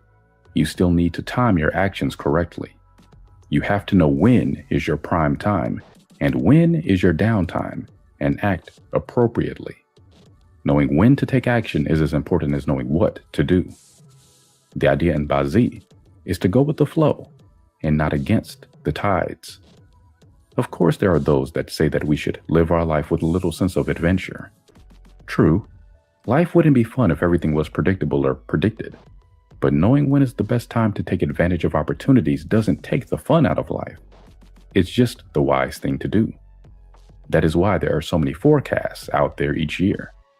There are financial specialists who forecast the performance of share markets every year. Then there's the weatherman who tells us when to bring our raincoats. And of course, we have our geologists who are supposed to forecast for us the earthquakes and tsunamis. Are forecasts a bad thing? I don't think so. It helps us plan and prepare. BASI is a similar forecast tool to help us shape and run our lives better. By knowing what to expect and then being able to make the best of the situation, you take advantage of your BASI's potential and minimize any negative effects. This chart belongs to a gentleman with a Ding Fire Daymaster. From the chart, we can tell that he is a weak Ding Fire because he is Ding Fire born in the U Rooster month. U Rooster month is autumn season, when fire is weak. In case you have forgotten why fire in the autumn season is weak, go back for the quick recap. Also, there are too many metal elements in this chart. There are gung and Sin metals flanking the Daymaster's left and right. In the Day and Hour branches, the Cho ox, which is earth, and the Si rat, which is water, both weaken the Ding Daymaster. What does this mean? It means that while this person's Daymaster, which is fire, is weak, the strength of his wealth element, which is metal, is very strong. So this gentleman is not super rich, but clearly he has the potential to be wealthy. All he needs is, yes, the right type of luck. So let's take a look at his luck pillars. What does Ding Fire need to make itself stronger so that it can control the already strong metal wealth element? Wood, of course. Between the ages of 58 to 77, this gentleman will go through 20 years of wood luck. Thus, he can expect to experience much wealth later in life. He can also seek to maximize his wealth potential during the ages of 38 to 47 when he goes through strong fire luck. During these years, he will enjoy wealth through partnerships, which will be successful. Why partnerships? The fire element to a Ding Fire person is the companion element. Since fire is a favorable element to this chart, he can use fire, meaning he can have partners in business and create wealth through partnerships. This gentleman will most likely amass his wealth through joint ventures or working together in partnership with others during those 20 years.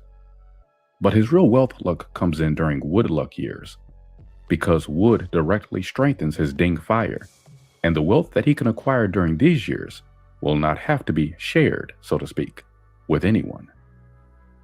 Easy come, easy go. One or two silly mistakes can in some instances literally cost a fortune. I've had clients who have lost their entire fortunes due to mishaps. If making money is about making sure that you seize the opportunities when your luck is good, then keeping your money is recognizing the times when you may experience a loss of wealth and staying away from anything too risky during those periods. The key to guarding against mishaps related to wealth is to look for elements that will cause imbalance to the Bazi chart. In particular, imbalance which relates to your ability to control your wealth element, or something which results in the removal of your wealth element. I will introduce one of the easiest and certain methods of recognizing this scenario. It is one of the earthly branch relationships called the 6 clashes, or Liu Chong. 6 clashes is a Bazi term for a type of relationship between the elements. There are 6 different types of clashing relationships, hence the term 6 clashes. A clash between the earthly branches denotes an opposing force between one earth branch with another. It usually results in the removal of an element. Here is a table of the 6 clashes. It is useful to commit this table into memory, because this principle can be used for other types of Bazi analysis besides wealth analysis. Now let's see what the effect of a clash is when it comes to matters of money. This Daymaster is Wu Earth. Wu Earth's wealth element is water. In this particular Bazi, the wealth element of water can be found inside the Si Rat branch in the year pillar. When this person enters the Wu Horse luck pillar in his destiny, the Wu Horse will clash with Si Rat. This clash will clash away his wealth element. This indicates loss of wealth since the wealth element is being clashed away, which means that when this person enters the Wu Horse luck pillar, he or she will encounter problems with money. Should you advise him to make major investments in this period of his life? Or should you advise him to lay low and keep a low profile, perhaps save up for the rainy day? Remember, Bazi is all about taking the right action during the good or bad luck cycles, with a view to improve your life. If one of your earthly branches is your wealth element, and it is involved in a clash in any particular year or luck pillar, then it is likely that year will be a loss of wealth year. Simple, isn't it? Let's look at another example. Rern Daymaster's wealth element is fire. The wealth element of this Rern Daymaster is located inside the Z Snake earthly branch in the year pillar. Now refer to the table of 6 clashes. You will notice that the high pig clashes with the Z snake. This means that during the high pig year, this person will experience a loss of wealth. Let's look at a more complete example. This man lost a lot of money just before he reached the age of 36. Let's find out why. He is a Ding Fire born in Wu Horse month. Now, Wu Horse is the height of the summer season, when fire is the strongest element. Clearly, his Ding Fire Daymaster is strong. Take a look at what is around him. There are 2 more fire elements on the month and year stems, a Bing and a Ding. This man's chart has many companion elements. Now remember, when a Daymaster is weak, then companion elements help to strengthen it. But when a Daymaster is strong, it doesn't need more companions. These companions will end up competing with the Daymaster to control the wealth element. Why? Because his Daymaster is strong, so he does not need more companion elements to make him stronger. His companion elements are therefore negative elements. When did he lose a substantial sum of money? During the ages of 26 to 35, when he was going through the luck pillar of Kui Maog, the water rabbit.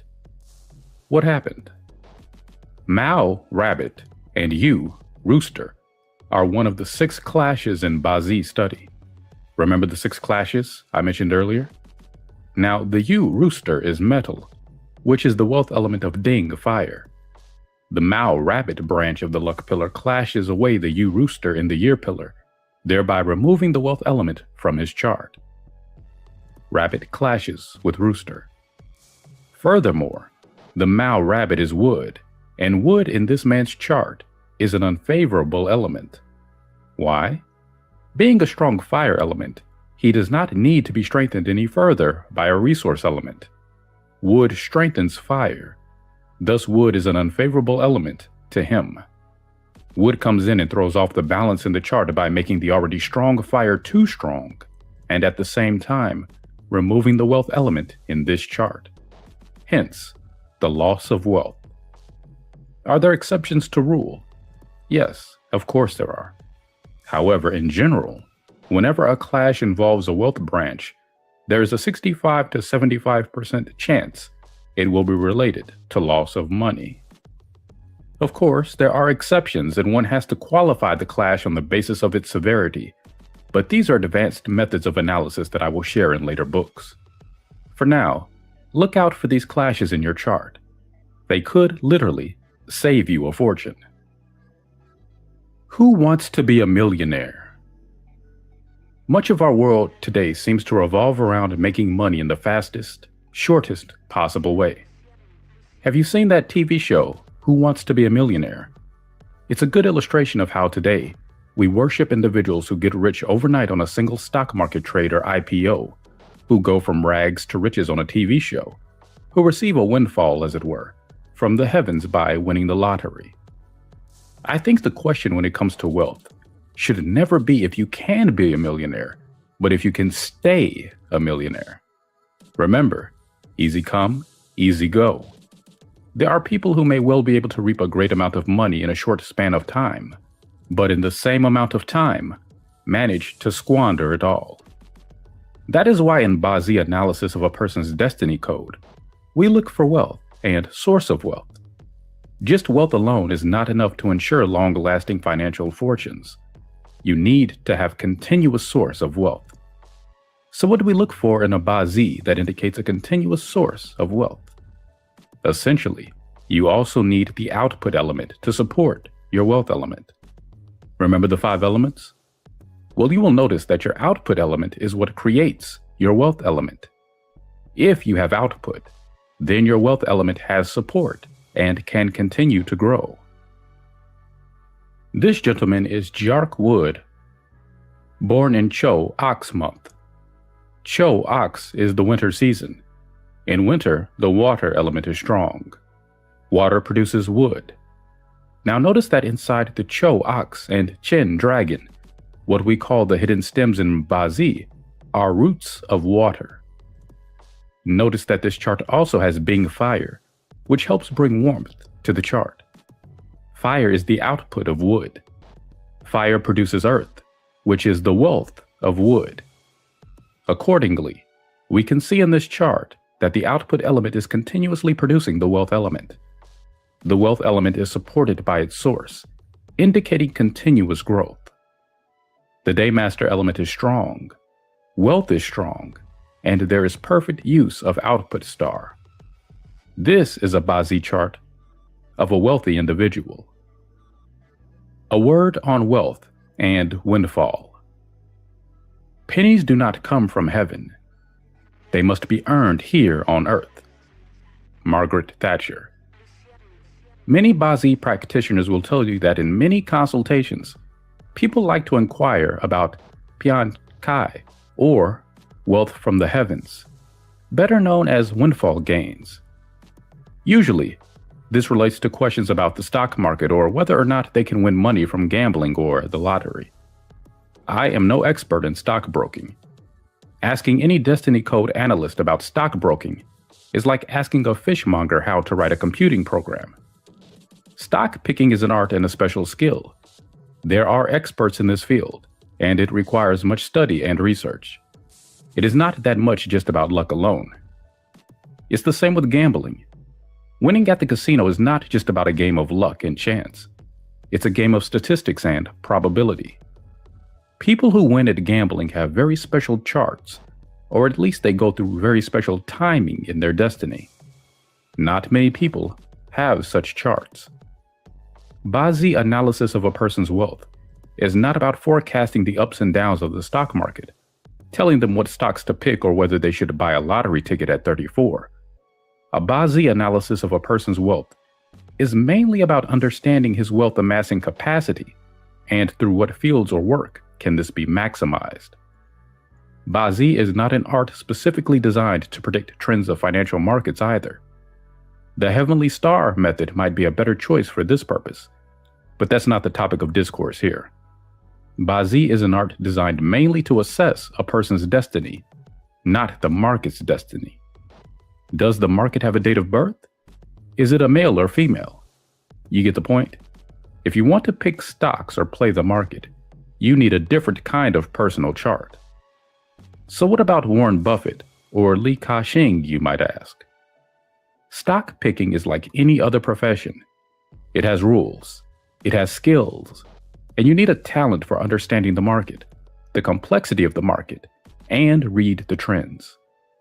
Usually in Bazi, we look for the capacity of a person with regards to what we call indirect wealth. And of course, the right luck pillars do help.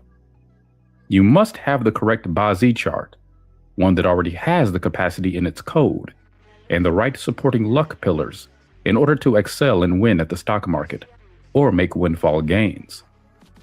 In every market's rise and fall, there are those who make money and those who don't. This is because there are those who go through wealth luck and those who do not. Bazi is not specifically designed to help you gamble and make windfall profits. Though over the centuries, many people have been intrigued by the fact that there is a slight possibility that gambling can be calculated with Bazi. I do not rule out this possibility, but definitely this is not an area of my expertise at the time of writing this book, and I personally do not endorse such a practice.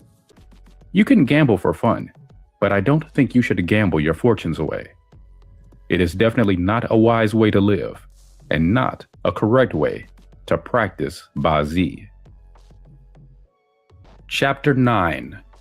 Prince Charming and Miss Right. All about romance. I think one of the main motivations in life for many people is to find that special someone to share their happiness and success with. Yet in this world, unfortunately, there are many who seem to succeed in everything but relationships. It is common for Bazi consultations to sometimes be just about one thing: relationships. Women, although increasingly these days men as well, usually want to know, when will I have a relationship? When will I meet Mr. or Miss Right, or that special someone? When will I get married? The Love Code. Bazi for relationships. In some respects, evaluating your relationships through Bazi is like having marriage counseling. You're trying to find the source of a problem and understand what is wrong with your relationship. The advantage of Ba-Z is that you can use it to not only find out why your relationship or marriage is having difficulties, but also in the process, understand yourself and your personality better, and thus, perhaps make changes to your attitude or your character that can make your relationships or marriage better. Those of us who are more romantically inclined tend to think of relationships as an everlasting, till death do us part scenario. But like all things, in Ba-Z and in the living world, nothing is permanent. That is not to say that you can never be happy with just one person, but that relationships, like all things in life, have their ups and downs. Passion, commitment, love are not constant in this life or in a Ba-Z chart. It is for this very reason that a Ba-Z is so useful when it comes to relationship matters. View Ba-Z analysis as an education, offering solutions to the issues we encounter when dealing with the opposite sex. But remember also that when you are evaluating your Ba-Z, you need to think in an objective, unbiased way. Admittedly, this is difficult, so perhaps when it comes to evaluating relationships or marriage, get a friend to look at your chart rather than try to analyze it entirely by yourself. Often, an opinion from someone who is not deeply involved in your life can provide a different perspective regarding your specific concerns. An unbiased or independent view can sometimes be harsh, but would eventually be the real help or advice you need. When you are trapped in a love or emotional problem, it is often difficult to get out of the maze. The Chinese say, "To force, there is no happiness." Perhaps the most important thing in relationships is don't force the situation. Remember that while love and relationships are important, so is leading a happy, healthy, and vibrant life. This is a very simplified way of looking at relationships and marriage through Ba-Z. There are other more complicated relationships such as clashes, punishments, harms, and destructions. But as this is a beginner's text, let's keep things simple. Having said that, don't underestimate what you can discern with simple techniques of Ba-Z. Often, matters aren't as complicated as they appear. It is the people who complicate them.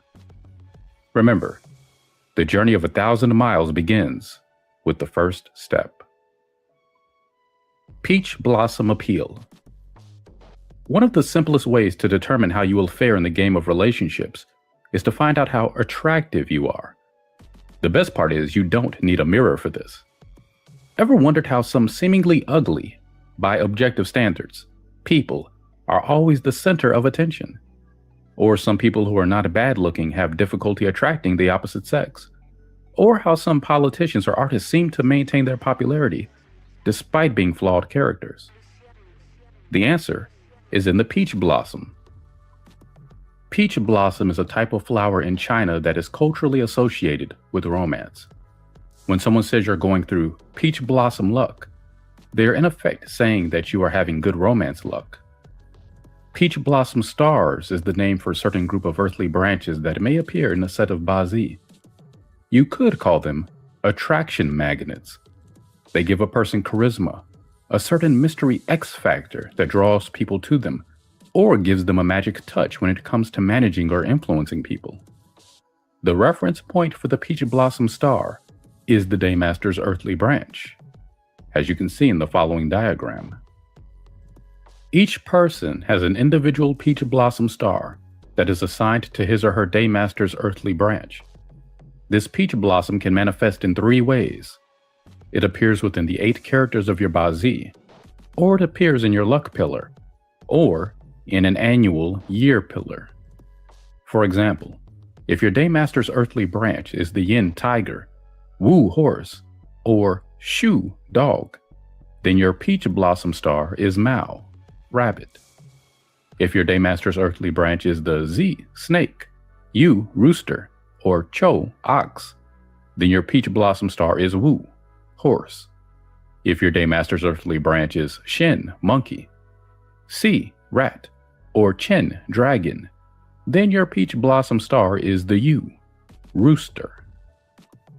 If your Daymaster earthly branch is the Hai pig, Mao, rabbit, or Wei, goat, then your peach blossom is the C, rat. This example shows a lady born on the Jiark Yang Wood, Shin, monkey day. Her reference would be Shin, monkey. So her peach blossom star is the U, rooster.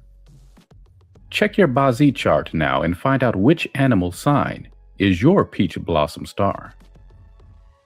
Evaluating your peach blossom. If you have peach blossom stars, and some people have more than one, as one of the 8 characters in your Bazi chart, then you are someone who has a magic touch with relationships. This can mean that you are very attractive to the opposite sex, or both sexes, or you have a charisma that makes people want to gravitate towards you, but not necessarily in a boyfriend or girlfriend way. Politicians, movie stars, singers, or speakers usually have peach blossom stars. This is what gives them their public appeal, magnetism, and charisma. If you go through a luck pillar of your personal peach blossom star, in that 10 years, your attractiveness towards the opposite sex will increase. In the year 2005, year of Yi Yu, wood rooster, this lady born in the day of Jiark Shin, wood monkey, will meet with her personal peach blossom star. If she is still single in 2005, you can say that she will likely meet someone in the year of 2005.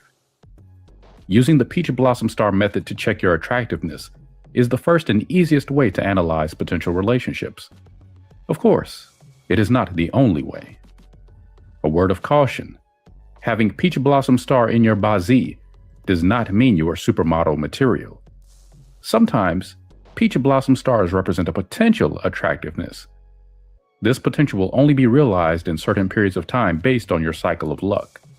Sometimes this comes early in life, and sometimes it doesn't come until a very old age.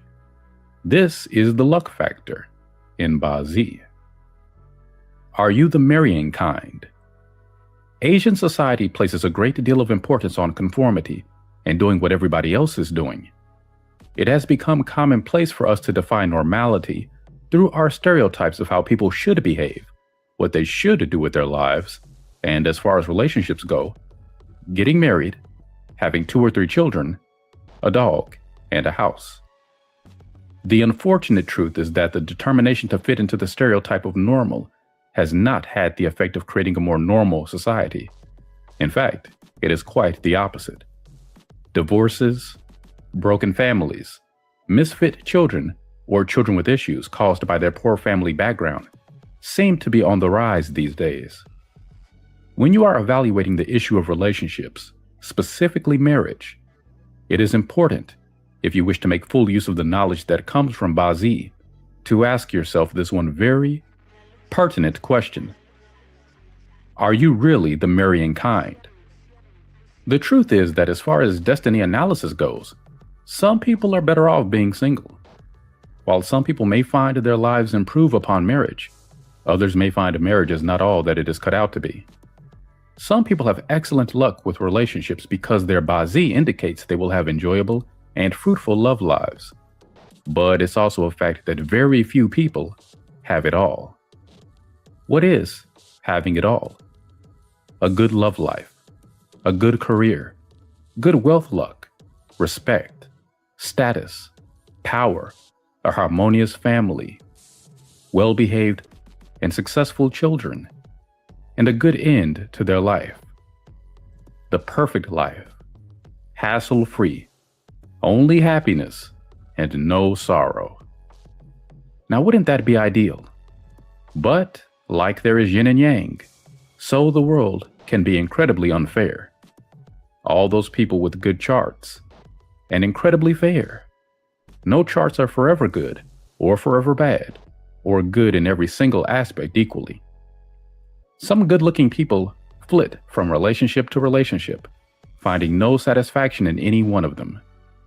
How is it the school geek seems happily married? When it comes to your destiny and relationships, some people meet their soulmate early in life, some later in life, some meet no one, and some only can admire from afar. Whatever you have in your chart or do not have in your chart, Remember that it's not about the hand you're dealt, but how you play the game. Finally, timing is one very important and crucial factor in Bazi. So sometimes you have to wait for your turn.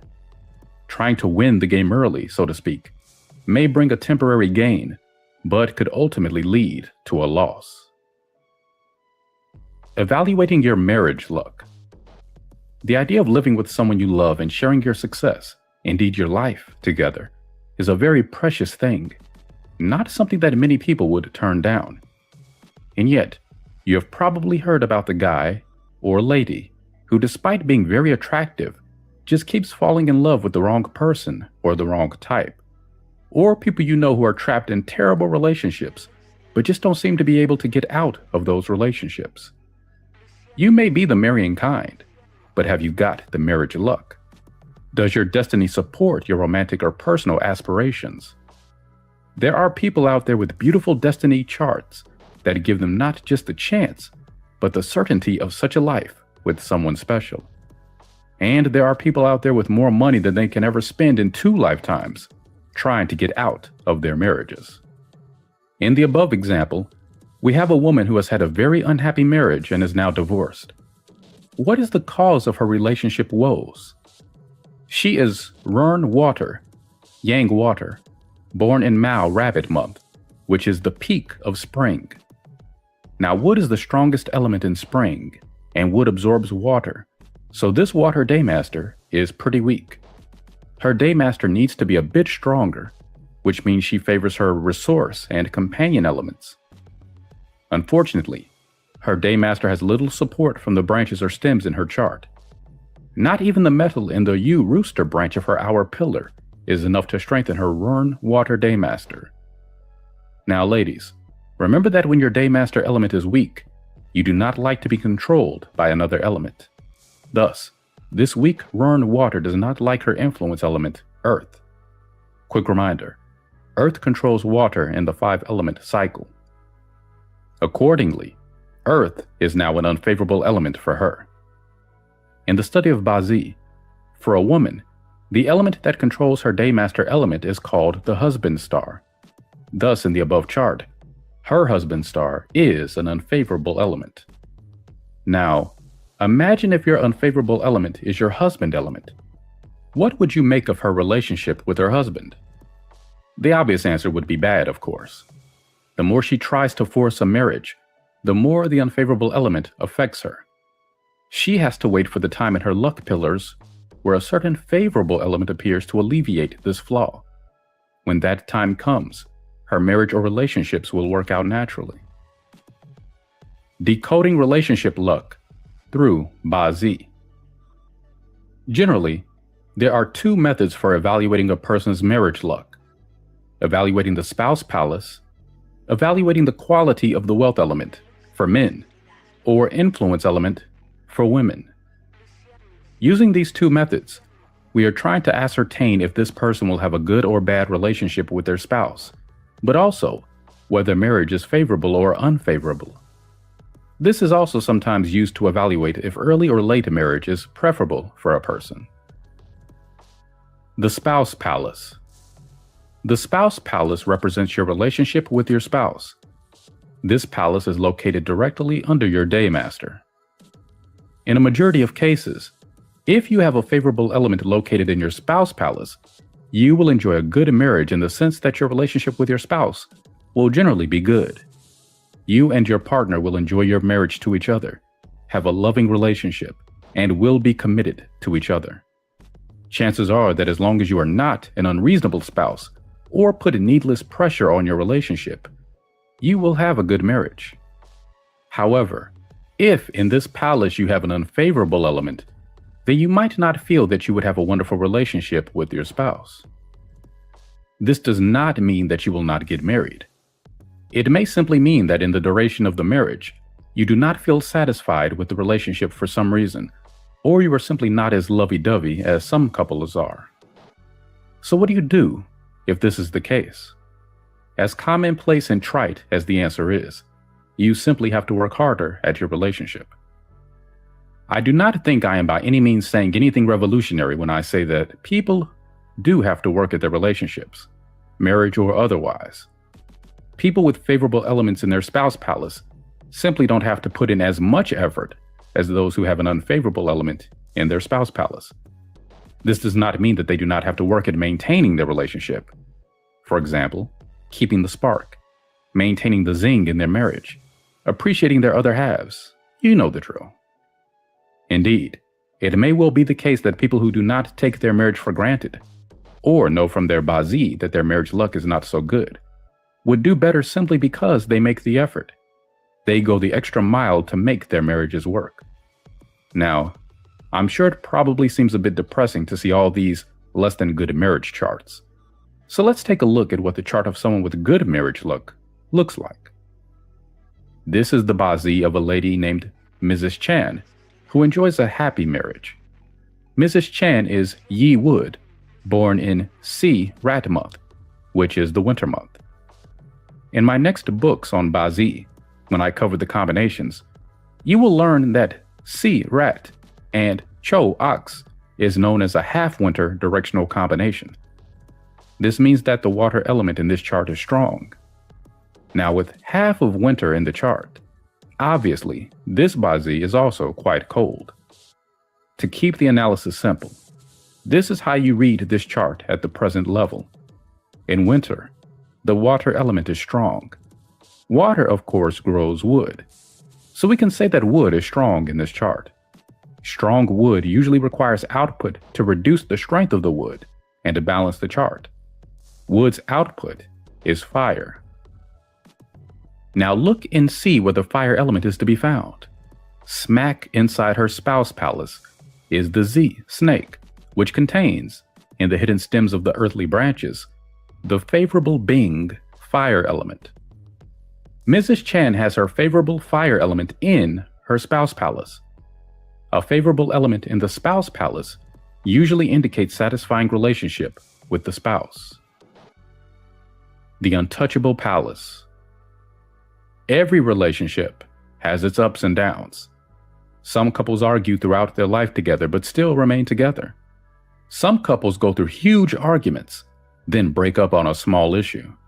Some couples suddenly find after 20 years of marriage, they don't like each other. By using bazi, you can actually try to spot or foresee these arguments and conflicts, and in some instances, stave off the breakup. Remember, I asked you to memorize the 6 clashes earlier.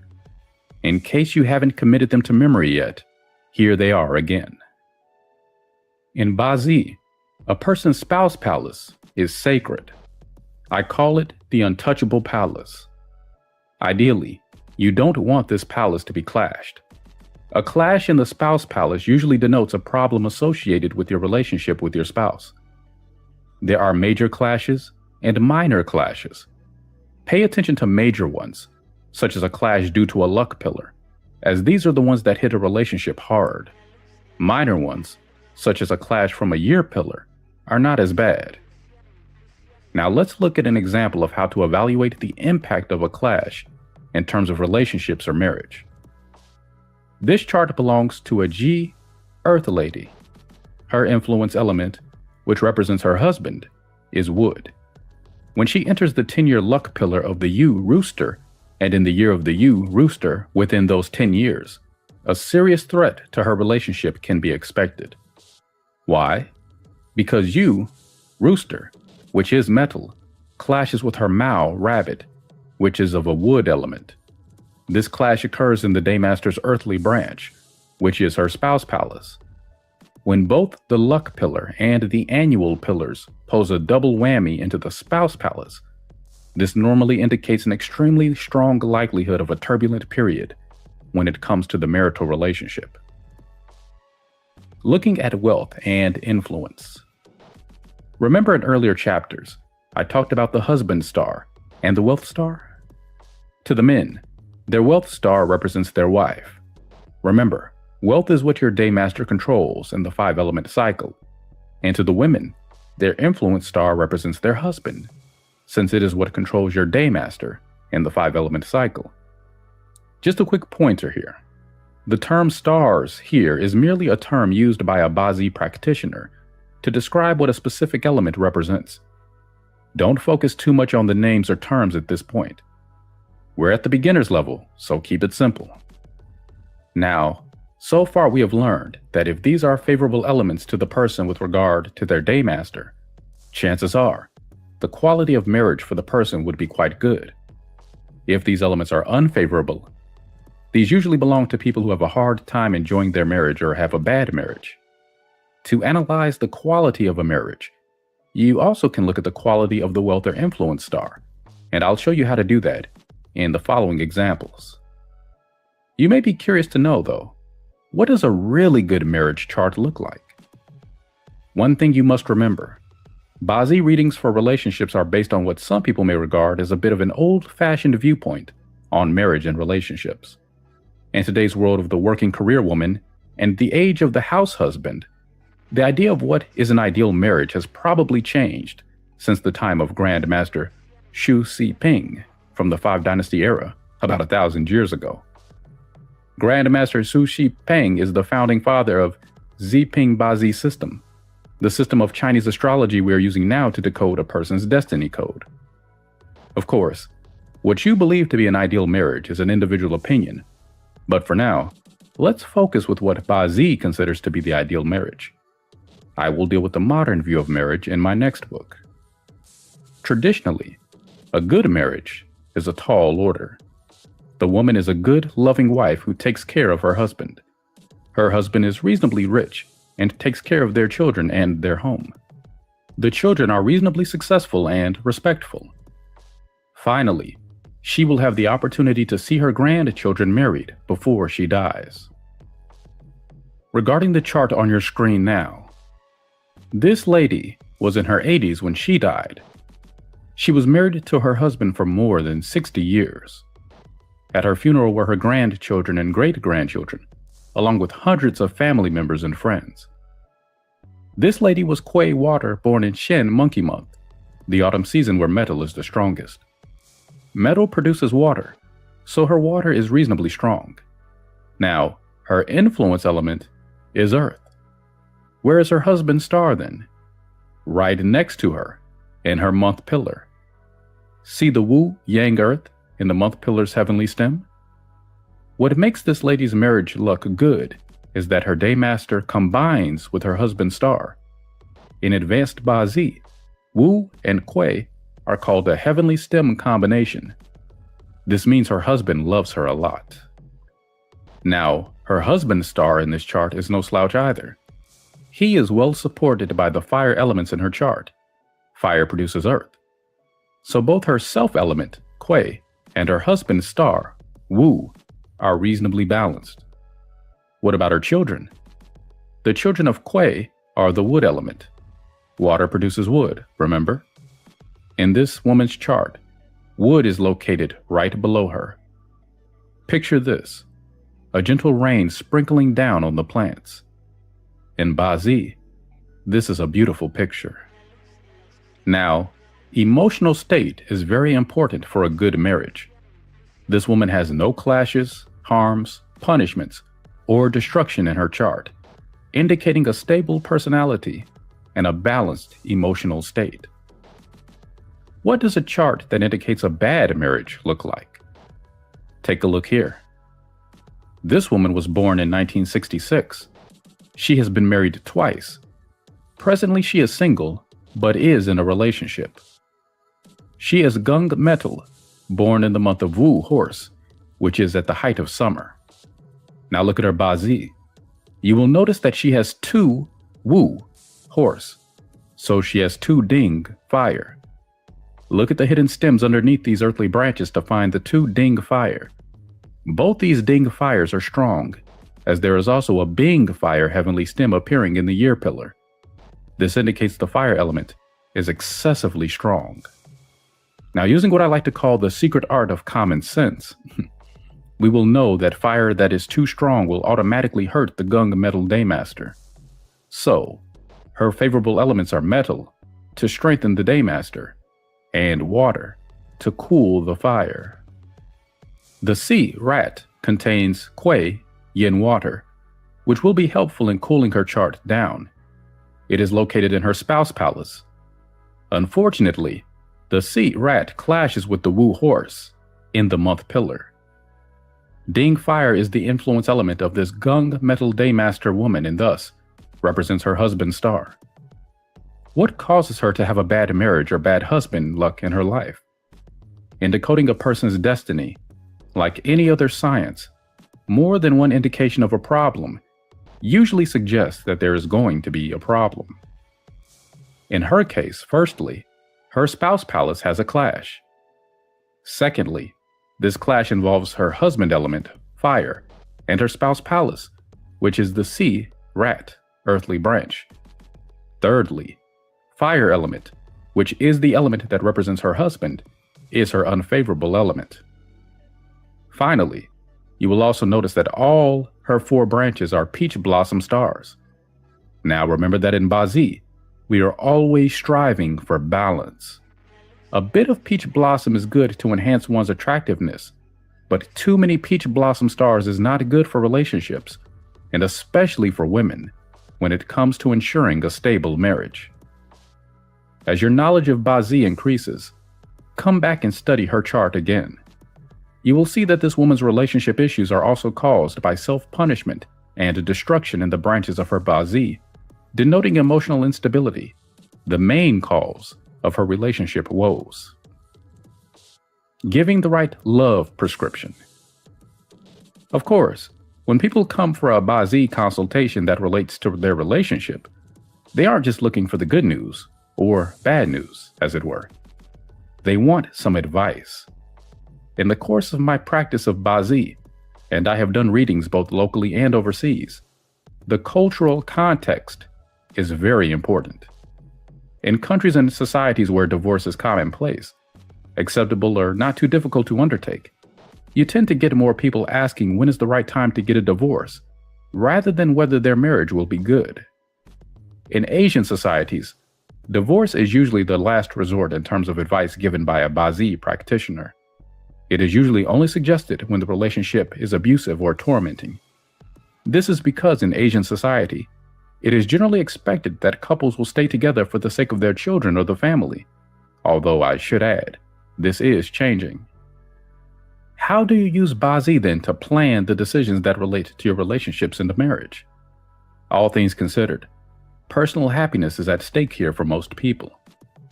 Here are a few scenarios where Bazi can help you make a decision on how to handle your relationships. Waiting for the right person. Your Bazi chart may indicate that you have more than one relationship possibility, but the real relationship, the right person as it were, only comes later in life. What then do you do? If you chose the first person who comes along, there is the possibility of running the risk that when the real Miss or Mr. Right comes along, the earlier relationship runs into difficulty or problems of the third person kind. Hitting the clash. What do you do when your Bazi reveals a clash with your luck pillar and your spouse palace? When you are in a relationship, 2 to 3 bad years might seem like an eternity, much less 10 years. It is often at these points that people contemplate the path of divorce. If your Bazi tells you that your marriage is going to hit a rough patch at that point, then you can make use of that knowledge to get around the problem. Perhaps you just need to tolerate your other half more, or close an eye to some of the difficulties, or attend counseling. Perhaps your spouse or yourself may consider working overseas for a period. As they say, absence makes the heart grow fonder. Also, temporary separation through overseas work can help fulfill a Bazi chart clash in a controlled manner. Some families I know have weathered through the tough years of their relationship period, almost threatening to divorce, but didn't choose that route. Whatever it is, there is a solution at hand if you chose to take action. And since you know what is the cause of your difficulties, it would seem silly not to do something, right? It's all about the right time. If you have failed dismally in relationships or always end up picking the wrong person, it is likely that you have a certain negative element in your Bazi, especially in your spouse palace. In a majority of the cases, it's all the timing. If you're fortunate, this time of your life comes early in life. For the rest of us, This time comes a little later. For some people, a late marriage is better than an early marriage, as this will ensure their relationship with their spouse will be positive rather than unfavorable. If you know that your early years, until say 35, are likely to be unfavorable to marriage, it might seem wise not to walk up to the altar at an early age. It is wise to wait until it comes. In the meantime, try working in areas where you will achieve much better results. Work with your Ba-Z chart, not against it. Your time can be spent more productively doing something which has a good chance of achieving results, or that we are good at. Commitment when a person is ready. One of the situations where a marriage turns sour is when people are forced to commit to marriage when they are not ready. Sometimes this is psychological. Most of the time, it's in their Ba-Z. They are just not ready to take on the relationship. 1,000 mountains can be moved, but to change a person's character, it is not possible. A Chinese saying. It is often easier to move mountains than to change a person's character. The only way is to wait until that person comes to a point in life where commitment is a priority. Some people have this luck earlier in life, while some much later. Hence the need to understand and accept these factors in life. Neither party should be forced into a situation that they don't want to be in. Whose problem is it? Now, I realize this is a book about Ba-Z, with a little bit of feng shui thrown in, so it seems a bit odd to sound like a marriage counselor. But many people often refuse to acknowledge that sometimes their marital problems are caused by their own attitudes. In the many professional Ba-Z readings I've done, often I encounter clients who think the problem is with their partners or spouses, never with them. It's amazing how human nature is. Others are always wrong, and we always think or feel we are right. Men who find their wives are naggy or a pain in the butt, or who feel their marriages have lost that loving feeling, as it were, sometimes don't realize that their spouses have not changed. They have simply not kept up their end of the bargain, or not bothered with the relationship, or they have changed. Before people put the blame at the door of their spouses, they should first evaluate their own Ba-Z to see if perhaps the problem is them. If it's not, then you check your spouse's chart. If your influence element is what is causing your chart to be unbalanced, then it is probably your work that is putting a strain on your marriage. The answer: work harder at putting in quality time at home, even if it means you have to be a bit more organized. If your output element is dominant in your chart, your problem is likely due to your overly high standards or demanding attitude. The answer: expect less from your spouse, and you will be happier. Admittedly, it is not easy to undertake some of these changes, easy as they seem. To change a person's attitude, indeed. Approach to life is very difficult and requires a lot of effort. So you must ask yourself at the end of the day, if this relationship matters to me, what can I do? Or rather, can I do what it takes to make it work? If you believe in soulmates, and there are few of us who don't believe in the existence of someone special, someone just right for us, then let fate and destiny do its job. If your time comes, this person will come.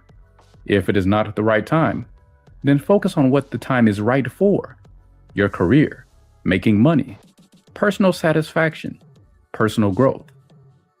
Ba-Z, above all, is about taking the right action at the right time, taking advantage of your luck. For some of us, missing that moment is missing the boat forever. Your next chance comes, well, in your next lifetime.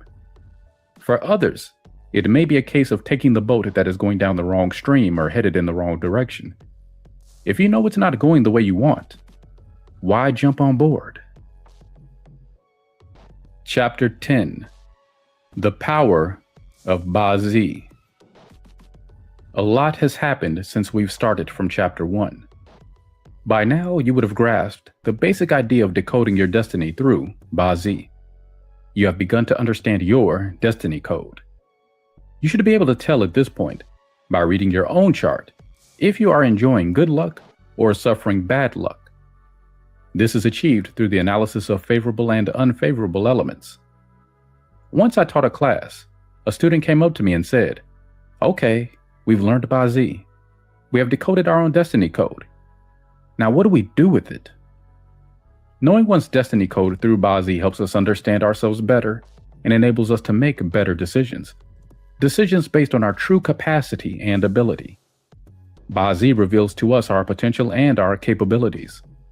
Make a good use of the knowledge you have gained from your understanding of your destiny code to make informed decisions. But the essence of Bazi is in our action. It is not good enough to just know. One must make use of what one has learned and understood about oneself, then take the right action. When one has all the information that is needed to make an informed decision, the question ultimately is, what are you going to do about it? Taking action is an important follow-up to decoding your destiny. Perhaps you need to capitalize on opportunities or keep a low profile as you are in turbulent times. A change in your attitude and behavior may be needed to improve your relationships. These are some examples of the empowerment that comes with unlocking the destiny code. Fulfillment in life is sometimes about living our lives in accordance with our true identities and true selves.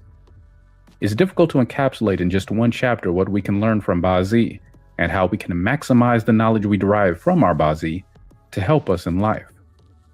What I'd like to do in this chapter is to give you a few simple examples and illustrations of how Bazi can provide us with invaluable information that in turn can help us to make better decisions in life. Health is the greatest wealth. Look at all the health products and health equipment available in the market nowadays. Undeniably, health is the greatest concern of many people today. Many of the participants at my public seminars ask me about identifying health problems from a Bazi chart. Of course, this is never an easy question to answer.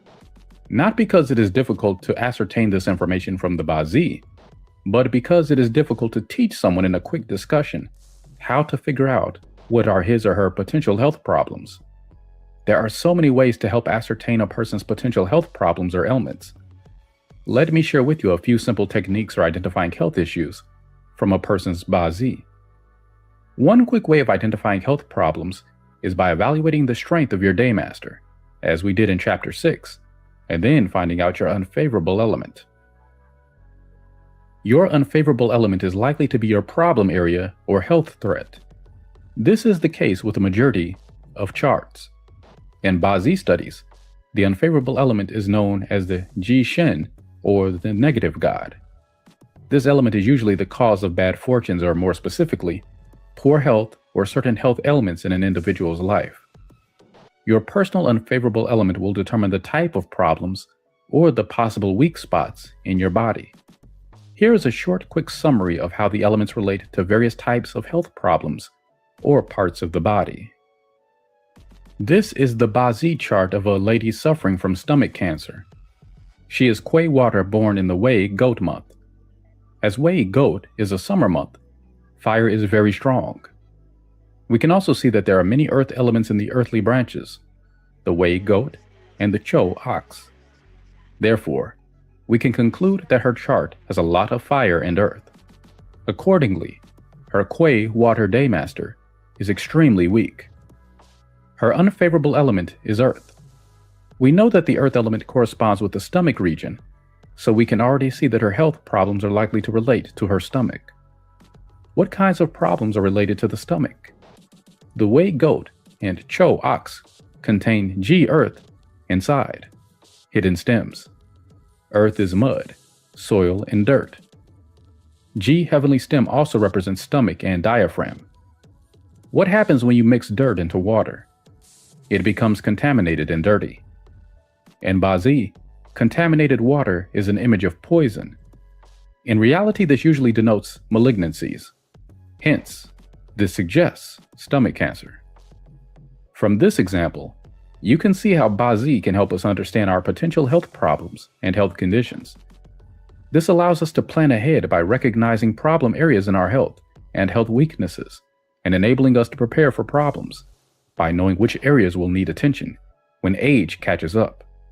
It is extremely advantageous to have early knowledge of prospective health problems, so early treatment and appropriate medical attention can be sought.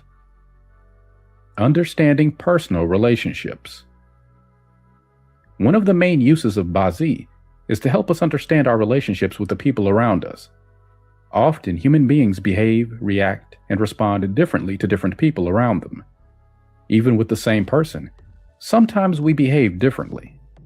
The elemental effect from the time factor, luck pillars, annual pillars, and month pillars all play a role in shaping how we relate to others at different points in our lives, or even different months of the year. By looking at the relationship between the elements in your Bazi chart, it is possible to ascertain what your relationship will be with someone or something. There are generally two important perspectives that can be used to evaluate Bazi in terms of relationships with others. The first method is to look at the pillars as palaces. This method enables you to evaluate the nature of your relationships with something, such as your career, or someone, spouse, parents, children. The second method for reading a Bazi is through the 10 gods. This is a slightly more sophisticated method that requires we delve more deeply into the 5 elements and the 10 different stars, commonly known as the 10 gods. We will focus on the palace method, which is quicker and easier to apply, in this book. In the palace method, each pillar in the Bazi represents one of the following. 1. Grandparents, extended family members. 2. Parents or superiors. 3. Spouse or home. And 4. Children or subordinates. The palace method of assessing your Bazi is the easiest and quickest way of assessing the above 4 types of relationships. Now, let's say if, in a particular luck cycle, there is a clash with the element in your month pillar. Immediately, you can ascertain that the problem might involve your relationship with your parents or your superiors. If, for example, you have an unfavorable element in your year pillar, then this indicates that your grandparents will not be very helpful to you in life, or that you do not have much affinity with them. It may also indicate a less than good family background, for example, a broken family or perhaps a dispersed family, or that you or your parents will have to be self-made, as you or your parents do not have anything inherited from your grandparents for you or your parents to gain a head start in life. If your favorable element is in your children palace, this indicates that your affinity with your children will be good. They are likely to be respectful children or have a good relationship with you. Conversely, if you have an unfavorable element in your children palace, then this indicates that you will not have a good affinity with your children. What is affinity? It is difficult to translate this concept into English. In Chinese, it is known as yuan. Poor affinity can mean many things. It may mean separation by distance. It may mean that many obstacles or hindrances have to be overcome before you can be together. Poor affinity with your children might mean that you are separated by distance. You live in different countries. Or in especially bad cases, it may mean miscarriages or the early death of a child. In a mild case, it may simply mean that you and your child have different outlooks or perceptions about life. In extreme instances, parent and child simply cannot get along with each other. The grandparents' palace, besides representing your relationship with your grandparents, can also represent your extended family members or older family members. Your parents' palace represents not only your parents, but also your superior or boss or a mentor. Your spouse palace, besides representing your relationship with your spouse, also represents your home and living conditions. Your children palace does not only represent your children, but also your subordinates and people under your care. This is a quick and fast method to establish what your relationship or affinity with various individuals in your life will be like, using the relationship between the elements and your daymaster. This is your life. The palace method can also be used to provide a general picture of your life in 4 phases: young age, youth, middle age, and old age. Here's a quick method of checking to see if you can expect smooth sailing or rough waters through the difficult life phases. Where your favorable elements are located can tell you a lot about a person's life path. Whether they are good starters or good finishers, or bad starters but good finishers in life, all can easily be read just by looking at the position of the favorable element. If your favorable element is in your day or hour pillars, especially in the earthly branches, this indicates that the older you get, the better your life gets. This is, of course, a good sign. It is always better to have a good ending in life than to suffer a terrible fate. The Chinese believe that life should be bitter first, then sweet. So, a bad start and a good finish is a blessed life. A good start and a pathetic finish is not considered good at all. Similarly, if you have unfavorable elements in your year pillar, this suggests a difficult or hard childhood. Unfavorable elements in your month pillar indicate that life truly gets better for you after 40, and that your early life might be hard, tough, or bumpy. Individuals who enjoy good fortune from young age usually have favorable elements in their year and month pillars. Bazi for crisis management. When written in Chinese, the word crisis is composed of two characters. One represents danger, and the other represents opportunity. John F. Kennedy. Bazi is not just about knowing the good things in life, but about bracing ourselves for the not-so-pleasant events in life. From a person's Bazi, we can anticipate the kinds of difficulties or obstacles a person may face. How do you see what kind of trouble is approaching from your Bazi? And what happens if you see trouble heading your way in Bazi? Take a look at the Bazi below. What can this person expect in the year 2004, which is the year of Jiark Shen, wood monkey?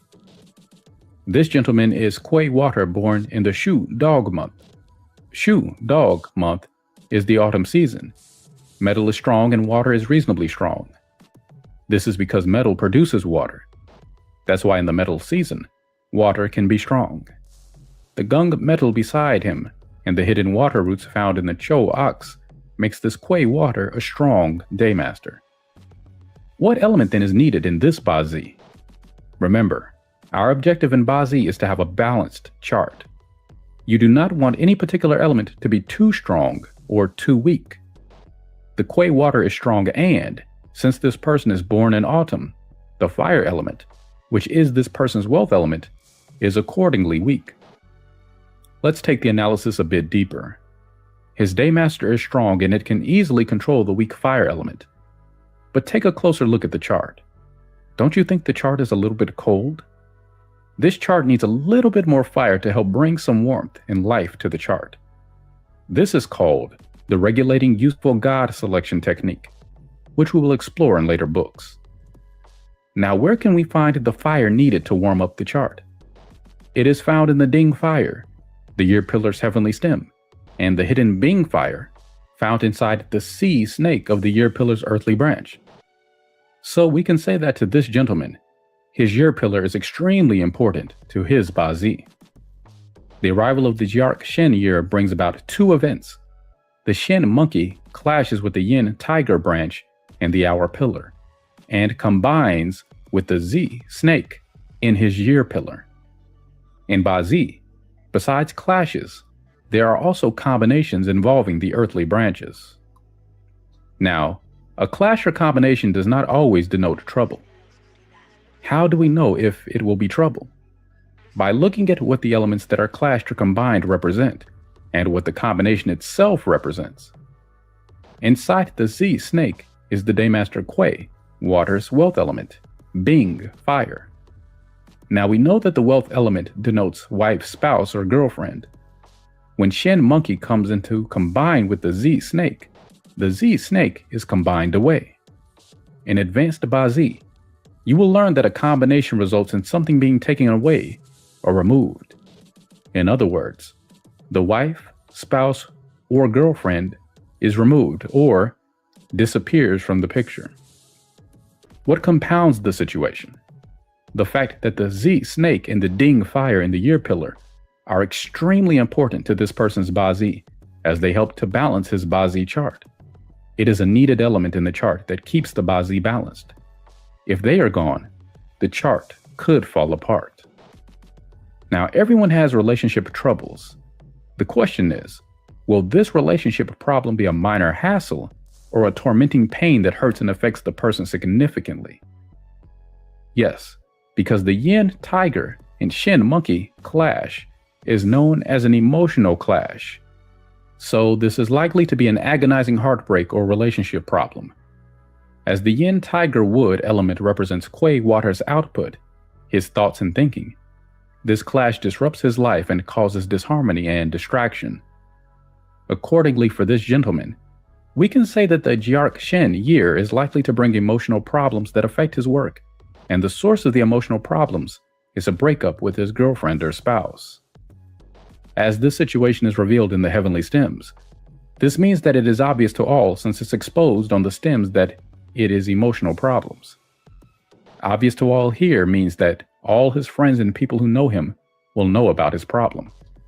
If the clash or combination is hidden, that means no one knows about it.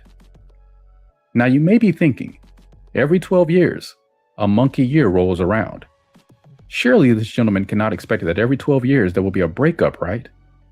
Remember, the annual heavenly stem and the person's luck pillars also impact on the situation.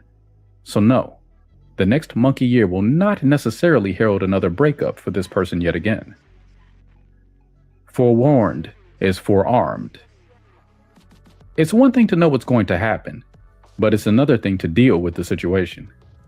While Bazi can help you see what is coming, you can't always do something about the situation, unfortunately. Why? Well, you can exert all your man luck and willpower to try to avoid the situation, but sometimes that is just not enough. So, if you can't avoid or sidestep a problem, the best thing is to be mentally and psychologically prepared for it. Brace for the impact. You can't always change your destiny entirely, but you can surely soften the impact. Dealing with an obstacle, hindrance, or crisis that is coming is like getting ready for an exam. What do? You prepare. And if you are prepared, chances are you'll come out of it better than if you did not prepare yourself at all. Knowing your Bazi is like having a cheat sheet with you during your exam. You already know the questions before the test. Another analogy of Bazi is a bit like checking the weather forecast. If you know there will be showers tomorrow morning, you'd probably go out armed with an umbrella. Bazi is not at all about fortune telling in this modern day and age. I prefer to view it as a tool that helps us prepare for events and situations and guides us on what is a suitable recourse or action to take. Here is a personal example of how Bazi can be used to avoid obstacles, hindrances, or hassles when applied properly. Last year, I was interviewed by a journalist about my teaching work in London. The interview was very cordial and I personally thought it went very well. 2 months later, the article comes out and the phone didn't stop ringing. The content of the article was accurate, but it also gave the impression that I was an arrogant person with a seriously inflated ego who had made certain comments that could be misconstrued as offensive or critical of others. Obviously not an ideal outcome and did not quite reflect what I had meant in the context of our earlier interview. Now, my Bazi at that time was being affected by a very strong 7 killings or influence element. This combination indicated trouble caused by misunderstandings or miscommunications. Surprise, surprise. What would have been the solution then to this problem? In Bazi, cures come in the form of actions. In my case, knowing that my Bazi was being influenced significantly by an overly strong 7 killings element, it would probably be wise to have been very careful with the way I spoke to the journalist, or perhaps to have my secretary on hand for the interview to ensure that the wrong message was not conveyed. Action is the cure. To understand how action is the cure in Bazi, you need to have a good understanding of the 5-element cycle, as is seen in the chart here. This chart translates the 5 elements into human actions. In effect, the way to resolve or counter a problem that is revealed by your Bazi is simply to take the right action in accordance with the 5 elements. In Feng Shui, a cure involves using the forces of nature, your environment, or earth luck. In Bazi studies, It is about actions and decisions. Let's say that a chart has the problem of too much of the wealth element. Remember, having too much wealth elements in a chart is a problem because it causes imbalance in the Ba-Z. So what is the solution or cure? Refer to the diagram on the previous page. Based on the control cycle, what do you think controls the wealth element? The companion element, of course. The companion element helps wealth. In Chinese, we call this Bijian Feng Kai, meaning companions help share the wealth. By helping you share the wealth, they also at the same time lend your Daymaster strength to control the wealth element. So, it's a win-win situation. So how do you use the companion element? The key is to find out what the companion element represents. In most cases, the companion element represents your friends, your siblings, or someone very close to you. If a person is troubled by excessive wealth element, then the advice is to seek a business partner to work with, or a sibling or friend. What if a Daymaster is strong or excessively strong, and thus can control the wealth? Then these people do not need companion elements, and usually will be people who cannot participate in joint venture opportunities or business partnerships. Let's take a look at this example. This Ba-Z chart belongs to a male, born on September 12, 1956, in the Z snake hour. Let's start by evaluating the strength of the Daymaster. This gentleman is a Rern Water, born in the U Rooster month. U Rooster is an autumn month and is part of the metal season. In autumn, the water element is strong. The presence of a gung metal inside the Shin monkey, the year pillar's earthly branch, also helps to strengthen the Daymaster. So clearly, this is a strong Rern Water. To a water person, fire is the wealth element. In this chart, the fire elements are pretty strong. How do we know they are strong? The Ding and Bing, seen on the heavenly stems, are rooted in Z, snake, and Wu, horse. In previous chapters, I talked about roots in a Ba-Z, which are the hidden stems. Rooted means that a particular heavenly stem has the same element in the earthly branches. When an element is rooted, it has a strong, steady, and proper foundation, like a tree has roots. An element will have a truly strong presence in a person's chart if it is not only present in the heavenly stems, but is also rooted in the earthly branches. Where the Daymaster is strong and wealth element is strong, you will know that it belongs to someone who has considerable financial capacity, because the Daymaster is strong enough to control the strong wealth. What makes this chart also exceptional is that there is only one visible water element, and it is a strong water element too. This means that the wealth in the chart is not shared with others. This also demonstrates how the quantity of the elements in a person's chart does not always tell the whole story. It is much more important to look at the quality of the element. Herein lies the difficulty in reading. If a person's Daymaster is strong because of the presence of companions, it means there potentially will be people who share in your wealth. If, on the other hand, a person's Daymaster is strong because of resource elements, then this person will not have to share his or her wealth with others, since resource will never participate in sharing of the wealth. What's the favorable element in this Ba-Z? The Yi wood. Why? Strong water needs to release its strength, so it is best used to produce wood. Why not choose the wealth or influence elements?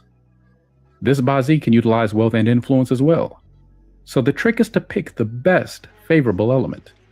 Remember, we are looking for a good flow of Qi. Water producing wood, and wood then produces fire. This is the most natural and smooth flow of Qi, since this follows the 5 elements production cycle to the hilt. Hence, it is best to first favor wood over all the other possible favorable elements. Now what or who is the wood element to this person? Wood is an output element. Output represents talents, arts, and performance. In advanced studies of Ba-Z, the Yi wood to a Rern Water Daymaster is called a hurting officer. The hurting officer star represents expressive talents. Hurting officer also represents perfectionists, especially when the hurting officer is Yi wood. You may be curious about the identity of this exceptional individual. His name is Leslie Chong, a talented Hong Kong movie star and singer. Following his recent death, it was revealed that he had left behind a substantial fortune. Riding the luck with Ba Zi. Those who fail to plan to fail. Ba Zi moves in luck cycles. Once the luck cycle is passed, it is over. This means your failures and hardships in the past will not repeat itself in the future. But it also means your present success will not happen again. To decide what you want in life, and to show what is preventing you from getting it, you need precise information.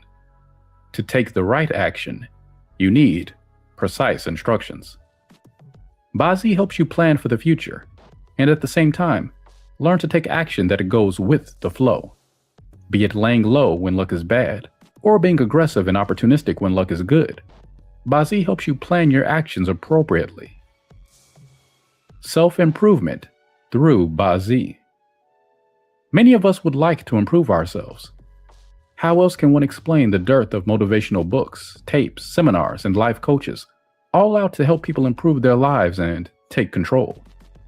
Yet, people are sometimes uncertain as to what changes they need to make. It's understandable. How many of us can really look at our flaws objectively, or even see our own flaws? Ba Zi is, in that sense, a mirror that helps reflect back to us our flaws, our weaknesses, and our strengths, thus enabling us to make improvements or changes to improve things. By understanding the elements that cause you to react or behave in a certain way, do your best to consciously change your actions and your decisions to change the way you feel about yourself, change how other people perceive you, and change the way you feel about someone. Taking the stress out of life. Ba Zi is also about being realistic.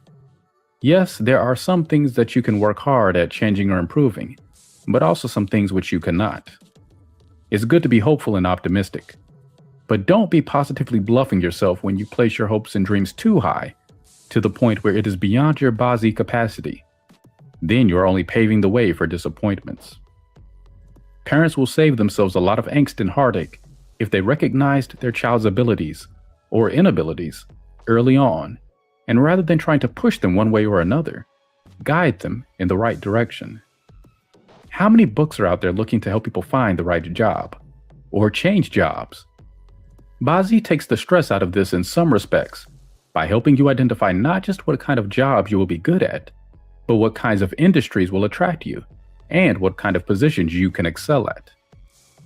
I hope that by now you've gained considerable insights into the wonderful art of Ba Zi. It is your destiny code that reveals your life.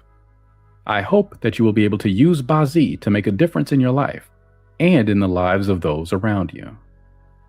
For those who wish to continue their journey of learning beyond this book, in the next book on the Destiny Code, we will explore more techniques for analysis, concepts such as special relationships between heavenly stems and earthly branches, structures and formations, and dive deeper into how Ba Zi can help you determine your potential, unlock your talents and capabilities, make better decisions, and in turn, achieve fulfillment and happiness in life by living life according to what we are able, capable, born to, and destined to do and achieve. This is the beginning of your journey into the Destiny Code.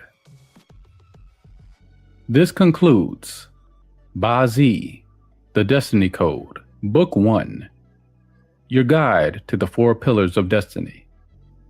Written by Joey Yap. Read by Audio Voices. All the best. Create this everyday miracle that can enrich your life. A.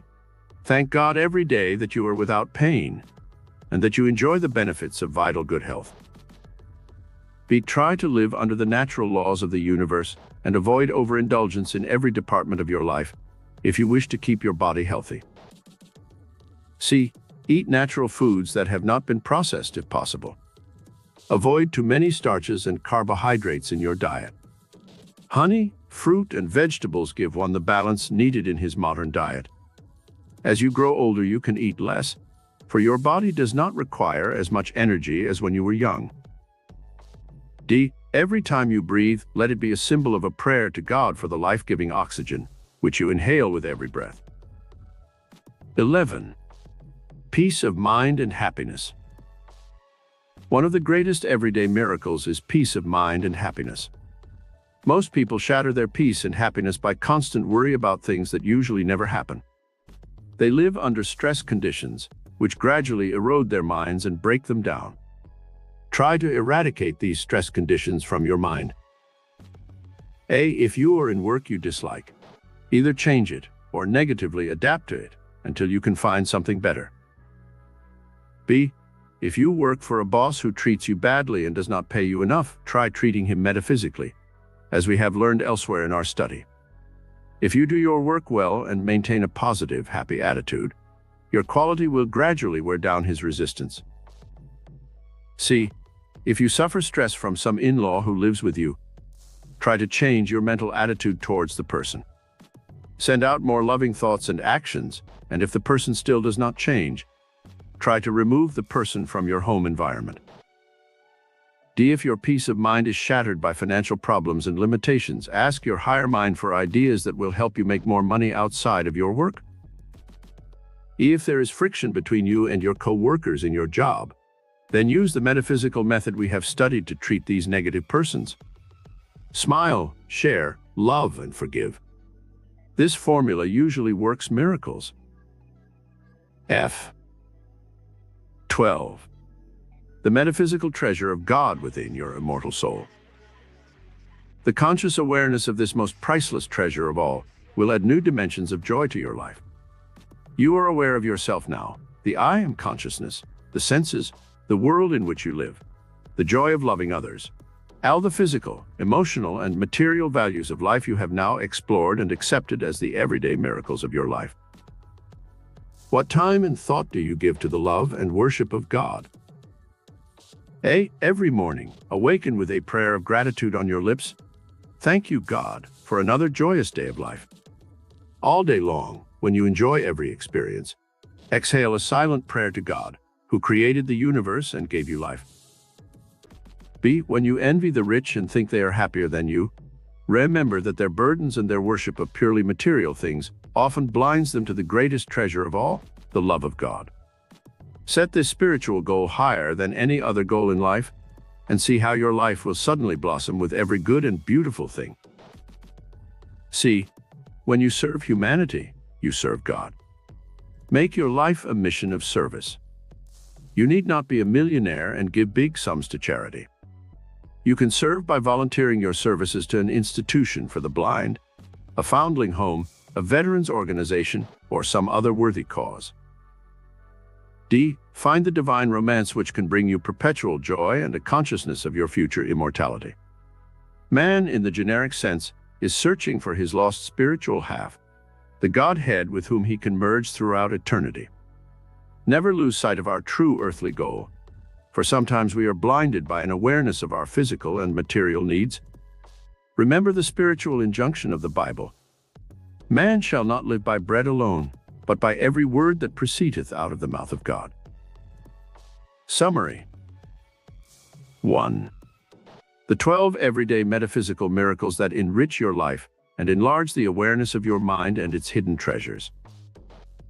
2. The I Am consciousness and how it enriches one's life. 3. The expression of divinity in our thoughts. 4. The affirmations for building the I Am consciousness. 5. God's creative miracles in nature are available to you. 6. The power of sense perceptions for enriching your life. 7. How the emotions create miracles of everyday treasures. 8. Your treasure of love can change your life. 9. Peace of mind and happiness, the everyday metaphysical miracle. 10. The metaphysical treasure of God within your immortal soul is available to you always. Chapter 14.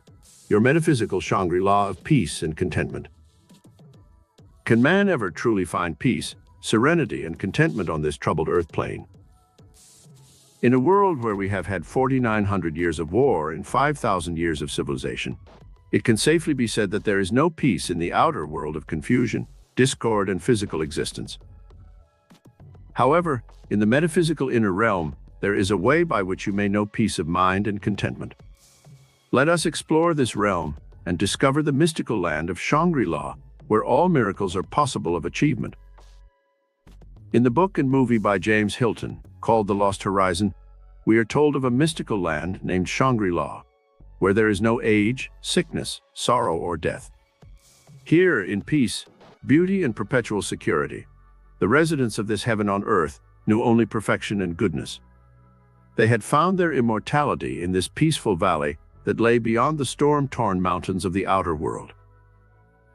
However, when dissident forces entered the peaceful valley of Shangri-La and brought with them their confusion, greed, selfishness, and hatred from the outer world, the spell of enchantment was broken, and Shangri-La became strife-torn and fear-filled, even as the outer world was. There is a metaphysical Shangri-La. This entire story has a metaphysical symbology, which we may well study and emulate. Shangri-La represents the mystical quest of man's soul in his search to find the land of eternal peace, beauty, and serenity. This state of consciousness does not exist in the outer world of confusion, discord, and selfishness. The land of Shangri-La was shut out from the outer world by towering mountain ranges. So too, this inner, peaceful spiritual state of Shangri-La is concealed from man's higher vision by the mortal mind mountain crags of fear, hate, worry, suspicion, and doubt. When man once learns how to scale these lofty peaks of the mortal self, his vision becomes gloriously expanded, and he is able to see beyond this earth's horizon into the vast vistas of God's unlimited and expansive universe. Man's eternal soul quest. Throughout his existence, man's soul quests for fulfillment. He finds love, marries, rears a family, and knows a sense of contentment and accomplishment. But is it complete fulfillment? No, for his soul has a vague sense of unrest, and he longs for spiritual completion, cosmic fulfillment. He searches in the outer world of reality for fame and fortune, youth and beauty, money and jobs, social life and friends. These are all evanescent and subject to the law of change. The president pays dearly for his moment of glory in the White House. When President Coolidge left the White House, he said it had cost him the life of his young son. The boy had a slight infection in his foot, but the President and Mrs. Coolidge were so busy being the first family of America that they neglected their son. A few days later, the boy was dead. Ask Jacqueline Kennedy which she'd rather have, her loving husband and father of her children alive and with her, or the empty glory of a glittering mansion. There is no question as to which she'd choose. The Buddha's last words to his disciples as he lay dying were, "Remember, transience is in the nature of all things. Strive diligently for emancipation therefrom." How to find your Shangri-La. 1. Be aware that your greatest joys and satisfactions do not always lie in the outer world with its physical and material objects, sensations, and desires. The true, permanent values of life reside within your own mind and soul. The memory of an event is more permanent than the event itself. You are no longer a child, but you can recall the memories of your childhood at will and live once again in that dimension through your memory. So it is with your future. You can build a vast repository of happy events within your inner consciousness, and you can relive these at will.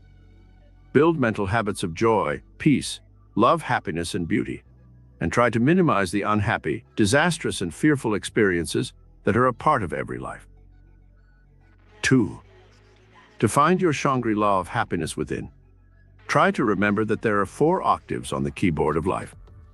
You can only have sweet music when you play on all of these octaves. The first octave consists of the physical and material experiences of the outer world. Your work, making money, and your business accomplishments. Your play and relaxation. These are all very important and should not be neglected, but they are not all of life. There is still another octave to be explored. The second octave consists in mental and intellectual enjoyments.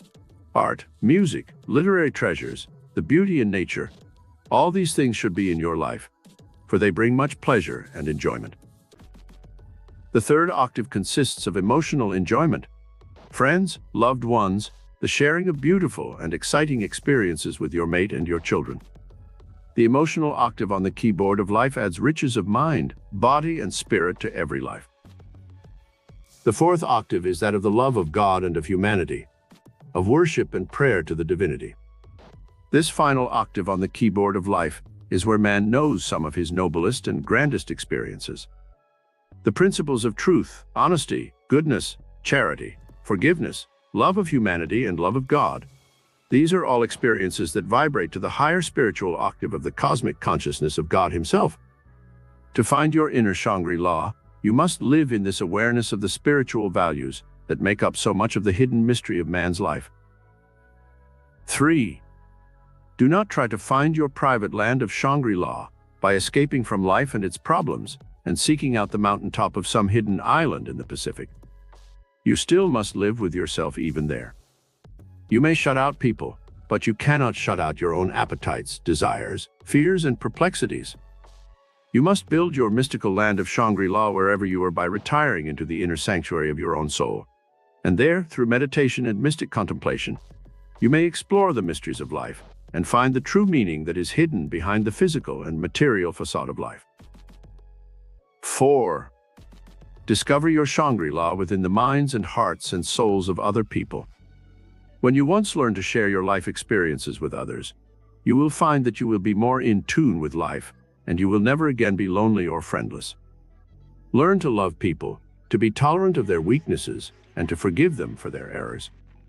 Suddenly, the true beauty and purpose of life will dawn for you, as you share your hopes and dreams with others. Now is the perfect time to live. Do not wait for the perfect time to be happy and to begin to live. There is no such thing as the perfect time in this outer world of changing reality. Some people tell themselves, "I'll wait until the children are grown, and then I'll begin to do things." Others say, "I'll wait to marry until the war is ended and we have peace." Such people would never have married for 50 centuries. For most of that time, we have had a state of war somewhere in the world. Others say, "I'll wait until I have a big fortune and then really start to live." Most of these people who put off living until some better time never get around to it and they die, never having fulfilled themselves. Now is the perfect time to live. Take the tools and materials you have this moment, and with the inspiration of beauty in your mind and soul, shape of the malleable clay of life a magnificent destiny. An artist had a dream one night in which a mystical voice told him to carve a beautiful Madonna. He searched far and wide for the perfect piece of wood to make his masterpiece, but he could not find it. One day he came across an old twisted piece of driftwood, and the voice within him said, "That is the wood for your Madonna." The artist took the driftwood home and began to carve his Madonna. From his mental concept there emerged a beautiful and graceful figure that somehow fitted itself to the curves and outlines of the driftwood perfectly. So too you must carve from the substance of your life a beautiful and lasting memorial to your life. The materials may not be to your liking, but you can utilize your life experiences to the best of your ability and fashion a destiny that will be noble, worthwhile, and magnificent. Shangri-La is a state of consciousness. From the word Shangri-La, I have formed an anagram, showing the negative of the state of consciousness which keeps man from achieving his perfect Shangri-La, and the positive state of consciousness which admits him to this mystical realm of peace, beauty, and fulfillment. The negative forces that, the positive forces that. Shut you out of Shangri-La, admit you to Shangri-La. S. Selfishness, selflessness. H. Hatred, hope. A. Anger, aspiration. N. Negativity, nobility. G. Greed, goodness. R. Revenge, righteousness. I. Ignorance, inspiration. L. Lust, love. A. Animalism, aestheticism. Remove the negative forces from your consciousness and supplant them with the positive forces and you will enter that mystical land of the mind and spirit, which we call our Shangri-La. When you remove the negative barriers of the mortal mind senses and rise on wings of the soul, scaling the lofty mountain peaks of Earth's barriers, you suddenly enter that peaceful, sunlit valley of the soul where joy and love reside. When you broaden your mental and spiritual horizons and have complete detachment from the bonds of materialism, you will discover this mystical land of Shangri-La within. This spiritual awakening comes only when you have learned the great principles of non-attachment and non-resistance. The effortless flow of spirit can carry you on wings of faith and hope to the celestial heights of peace and beauty. The horizons for which the soul searches throughout eternity may be found in the majesty and grandeur of nature. In the peace and solitude to be found in the midst of a great forest, the sunlight streams through the tall treetops, like light shining through the stained glass windows of a beautiful cathedral. The true wonder of life lies in the symphony of love in the human heart, when we have lowered the bars of selfishness to admit others into the paradise of our newly discovered Shangri-La. This type of love is sacrificial and anxious to give, to share, to create, and to beautify all whom it touches. The hidden valley of your soul. Shangri-La lies within the hidden valley of your own immortal soul, when you have awakened to the glorious spiritual truth that your soul is immortal and eternal. Spring is a symbol that God has given to earth to remind man, after the barrenness of winter, that the earth can still bloom with the multicolored flowers of spring. So too, Shangri-La is the eternal springtime in the human hearts and souls of those who love life and who love others, but who love God even more. Then we enter into that divine romance which lasts, not for a lifetime, but for an eternity.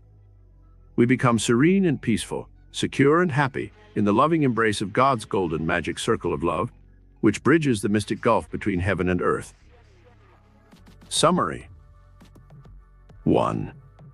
The mystical inner realm of peace and contentment is the metaphysical meaning of Shangri-La. 2. How hate, selfishness, and confusion destroy Shangri-La. 3. Regime for finding your mystical land of Shangri-La. 4. Shangri-La is a state of metaphysical consciousness, the negative forces that shut you out of Shangri-La, the positive forces that admit you. 5. How to broaden your mental and spiritual horizons. 6. Eternal springtime in man's heart and soul is ever available. 7. God's golden magic circle of love is metaphysics in action. Chapter 15. The metaphysical realm of infinite powers. For centuries, man has searched for proof of God's existence. Man's deep spiritual needs necessitate a belief in a higher power, with an all-pervading intelligence, which can motivate and control all life. The realm of the infinite is God's domain. Scientists who have investigated spiritual matters agree that some superior and infinite intelligence exists in the universe. For want of a better name, we call this infinite intelligence God. Voltaire said, "Even if there were no God, it would be necessary for man to invent him." We cannot conceive of a watch without a watchmaker. No canvas could exist without a painter who created it. So too, creation cannot exist without a creator. Always a cause precedes an effect. This is the law of all metaphysical creation. God is the causeless cause, the initial motivating intelligence which always was, and without which there is no creation. To explain God away is impossible, for the finite mind of man cannot conceive the infinite mind of God. Shakespeare said, "There is a divinity shapes our ends, rough hew them how we will." The secret power behind life. This divinity, the secret power behind all life, is a high order of infinite intelligence. We cannot conceive of God as a physical, corporeal being such as man, for this would be to limit him to the finite. As God is infinite, all-powerful, and all-intelligent, it is most unlikely that we can find him in nature or in man. However, being infinite spirit and infinite intelligence, God does reflect in all his creation, and man may tap this power of the infinite and perform miracles of creativity, even as God does. It is this reflection of the infinite mind of God within man's soul, which causes man to become a creative being and accomplish such magnificent works. The main proof of God lies within his own created universe. When we see how perfectly the universe operates under the impetus of God's infinite intelligence, we realize that the cosmos itself is the greatest proof of a higher intelligence which regulates all things. Our complex solar system, a metaphysical demonstration. Think of the profound intelligence that could create such an amazing thing as our complicated solar system. Out in space, we see billions of stars, all rotating in their orbits without collisions or accidents. We see perfect order, harmony, and unity in the entire solar system. The Milky Way, that path in the heavens which seems completely devoid of other planets, is actually made up of billions of stars, so distant that they cannot be counted or seen by our modern electronic telescopes. These are worlds bigger than ours, complete with their own suns and moons revolving around them. Creation is infinite and extends in all directions endlessly. The creative and infinite mind of God is constantly evolving new worlds and new solar systems. Science now has proof that God's creation is constantly expanding and growing. New worlds are coming into being as old ones die out.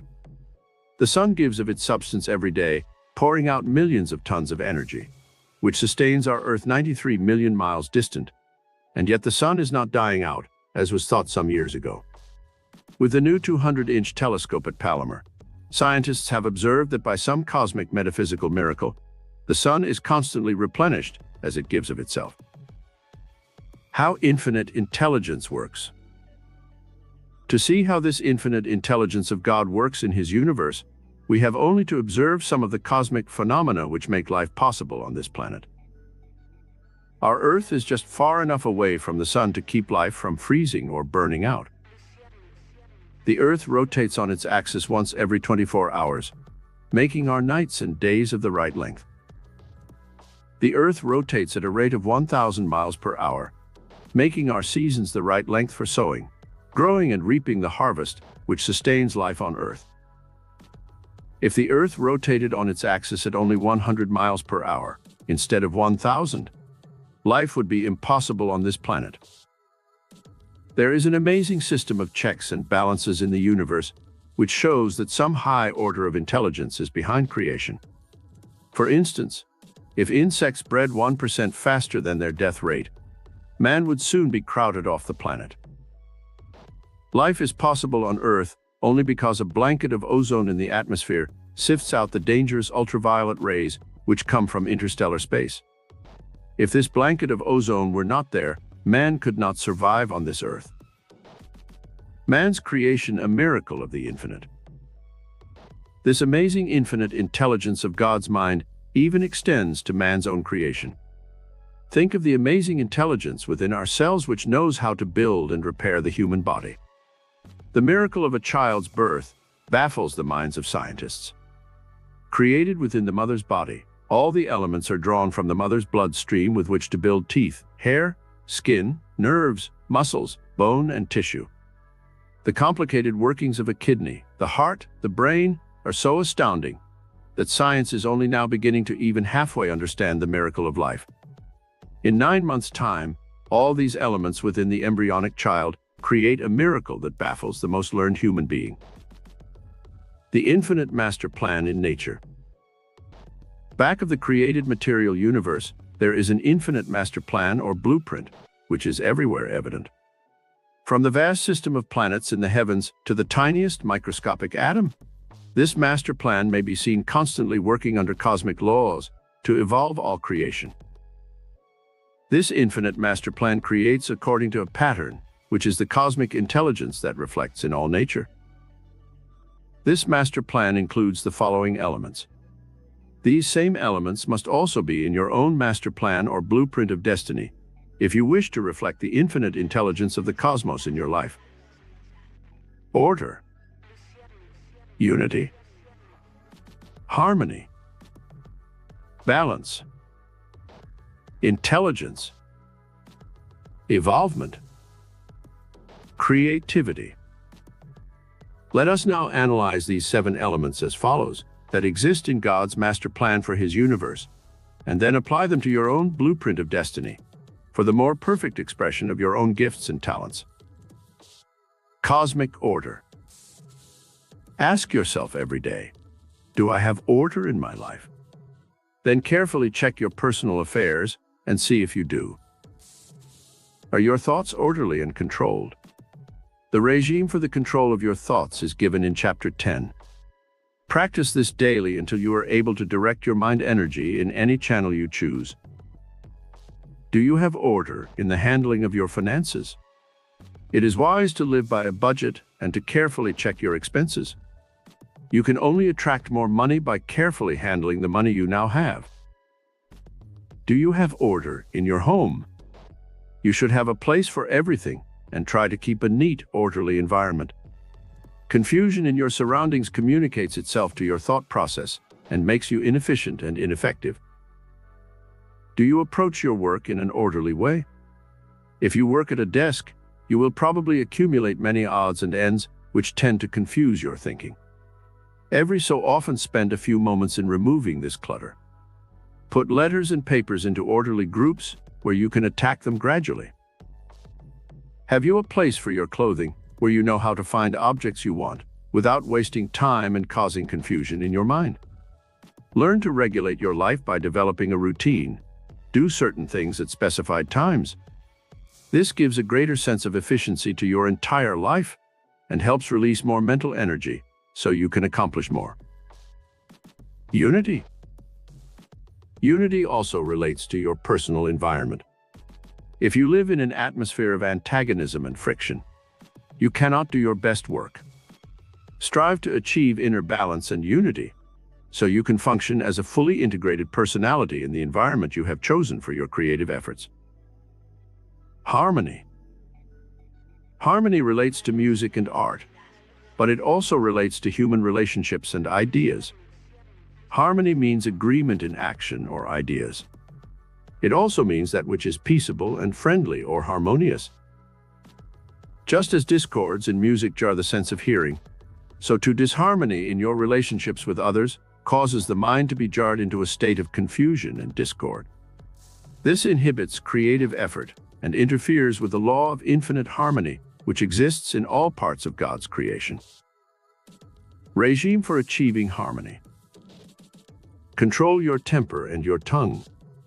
It takes two to quarrel. When someone disagrees with you, let him. It is better to give in a little than to live in an atmosphere of bickering and quarreling. The Bible gives this rule for harmony. Agree with thine adversary quickly. Try to anticipate difficult situations that may cause future disharmony and avoid them. Certain conversational topics among friends or acquaintances are controversial and lead to arguments and discord. Try to avoid talking to people about their political or religious beliefs. It is useless to try to change them, so why let yourself be led into disagreeable arguments that are apt to lead to enmity? Every morning when you start your day's activities, affirm this sentence: I am the center of peace and harmony. I am filled with the consciousness of love for every person I meet today. There is no room in my consciousness for hate, intolerance, or resentment. Whenever you feel discord in your environment, say this affirmation over to yourself 5 or 10 times until you once again feel a sense of peace and harmony within yourself. Balance. Balance, or the law of equilibrium, is essential in your life if you are to channel the infinite power of creative spirit in your consciousness. A mind that is engrossed with only the gross physical and material universe and ignores the mind and spirit cannot be said to have balance. Psychologists now find that there is a cross of balance that must be maintained in daily living if we are to avoid the dangers of mental or physical breakdown. This cross of balance consists of work, balanced by relaxation and play; love, balanced by worship of God. This is a simplified version of this cross of balance, but you can see how these 4 elements must be in your life daily. If any one of these elements is overdone, it tends to upset the cross of balance and leads to serious consequences in some department of life. Strive for moderation in everything you do to maintain balance in your life. There are 24 hours a day, 8 for work, 8 hours for sleep and rest, and 8 hours to spend in self-improvement, relaxation, entertainment, spiritual study, and meditation. Learn to withdraw from the outer world of confusion and action at least 1 hour a day for soul search and mystic contemplation. The infinite power of God's domain can only flood your mind and soul in these interludes of spiritual contemplation. Occasionally remind yourself of these words: "What shall it profit a man if he gains the whole world and lose his soul?" To achieve balance of mind, body, and soul, indulge in daily activities on these 3 planes of expression. Each day, exercise your mind and intellect by reading something constructive that will enrich your consciousness. Listen to beautiful and inspiring music that will elevate your mind to lofty planes. Pray each morning and each night so that you will be in tune with the infinite mind of God. Intelligence. Intelligence relates to the entire state of consciousness that you build. Never stop studying and improving your mind. No matter how old you are, study a new language, take a course in art or music or dancing. Write a short story or a poem. Try your hand at some hobby to keep your mind young. Take up golfing, gardening, woodwork, or modeling in clay. Anything that will keep your brain cells active and healthy. Read good books and keep up on news of the world by reading such current publications as Life, Look, Time, and Newsweek. The Reader's Digest is excellent for giving you short, informative, and interesting information about many different subjects. Intelligence is more than book learning. It comes from life experiences. Absorb as many different kinds of constructive experiences as possible. You can learn from other people, even from their mistakes. Study the lives of the great men of history and emulate their great thoughts and deeds. Sit in meditation at least half an hour a day and develop the higher mind within you, and ask it for intuitive guidance. The highest order of intelligence is that which your subconscious and superconscious minds can give you. This higher mind power, which reflects the infinite mind of God, knows the secrets of the universe. You can tap this higher intelligence when you wish to.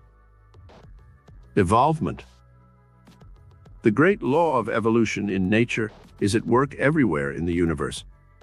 New forms and new creations are constantly being evolved by the infinite intelligence of God. This is not a static world, but one of flux and change.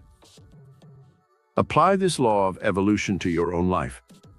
You must constantly strive to evolve to a higher and better position in your personal life.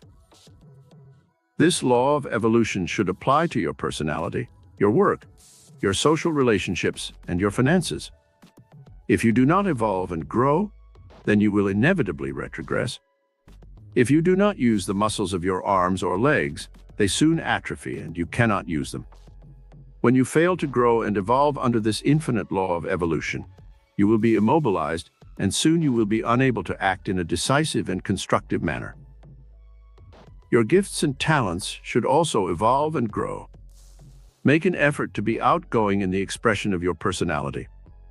If you suffer from inferiority and self-consciousness, try to remove the cause of this defect. Study public speaking to improve your voice. Study dancing to acquire grace and poise. Learn how to converse intelligently so that you can hold your own socially. Develop whatever natural skills and aptitudes you have, so you will no longer feel inadequate and inferior. Try to evolve and grow in your business and financial affairs also. Set a goal for yourself in business. When you achieve this goal, set others until you have risen as high as you can in life. Creativity. The infinite law of metaphysical creativity is nature's greatest tool for shaping and molding the products of nature. Wherever you look, you see this wonderful power of the infinite as it creates a multitude of shapes and sizes in a variety of products. You can duplicate this power of the infinite in your own creative efforts in your life. Look about you and ask yourself, what hast thou in thine house? You possess some special gift or talent which can be developed. You can draw on the infinite intelligence in the universe and use it to shape your own destiny. You must discover your own metaphysical creative power and then use it every day of your life. You can use this creative power in your own environment. Look about you and see how you can improve your living conditions. You may live in a house or apartment that you do not like. Use your metaphysical faculties to see how you might improve it. A bucket of fresh paint can work miracles with a dingy and dark interior. Bright new curtains at the windows can make a room sparkle with warmth. As you release the urge to beautify and improve your environment, new ideas will come to you for making changes that bring about great improvements in your circumstances of life. You are an undiscovered genius in your own right. All great geniuses of the past had no more brain power than you possess. The only difference was that they worked harder than most of us to create their great masterpieces. Use just 10% more of your present brain power creatively, and you will see amazing miracles happen in your life. The 5 attributes of divinity. The infinite mind of God bestows upon man 5 attributes of divinity. You may tap these 5 forces of creative spirit and channel them for your own creative efforts. 1. Infinite intelligence. This is the omniscience of the God mind, which has within it all knowledge and all wisdom. You can draw upon any part of this infinite intelligence when you put yourself in tune with the infinite. 2. Infinite power. This is the omnipotence of the God mind, which has within its domain all creative power for every purpose in creation. You can call upon any degree of this omnipotent, infinite power from your higher consciousness. As you have a need for more creative power and ask for its release, this higher mind within you will pour forth its refreshing stream of infinite power. This is the creative, infinite power that performs miracles of healing and transformation. 3. Infinite good. Infinite good is the omnipresence of the God mind. Everywhere you look, you see this infinite good in God's bountiful creation. God has released His good to bless all creation, and as you are a part of that creation, you may draw upon this stream of infinite good at any time you choose and have anything that you desire, if it is for purposes of good. 4. Infinite love. Love is the channel which the God mind uses to create the infinity of its divine outpourings. Wherever you look in the realm of nature, you see this divine mutation, in which the magnetism of love is at work creating, refining, evolving, expressing, and creating its infinite variety of products and creatures for the good of the entire universe. You can draw upon this outpouring of infinite love from your higher mind and use it to channelize your own creative efforts in every department of your life. 5. Infinite riches. The God mind has created a vast repository of riches in the universe. In the soil, the sea, the air about us, there are chemical and electrical elements which can convert the flow of God's infinite riches into millions of different forms. Man may use any part of this stream of infinite riches.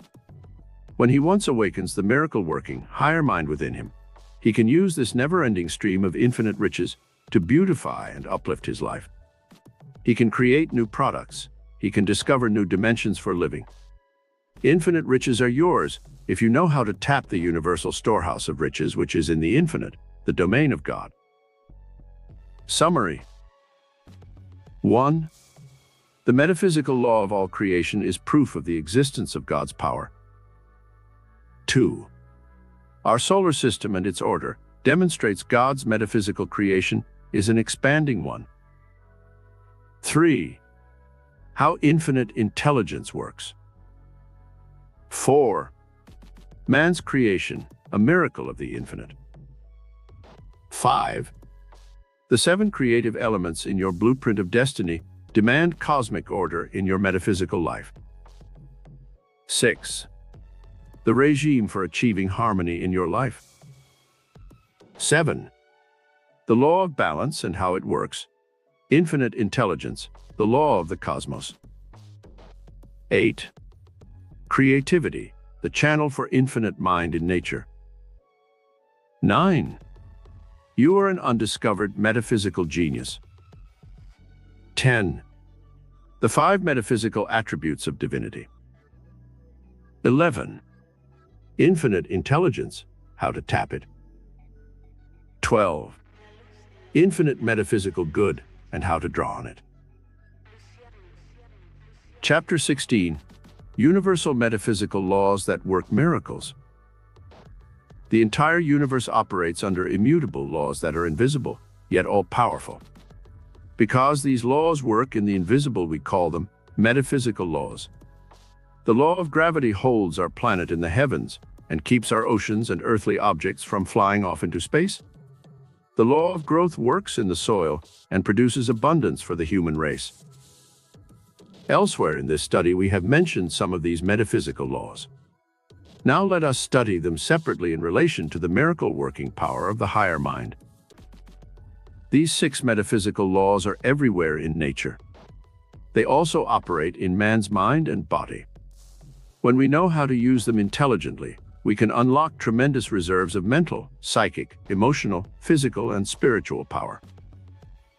Let us carefully study these metaphysical laws and see how you can harness their tremendous invisible power to work the miracles of health, wealth, peace, and contentment in your own life. The law of cause and effect. When you see an effect in the outer world of matter, you can be certain that there has been a cause set into motion somewhere in the inner world of mind. This is a metaphysical principle that works in the visible and invisible world. When you see a chicken, you are looking at an effect produced by some cause. The cause was the egg. But before that egg was laid, there had to be another cause, and it was another chicken. This chain of cause and effect continues on, and you can trace everything that happens in the universe back to some original cause. So too in your own life.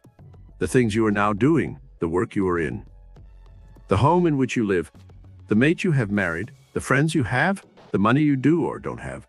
All these things are effects, but somewhere in the background of your life, they were set into motion by causes. Most of the causes of your life you can control. Therefore, you can almost at will select the effects you want to produce in your life, and then by exercising your mental causes, you can achieve those effects you desire. Let us now examine how this law works in relation to the various departments of your life. Wealth and abundance. The effect you want to achieve, let us say, is more wealth and material abundance. How can you use the law of cause and effect to achieve this result? You must set into motion within your mind the cause which can produce wealth, the effect. What are some causes that produce this effect of wealth? A desire for the good things money can buy. An ambition to educate your children. A desire to own your own home. A desire to have friends, a better social life. A desire to travel and see foreign lands. A desire to own a car, a television set, better furniture, more modern comforts such as refrigerators, vacuum cleaners, air conditioning, modern plumbing. What effects are set into motion by the above causes? You might change your job and obtain work where you make more money. You would begin to study and prepare your mind with specialized skills and knowledge, so you could make a move to another job. You would take steps to improve your personality, your voice, your ability to speak in public, your sales ability. You would work more industriously, save your money, invest it carefully, apply thrift, patience, and perseverance. When these effects are set into motion by your mental cause, a desire for wealth and abundance would have a chain reaction of cause-effect that would lead you ultimately to the achievement of more wealth and greater abundance than you now have. A desire for improved health. Let us apply this law of cause and effect to a desire for better health and see how this metaphysical principle works. Health. The cause to be set into motion is a desire for better health. The effect you are trying to achieve is improved health, more vitality and energy, longer life, greater efficiency, and a youth consciousness. What effects are now set into motion to achieve the cause you want of better health? You would search books by authorities on the right diet. You would strive to achieve balance in your daily life, work, rest and relaxation, varied interests, fresh air, sunshine, and moderate exercise. You would intensify the will to live by having a purpose for living that is above a mere desire for personal gratification. A desire for love, happiness. Let us apply this metaphysical formula now to a desire for love, happiness, and see how cause and effect work in that department on your life. The cause you wish to set into motion is a desire to be happy in love and marriage. The effect you are trying to achieve is fulfillment in love, gratification of your urge to procreate and have a family, the achievement of your own home, a desire to express love and receive love. What effect should you set into motion to achieve this objective? You would search for the ideal you have envisioned in your mind for years. You would act in an unselfish manner towards the object of your love and affections. You would show your love in words and actions, so that there was no doubt as to the emotion that motivated you. You would develop qualities of kindness, consideration, sharing, forgiveness, tolerance, and understanding.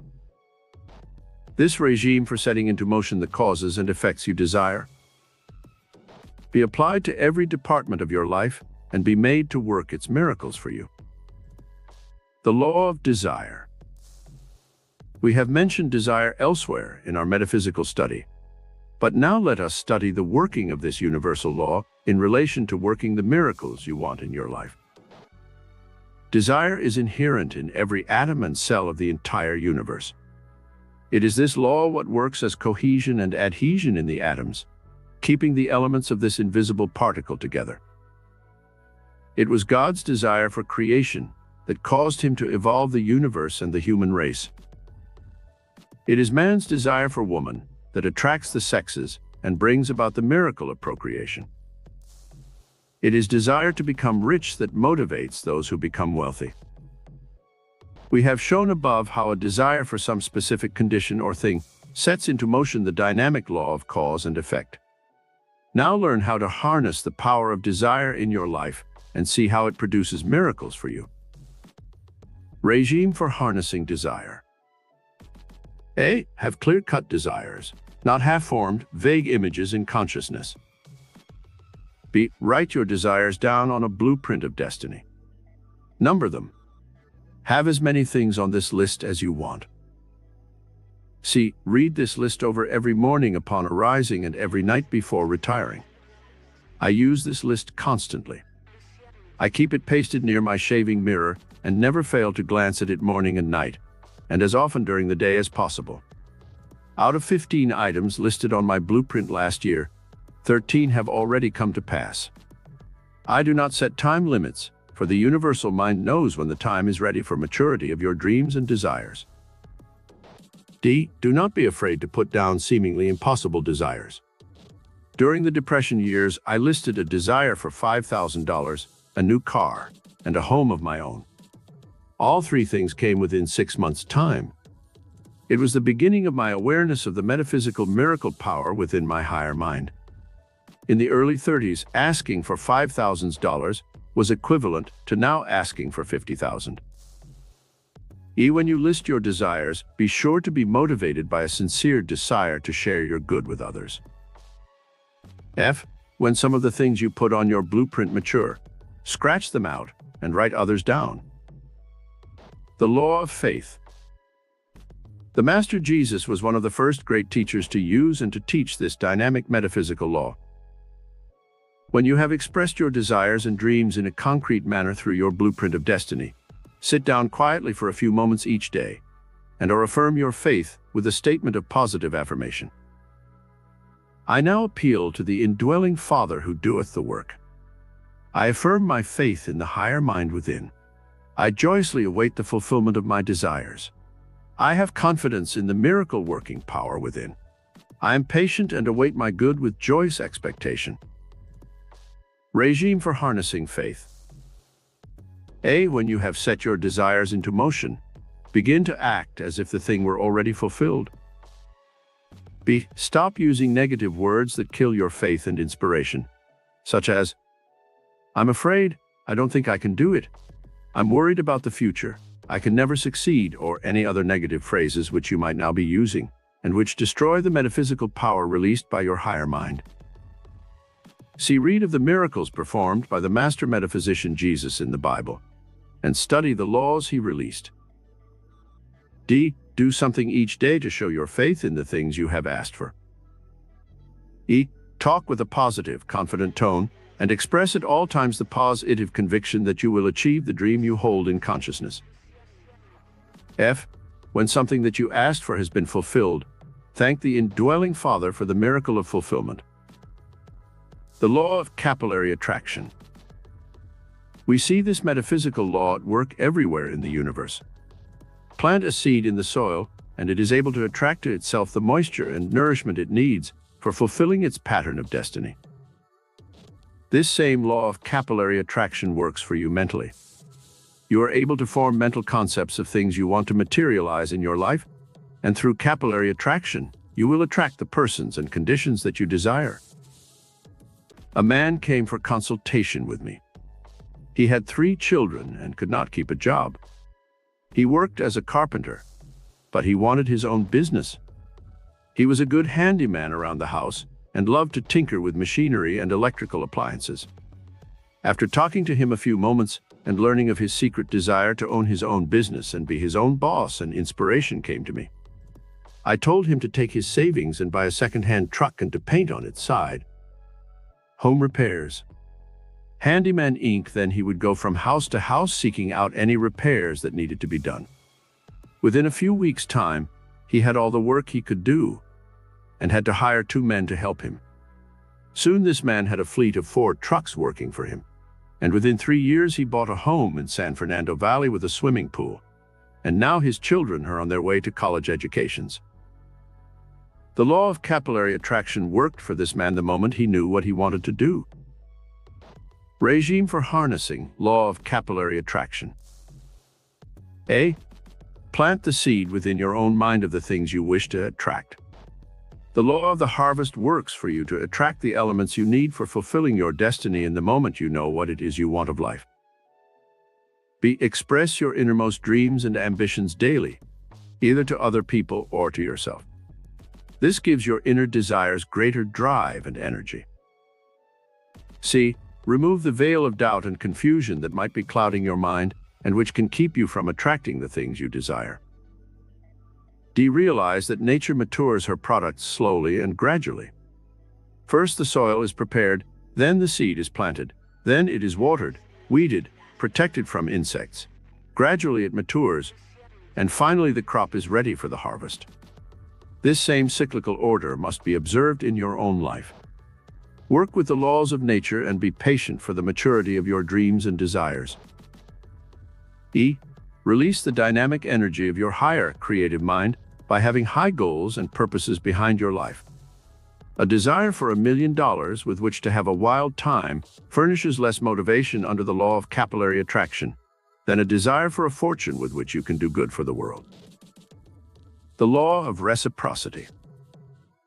The law of reciprocity is a metaphysical principle which is at work in the entire universe. The earth gives us the substance to sustain life, but it demands in return the seed which can produce the crops of abundance. The law of reciprocity is tied in with the law of the harvest. When you use this law, you will always get back more than you give out. A few grains of wheat or corn, when planted under this law, return a yield of 5 or 10 times what was given into the earth. You may not see the monetary returns for the kind acts you have done to others, but the returns may have been there in the forms of satisfaction, better health, and happiness. You can always be sure that life will repay you for every kindness you do for another, and even for monetary help you give to others. Regime for using the law of reciprocity. A. When you ask something from life, be sure that you are willing to give something in return. If you want friends, you must give time, attention, love, and kindness. If you want money, you must give ideas, work, creative imagination, and effort. If you want health, you must give time and attention to diet, exercise, and suitable rest. B. Seek out friends who are on the same mental, intellectual, and social plane as yourself. The law of reciprocity demands that giving and receiving be equal. You can pour out all kinds of bounties on certain people who are either unappreciative or unlearned, and nothing will be returned by them. This is one-sided giving and does not follow the law of reciprocity. It is like planting seed in a desert place without water or nourishment. Nothing can come of such a wasteland. This was the case of a woman who had an alcoholic husband. She tried everything known by her to help her husband, but the more she did, the more he abused her, until finally she had to take her 3 children and leave her home. Of course, she might have used metaphysics to help her overcome this tragic problem, but at that time, she acted in desperation, fearing for her own and her children's lives. Sometimes in life we must know when to retire from a barren situation and not continue on endangering health of life when the person is not willing to change. See, reciprocity means a mutual exchange. You may not always get back the equivalent of what you give out, but perhaps you will receive some other return that will be mutual. D. If you do not receive back what you give out, do not let it make you bitter and cause you to stop giving to life. Remember the biblical injunction. It is more blessed to give than to receive. You will be blessed in your life in direct proportion to your desire to continue helping others and doing good for the world. The law of dynamic action. The first law of the universe is action. Everywhere in nature you see this law at work, constantly changing, refining, transmuting, and evolving all creation. Scientists now find that people who keep their brain cells busy and active throughout their lives do not grow old and do not get sick as quickly as those who fail to use their brain cells. Mental action of the various brain centers is tied in with your body organs. When all areas of the brain are active, the body's organs are activated also, and the flow of magnetism, electricity, and life current keeps the body cells young, vital, and energetic. Regime for using the law of action. A. Have a daily action regime in which you plan your day and write down what you will do. B. Have a weekly study program in which you plan your reading and studying program to keep your brain cells exercised. C. If you are finished with your education, make it a point to study something else, either through night school or through correspondence courses. D. Subscribe to a Book of the Month club and keep up on the literature of the day. It helps keep your mind youthful and up to date on current events. E. Take an active interest in some sport that will get you outdoors at least half a day a week, and which will serve to exercise our body as well as your mind. F. Join some social club or dance class as you grow older that will force you to get out at least 1 or 2 evenings a week and break the habit of television that is making many Americans old before their time. G. Enlarge your social contacts and make new friends so that you can keep active in your social life. This will tend to give your mind new impetus and a variety of stimulating activities. How to use these metaphysical laws. Jot down on a sheet of paper each of the above metaphysical laws. Use a different sheet for each law. Then study one law for a period of a week, applying its principles as given above to every day of that week. Do not go on to the next law until you have thoroughly applied and practiced the principles given in the preceding one. Example: Law 1. Cause and effect. Monday. I set into motion the law of cause and effect in my business. I started by telephoning 10 different firms, suggesting they use our services. I wrote 10 letters to heads of companies, suggesting they use our products. Tuesday. I set into motion the law of cause and effect for attracting more money to myself. I set the cause into action by beginning the study of writing to help increase my income. I obtained books on short story writing from the library. I enrolled in a course in short story writing in evening high school. I bought a book on touch typing to help me for the future. This cause can be any one of dozens of avocations to help you increase your income. Wednesday. I took the first step today to set into motion the causes which can bring me more friends and a more active social life. I joined a local club which meets every week on Wednesday. They are people of my age bracket and my social position. This process should continue throughout the entire week. A definite course of action should be plotted each day to set into motion the causes which will produce the effects you desire. The second week, use the second law of desire. The third week, the law of faith, etc. There are other metaphysical laws which can be set into motion to help you achieve your innermost dreams and desires and which we have studied elsewhere in this work. These are the law of universal good, the law of the subconscious, the law of creative imagination, the law of affirmative will, the law of adaptation, the law of change, the law of transmutation, the law of evolution and involution. Chapter 17. Money, fame, power, all can be yours through metaphysics. Now that you have learned of the metaphysical laws that work miracles, you are ready to set these laws into motion and create the miracles in your everyday life that you desire. No two people ever desire exactly the same things in life. Some people have a desire for large sums of money, thinking that with money they can buy anything they want. There is nothing wrong with this desire, for money is good if it is used for good purposes. Some people desire fame. They wish to have acceptance of themselves and their creative gifts. It is all right to use this miracle power to achieve fame and recognition, if it does not blind one to the true permanent values in life. Others desire power, social power, business power, or personal power, so that they can command the respect and admiration of others. They want to become leaders of men and be recognized as being superior in social, political, or industrial circles. Any one of these ambitions, or all three, are all right if one wants to achieve them. You can ask what you will of the higher mind within, and if other conditions are right, and you have preconditioned your mind to release the dynamic inspiration for achieving these things, you may have them all. The secret ingredient for attracting money. There is a secret ingredient for attracting big money. You can have unlimited wealth if you once know this secret and put it into action through your miracle-working higher mind. The principle we shall study metaphysically is very similar to that used by a computer. Information is fed into a giant computer, thousands of figures and facts, scientific data, and other information.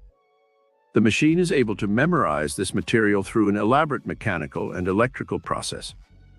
The machine has been preconditioned with patterns of facts and knowledge fed into its electrical mechanism. Then, when certain information is desired, impulses are fed into the machine. These impulses instantly touch off hundreds or thousands of related facts or figures or scientific data, and those are correlated and released as the sum total of all the information desired.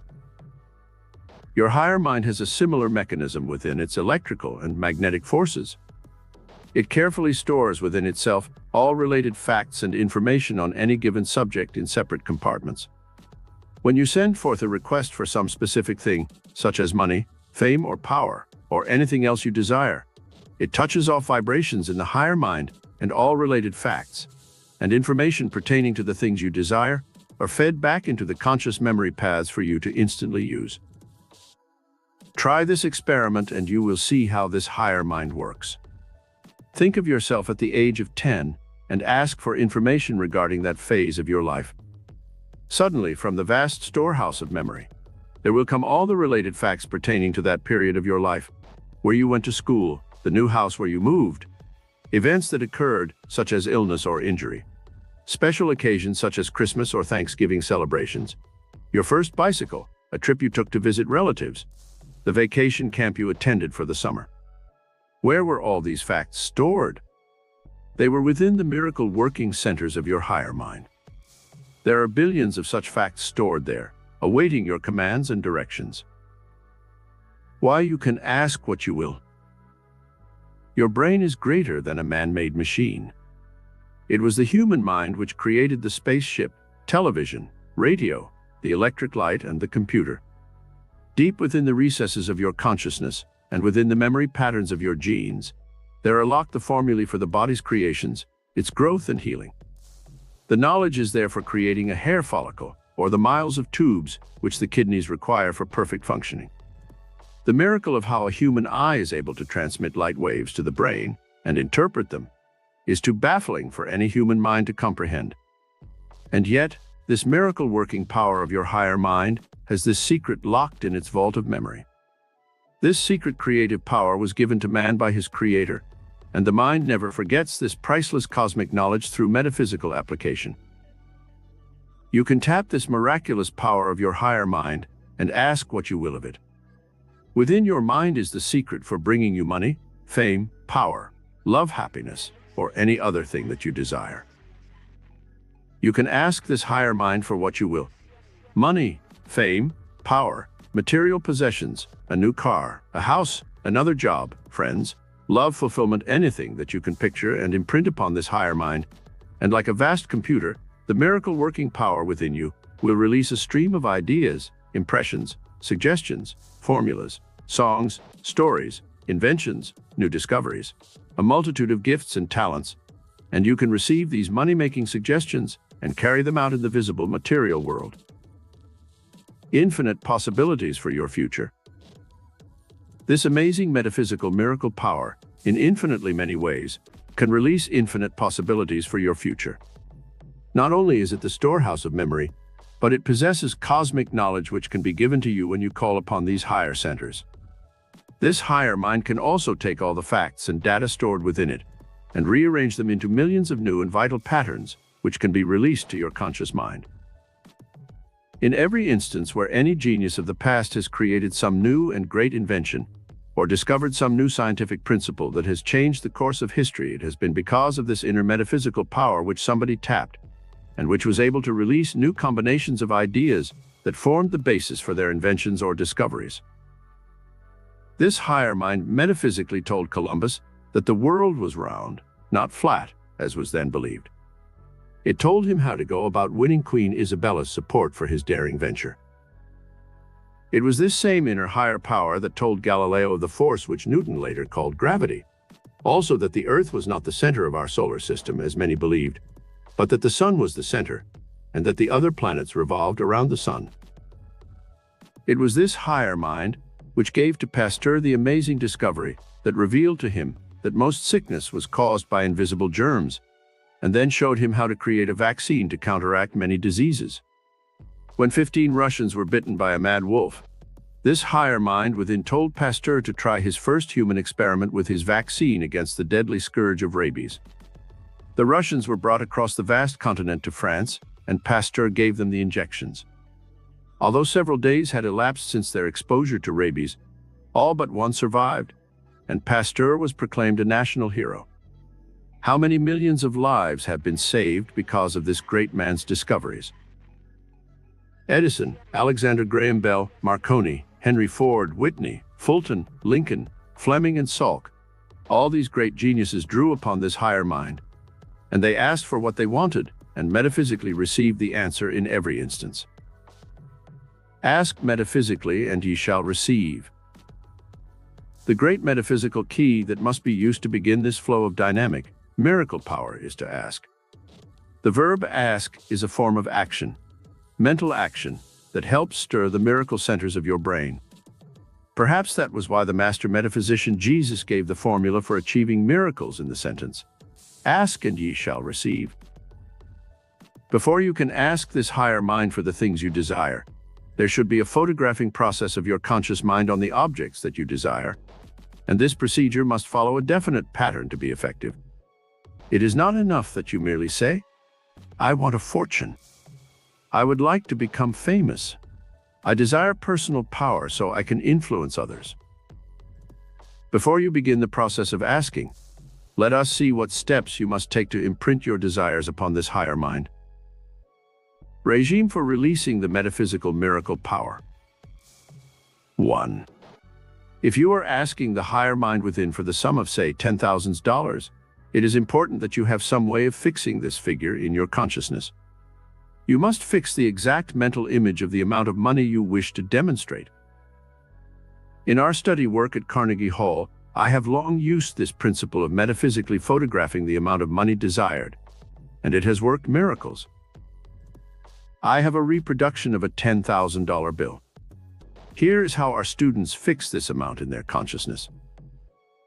They are required to concentrate on this photograph of the $10,000 bill for a few moments. On the face of this bill, there are certain facts which they must memorize.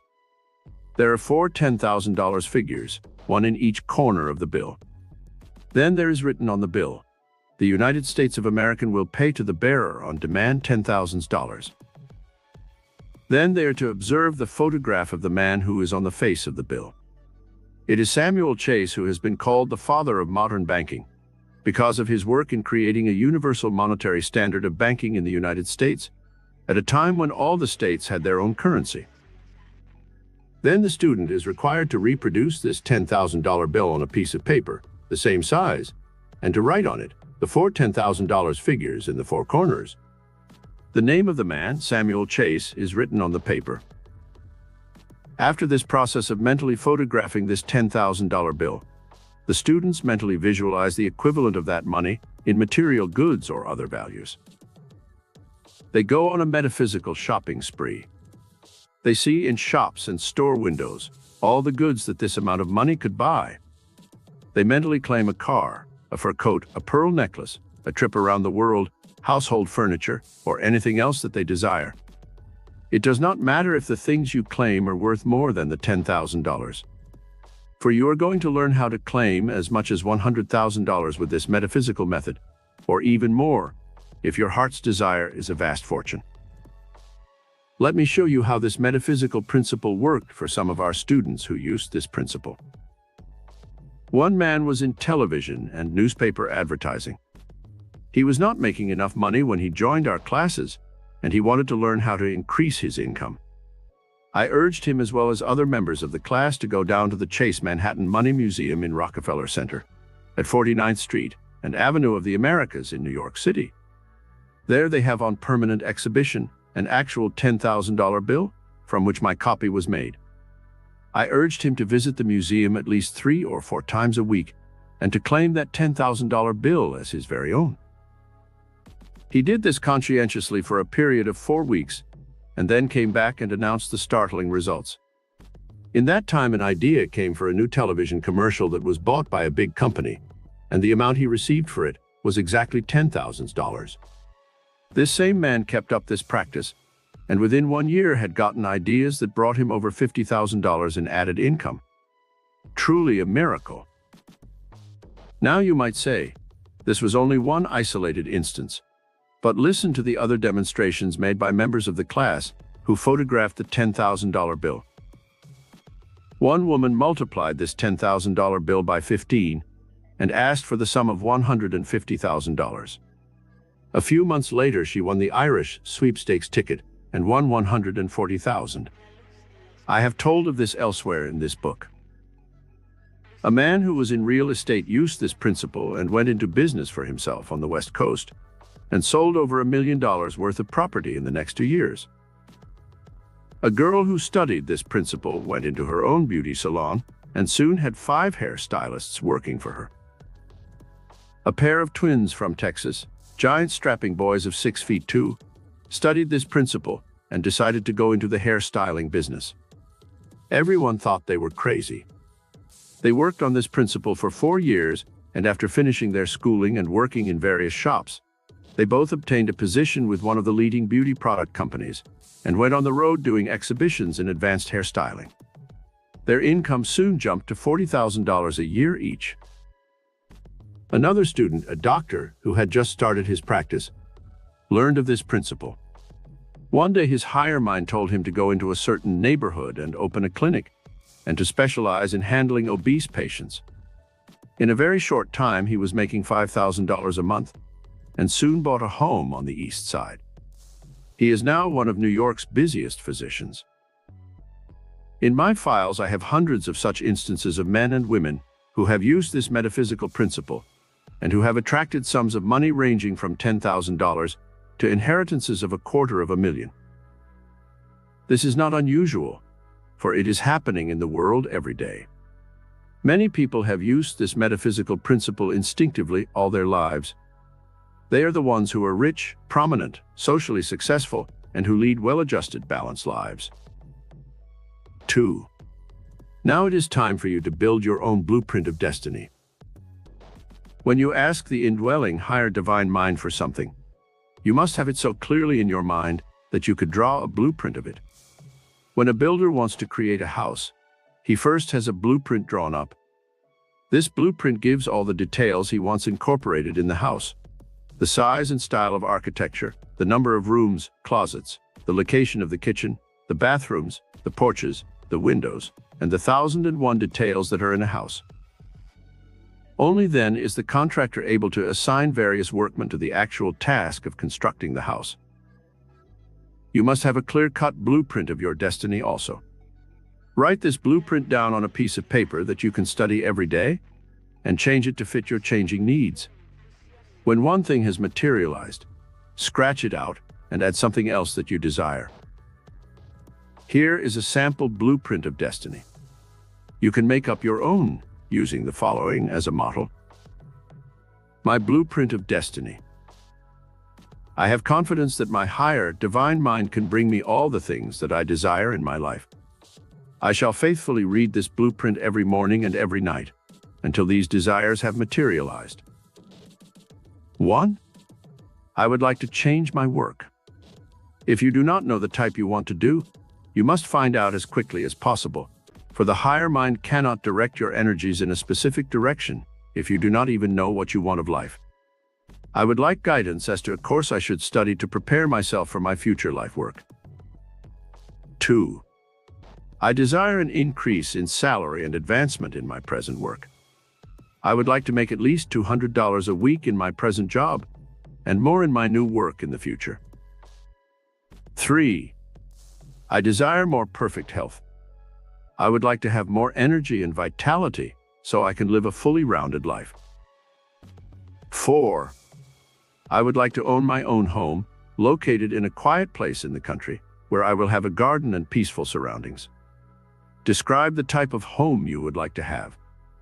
Picture it clearly in your mind, and then cut pictures out of home magazines, which you paste into a book you can call your scrapbook of destiny. In this book also paste pictures of cars, clothes, jewelry, or other objects you wish to attract. 5. I would like to own my own automobile. Write down the make, color, and style of car you want. Be specific and don't worry about how it will come to you. 6. I desire a happy marriage and a family of my own. My mate should possess the following qualities. List the type of mate you would like to attract, the mental traits you want, etc. 7. I desire a more dynamic personality. 8. I would like to develop the following gifts and talents.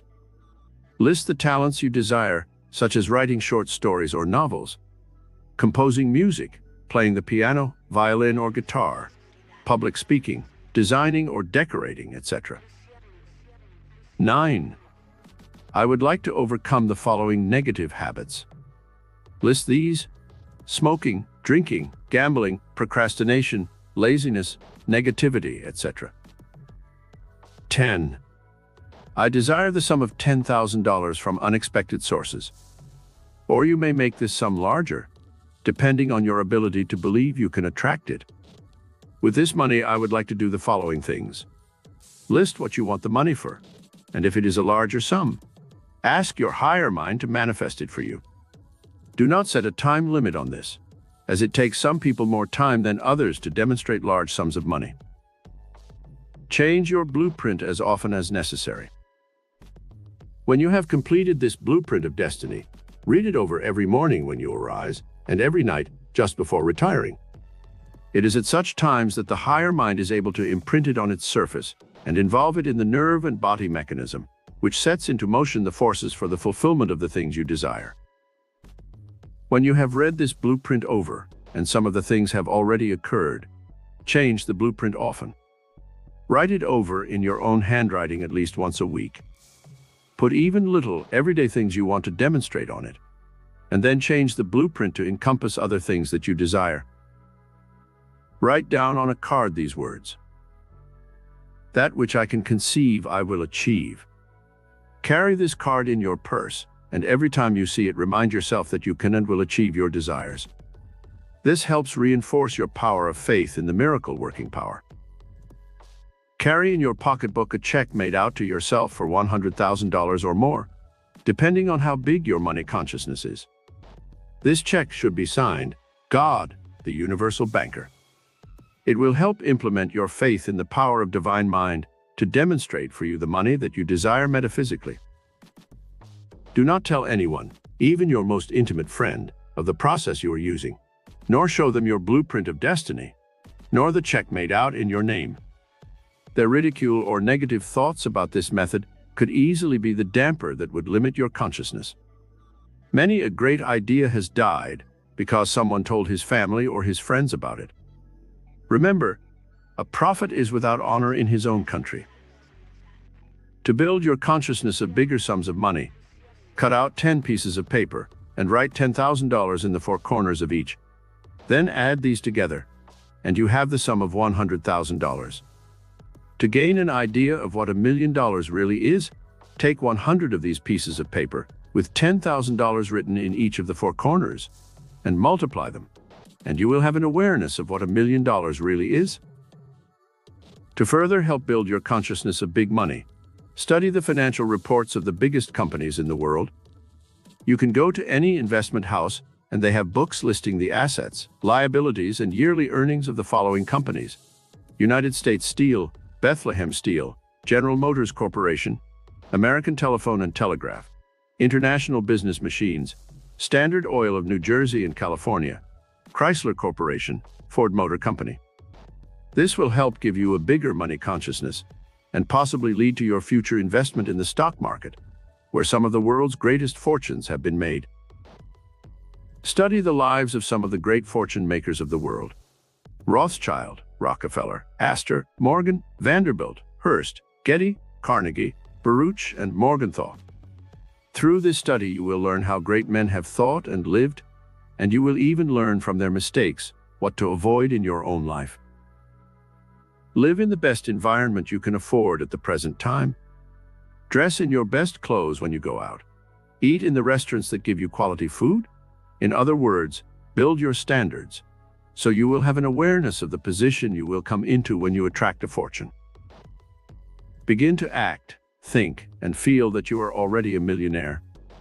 When you see a program on television, remember that you are viewing a production that cost hundreds of thousands. Like a potentate of the Far East, you can command the great talents of the Metropolitan Opera, Carnegie Hall, and the greatest concert halls of America to give command performances for your enjoyment. This will build your consciousness of being wealthy at present and give you greater enjoyment of the finer things of life. Chapter 18: How to Achieve Great Daily Power Through Metaphysical Meditation. From the Orient, there have been handed down many wonderful exercises and metaphysical or mystic meditations which we may use to elevate our consciousness to higher spiritual levels. A study of this metaphysical knowledge will enrich your soul and help you rise above the mortal mind realm of everyday problems and material and physical limitations to find greater power in every department of your life. The metaphysical teachers such as Lao Tse, Confucius, Buddha, and Zoroaster emulated the precepts found in the realm of nature. There they saw the metaphysical laws at work, and they applied these laws to their own lives and were able to perform miracles and achieve transcendental power.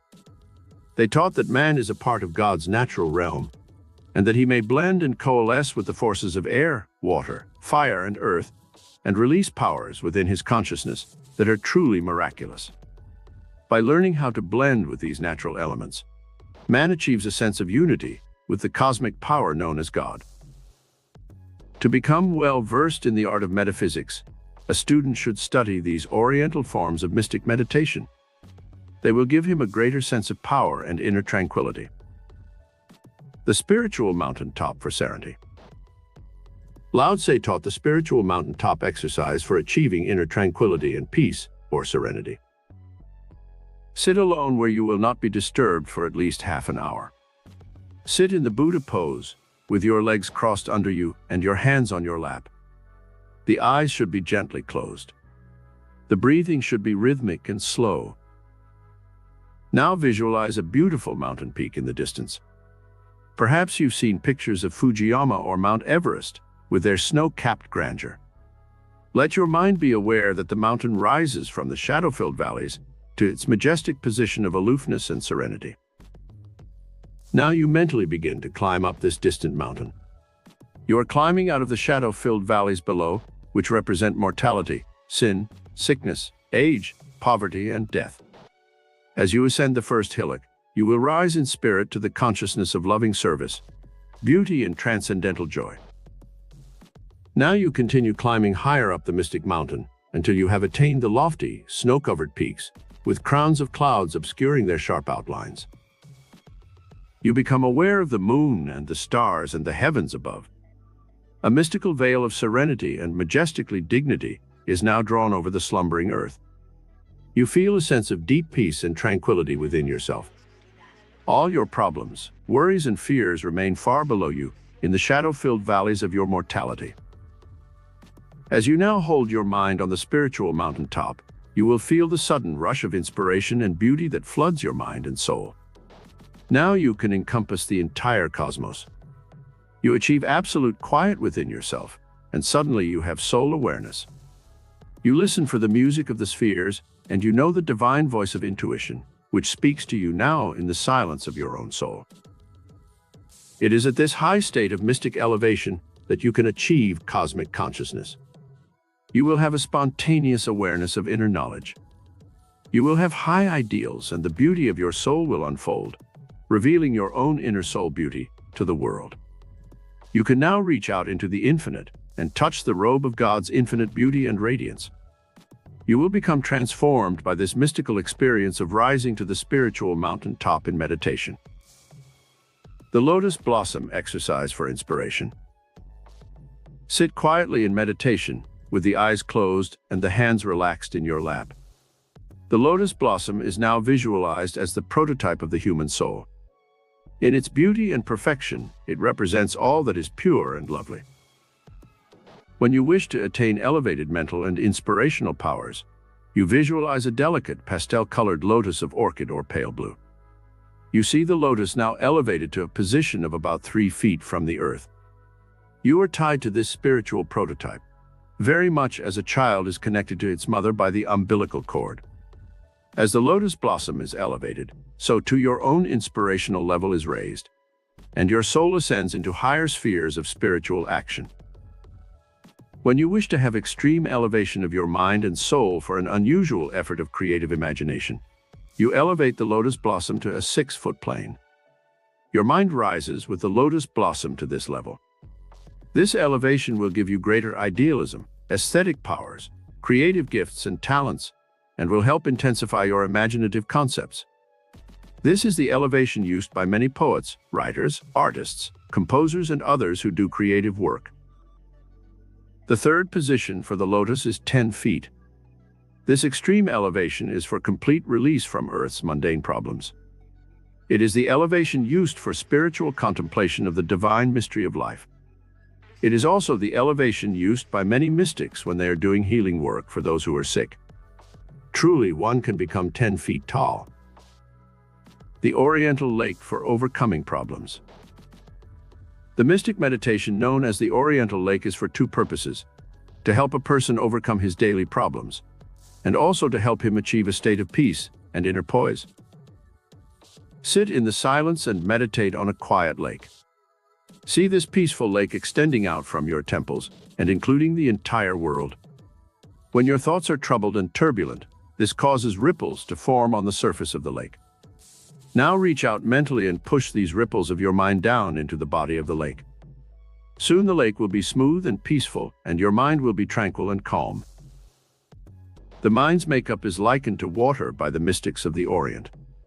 Just as a storm has the power to churn up the water and create turbulent waves, so too, man's thoughts of hate, revenge, war and destruction, fear and worry, and all his negative thoughts and emotions cause the mind to become agitated, and the mortal mind waves inundate and destroy the poise, peace and creativity of the human mind and soul. When problems threaten your peace of mind and you worry and cannot sleep, use this Oriental Lake meditation. Push each worrisome thought down into the water of the mind, and when it is safely submerged, it will be buried from sight and will leave the focus of your mind.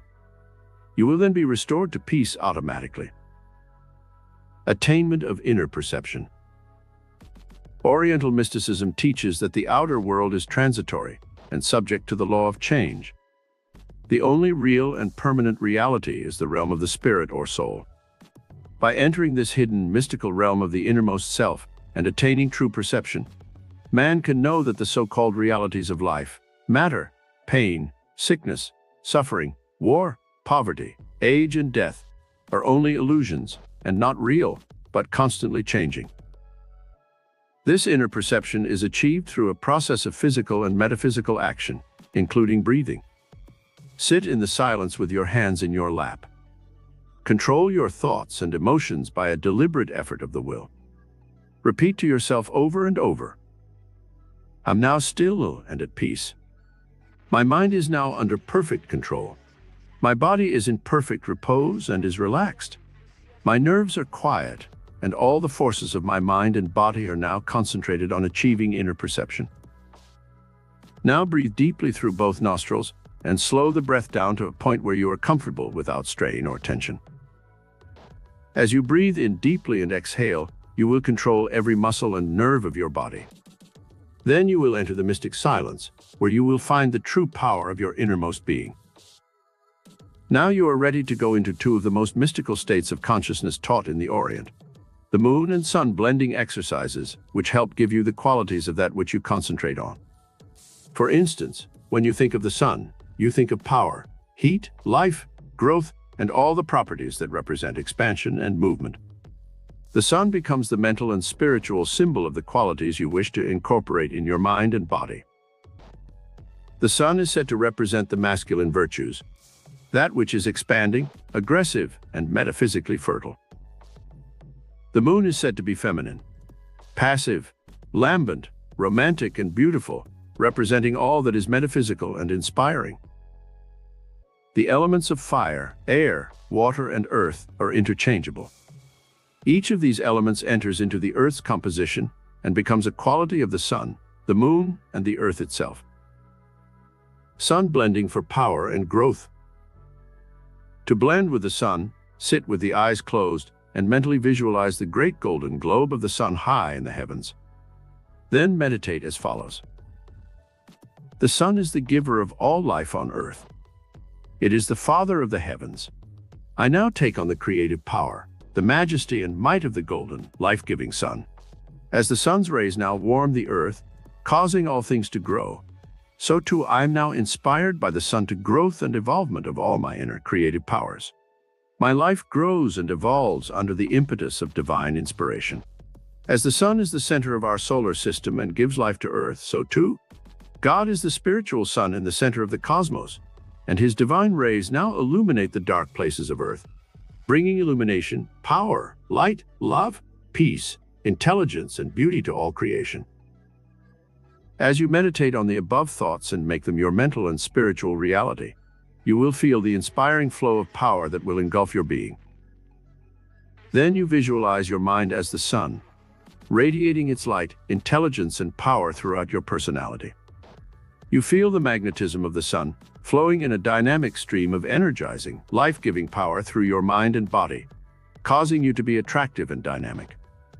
You then feel the warm, healing rays of the sun, tranquilizing your nervous system and calming and soothing your mind, removing all tension and friction from within your mind and body. Moon blending for beauty and love. Now you perform the same mystic meditation with moon blending. Repeat to yourself these words and thoughts, or make up your own, to fit the qualities represented by the moon. I now blend with the full, silvery, romantic moon. I absorb the passive qualities of beauty, light, and romance that the moon represents. My mind and body reflect peace, tranquility, and joy and beauty. My heart expands and vibrates to the power of love. I am as the fertile earth, receiving the seed for the future harvest. All my affairs of life grow and prosper under the mellow light of the peaceful, fecund, and silvery moon. My ideas evolve and grow under the inspiring flow of creative power of this mystic orb. Blend with all elements of the universe. This blending may be performed with all the elements of the universe, and your mind and body take on all the qualities represented by these elements. You can blend with water and state the following. I now blend with the life-giving stream of water, which nourishes all life. I feel the cool, soothing softness of the stream of consciousness flowing over my mind and body, healing me, restoring me, rejuvenating me, revitalizing my body, reinvigorating me and replenishing me. My work and my life now flourish, and the harvest of abundance is assured. The gentle stream of divine consciousness now washes away all my guilt and feelings of moral wrong, and submerges my problems and worries, leaving me free and clean and restored once again. The fire blending exercise. In ancient times, men worshipped the sun, fire, and the other elements, believing that they were invested with special powers for good and evil. The fire blending exercise is for the purpose of mentally stimulating and inspiring the creative centers of the brain. Visualize the glowing fire burning away all physical obstructions and releasing the pure spiritual reality of power and inspiration. Meditate as follows for fire blending. I now blend with the creative and inspiring celestial fire that bathes my mind and soul with its iridescent light, joy, peace, and beauty. Let there be light. This spiritual command now releases within me the creative fire that purges and cleanses me of all problems and obstructions that keep me from seeing the true spiritual reality of my being.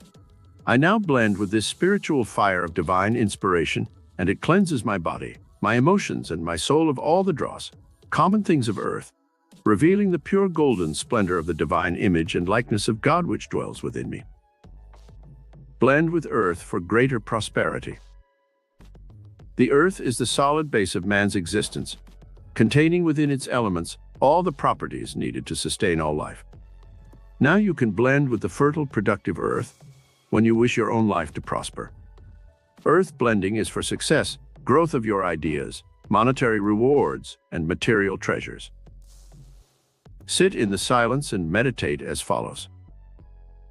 I now blend with the life-sustaining fertile earth. I take on the qualities of fertility, growth, and evolvement, which the earth gives to all things. I become one with the lofty hills and mountains that raise their majestic heads to heaven in spiritual and perpetual adoration of God's creative power. I now take on the qualities of earth's beauteous springtime. My senses are beguiled by the intoxicating perfume of a million blossoms, which send their perfume upward in the sunlight, golden sunshine. I am one with the fertile soil that receives the seed for the future harvest. I feel the cool, refreshing rains that beat upon the bosom of the earth and which cascade in laughing, rippling motion to the distant cosmic sea. I revel in the wind and lightning and snow, all the elements which cause Mother Earth to echo a joyous song of creativity and release a pageant of rainbow-hued and iridescent flowers in a cosmic bridal bouquet at the altar of divine love. Air blending for the soul's aspirations. The air which sustains all life and possesses the healing, invisible, cosmic rays, magnetism, and electricity, is used for blending when man wishes to indulge in inspiring soul flight that takes him above the mortal limitations of this earth with its problems and perplexities. Sit in the silence and meditate as follows. I now take on the purifying elements that cleanse my body of all impurities. I luxuriate in the soft, gentle breezes of a tropical island, as they murmur in the midst of a palm grove. I stir with the lambent breeze as it caresses the waxy petals of a magnolia tree. I drink deep of the fragrance stirred into exciting motion in the midst of a blooming orange grove. I am one with the wind in the tops of the towering oak trees, singing a gentle lullaby to fledglings slumbering in their nests. I roar with the wind as it sends crashing waves in its ceaseless motion upon a million sandy beaches. My spirit soars and my mind becomes one with the freedom of the wind as it sings joyously in a gay carousel that embraces 1,000 spice-scented islands and wipes clean the face of heaven, revealing to earthbound man the sparkling stars in the purple veil of night. You may use soft music and candle light for your periods of metaphysical meditation. These help the higher mind centers achieve a sense of tranquility and calm. Be sure that you do these metaphysical exercises where you will not be disturbed by anyone for at least a half hour. You can do one or all of the exercises at one sitting. The main thing to remember is that you achieve the true spiritual understanding of what you are trying to attain. Summary. The great teachers who used metaphysical meditation had many teaching methods as follows. 1. The spiritual mountaintop for serenity. 2. Cosmic consciousness through mystic elevation. 3. The lotus blossom exercise for inspiration. 4. The Oriental lake for overcoming problems. 5. Attainment of inner perception. 6. Sun blending for power and growth. 7.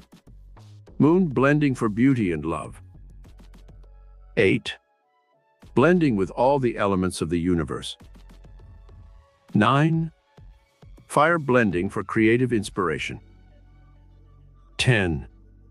How to blend with the earth for greater prosperity. 11. Air blending for soul's aspirations. Chapter 19. The miracle working power of metaphysical love. One of the greatest metaphysical forces for working miracles is the power of love. If this emotional force is channeled correctly, it can unfailingly bring you health, happiness, peace of mind, and the fulfillment of your right destiny. Someone has rightly said, "Love is the purification of the heart from self. It strengthens and ennobles the character, gives higher motives and a nobler aim to every action of life, and makes both man and woman strong, noble, and courageous." Love is like a many-faceted diamond. It has many aspects, and most of them are essential to a well-rounded, happy, and integrated life. Unselfish love always gives of itself most generously. It seldom asks rewards. The very act of loving is, in itself, an adequate reward for the person expressing the emotion. It pays rich dividends in better health, greater energy and vitality, and even longer life.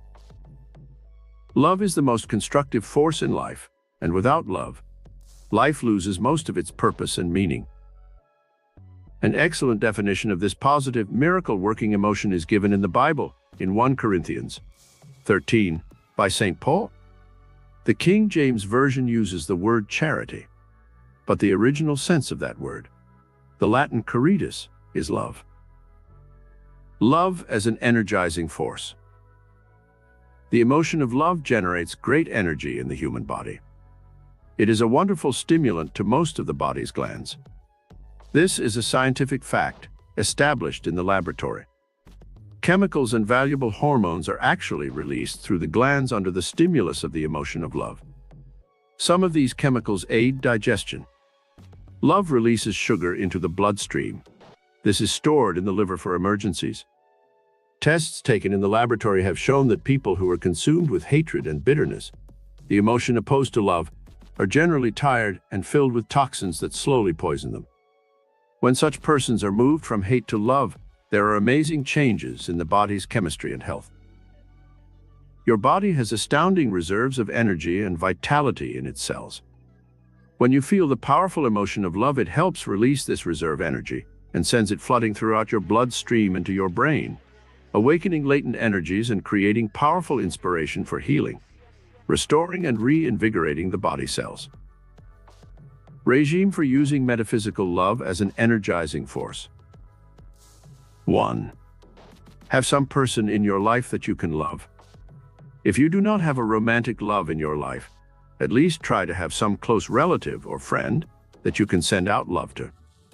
Emotional love for some person of the opposite sex is one of the greatest of all energizing forces. But as love is of many different types, it may be directed towards a cause, or some friend, or love for humanity. 2. Spend at least an hour a day being aware of this miracle-working power of love. Concentrate your loving thoughts on doing something unselfish and good for someone you love. Of course, mothers and wives do this hours upon hours each day, cooking, shopping, cleaning, caring for their children. This is using the love force constructively. But make it a point to use this power consciously at least 1 hour a day. You will see an immediate increase in your energy. 3. Before the positive force love can exist, you must banish its opposing negative force, hatred. This should be eliminated consciously. Check over in your mind and see if there is anyone you really hate or resent or are jealous of. These are all mild forms of hate. Then change that hatred into a neutral force. If you cannot love the person, at least do not hate him, for the hate only poisons you. If you can send thoughts of forgiveness to the person who might have hurt you, do so. It will help energize you. And if you are suffering from some physical ailment, it may even heal you. One lady who came to our lectures in Carnegie Hall had hated her sister for 20 years. When they were young, her boyfriend had married her sister, and the girl became a spinster, never married, and actively hated her sister all those years. This woman developed rheumatism and arthritis quite early in life, and no amount of doctoring helped her. When she was told that her hatred of her sister might be the chemical poison that was crippling her, she stopped hating the sister. She called her up, talked to her the first time in all those years, and forgave her. Within 6 months' time, this woman's crippling condition was beginning to show signs of radical change and improvement. Love as an inspirational force. The power of love as an inspirational force has long been known to create miracles in all fields of human endeavor. Thousands of artists, writers, poets, composers, scientists, inventors, and industrialists have been inspired to create something great for the world through the power of love. Chopin composed some of his most beautiful music under the inspiration of love. Florence Nightingale established nursing as a profession by virtue of her deep love for her fellow humans. The Taj Mahal, one of the world's most beautiful buildings in India, was created as a memorial to a woman's inspiring love. Regime for using metaphysical love as an inspirational force. 1. If you want to have more inspiration for some creative work, make it a point to love someone. This love can be personal, or it can be an ideal. You can direct it towards someone you know, or it can be a love of humanity, such as that which inspired me. Curie and her husband and caused Father Damien to give his life for the lepers. 2. When approaching some creative work you plan to do, sit and meditate for a few moments on the purpose of your work. Then lovingly dedicate your creative efforts to the good of humanity. Great artists and sculptors generally had such an ideal in mind when they created their masterpieces. Many times they were inspired by some specific person, who was the object of their affection at the time they created the masterpiece. Most of Michelangelo's great works in oil and in marble had back of them the inspiration of love. 3. You can tap this inspirational force of love early in your life by falling in love and marrying. It is wise to have a family as early in life as possible. The love of your family will serve to inspire you to greater effort. 4. Use some of the great love stories or poems of the past to help stimulate your mind to new, fresh, creative activity. The inspiration of love need not always be your own personal love. It can be any of the great love stories of history. Metaphysical love as a rejuvenating force. There is no such thing as crippling age for those who love. The emotion of love is a rejuvenating force that puts eternal spring in the heart and soul. People who do not love others show the effects of age quicker than those who live under this stimulating emotion. The loveless become withered on the vine of life. True love is like the springtime. It causes the rejuvenating sap of life to flow more strongly. Lives that are dedicated to unselfish love never know winter's chilling blast, for they carry the blossoms of spring forever young in their hearts. Regime for using love as a rejuvenating force. 1. Lavish your outpouring of love on other people, not just your intimate family. 2. Associate yourself with young people as you grow older, serving them, loving them, and helping them find themselves. Working with a foundling home is an excellent way of doing this. I knew an elderly lady whose husband had died. She felt she no longer had anyone to love and no further reason for living. She was rapidly declining in health, and she sought me out for a consultation. I told her that she must now begin to love others, for this form of love would be a fitting memorial to her husband. I told her to enroll for volunteer work in several charitable organizations. She was finally called to a foundling home, where she devoted herself to loving the little children who had no one to love them. Soon this woman became sprightly and youthful in appearance, and she radiated a happiness that was visible to everyone who saw her. 3. Take up some active, creative work or avocation where you can join groups who are trying to achieve the same objective. Joining a social club or a dancing class will give you an opportunity to express the emotion of love in group form. Many senior citizens who have joined such groups have reported amazing new vitality and an improvement in health and energy. Love as a healing agent. True love is a healing, potent power. Science has now proved that love metaphysically stirs the chemicals of the body in such a way that the heartbeat is quickened and the circulation of the blood is increased.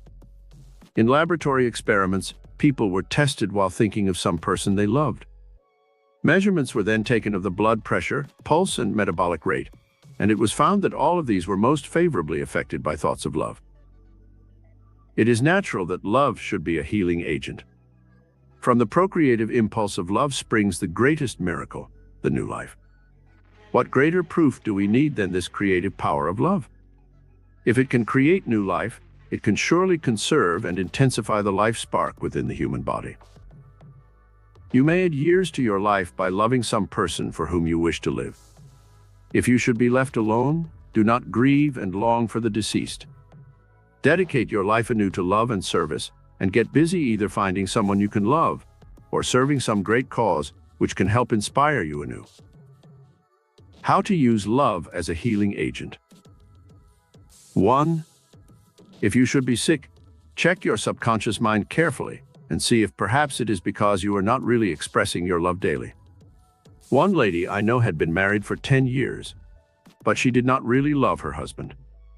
She wanted a divorce, but stayed married because of the 2 children born in the union.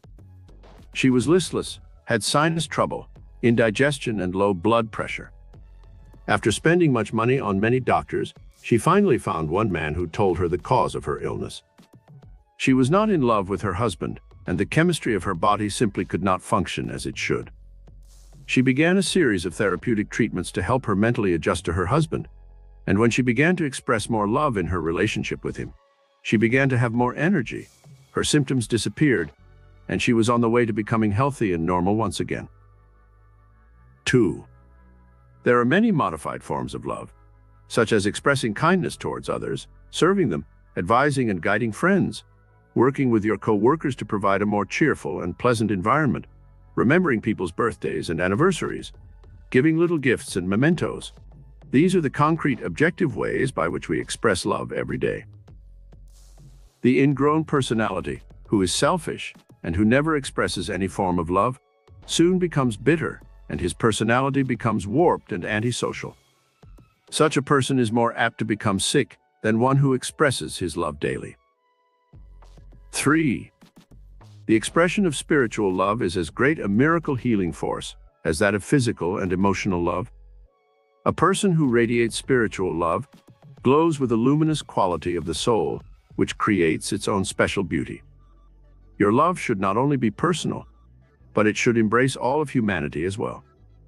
Never stop loving. Even when your children have grown up and have children of their own, you can still express the creative miracle of love. You can work for your church in some way, or join a group that is engaged in charitable work locally. In this way, you can continue using the miracle-working power of spiritual love throughout your life. 4. Love many times helps heal the physical body, but as a healing agent, it also helps heal personality maladjustment. Many people who have suffered from feelings of inferiority, self-consciousness, and inadequacy have completely overcome these defects when they fell in love with someone and had some big goal towards which to work. Jane Addams was such a weak and inadequate personality. She lived in a beautiful home in Chicago, but she was frail and sickly, and her life seemed incomplete and futile. The doctors told her she had only 6 months more to live. She was listless, had no objective in life, and the struggle seemed useless. Then Jane Addams had a sudden inspiration. Walking down the streets of Chicago one day, she saw the poor children of the tenements living in wretched squalor. She made a big decision. She would turn her own beautiful home into a haven for these derelict children. Many of their mothers had to work, and the children wandered the streets unattended and in misery. Jane Addams opened her home for these unfortunate children. She cared for them, cooked, cleaned, nursed them. Soon other women volunteered to help her. In a few months' time, what was later to become Hull House Settlement was flourishing.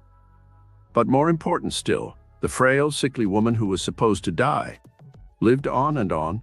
She became healthier and stronger as her tasks increased, and as she tells in her autobiography, she lived to bury 4 of the doctors who had said she would die, and her life continued until the late 80s. Truly, love is a miracle working force that releases our reserves of energy, gives us better health, and even extends our lives for many years. Chapter 20. Cosmic Fulfillment for You. The Ultimate Goal of Metaphysics. Now that we have traveled together down life's mystic pathway in our soul quest for metaphysical truth and spiritual wisdom, we have discovered much that can help you continue on this cosmic journey into the golden sunset years of your life. After you have spent a lifetime in using the metaphysical miracle-working power for fame, fortune, power, material possessions, and physical satisfactions, you must realize that these things are not the whole of life. There is still another dimension of life, the spiritual plane of consciousness, where you must find cosmic fulfillment, the ultimate goal. Man's soul quest throughout time and space is for the glorious hyacinths of life. The beauty, peace, love, and joy that make life a pageant of shimmering, iridescent loveliness. You now possess all the metaphysical knowledge you need to give you everything life has to offer, and which can satisfy the human craving for possessions and material things. Now realize that what your soul truly searches for is cosmic fulfillment, what the ancient Sanskrit calls darshan, ultimate fulfillment. The soul is embarked upon a mystical journey throughout time and space, and in its search for God, it knows many joys and many tribulations. Ultimately, each of these life experiences adds to the sum total of your soul's unfoldment, like a lotus blossom unfolding petal by petal to reveal its hidden innermost beauty.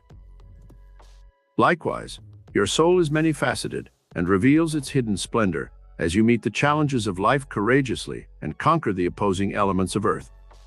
There is a saying, "He who would have the crown must first bear the cross." What is cosmic fulfillment?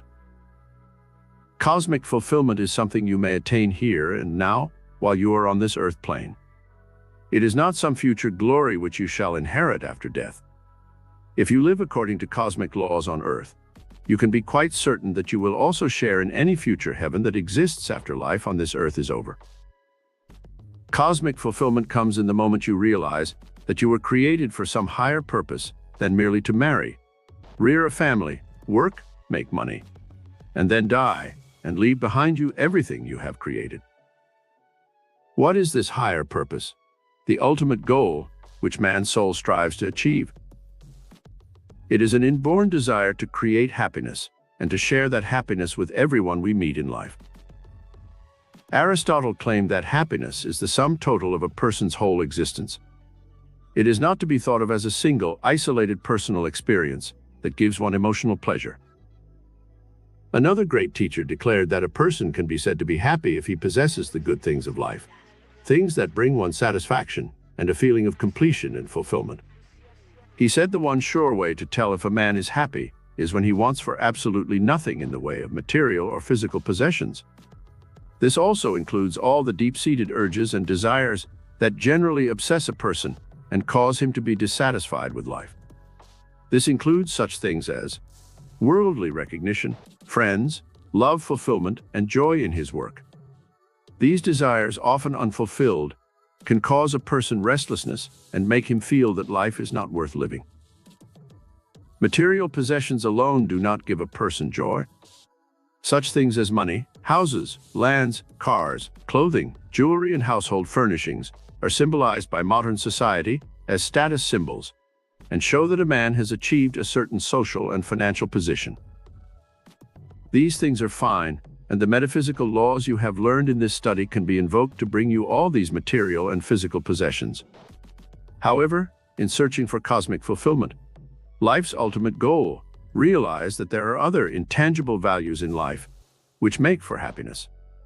These things cannot be counted in terms of dollars and cents, but they constitute happiness on an emotional and personal plane. This type of happiness is produced by good health, friends, social honors, and the possession of peace of mind and a clear conscience. How few millionaires can claim for themselves this type of happiness. Cosmic fulfillment can be yours, even if you do not have a fortune, and even if you do not achieve every single goal you set for yourself in life. Cosmic fulfillment has to do with certain qualities of the mind and spirit, which can bring the most lasting and enduring type of happiness known to man. These are the cosmic qualities of compassion, understanding, forgiveness, integrity, honesty, goodness, generosity, and a high moral character. Cosmic fulfillment can also be achieved through mental and intellectual enrichment. Intellectual happiness consists in the possession of knowledge and wisdom, the enjoyment of good music, fine books, and great art. It can also come through the exchange of high ideals and ideas in social conversation. Money alone cannot buy happiness. Without cosmic fulfillment, true happiness is seldom found on this earth. Of 12 cases of sweepstakes winners that I investigated, who had won $100,000 or more, I discovered that 9 of these winners had lost their money and were made more miserable than before they won it. Only 3 out of 12 wound up with any kind of financial security and happiness. These 3 winners were persons past 60 years of age. Money alone cannot buy happiness and peace of mind. Of all the multimillionaires who lived during the days before the Great Depression of the 1930s and who controlled the financial markets of the world, a great many either went broke, died in prison, or were dishonored and impoverished in their lifetime. Money is important for buying the physical and material comforts man needs, but do not let the glitter of gold blind you to the cosmic realities, which are the true gold of the metaphysical spirit. The regime for cosmic fulfillment. 1. A creative mind that is busy creating for the good of others is a happy and contented mind. All the cosmically illumined souls of the past who created their music, poetry, art, and literature for humanity to enjoy were happy and found their ultimate fulfillment in releasing their creative works for the good of humanity. Keep your mind busy, creating good for others. Every day see what you can do to make others happy and more comfortable. This does not take money, but merely a little time and effort. 2. To achieve happiness, you must deserve happiness. Cosmic illumination comes to man when he thinks more of the happiness of others than of himself. The selfish person, who thinks of himself only, seldom ever achieves cosmic illumination or true happiness. 3. To achieve cosmic awareness and fulfillment, make it a point to every day practice the cosmic and spiritual qualities. These are goodness, honesty, love, forgiveness, justice, truth, charity, compassion, and integrity. 4. The most common causes of misery and disappointment in life should be studied and understood. In striving to overcome the gravity pull of Earth's problems and to rise to the realm of cosmic illumination, metaphysically overcome some of these negative forces that tend to keep man earthbound. A. Disappointments in love and marriage. B. Loss of loved ones in death. C. Poverty. D. Ill health. E. Accidents or other misfortunes. F. Inability to achieve social acceptance. G. Failure in business. H. Sense of inferiority in expressing the personality. I. Loneliness and lack of friends. J. Various fears and phobias, including fear of old age, sickness, death, and disfigurement.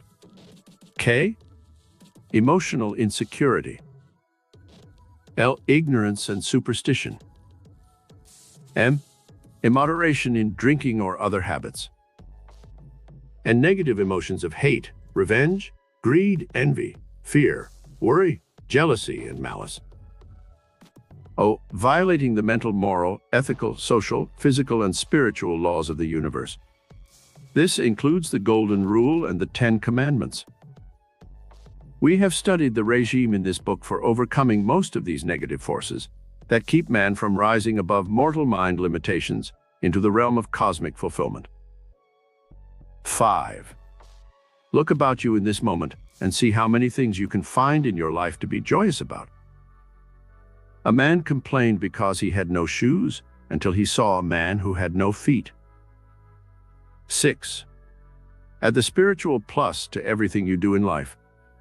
For example, your marriage partner may annoy you with nagging or some other irritating habit. Add the spiritual plus and neutralize that quality by seeing the kindness, the consideration, the good homemaker that she is. In this way, your spiritual plus will outweigh the minus of nagging. You can do this with your work, your boss, your friends.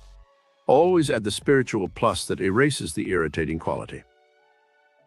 7. Develop your mind so that you can let intelligence rule instead of emotion. Cosmic illumination comes when we have developed every facet of the human mind. Inquire into all branches of knowledge, psychology, philosophy, literature, music, art, science, social sciences, for as you develop your mind more and more, you will achieve the state known as cosmic illumination. 8. Enthrone in your consciousness some of the great spiritual precepts and principles enunciated by the great teachers of the past. From Moses we have the 10 Commandments. These are moral precepts by which society lives. Learn these and live according to them. They will help give you greater cosmic illumination. Also, the Golden Rule and the Beatitudes given by Jesus in his famous Sermon on the Mount. These should be learned in their entirety, for they state cosmic principles that will illumine your mind and give you cosmic illumination. To achieve the same type of cosmic illumination as some of our great geniuses of history, go to your library and study their lives and works. To be a hero, think heroic thoughts, Voltaire said. When you align yourself with some of the great thoughts of the most illumined men in history, you cannot help becoming cosmically illumined. Some of these great of the past are Michelangelo, Leonardo da Vinci, Shakespeare, Shelley, Keats, Byron, Galileo, Columbus, Marco Polo, Socrates, Plato, Aristotle, Pasteur, Edison, Burbank, Einstein, George Washington Carver, Lincoln, Marconi, Washington, and many others who have contributed to the world's knowledge and progress. This course of study can be extended to art, literature, music, politics, industry, and exploration. 9. Also study some of the world's great religions, including the metaphysical teachings of the Orient. From the great prophets of the past you can obtain many illuminating passages that will reveal to you the true mystical purpose of life.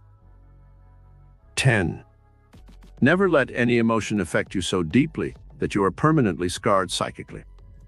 The soul's peace and serenity can only be maintained when you stop reacting to every disappointment and failure with a deep emotional hurt that leaves permanent scars on the psyche.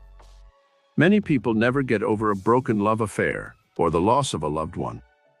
This is a wrong principle and keeps one from sharing in the joyous and illuminating cosmic experiences that still lie ahead for them. Grief is natural when one loses a loved one, but it should not become so deeply imprinted in the consciousness that it robs one of all future enjoyment. 11. Realize that all things are transient, including life itself. Never try to hold on to any person, emotion, or thing permanently. This intense possessiveness makes many people miserable throughout life. Be willing to enjoy every single experience that life gives you, but also be willing to let go of it when the law of cycles has run its course and it is taken from you. Instead of thinking of what you've lost, think rather of the years of enjoyment it has given you. 12. Build mental and spiritual values that depend on the inner, permanent things of the mind and soul, rather than the worship of physical and material things only. This does not mean that you should retire from life in mystic contemplation all the time, but only occasionally, to give important things their right place in your life. 13. Build your own mental garden where others come to share your simple life, rather than search in the outer world of changing and shifting values for your happiness. Very often a frenzied search for pleasure leads one to disillusionment and misery.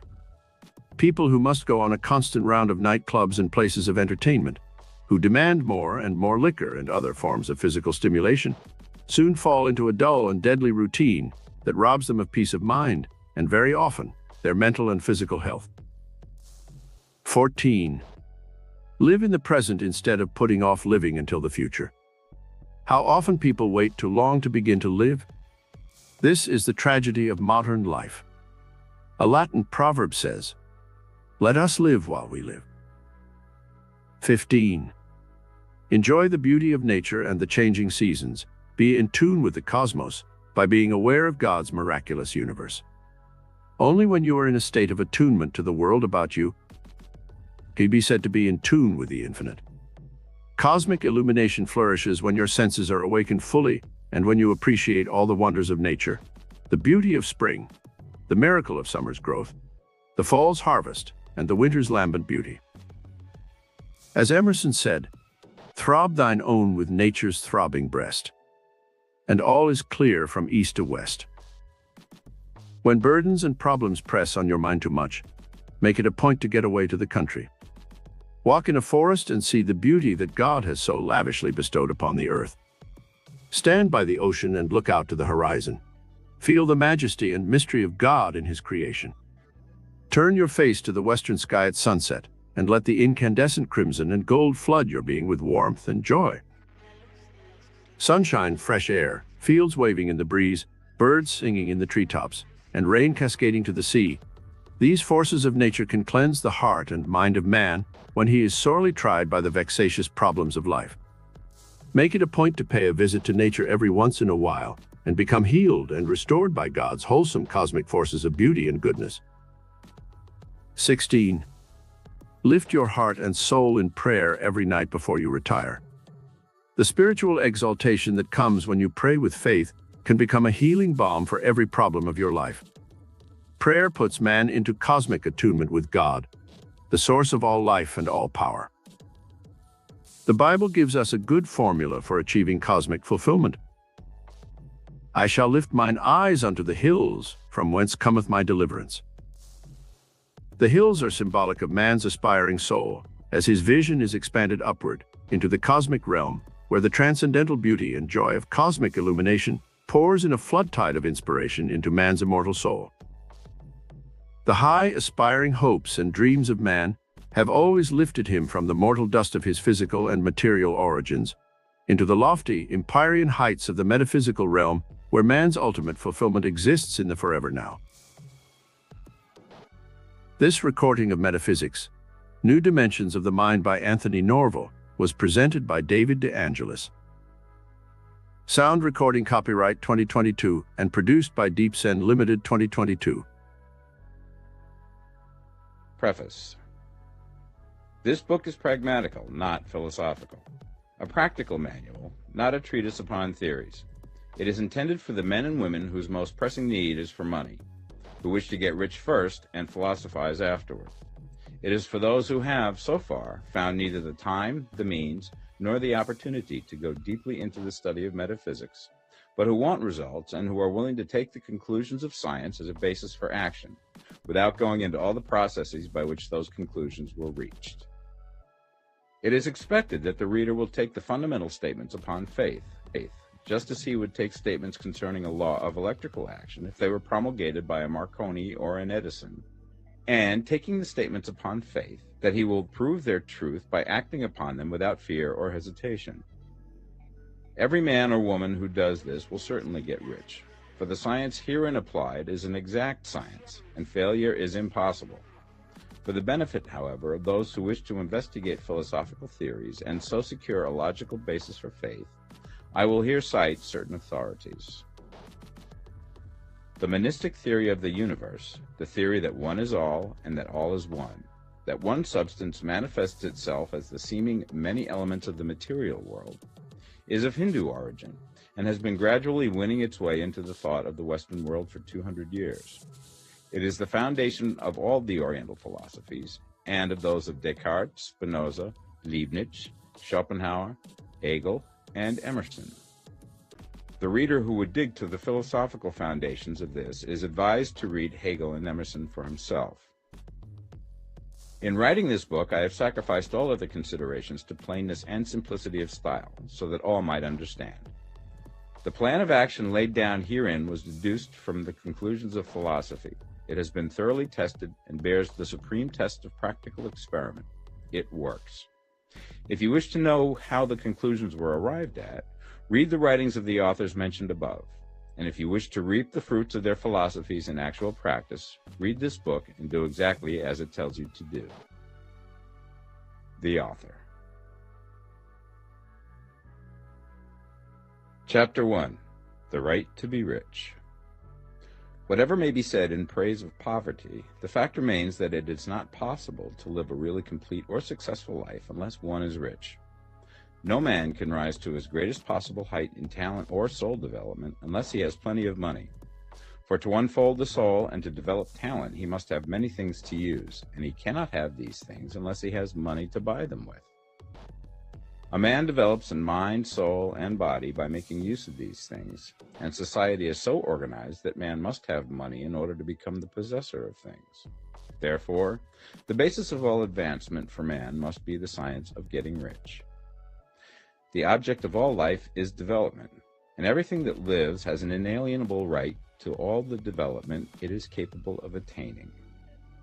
Man's right to life means his right to have the free and unrestricted use of all things which may be necessary to his fullest mental, spiritual, and physical unfoldment, or, in other words, his right to be rich. I shall not speak of riches in a figurative way. To be really rich does not mean to be satisfied or contented with a little. No man ought to be satisfied with little if he is capable of using and enjoying more. The purpose of nature is the advancement and unfoldment of life, and every man should have all that can contribute to the power, elegance, beauty, and richness of life. To be content with less is sinful. The man who owns all he wants for the living of all the life he is capable of living is rich, and no man who has not plenty of money can have all he wants.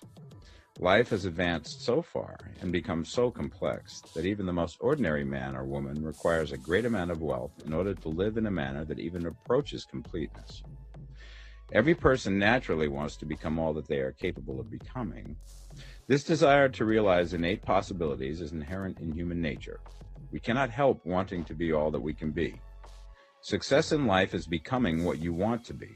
You can become what you want to be only by making use of things, and you can have the free use of things only as you become rich enough to buy them. To understand the science of getting rich is therefore the most essential of all knowledge. There is nothing wrong in wanting to get rich. The desire for riches is really the desire for a richer, fuller, and more abundant life, and that desire is praiseworthy. The man who does not desire to live more abundantly is abnormal. And so the man who does not desire to have money enough to buy all he wants is abnormal. There are three motives for which we live. We live for the body, we live for the mind, we live for the soul. No one of these is better or holier than the other. All are alike desirable, and no one of the three, body, mind, or soul, can live fully if either of the others is cut short of full life and expression. It is not right or noble to live only for the soul and deny mind or body, and it is wrong to live for the intellect and deny body or soul. We are all acquainted with the loathsome consequences of living for the body and denying both mind and soul, and we see that real life means the complete expression of all that man can give forth through body, mind, and soul. Whatever he can say, no man can be really happy or satisfied unless his body is living fully in every function, and unless the same is true of his mind and his soul. Wherever there is unexpressed possibility, or function not performed, there is unsatisfied desire.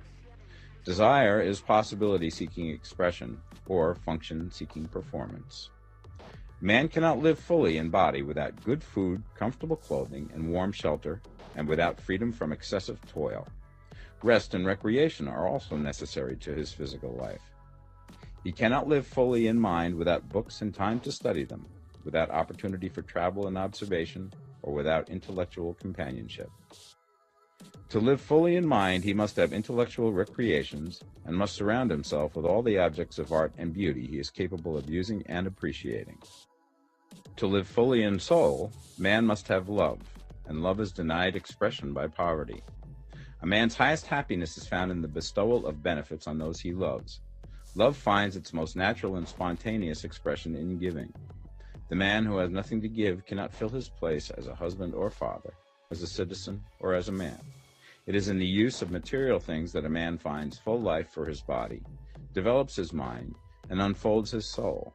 It is therefore of supreme importance to him that he should be rich.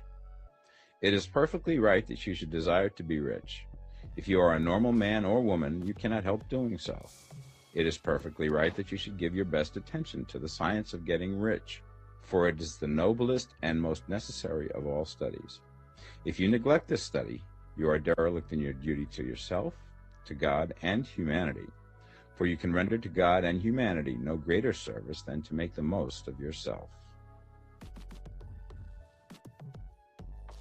Chapter 2. There is a science of getting rich. There is a science of getting rich, and it is an exact science, like algebra or arithmetic.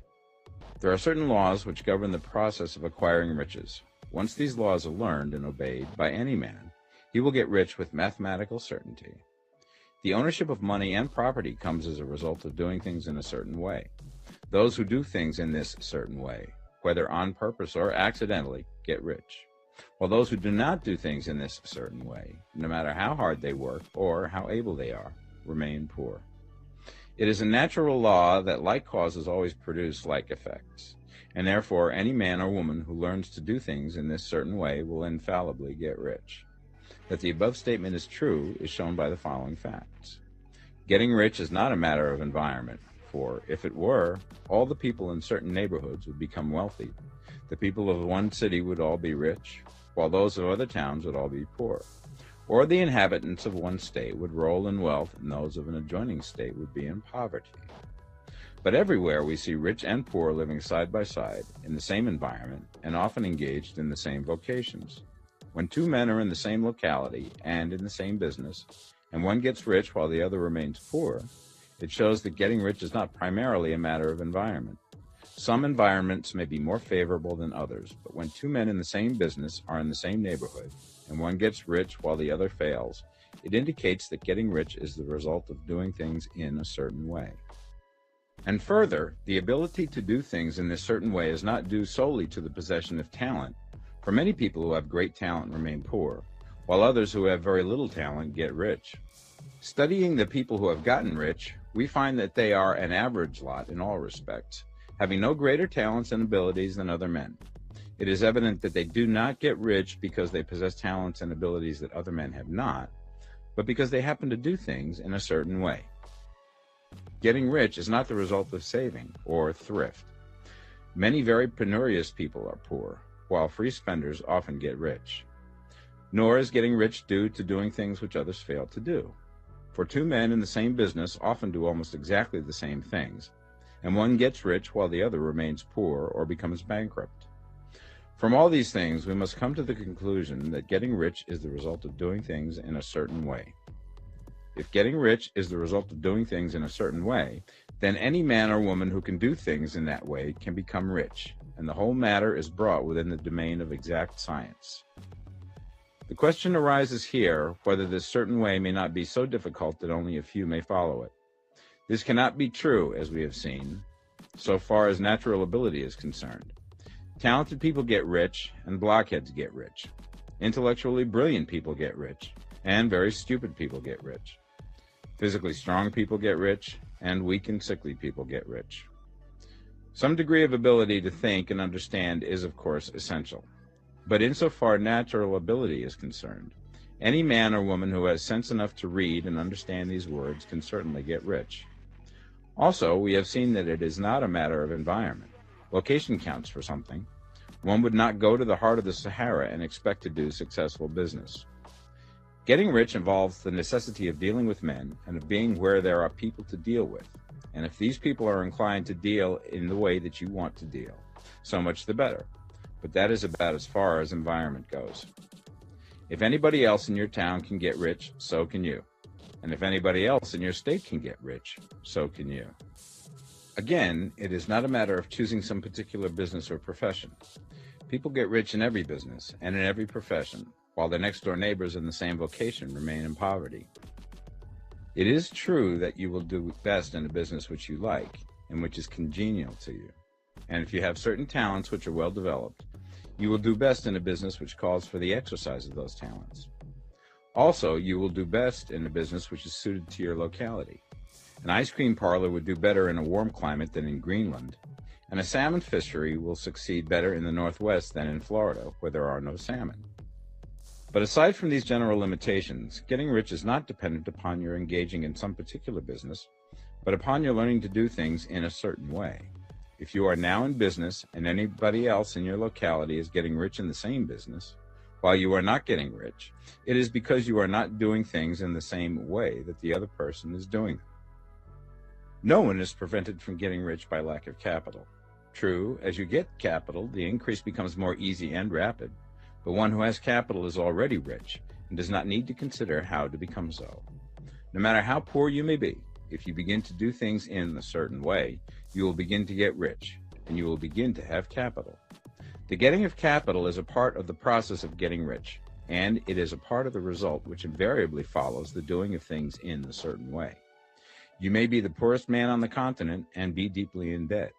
You may have neither friends, influence, nor resources, but if you begin to do things in this way, you must infallibly begin to get rich, for the like causes must produce like effects. If you have no capital, you can get capital.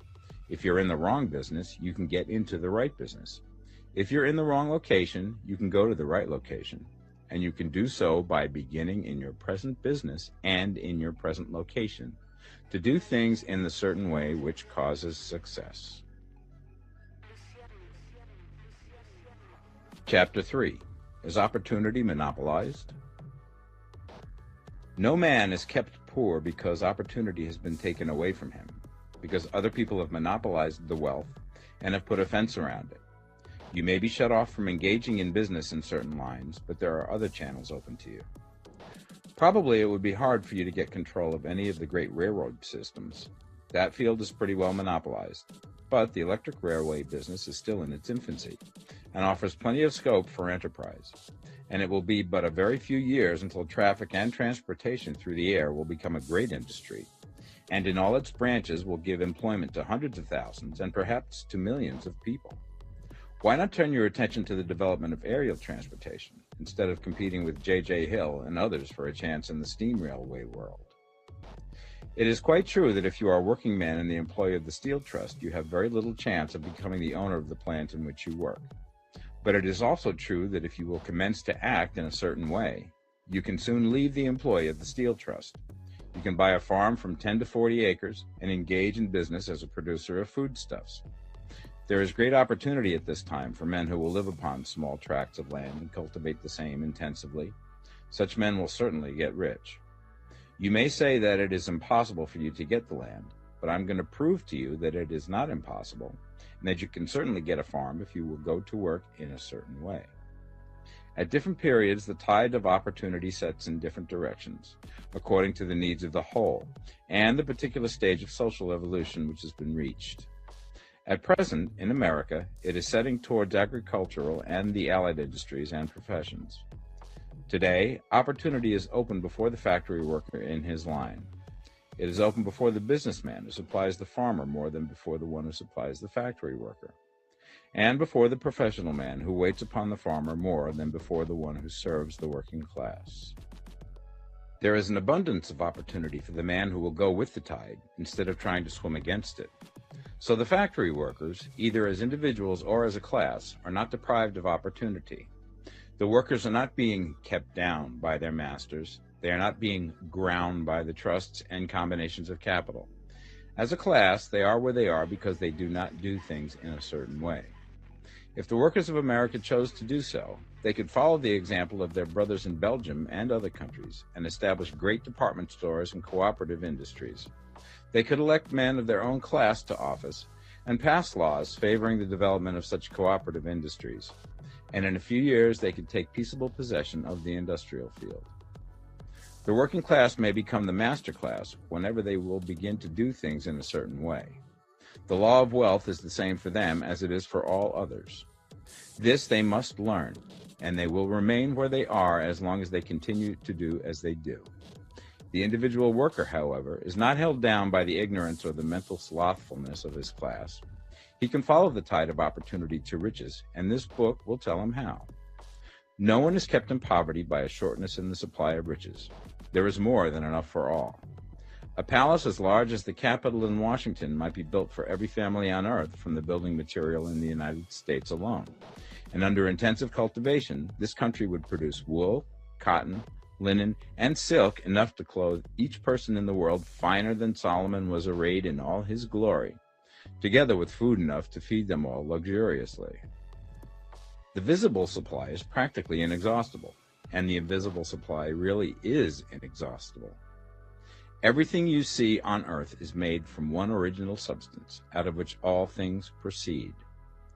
New forms are constantly being made, and older ones are dissolving, but all are shapes assumed by one thing. There is no limit to the supply of formless stuff or original substance. The universe is made out of it, but it was not all used in making the universe. The spaces in, through, and between the forms of the visible universe are permeated and filled with the original substance, with the formless stuff, with the raw material of all things.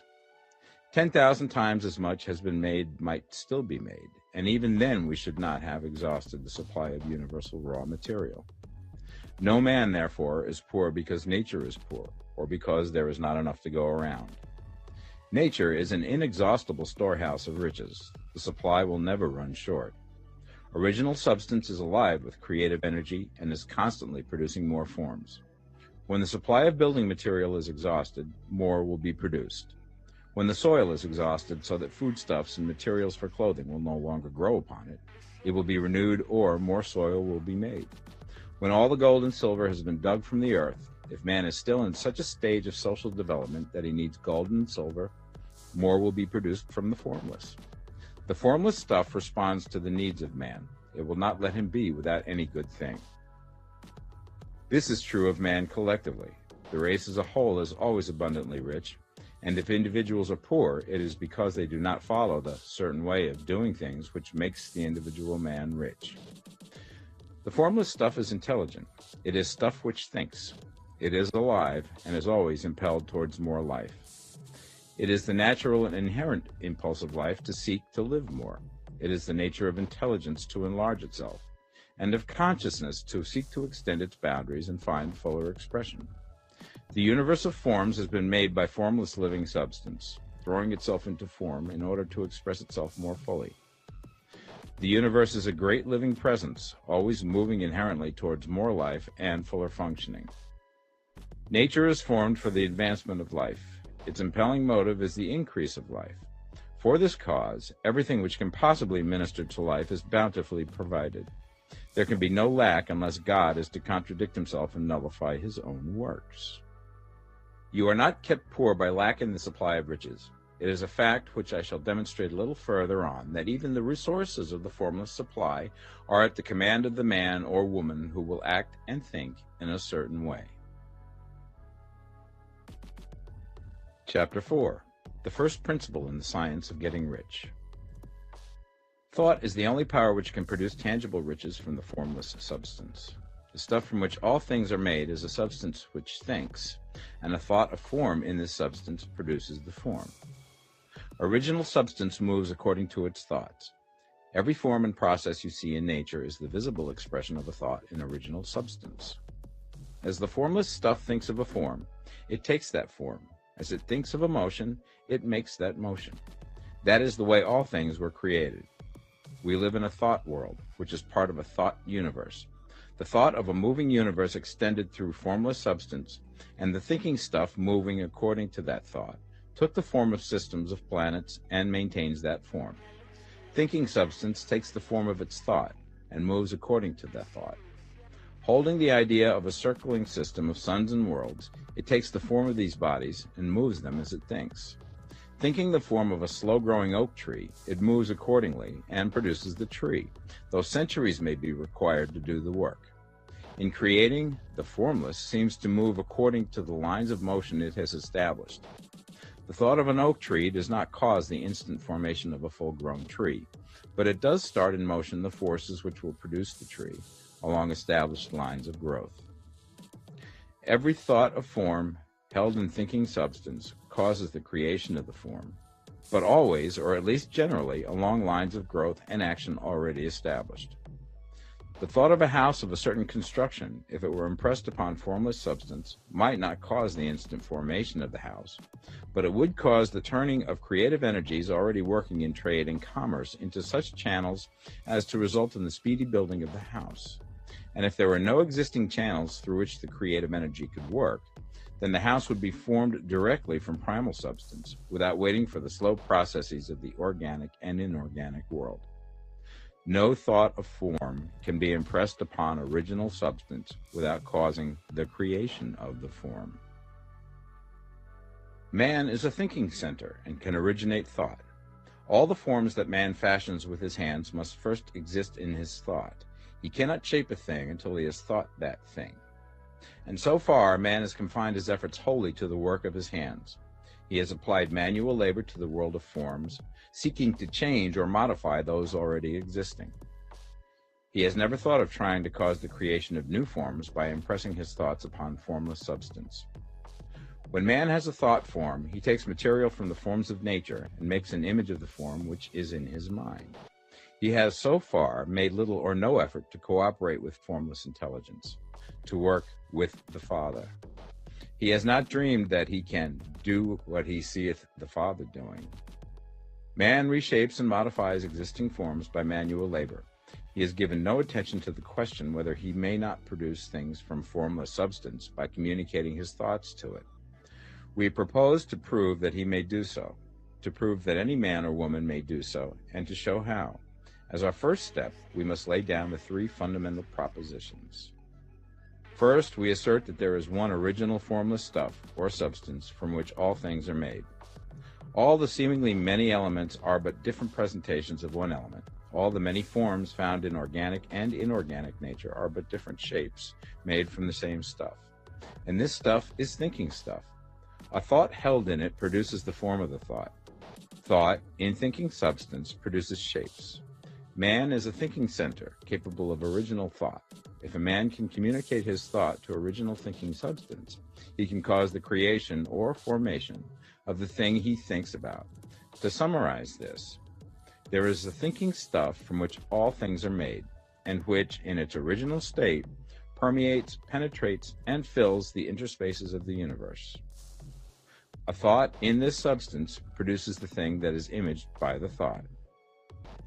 Man can form things in his thought, and by impressing his thought upon formless substance, can cause the thing he thinks about to be created.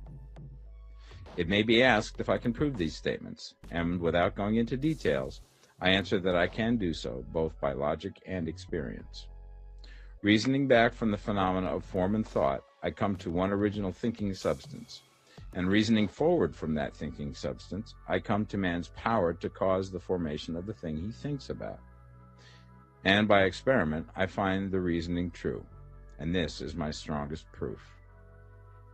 If one man who reads this book gets rich by doing what it tells him to do, that is evidence in support of my claim. But if every man who does what it tells him to do gets rich, that is proof positive until someone goes through the process and fails. The theory is true until the process fails, and this process will not fail. For every man who does exactly what this book tells him to do will get rich. I have said that men get rich by doing things in a certain way, and in order to do so, men must become able to think in a certain way. A man's way of doing things is the direct result of the way he thinks about things. To do things in a way that you want to do them, you will have to acquire the ability to think the way you want to think. This is the first step towards getting rich. To think what you want to think is to think truth, regardless of appearances. Every man has the natural and inherent power to think what he wants to think, but it requires far more effort to do so than it does to think the thoughts which are suggested by appearances. To think according to appearance is easy. To think truth regardless of appearances is laborious, and requires the expenditure of more power than any other work man is called upon to perform. There is no labor from which most people shrink as they do from that of sustained and consecutive thought. It is the hardest work in the world. This is especially true when truth is contrary to appearances. Every appearance in the visible world tends to produce a corresponding form in the mind which observes it, and this can only be prevented by holding the thought of the truth. To look upon the appearance of disease will produce the form of disease in your own mind and ultimately in your body, unless you hold the thought of the truth, which is that there is no disease. It is only an appearance, and the reality is health. To look upon the appearances of poverty will produce corresponding forms in your own mind, unless you hold to the truth that there is no poverty, there is only abundance. To think health when surrounded by the appearance of disease, or to think riches when in the midst of appearances of poverty, requires power. But he who acquires this power becomes a mastermind. He can conquer fate. He can have what he wants. This power can only be acquired by getting hold of the basic fact which is behind all appearances. And that fact is that there is one thinking substance, from which and by which all things are made. Then we must grasp the truth that every thought held in this substance becomes a form, and that man can so impress his thoughts upon it as to cause them to take form and become visible things. When we realize this, we lose all doubt and fear, for we know that we can create what we want to create, and we can get what we want to have, and can become what we want to be. As a first step towards getting rich, you must believe the three fundamental statements given previously in this chapter, and in order to emphasize them, I repeat them here. There is a thinking stuff from which all things are made, and which, in its original state, permeates, penetrates, and fills the interspaces of the universe. A thought in this substance produces the thing that is imaged by the thought. Man can form things in his thought, and by impressing his thought upon formless substance, can cause the thing he thinks about to be created. You must lay aside all other concepts of the universe than this monistic one, and you must dwell upon this until it is fixed in your mind and has become your habitual thought. Read these creed statements over and over again. Fix every word upon your memory and meditate upon them until you firmly believe what they say. If a doubt comes to you, cast it aside as a sin. Do not listen to arguments against this idea. Do not go to churches or lectures where a contrary concept of things is taught or preached. Do not read magazines or books which teach a different idea. If you get mixed up in your faith, all your efforts will be in vain. Do not ask why these things are true, nor speculate as to how they can be true. Simply take them on trust. The science of getting rich begins with the absolute acceptance of this faith. Chapter 5. Increasing Life. You must get rid of the last vestige of the old idea that there is a deity whose will it is that you should be poor, or whose purposes may be served by keeping you in poverty. The intelligent substance which is all, and in all, which lives in all and lives in you, is a consciously living substance.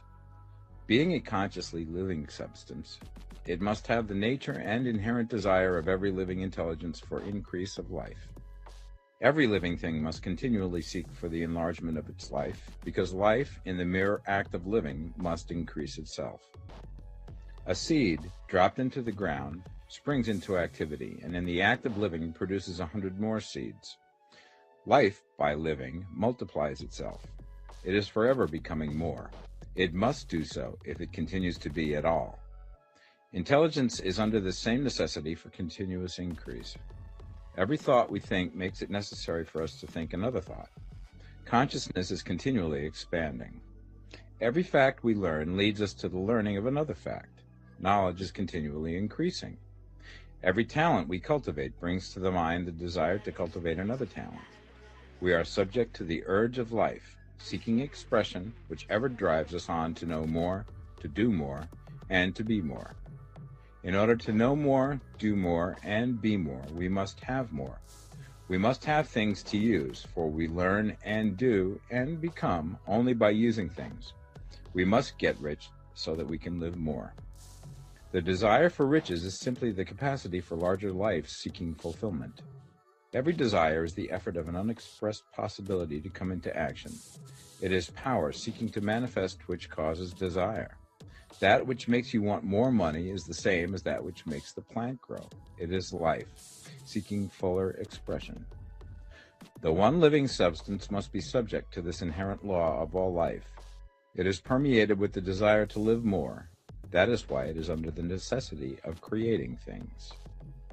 The one substance desires to live more in you. Hence, it wants you to have all the things you can use. It is the desire of God that you should get rich. He wants you to get rich because he can express himself better through you if you have plenty of things to use in giving him expression. He can live more in you if you have unlimited command of the means of life. The universe desires you to have everything you want to have.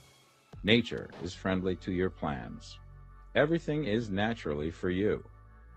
Make up your mind that this is true. It is essential, however, that your purpose should harmonize with the purpose that is in all. You must want real life, not mere pleasure of sensual gratification.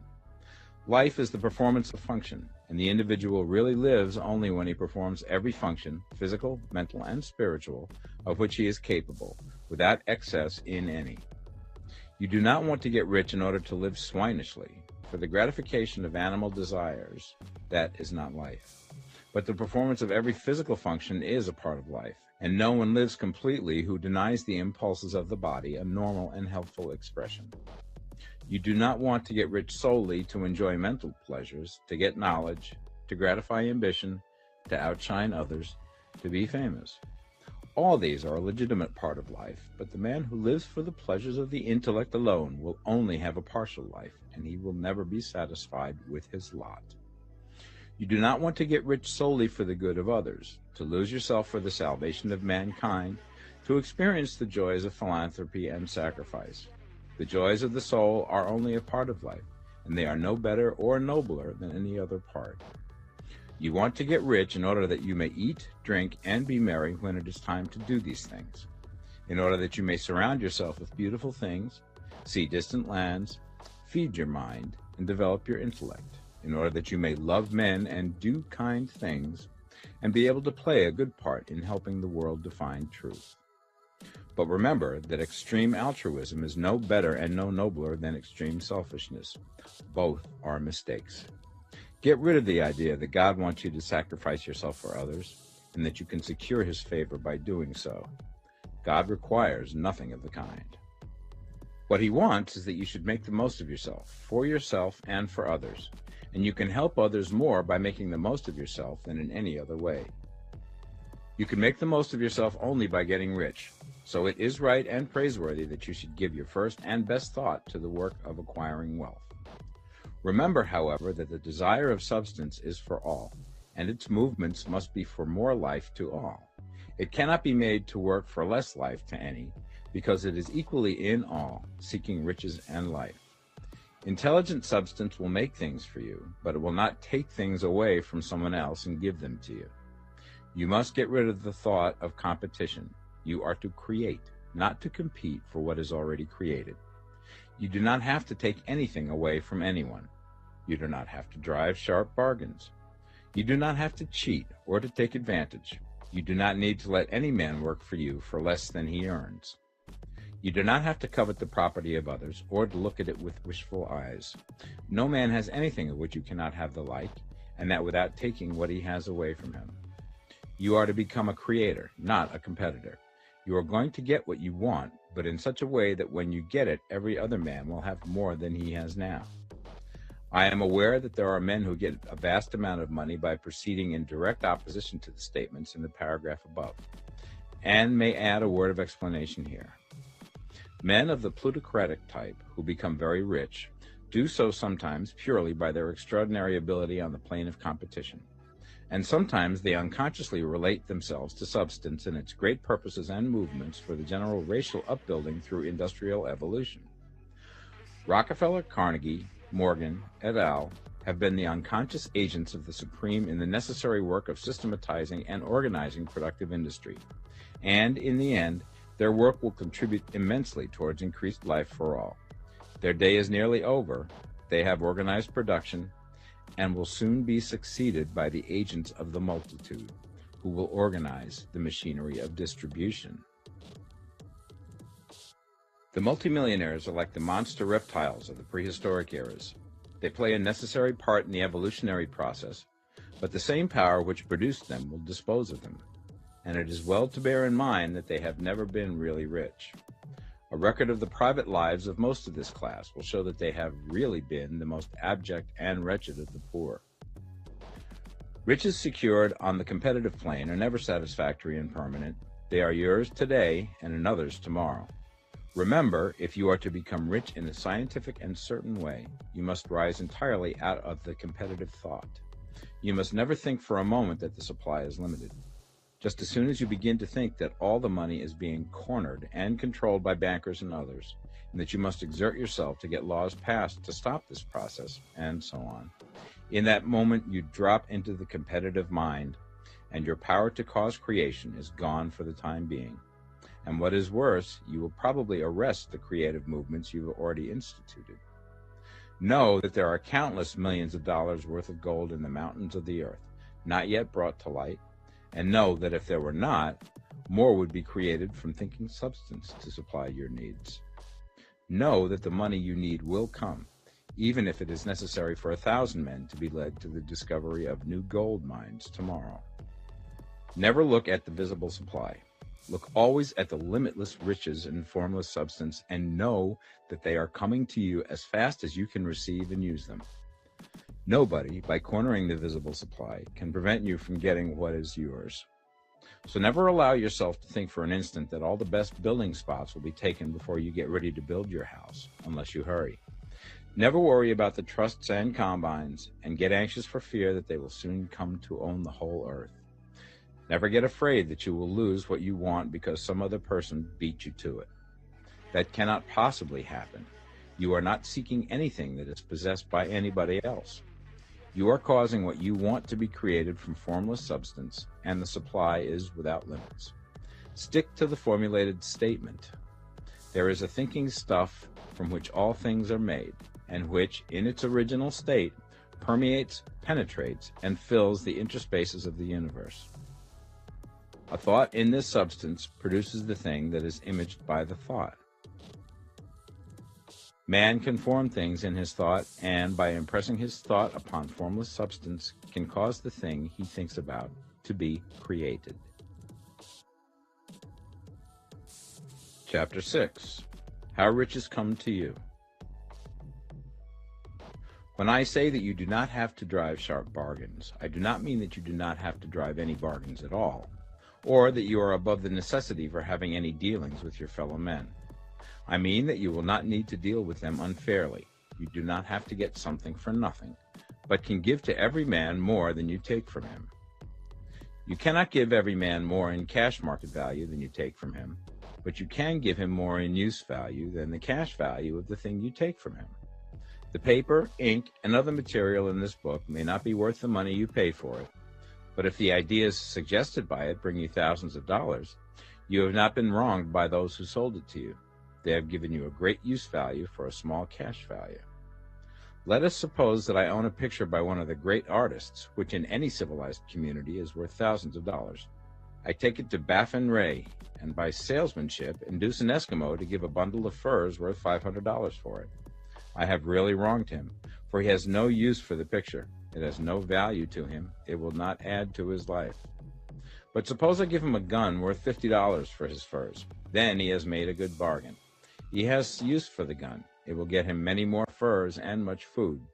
It will add to his life in every way. It will make him rich. When you rise from the competitive to the creative plane, you can scan your business transactions very strictly. And if you are selling any man anything which does not add more to his life than the thing he gives you in exchange, you can afford to stop it. You do not have to beat anybody in business. And if you are in a business which does beat people, get out of it at once. Give every man more in use value than you take from him in cash value. Then you are adding to the life of the world by every business transaction. If you have people working for you, you must take from them more in cash value than you pay them in wages. But you can so organize your business that it will be filled with the principle of advancement, and so that each employee who wishes to do so may advance a little every day. You can make your business do for your employees what this book is doing for you. You can so conduct your business that it will be a sort of ladder by which every employee who will take the trouble may climb to riches himself, and, given the opportunity, if he will not do so, it is not your fault. And finally, because you are to cause the creation of your riches from formless substance which permeates all your environment, it does not follow that they are to take shape from the atmosphere and come into being before your eyes. If you want a sewing machine, for instance, I do not mean to tell you that you are to impress the thought of a sewing machine on thinking substance until the machine is formed without hands in the room where you sit or elsewhere. But if you want a sewing machine, hold the mental image of it with the most positive certainty that it is being made or is on its way to you. After once forming the thought, have the most absolute and unquestioning faith that the sewing machine is coming. Never think of it or speak of it in any other way than as being sure to arrive. Claim it as already yours.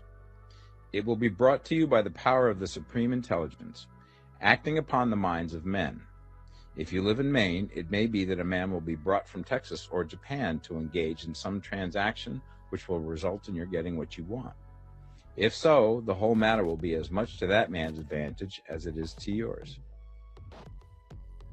Do not forget for a moment that the thinking substance is through all, in all, communicating with all, and can influence all. The desire of thinking substance for a fuller life and better living has caused the creation of all the sewing machines already made, and it can cause the creation of millions more, and will, whenever men set it in motion by desire and faith, and by acting in a certain way. You can certainly have a sewing machine in your house, and it is just as certain that you can have any other thing or things which you want, and which you will use for the advancement of your own life and the lives of others. You need not hesitate about asking largely. It is your Father's pleasure to give you the kingdom, said Jesus. Original substance wants to live all that is possible in you, and wants you to have all that you can or will use for the living of the most abundant life. If you fix upon your consciousness the fact that the desire you feel for the possession of riches is one with a desire of omnipotence for more complete expression, your faith becomes invincible.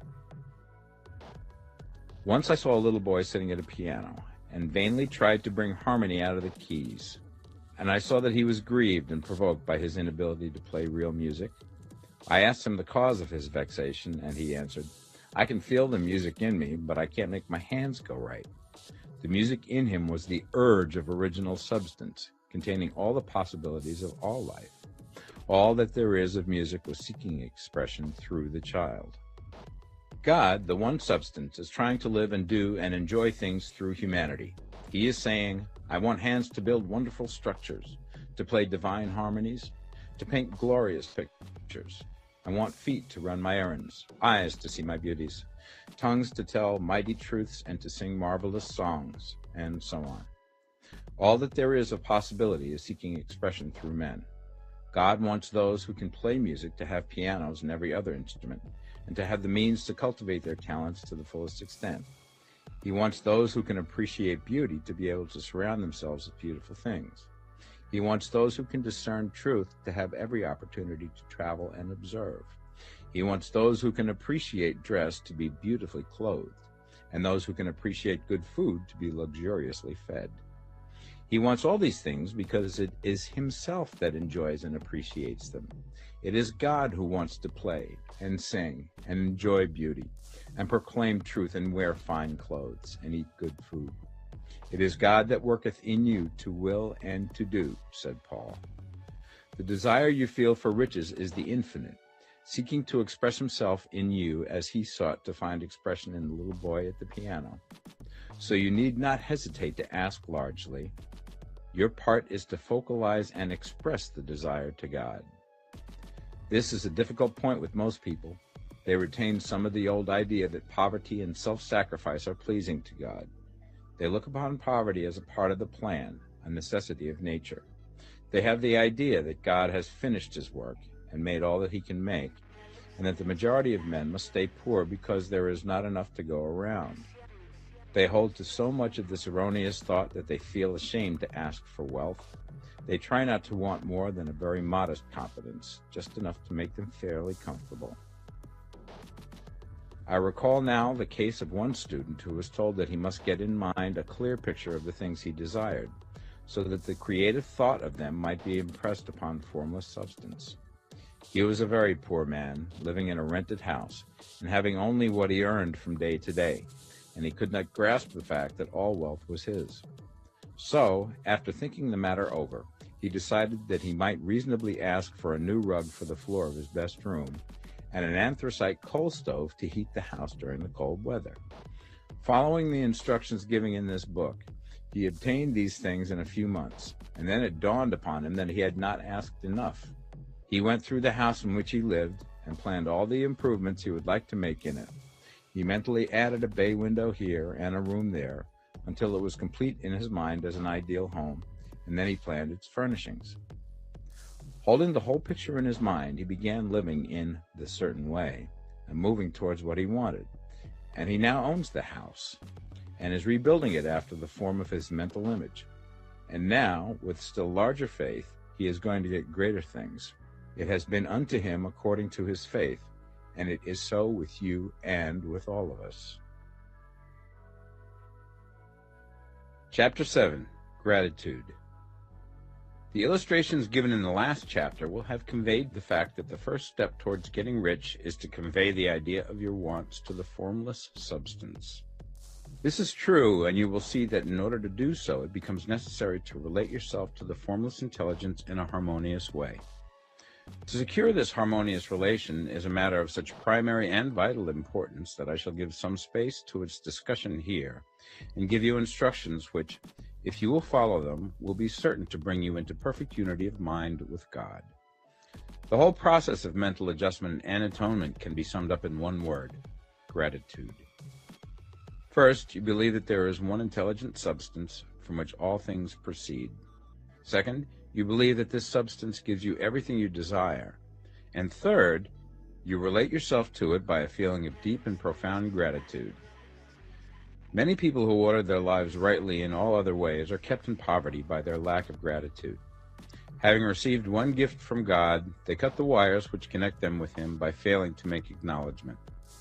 It is easy to understand that the nearer we live to the source of wealth, the more wealth we shall receive. And it is easy also to understand that the soul that is always grateful lives in closer touch with God than the one which never looks to Him in thankful acknowledgement.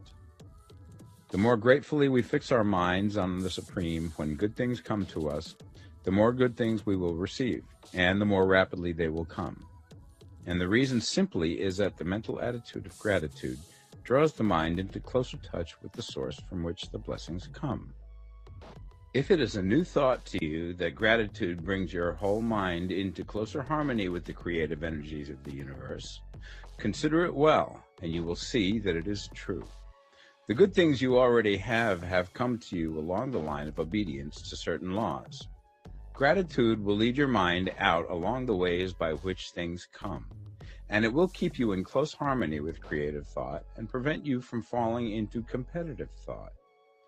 Gratitude alone can keep you looking towards the all and prevent you from falling into the error of thinking of the supply as limited, and to do that would be fatal to your hopes. There is a law of gratitude, and it is absolutely necessary that you should observe the law if you are to get the results you seek.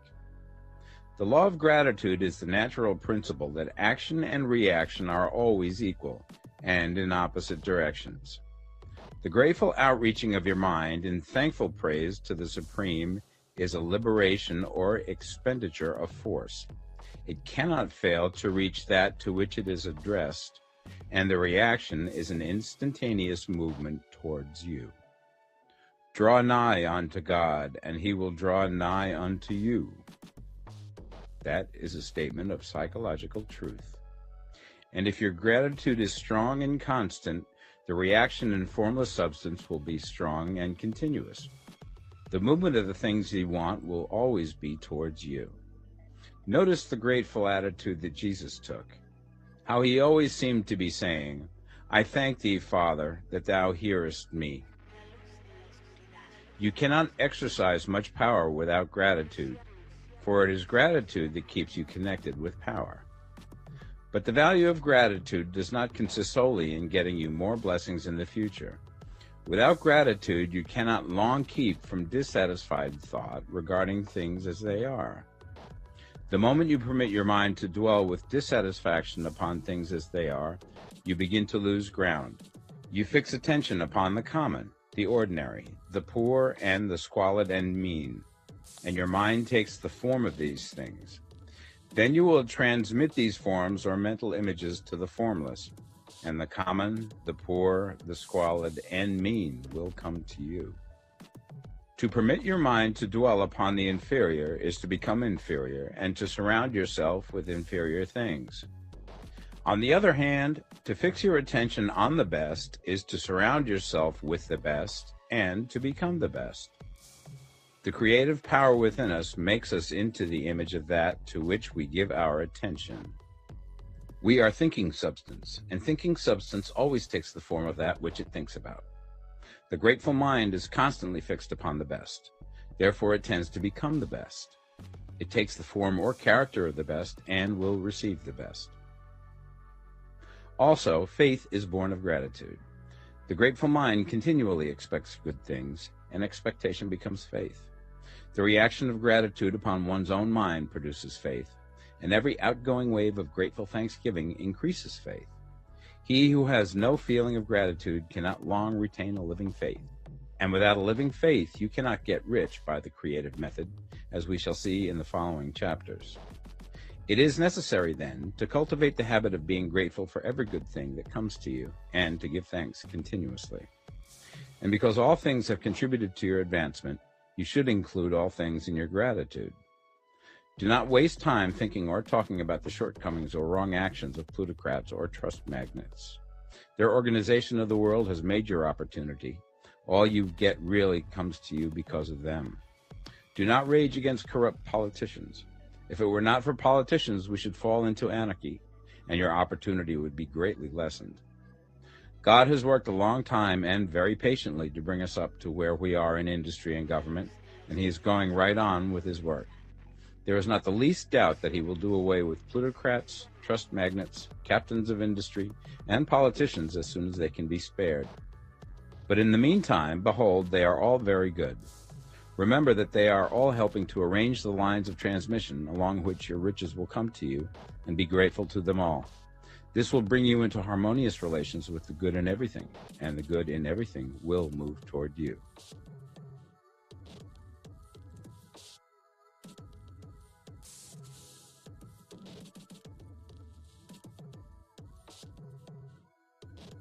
The Science of Getting Rich, Part 2.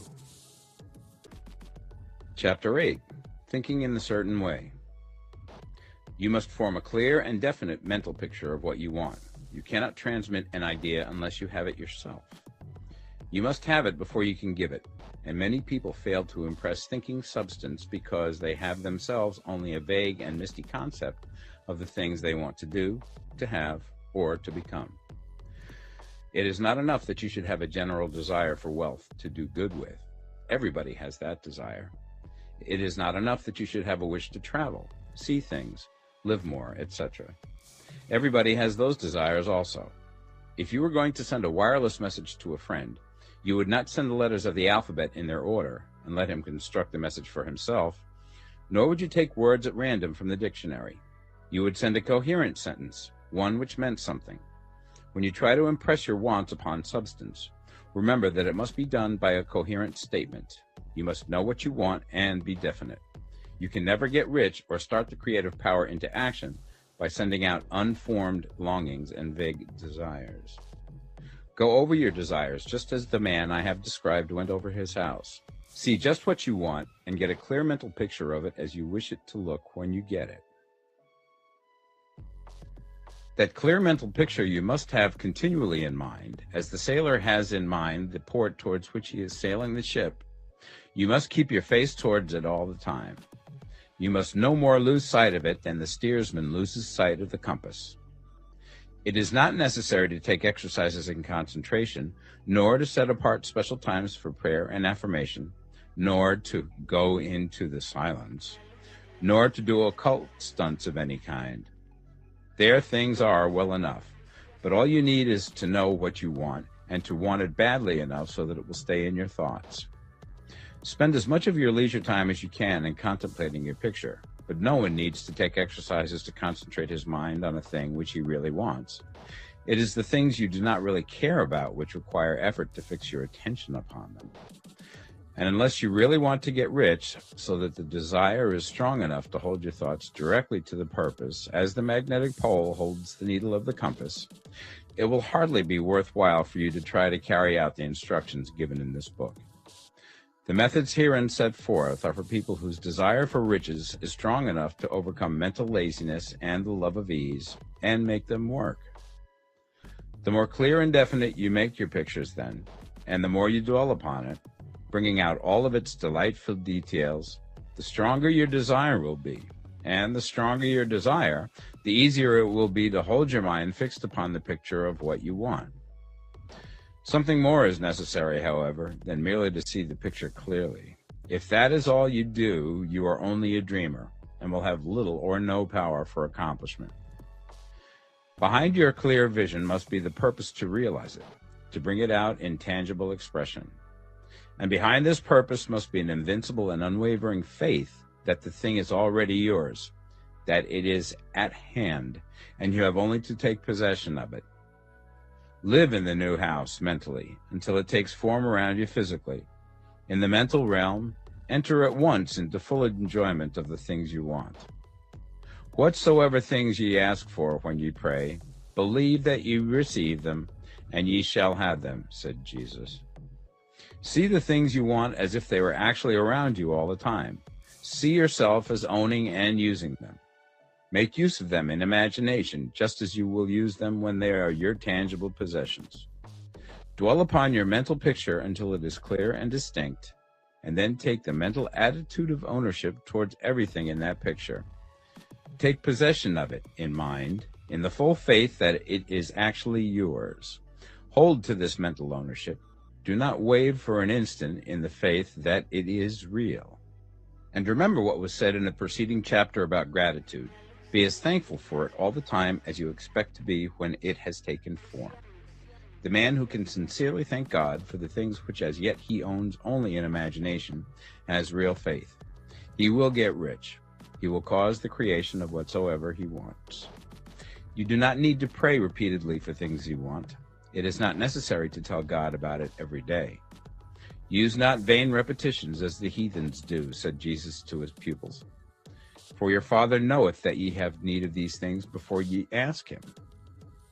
Your part is to intelligently formulate your desires for the things which make for a larger life, and to get these desires arranged into a coherent whole, and then to impress this whole desire upon the formless substance, which has the power and the will to bring you what you want. You do not make this impression by repeating strings of words. You make it by holding the vision with unshakable purpose to attain it, and with steadfast faith that you do attain it. The answer to your prayer is not according to your faith while you are talking, but according to your faith while you are working. You cannot impress the mind of God by having a special Sabbath day set apart to tell him what you want, and then forgetting him during the rest of the week. You cannot impress him by having special hours to go into your closet and pray, if you then dismiss the matter from your mind until the hour of prayer comes again. Oral prayer is well enough and has its effect, especially upon yourself, in clarifying your vision and strengthening your faith. But it is not your oral petitions which get you what you want. In order to get rich, you do not need a sweet hour of prayer. You need to pray without ceasing. And by prayer, I mean holding steadily to your vision, with the purpose to cause its creation into solid form, and the faith that you are doing so. Believe that ye receive them. The whole matter turns on receiving, once you have clearly formed your vision. When you have formed it, it is well to make an oral statement, addressing the Supreme in reverent prayer, and from that moment you must, in mind, receive what you ask for. Live in the new house, wear the fine clothes, ride in the automobile, go on the journey, and confidently plan for greater journeys. Think and speak of all things you have asked for in terms of actual present ownership. Imagine an environment and a financial condition exactly as you want them, and live all the time in that imaginary environment and financial condition. Mind, however, that you do not do this as a mere dreamer and castle builder. Hold to the faith that the imaginary is being realized, and to the purpose to realize it. Remember that it is faith and purpose in the use of imagination which makes the difference between the scientist and the dreamer. And having learned this fact, it is here that you must learn the proper use of the will. Chapter 9. How to use the will. To set about getting rich in a scientific way, you do not try to apply your willpower to anything outside of yourself. You have no right to do so anyway. It is wrong to apply your will to other men and women in order to get them to do what you wish done. It is as flagrantly wrong to coerce people by mental power as it is to coerce them by physical power. If compelling people by physical force to do things for you reduces them to slavery, compelling them by mental means accomplishes exactly the same thing. The only difference is in methods. If taking things from people by physical force is robbery, then taking things by mental force is robbery also. There is no difference in principle. You have no right to use your willpower upon another person, even for his own good, for you do not know what is for his good. The science of getting rich does not require you to apply power or force to any other person in any way whatsoever. There is not the slightest necessity for doing so. Indeed, any attempt to use your will upon others will only tend to defeat your purpose. You do not need to apply your will to things in order to compel them to come to you. That would simply be trying to coerce God and would be foolish and useless, as well as irreverent. You do not have to compel God to give you good things, any more than you have to use your willpower to make the sun rise. You do not have to use your willpower to conquer an unfriendly deity, or to make stubborn and rebellious forces do your bidding. Substance is friendly to you, and is more anxious to give you what you want than you are to get it. To get rich, you need only to use your willpower upon yourself. When you know what to think and do, then you must use your will to compel yourself to think and do the right things. That is the legitimate use of the will in getting what you want, to use it in holding yourself to the right course. Use your will to keep yourself thinking and acting in the certain way. Do not try to project your will or thoughts or your mind out into space to act on things or people. Keep your mind at home. It can accomplish more there than elsewhere. Use your mind to form a mental image of what you want and to hold that vision with faith and purpose, and use your will to keep your mind working in the right way. The more steady and continuous your faith and purpose, the more rapidly you will get rich, because you will make only positive impressions upon substance, and you will not neutralize or offset them by negative impressions. The picture of your desires, held with faith and purpose, is taken up by the formless, and permeates it to great distances throughout the universe, for all I know. As this impression spreads, all things are set moving towards its realizations. Every living thing, every inanimate thing, and the things yet uncreated are stirred towards bringing into being that which you want. All forces begin to be exerted in that direction. All things begin to move towards you. The minds of people everywhere are influenced towards doing the things necessary to the fulfilling of your desires, and they work for you unconsciously. But you can check all this by starting a negative impression in the formless substance. Doubt or unbelief is as certain to start a movement away from you as faith and purpose are to start one towards you. It is by not understanding this that most people who try to make use of mental science in getting rich make their failure. Every hour and moment you spend in giving heeds to doubts and fears. Every hour you spend in worry, every hour in which your soul is possessed by unbelief, sets a current away from you in the whole domain of intelligent substance. All the promises are unto them that believe, and unto them only. Notice how insistent Jesus was upon this point of belief. Now you know the reason why. Since belief is all important, it behooves you to guard your thoughts, and as your beliefs will be shaped to a very great extent by the things you observe and think about, it is important that you should command your attention. And here the will comes into use, for it is by your will that you determine upon what things your attention shall be fixed. If you want to become rich, you must not make a study of poverty. Things are not brought into being by thinking about their opposites. Health is never to be attained by studying disease and thinking about disease. Righteousness is not to be promoted by studying sin and thinking about sin. And no one ever got rich by studying poverty and thinking about poverty. Medicine as a science of disease has increased disease. Religion as a science of sin has promoted sin. And economics as a study of poverty will fill the world with wretchedness and want. Do not talk about poverty. Do not investigate it or concern yourself with it. Never mind what its causes are. You have nothing to do with them. What concerns you is the cure. Do not spend your time in charitable work or charity movements. All charity only tends to perpetuate the wretchedness it aims to eradicate. I do not say that you should be hard-hearted or unkind and refuse to hear the cry of need, but you must not try to eradicate poverty in any of the conventional ways. Put poverty behind you and put all that pertains to it behind you, and make good. Get rich. That is the best way you can help the poor. And you cannot hold the mental image which is to make you rich if you fill your mind with pictures of poverty. Do not read books or papers which give circumstantial accounts of the wretchedness of the tenement dwellers, of the horrors of child labor, and so on. Do not read anything which fills your mind with gloomy images of want and suffering. You cannot help the poor in the least by knowing about these things, and the widespread knowledge of them does not tend at all to do away with poverty. What tends to do away with poverty is not getting the pictures of poverty into your mind, but getting pictures of wealth into the minds of the poor. You are not deserting the poor in their misery when you refuse to allow your mind to be filled with pictures of that misery. Poverty can be done away with, not by increasing the number of well-to-do people who think about poverty, but by increasing the number of poor people who purpose with faith to get rich. The poor do not need charity, they need inspiration. Charity only sends them a loaf of bread to keep them alive in their wretchedness, or give them an entertainment to make them forget for an hour or two. But inspiration will cause them to rise out of their misery. If you want to help the poor, demonstrate to them that they can become rich. Prove it by getting rich yourself. The only way in which poverty will ever be banished from this world is by getting a large and constantly increasing number of people to practice the teachings of this book. People must be taught to become rich by creation, not by competition. Every man who becomes rich by competition throws down behind him the ladder by which he rises and keeps others down. But every man who gets rich by creation opens a way for thousands to follow him and inspires them to do so.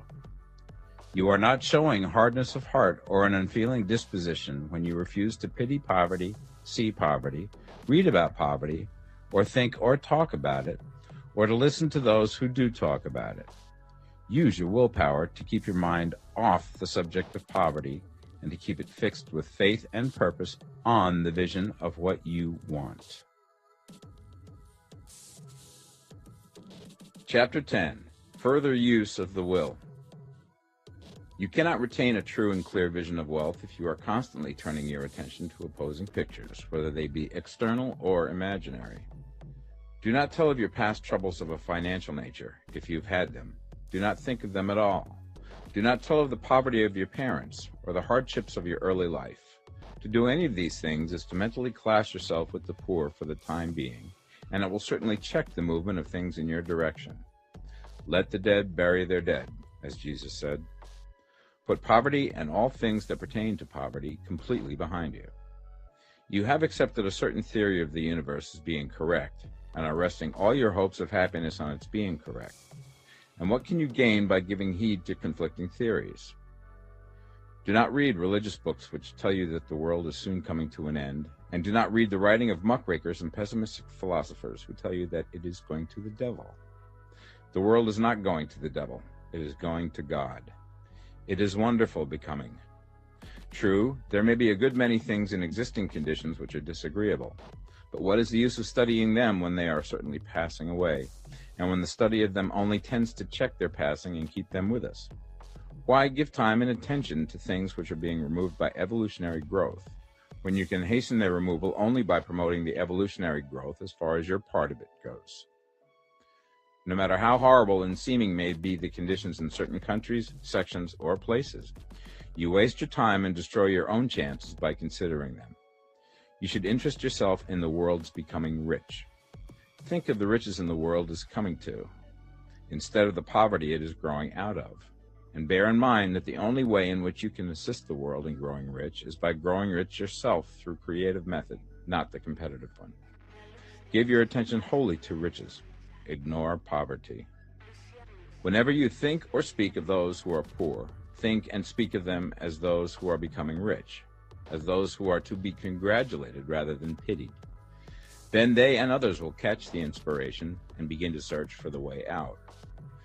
Because I say that you are to give your whole time and mind and thought to riches, it does not follow that you are to be sordid or mean.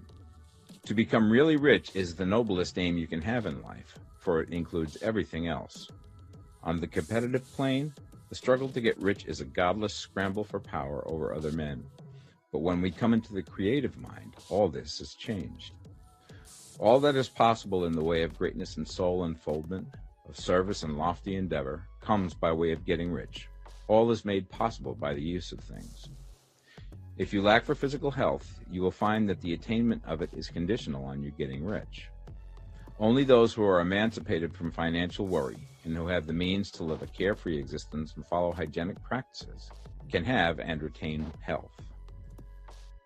Moral and spiritual greatness is possible only to those who are above the competitive battle for existence. And only those who are becoming rich on the plane of creative thought are free from the degrading influences of competition. If your heart is set on domestic happiness, remember that love flourishes best when there is refinement, a high level of thought, and freedom from corrupting influences. And these are to be found only where riches are attained by the exercise of creative thought, without strife or rivalry.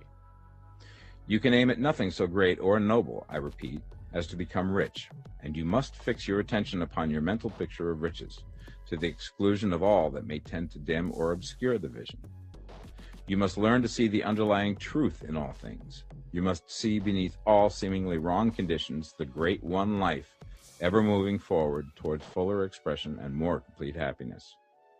It is the truth that there is no such thing as poverty, that there is only wealth.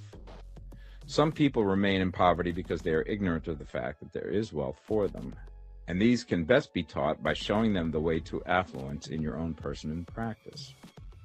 Others are poor because, while they feel that there is a way out, they are too intellectually indolent to put forth the mental effort necessary to find that way and by travel it. Others still are poor because, while they have some notion of science, they have become so swamped and lost in the maze of metaphysical and occult theories that they do not know which road to take. They try a mixture of many systems and fail in all. For these, again, the very best thing to do is to show the right way in your own person and practice. An ounce of doing things is worth a pound of theorizing. The very best thing you can do for the whole world is to make the most of yourself. You can serve God and man in no more effective way than by getting rich.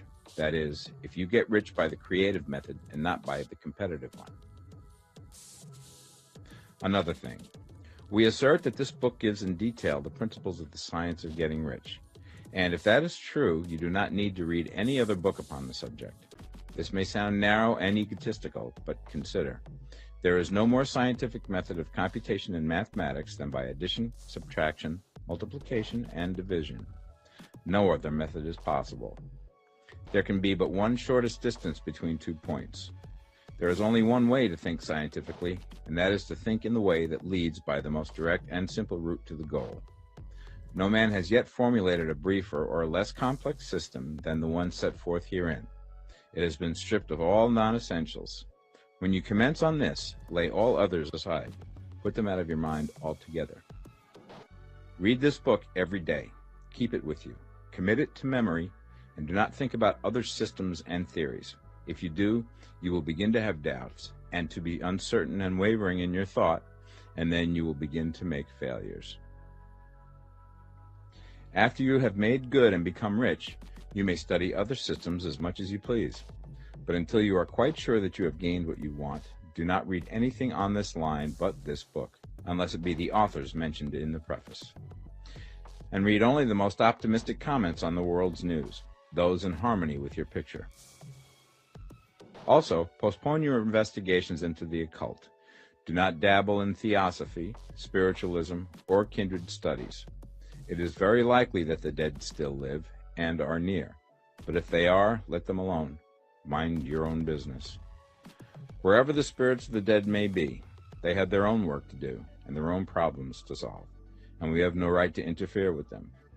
We cannot help them, and it is very doubtful whether they can help us, or whether we have any right to trespass upon their time if they can.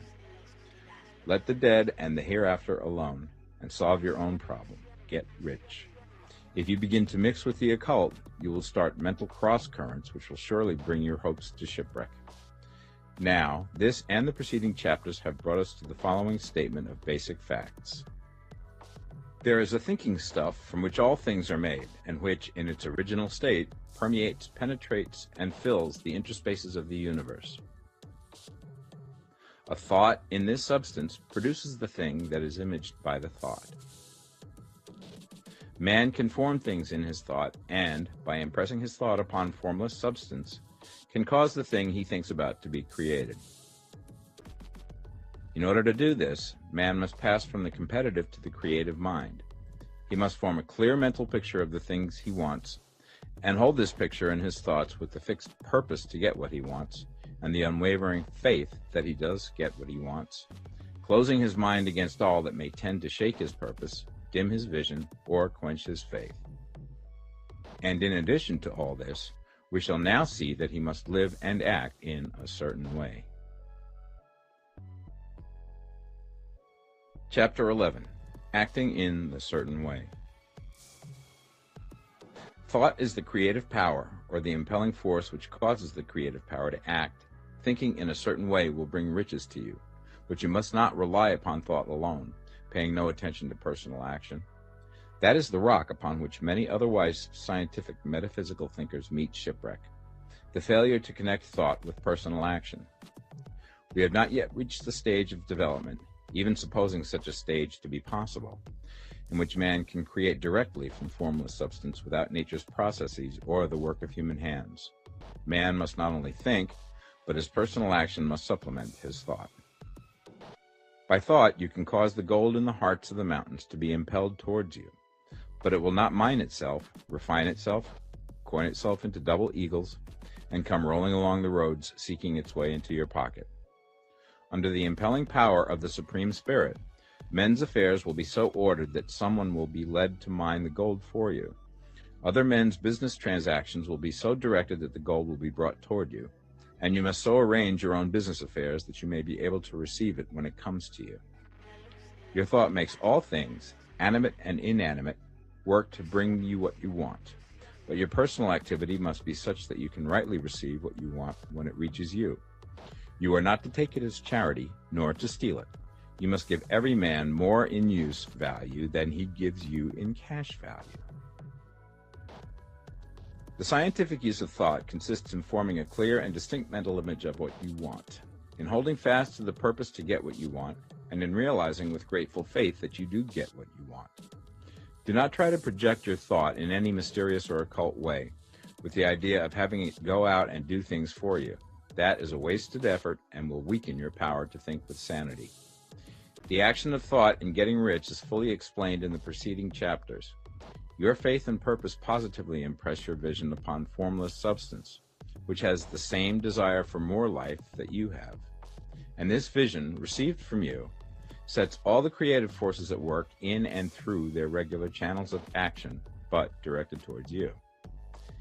It is not your part to guide or supervise the creative process. All you have to do with that is to retain your vision, stick to your purpose, and maintain your faith and gratitude. But you must act in a certain way, so that you can appropriate what is yours when it comes to you, so that you can meet the things you have in your picture and put them in their proper places as they arrive. You can really see the truth of this. When things reach you, they will be in the hands of other men, who will ask an equivalent for them. And you can only get what is yours by giving the other man what is his.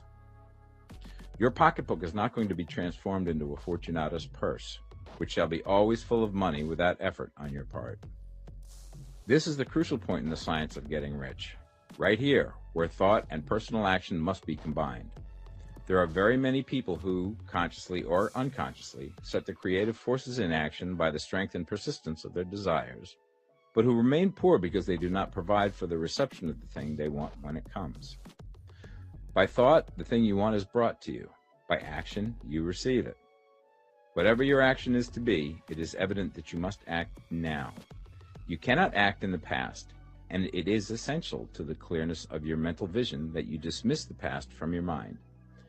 You cannot act in the future, for the future is not here yet, and you cannot tell how you will want to act in any future contingency until that contingency has arrived.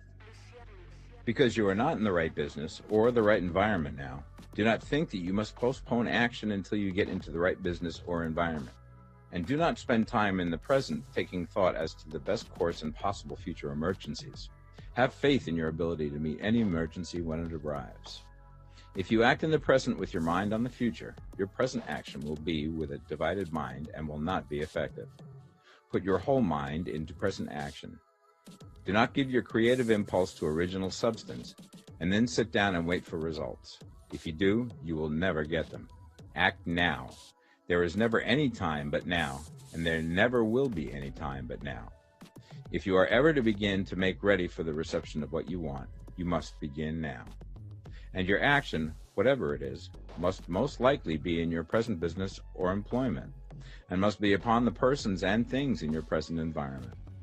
You cannot act where you are not, you cannot act where you have been, and you cannot act where you are going to be. You can act only where you are. Do not bother as to whether yesterday's work was well done or ill done. Do today's work well. Do not try to do tomorrow's work now. There will be plenty of time to do that when you get to it. Do not try, by occult or mystical means, to act on people or things that are out of your reach. Do not wait for a change of environment. Before you act, get a change of environment by action. You can so act upon the environment in which you are now as to cause yourself to be transferred to a better environment. Hold with faith and purpose the vision of yourself in the better environment, but act upon your present environment with all your heart and with all your strength and with all your mind. Do not spend any time in daydreaming or castle building. Hold to the one vision of what you want and act now. Do not cast about seeking some new thing to do, or some strange, unusual, or remarkable action to perform as a first step towards getting rich. It is probable that your actions, at least for some time to come, will be those you have been performing for some time past, but you are to begin now to perform these actions in a certain way, which will surely make you rich. If you are engaged in some business and feel that it is not the right one for you, do not wait until you get into the right business before you begin to act. Do not feel discouraged or sit down and lament because you are misplaced. No man was ever so misplaced that he could not find the right place, and no man ever became so involved in the wrong business but that he could get into the right business. Hold the vision of yourself in the right business, with the purpose to get into it, and the faith that you will get into it, and are getting into it, but act in your present business. Use your present business as the means of getting a better one, and use your present environment as the means of getting into a better one. Your vision of the right business, if held with faith and purpose, will cause the Supreme to move the right business towards you, and your action, if performed in a certain way, will cause you to move towards the business. If you are an employee or wage earner and feel that you must change places in order to get what you want, do not project your thought into space and rely upon it to get you another job. It will probably fail to do so. Hold the vision of yourself in the job you want, while you act with faith and purpose on the job you have, and you will certainly get the job you want. Your vision and faith will set the creative force in motion to bring it toward you, and your action will cause the forces in your own environment to move you toward the place you want. In closing this chapter, we will add another statement to our syllabus. There is the thinking stuff from which all things are made, and which, in its original state, permeates, penetrates, and fills the interspaces of the universe. A thought in this substance produces the thing that is imaged by the thought. Man can form things in his thought, and by impressing his thought upon formless substance, can cause the thing he thinks about to be created. In order to do this, man must pass from the competitive to the creative mind. He must form a clear mental picture of the thing he wants, and hold this picture in his thoughts with the fixed purpose to get what he wants, and the unwavering faith that he does get what he wants, closing his mind to all that may tend to shake his purpose, dim his vision, or quench his faith. That he may receive what he wants when it comes, man must act now upon the people and things in his present environment. Chapter 12. Efficient Action. You must use your thought as directed in previous chapters and begin to do what you can do where you are. And you must do all that you can do where you are. You can advance only by being larger than your present place. And no man is larger than his present place who leaves undone any of the work pertaining to that place.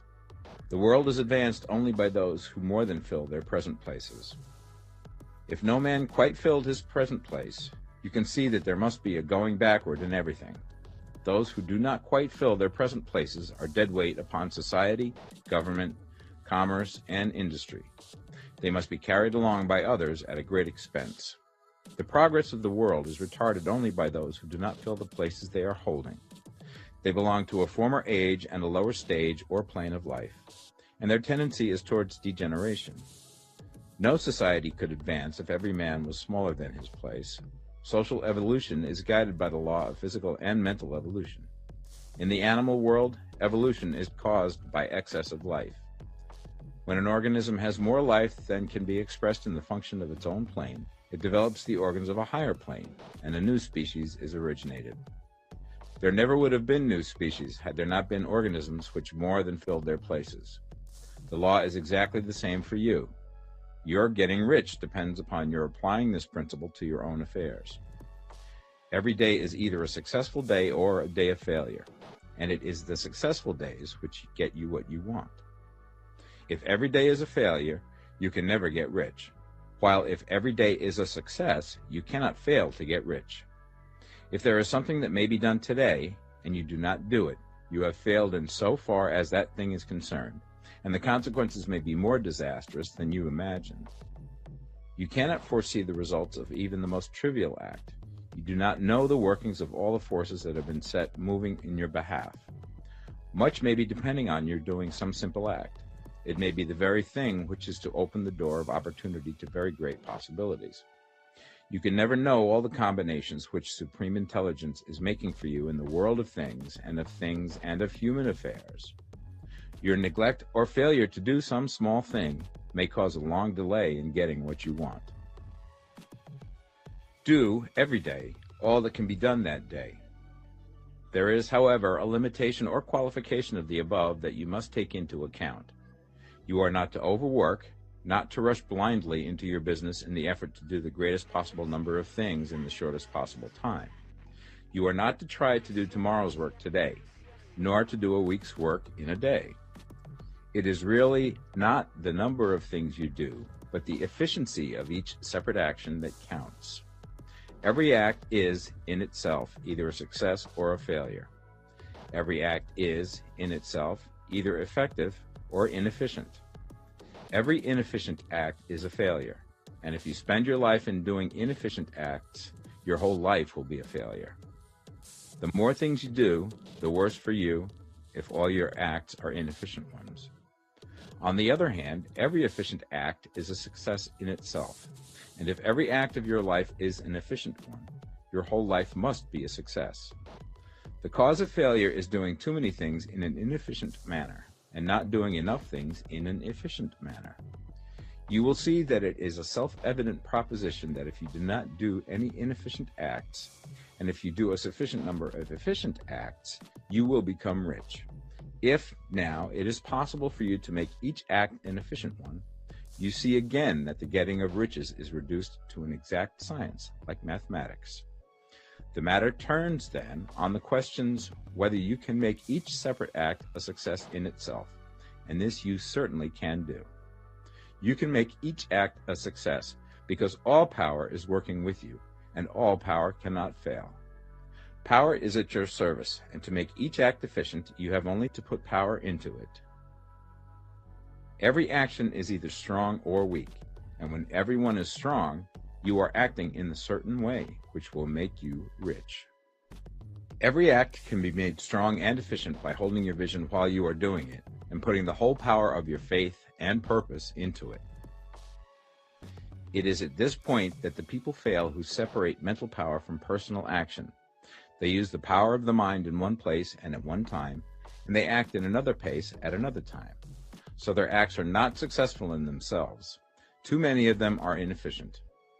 But if all power goes into every act, no matter how commonplace, every act will be a success in itself. And as in the nature of things, every success opens the way to other successes, your progress towards what you want and the progress of what you want toward you will become increasingly rapid. Remember that successful action is cumulative in its results. Since the desire for more life is inherent in all things, when a man begins to move towards larger life, more things attach themselves to him, and the influence of his desire is multiplied. Do, every day, all that you can do that day, and do each act in an efficient manner.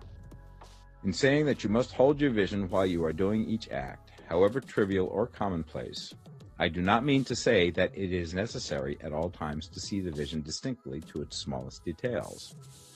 It should be the work of your leisure hours to use your imagination on the details of your vision, and to contemplate them until they are firmly fixed upon memory. If you wish speedy results, spend practically all your spare time in this practice. By continuous contemplation, you will get the picture of what you want, even to the smallest details, so firmly fixed upon your mind and so completely transferred to the mind of formless substance, that in your working hours you need only to mentally refer to the picture to stimulate your faith and purpose, and cause your best effort to be put forth. Contemplate your picture in your leisure hours until your consciousness is so full of it that you can grasp it instantly. You will become so enthused with its bright promises that the mere thought of it will call forth the strongest energies of your whole being. Let us again repeat our syllabus, and by slightly changing the closing statements, bring it to the point we have now reached. There is a thinking stuff from which all things are made, and which, in its original state, permeates, penetrates, and fills the interspaces of the universe. A thought in this substance produces the thing that is imaged by the thought. Man can form things in his thought, and, by impressing his thought upon formless substance, can cause the thing he thinks about to be created. In order to do this, man must pass from competitive to the creative mind. He must form a clear mental picture of the thing he wants, and do, with faith and purpose, all that can be done each day, doing each separate thing in an efficient manner. Chapter 13. Getting into the right business. Success in any particular business depends for one thing upon your possessing in a well-developed state the faculties required in that business. Without good musical faculty, no one can succeed as a teacher of music. Without well-developed mechanical faculties, no one can achieve great success in any of the mechanical trades. Without tact and the commercial faculties, no one can succeed in the mercantile pursuits. But to possess in a well-developed state the faculties required in your particular vocation does not ensure getting rich. There are musicians who have remarkable talent and who yet remain poor. There are blacksmiths, carpenters, and so on who have excellent mechanical ability, but who do not get rich. And there are merchants with good faculties for dealing with men who nevertheless fail. The different faculties are tools. It is essential to have good tools, but it is also essential that the tools should be used in the right way. One man can take a sharp saw, a square, a good plane, and so on, and build a handsome article of furniture. Another man can take the same tools and set to work to duplicate the article, but his production will be a botch. He does not know how to use good tools in a successful way. The various faculties of your mind are the tools with which you must do the work which is to make you rich. It will be easier for you to succeed if you get into a business for which you are well equipped with mental tools. Generally speaking, you will do best in that business which will use your strongest faculties, the one for which you are naturally best fitted. But there are limitations to this statement also. No man should regard his vocation as being irrevocably fixed by the tendencies with which he was born. You can get rich in any business, for if you have not the right talent you can develop that talent. It merely means that you will have to make your tools as you go along, instead of confining yourself to the use of those with which you were born. It will be easier for you to succeed in a vocation for which you already have the talents in a well-developed state, but you can succeed in any vocation, for you can develop any rudimentary talent, and there is no talent of which you have not at least the rudiment. You will get rich most easily in point of effort if you do that for which you are best fitted, but you will get rich most satisfactorily if you do that which you want to do. Doing what you want to do is life, and there is no real satisfaction in living if we are compelled to be forever doing something which we do not like to do, and can never do what we want to do. And it is certain that you can do what you want to do. The desire to do it is proof that you have within you the power which can do it. Desire is a manifestation of power. The desire to play music is the power which can play music seeking expression and development. The desire to invent mechanical devices is the mechanical talent seeking expression and development. When there is no power, either developed or undeveloped, to do a thing, there is never any desire to do that thing. And where there is strong desire to do a thing, it is certain proof that the power to do it is strong and only requires to be developed and applied in the right way. All things else being equal, it is best to select the business for which you have the best developed talent. But if you have a strong desire to engage in any particular line of work, you should select that work as the ultimate end at which you aim. You can do what you want to do, and it is your right and privilege to follow the business or avocation which will be most congenial and pleasant.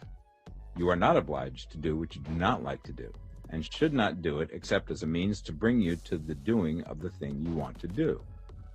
If there are past mistakes whose consequences have placed you in an undesirable business or environment, you may be obliged for some time to do what you do not like to do. If you feel that you are not in the right vocation, do not act too hastily in trying to get into another one. The best way, generally, to change business or environment is by growth. Do not be afraid to make a sudden and radical change if the opportunity is presented, and you feel after careful consideration that it is the right opportunity.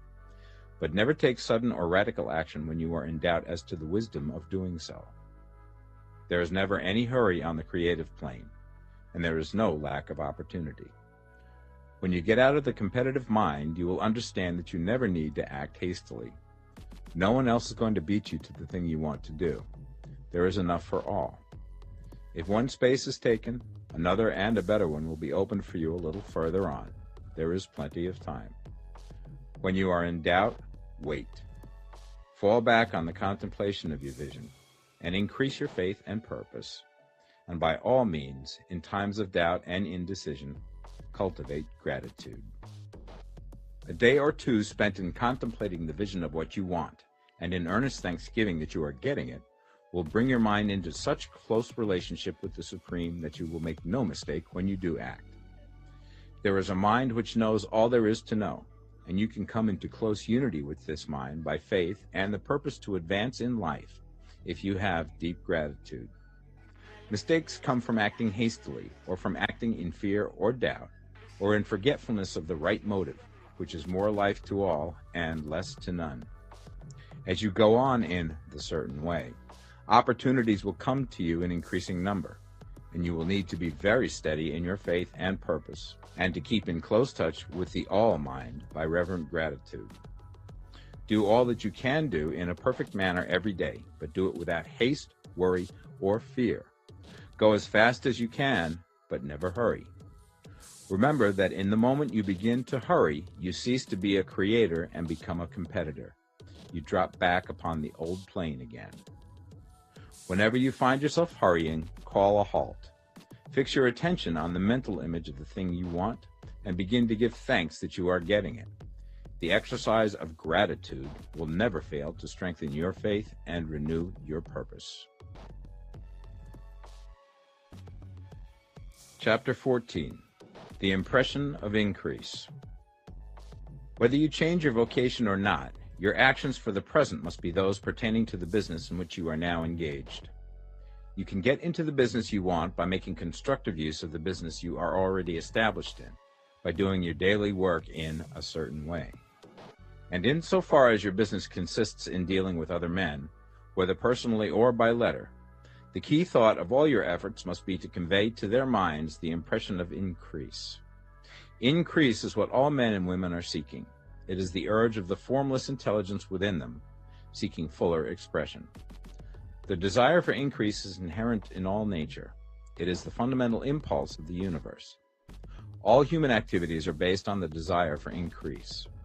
People are seeking more food, more clothes, better shelter, more luxury, more beauty, more knowledge, more pleasure. Increase in something, more life. Every living thing is under this necessity for continuous advancement. Where increase of life ceases, dissolution and death set in at once. Man instinctively knows this, and hence he is forever seeking more. This law of perpetual increase is set forth by Jesus in the parable of the talents. Only those who gain more retain any. From him who hath not shall be taken away even that which he hath. The normal desire for increased wealth is not an evil or a reprehensible thing. It is simply the desire for more abundant life. It is aspiration. And because it is the deepest instinct of their natures, all men and women are attracted to him who can give them more of the means of life. In following the certain way, you are getting continuous increase for yourself, and you are giving it to all with whom you deal. You are a creative center from which increase is given off to all. Be sure of this, and convey assurance of the fact to every man, woman, and child with whom you come in contact. No matter how small the transaction, even if it be only the selling of a stick of candy to a little child, put into it thought of increase, and make sure that the customer is impressed with the thought. Convey the impression of advancement with everything you do, so that all people shall receive the impression that you are an advancing man, and that you advance all who deal with you. Even to the people whom you meet in a social way, without any thought of business, and to whom you do not try to sell anything, give the thought of increase. You can convey this impression by holding the unshakable faith that you, yourself, are in the way of increase, and by letting this faith inspire, fill, and permeate every action. Do everything that you do in the firm conviction that you are an advancing personality, and that you are giving advancement to everybody. Feel that you are getting rich, and that in doing so you are making others rich, and conferring benefits to all. Do not boast or brag of your success, or talk about it unnecessarily. True faith is never boastful. Wherever you find a boastful person, you find one who is secretly doubtful and afraid. Simply feel the faith, and let it work out in every transaction. Let every act and tone and look express the quiet assurance that you are getting rich, that you are already rich. Words will not be necessary to communicate this feeling to others.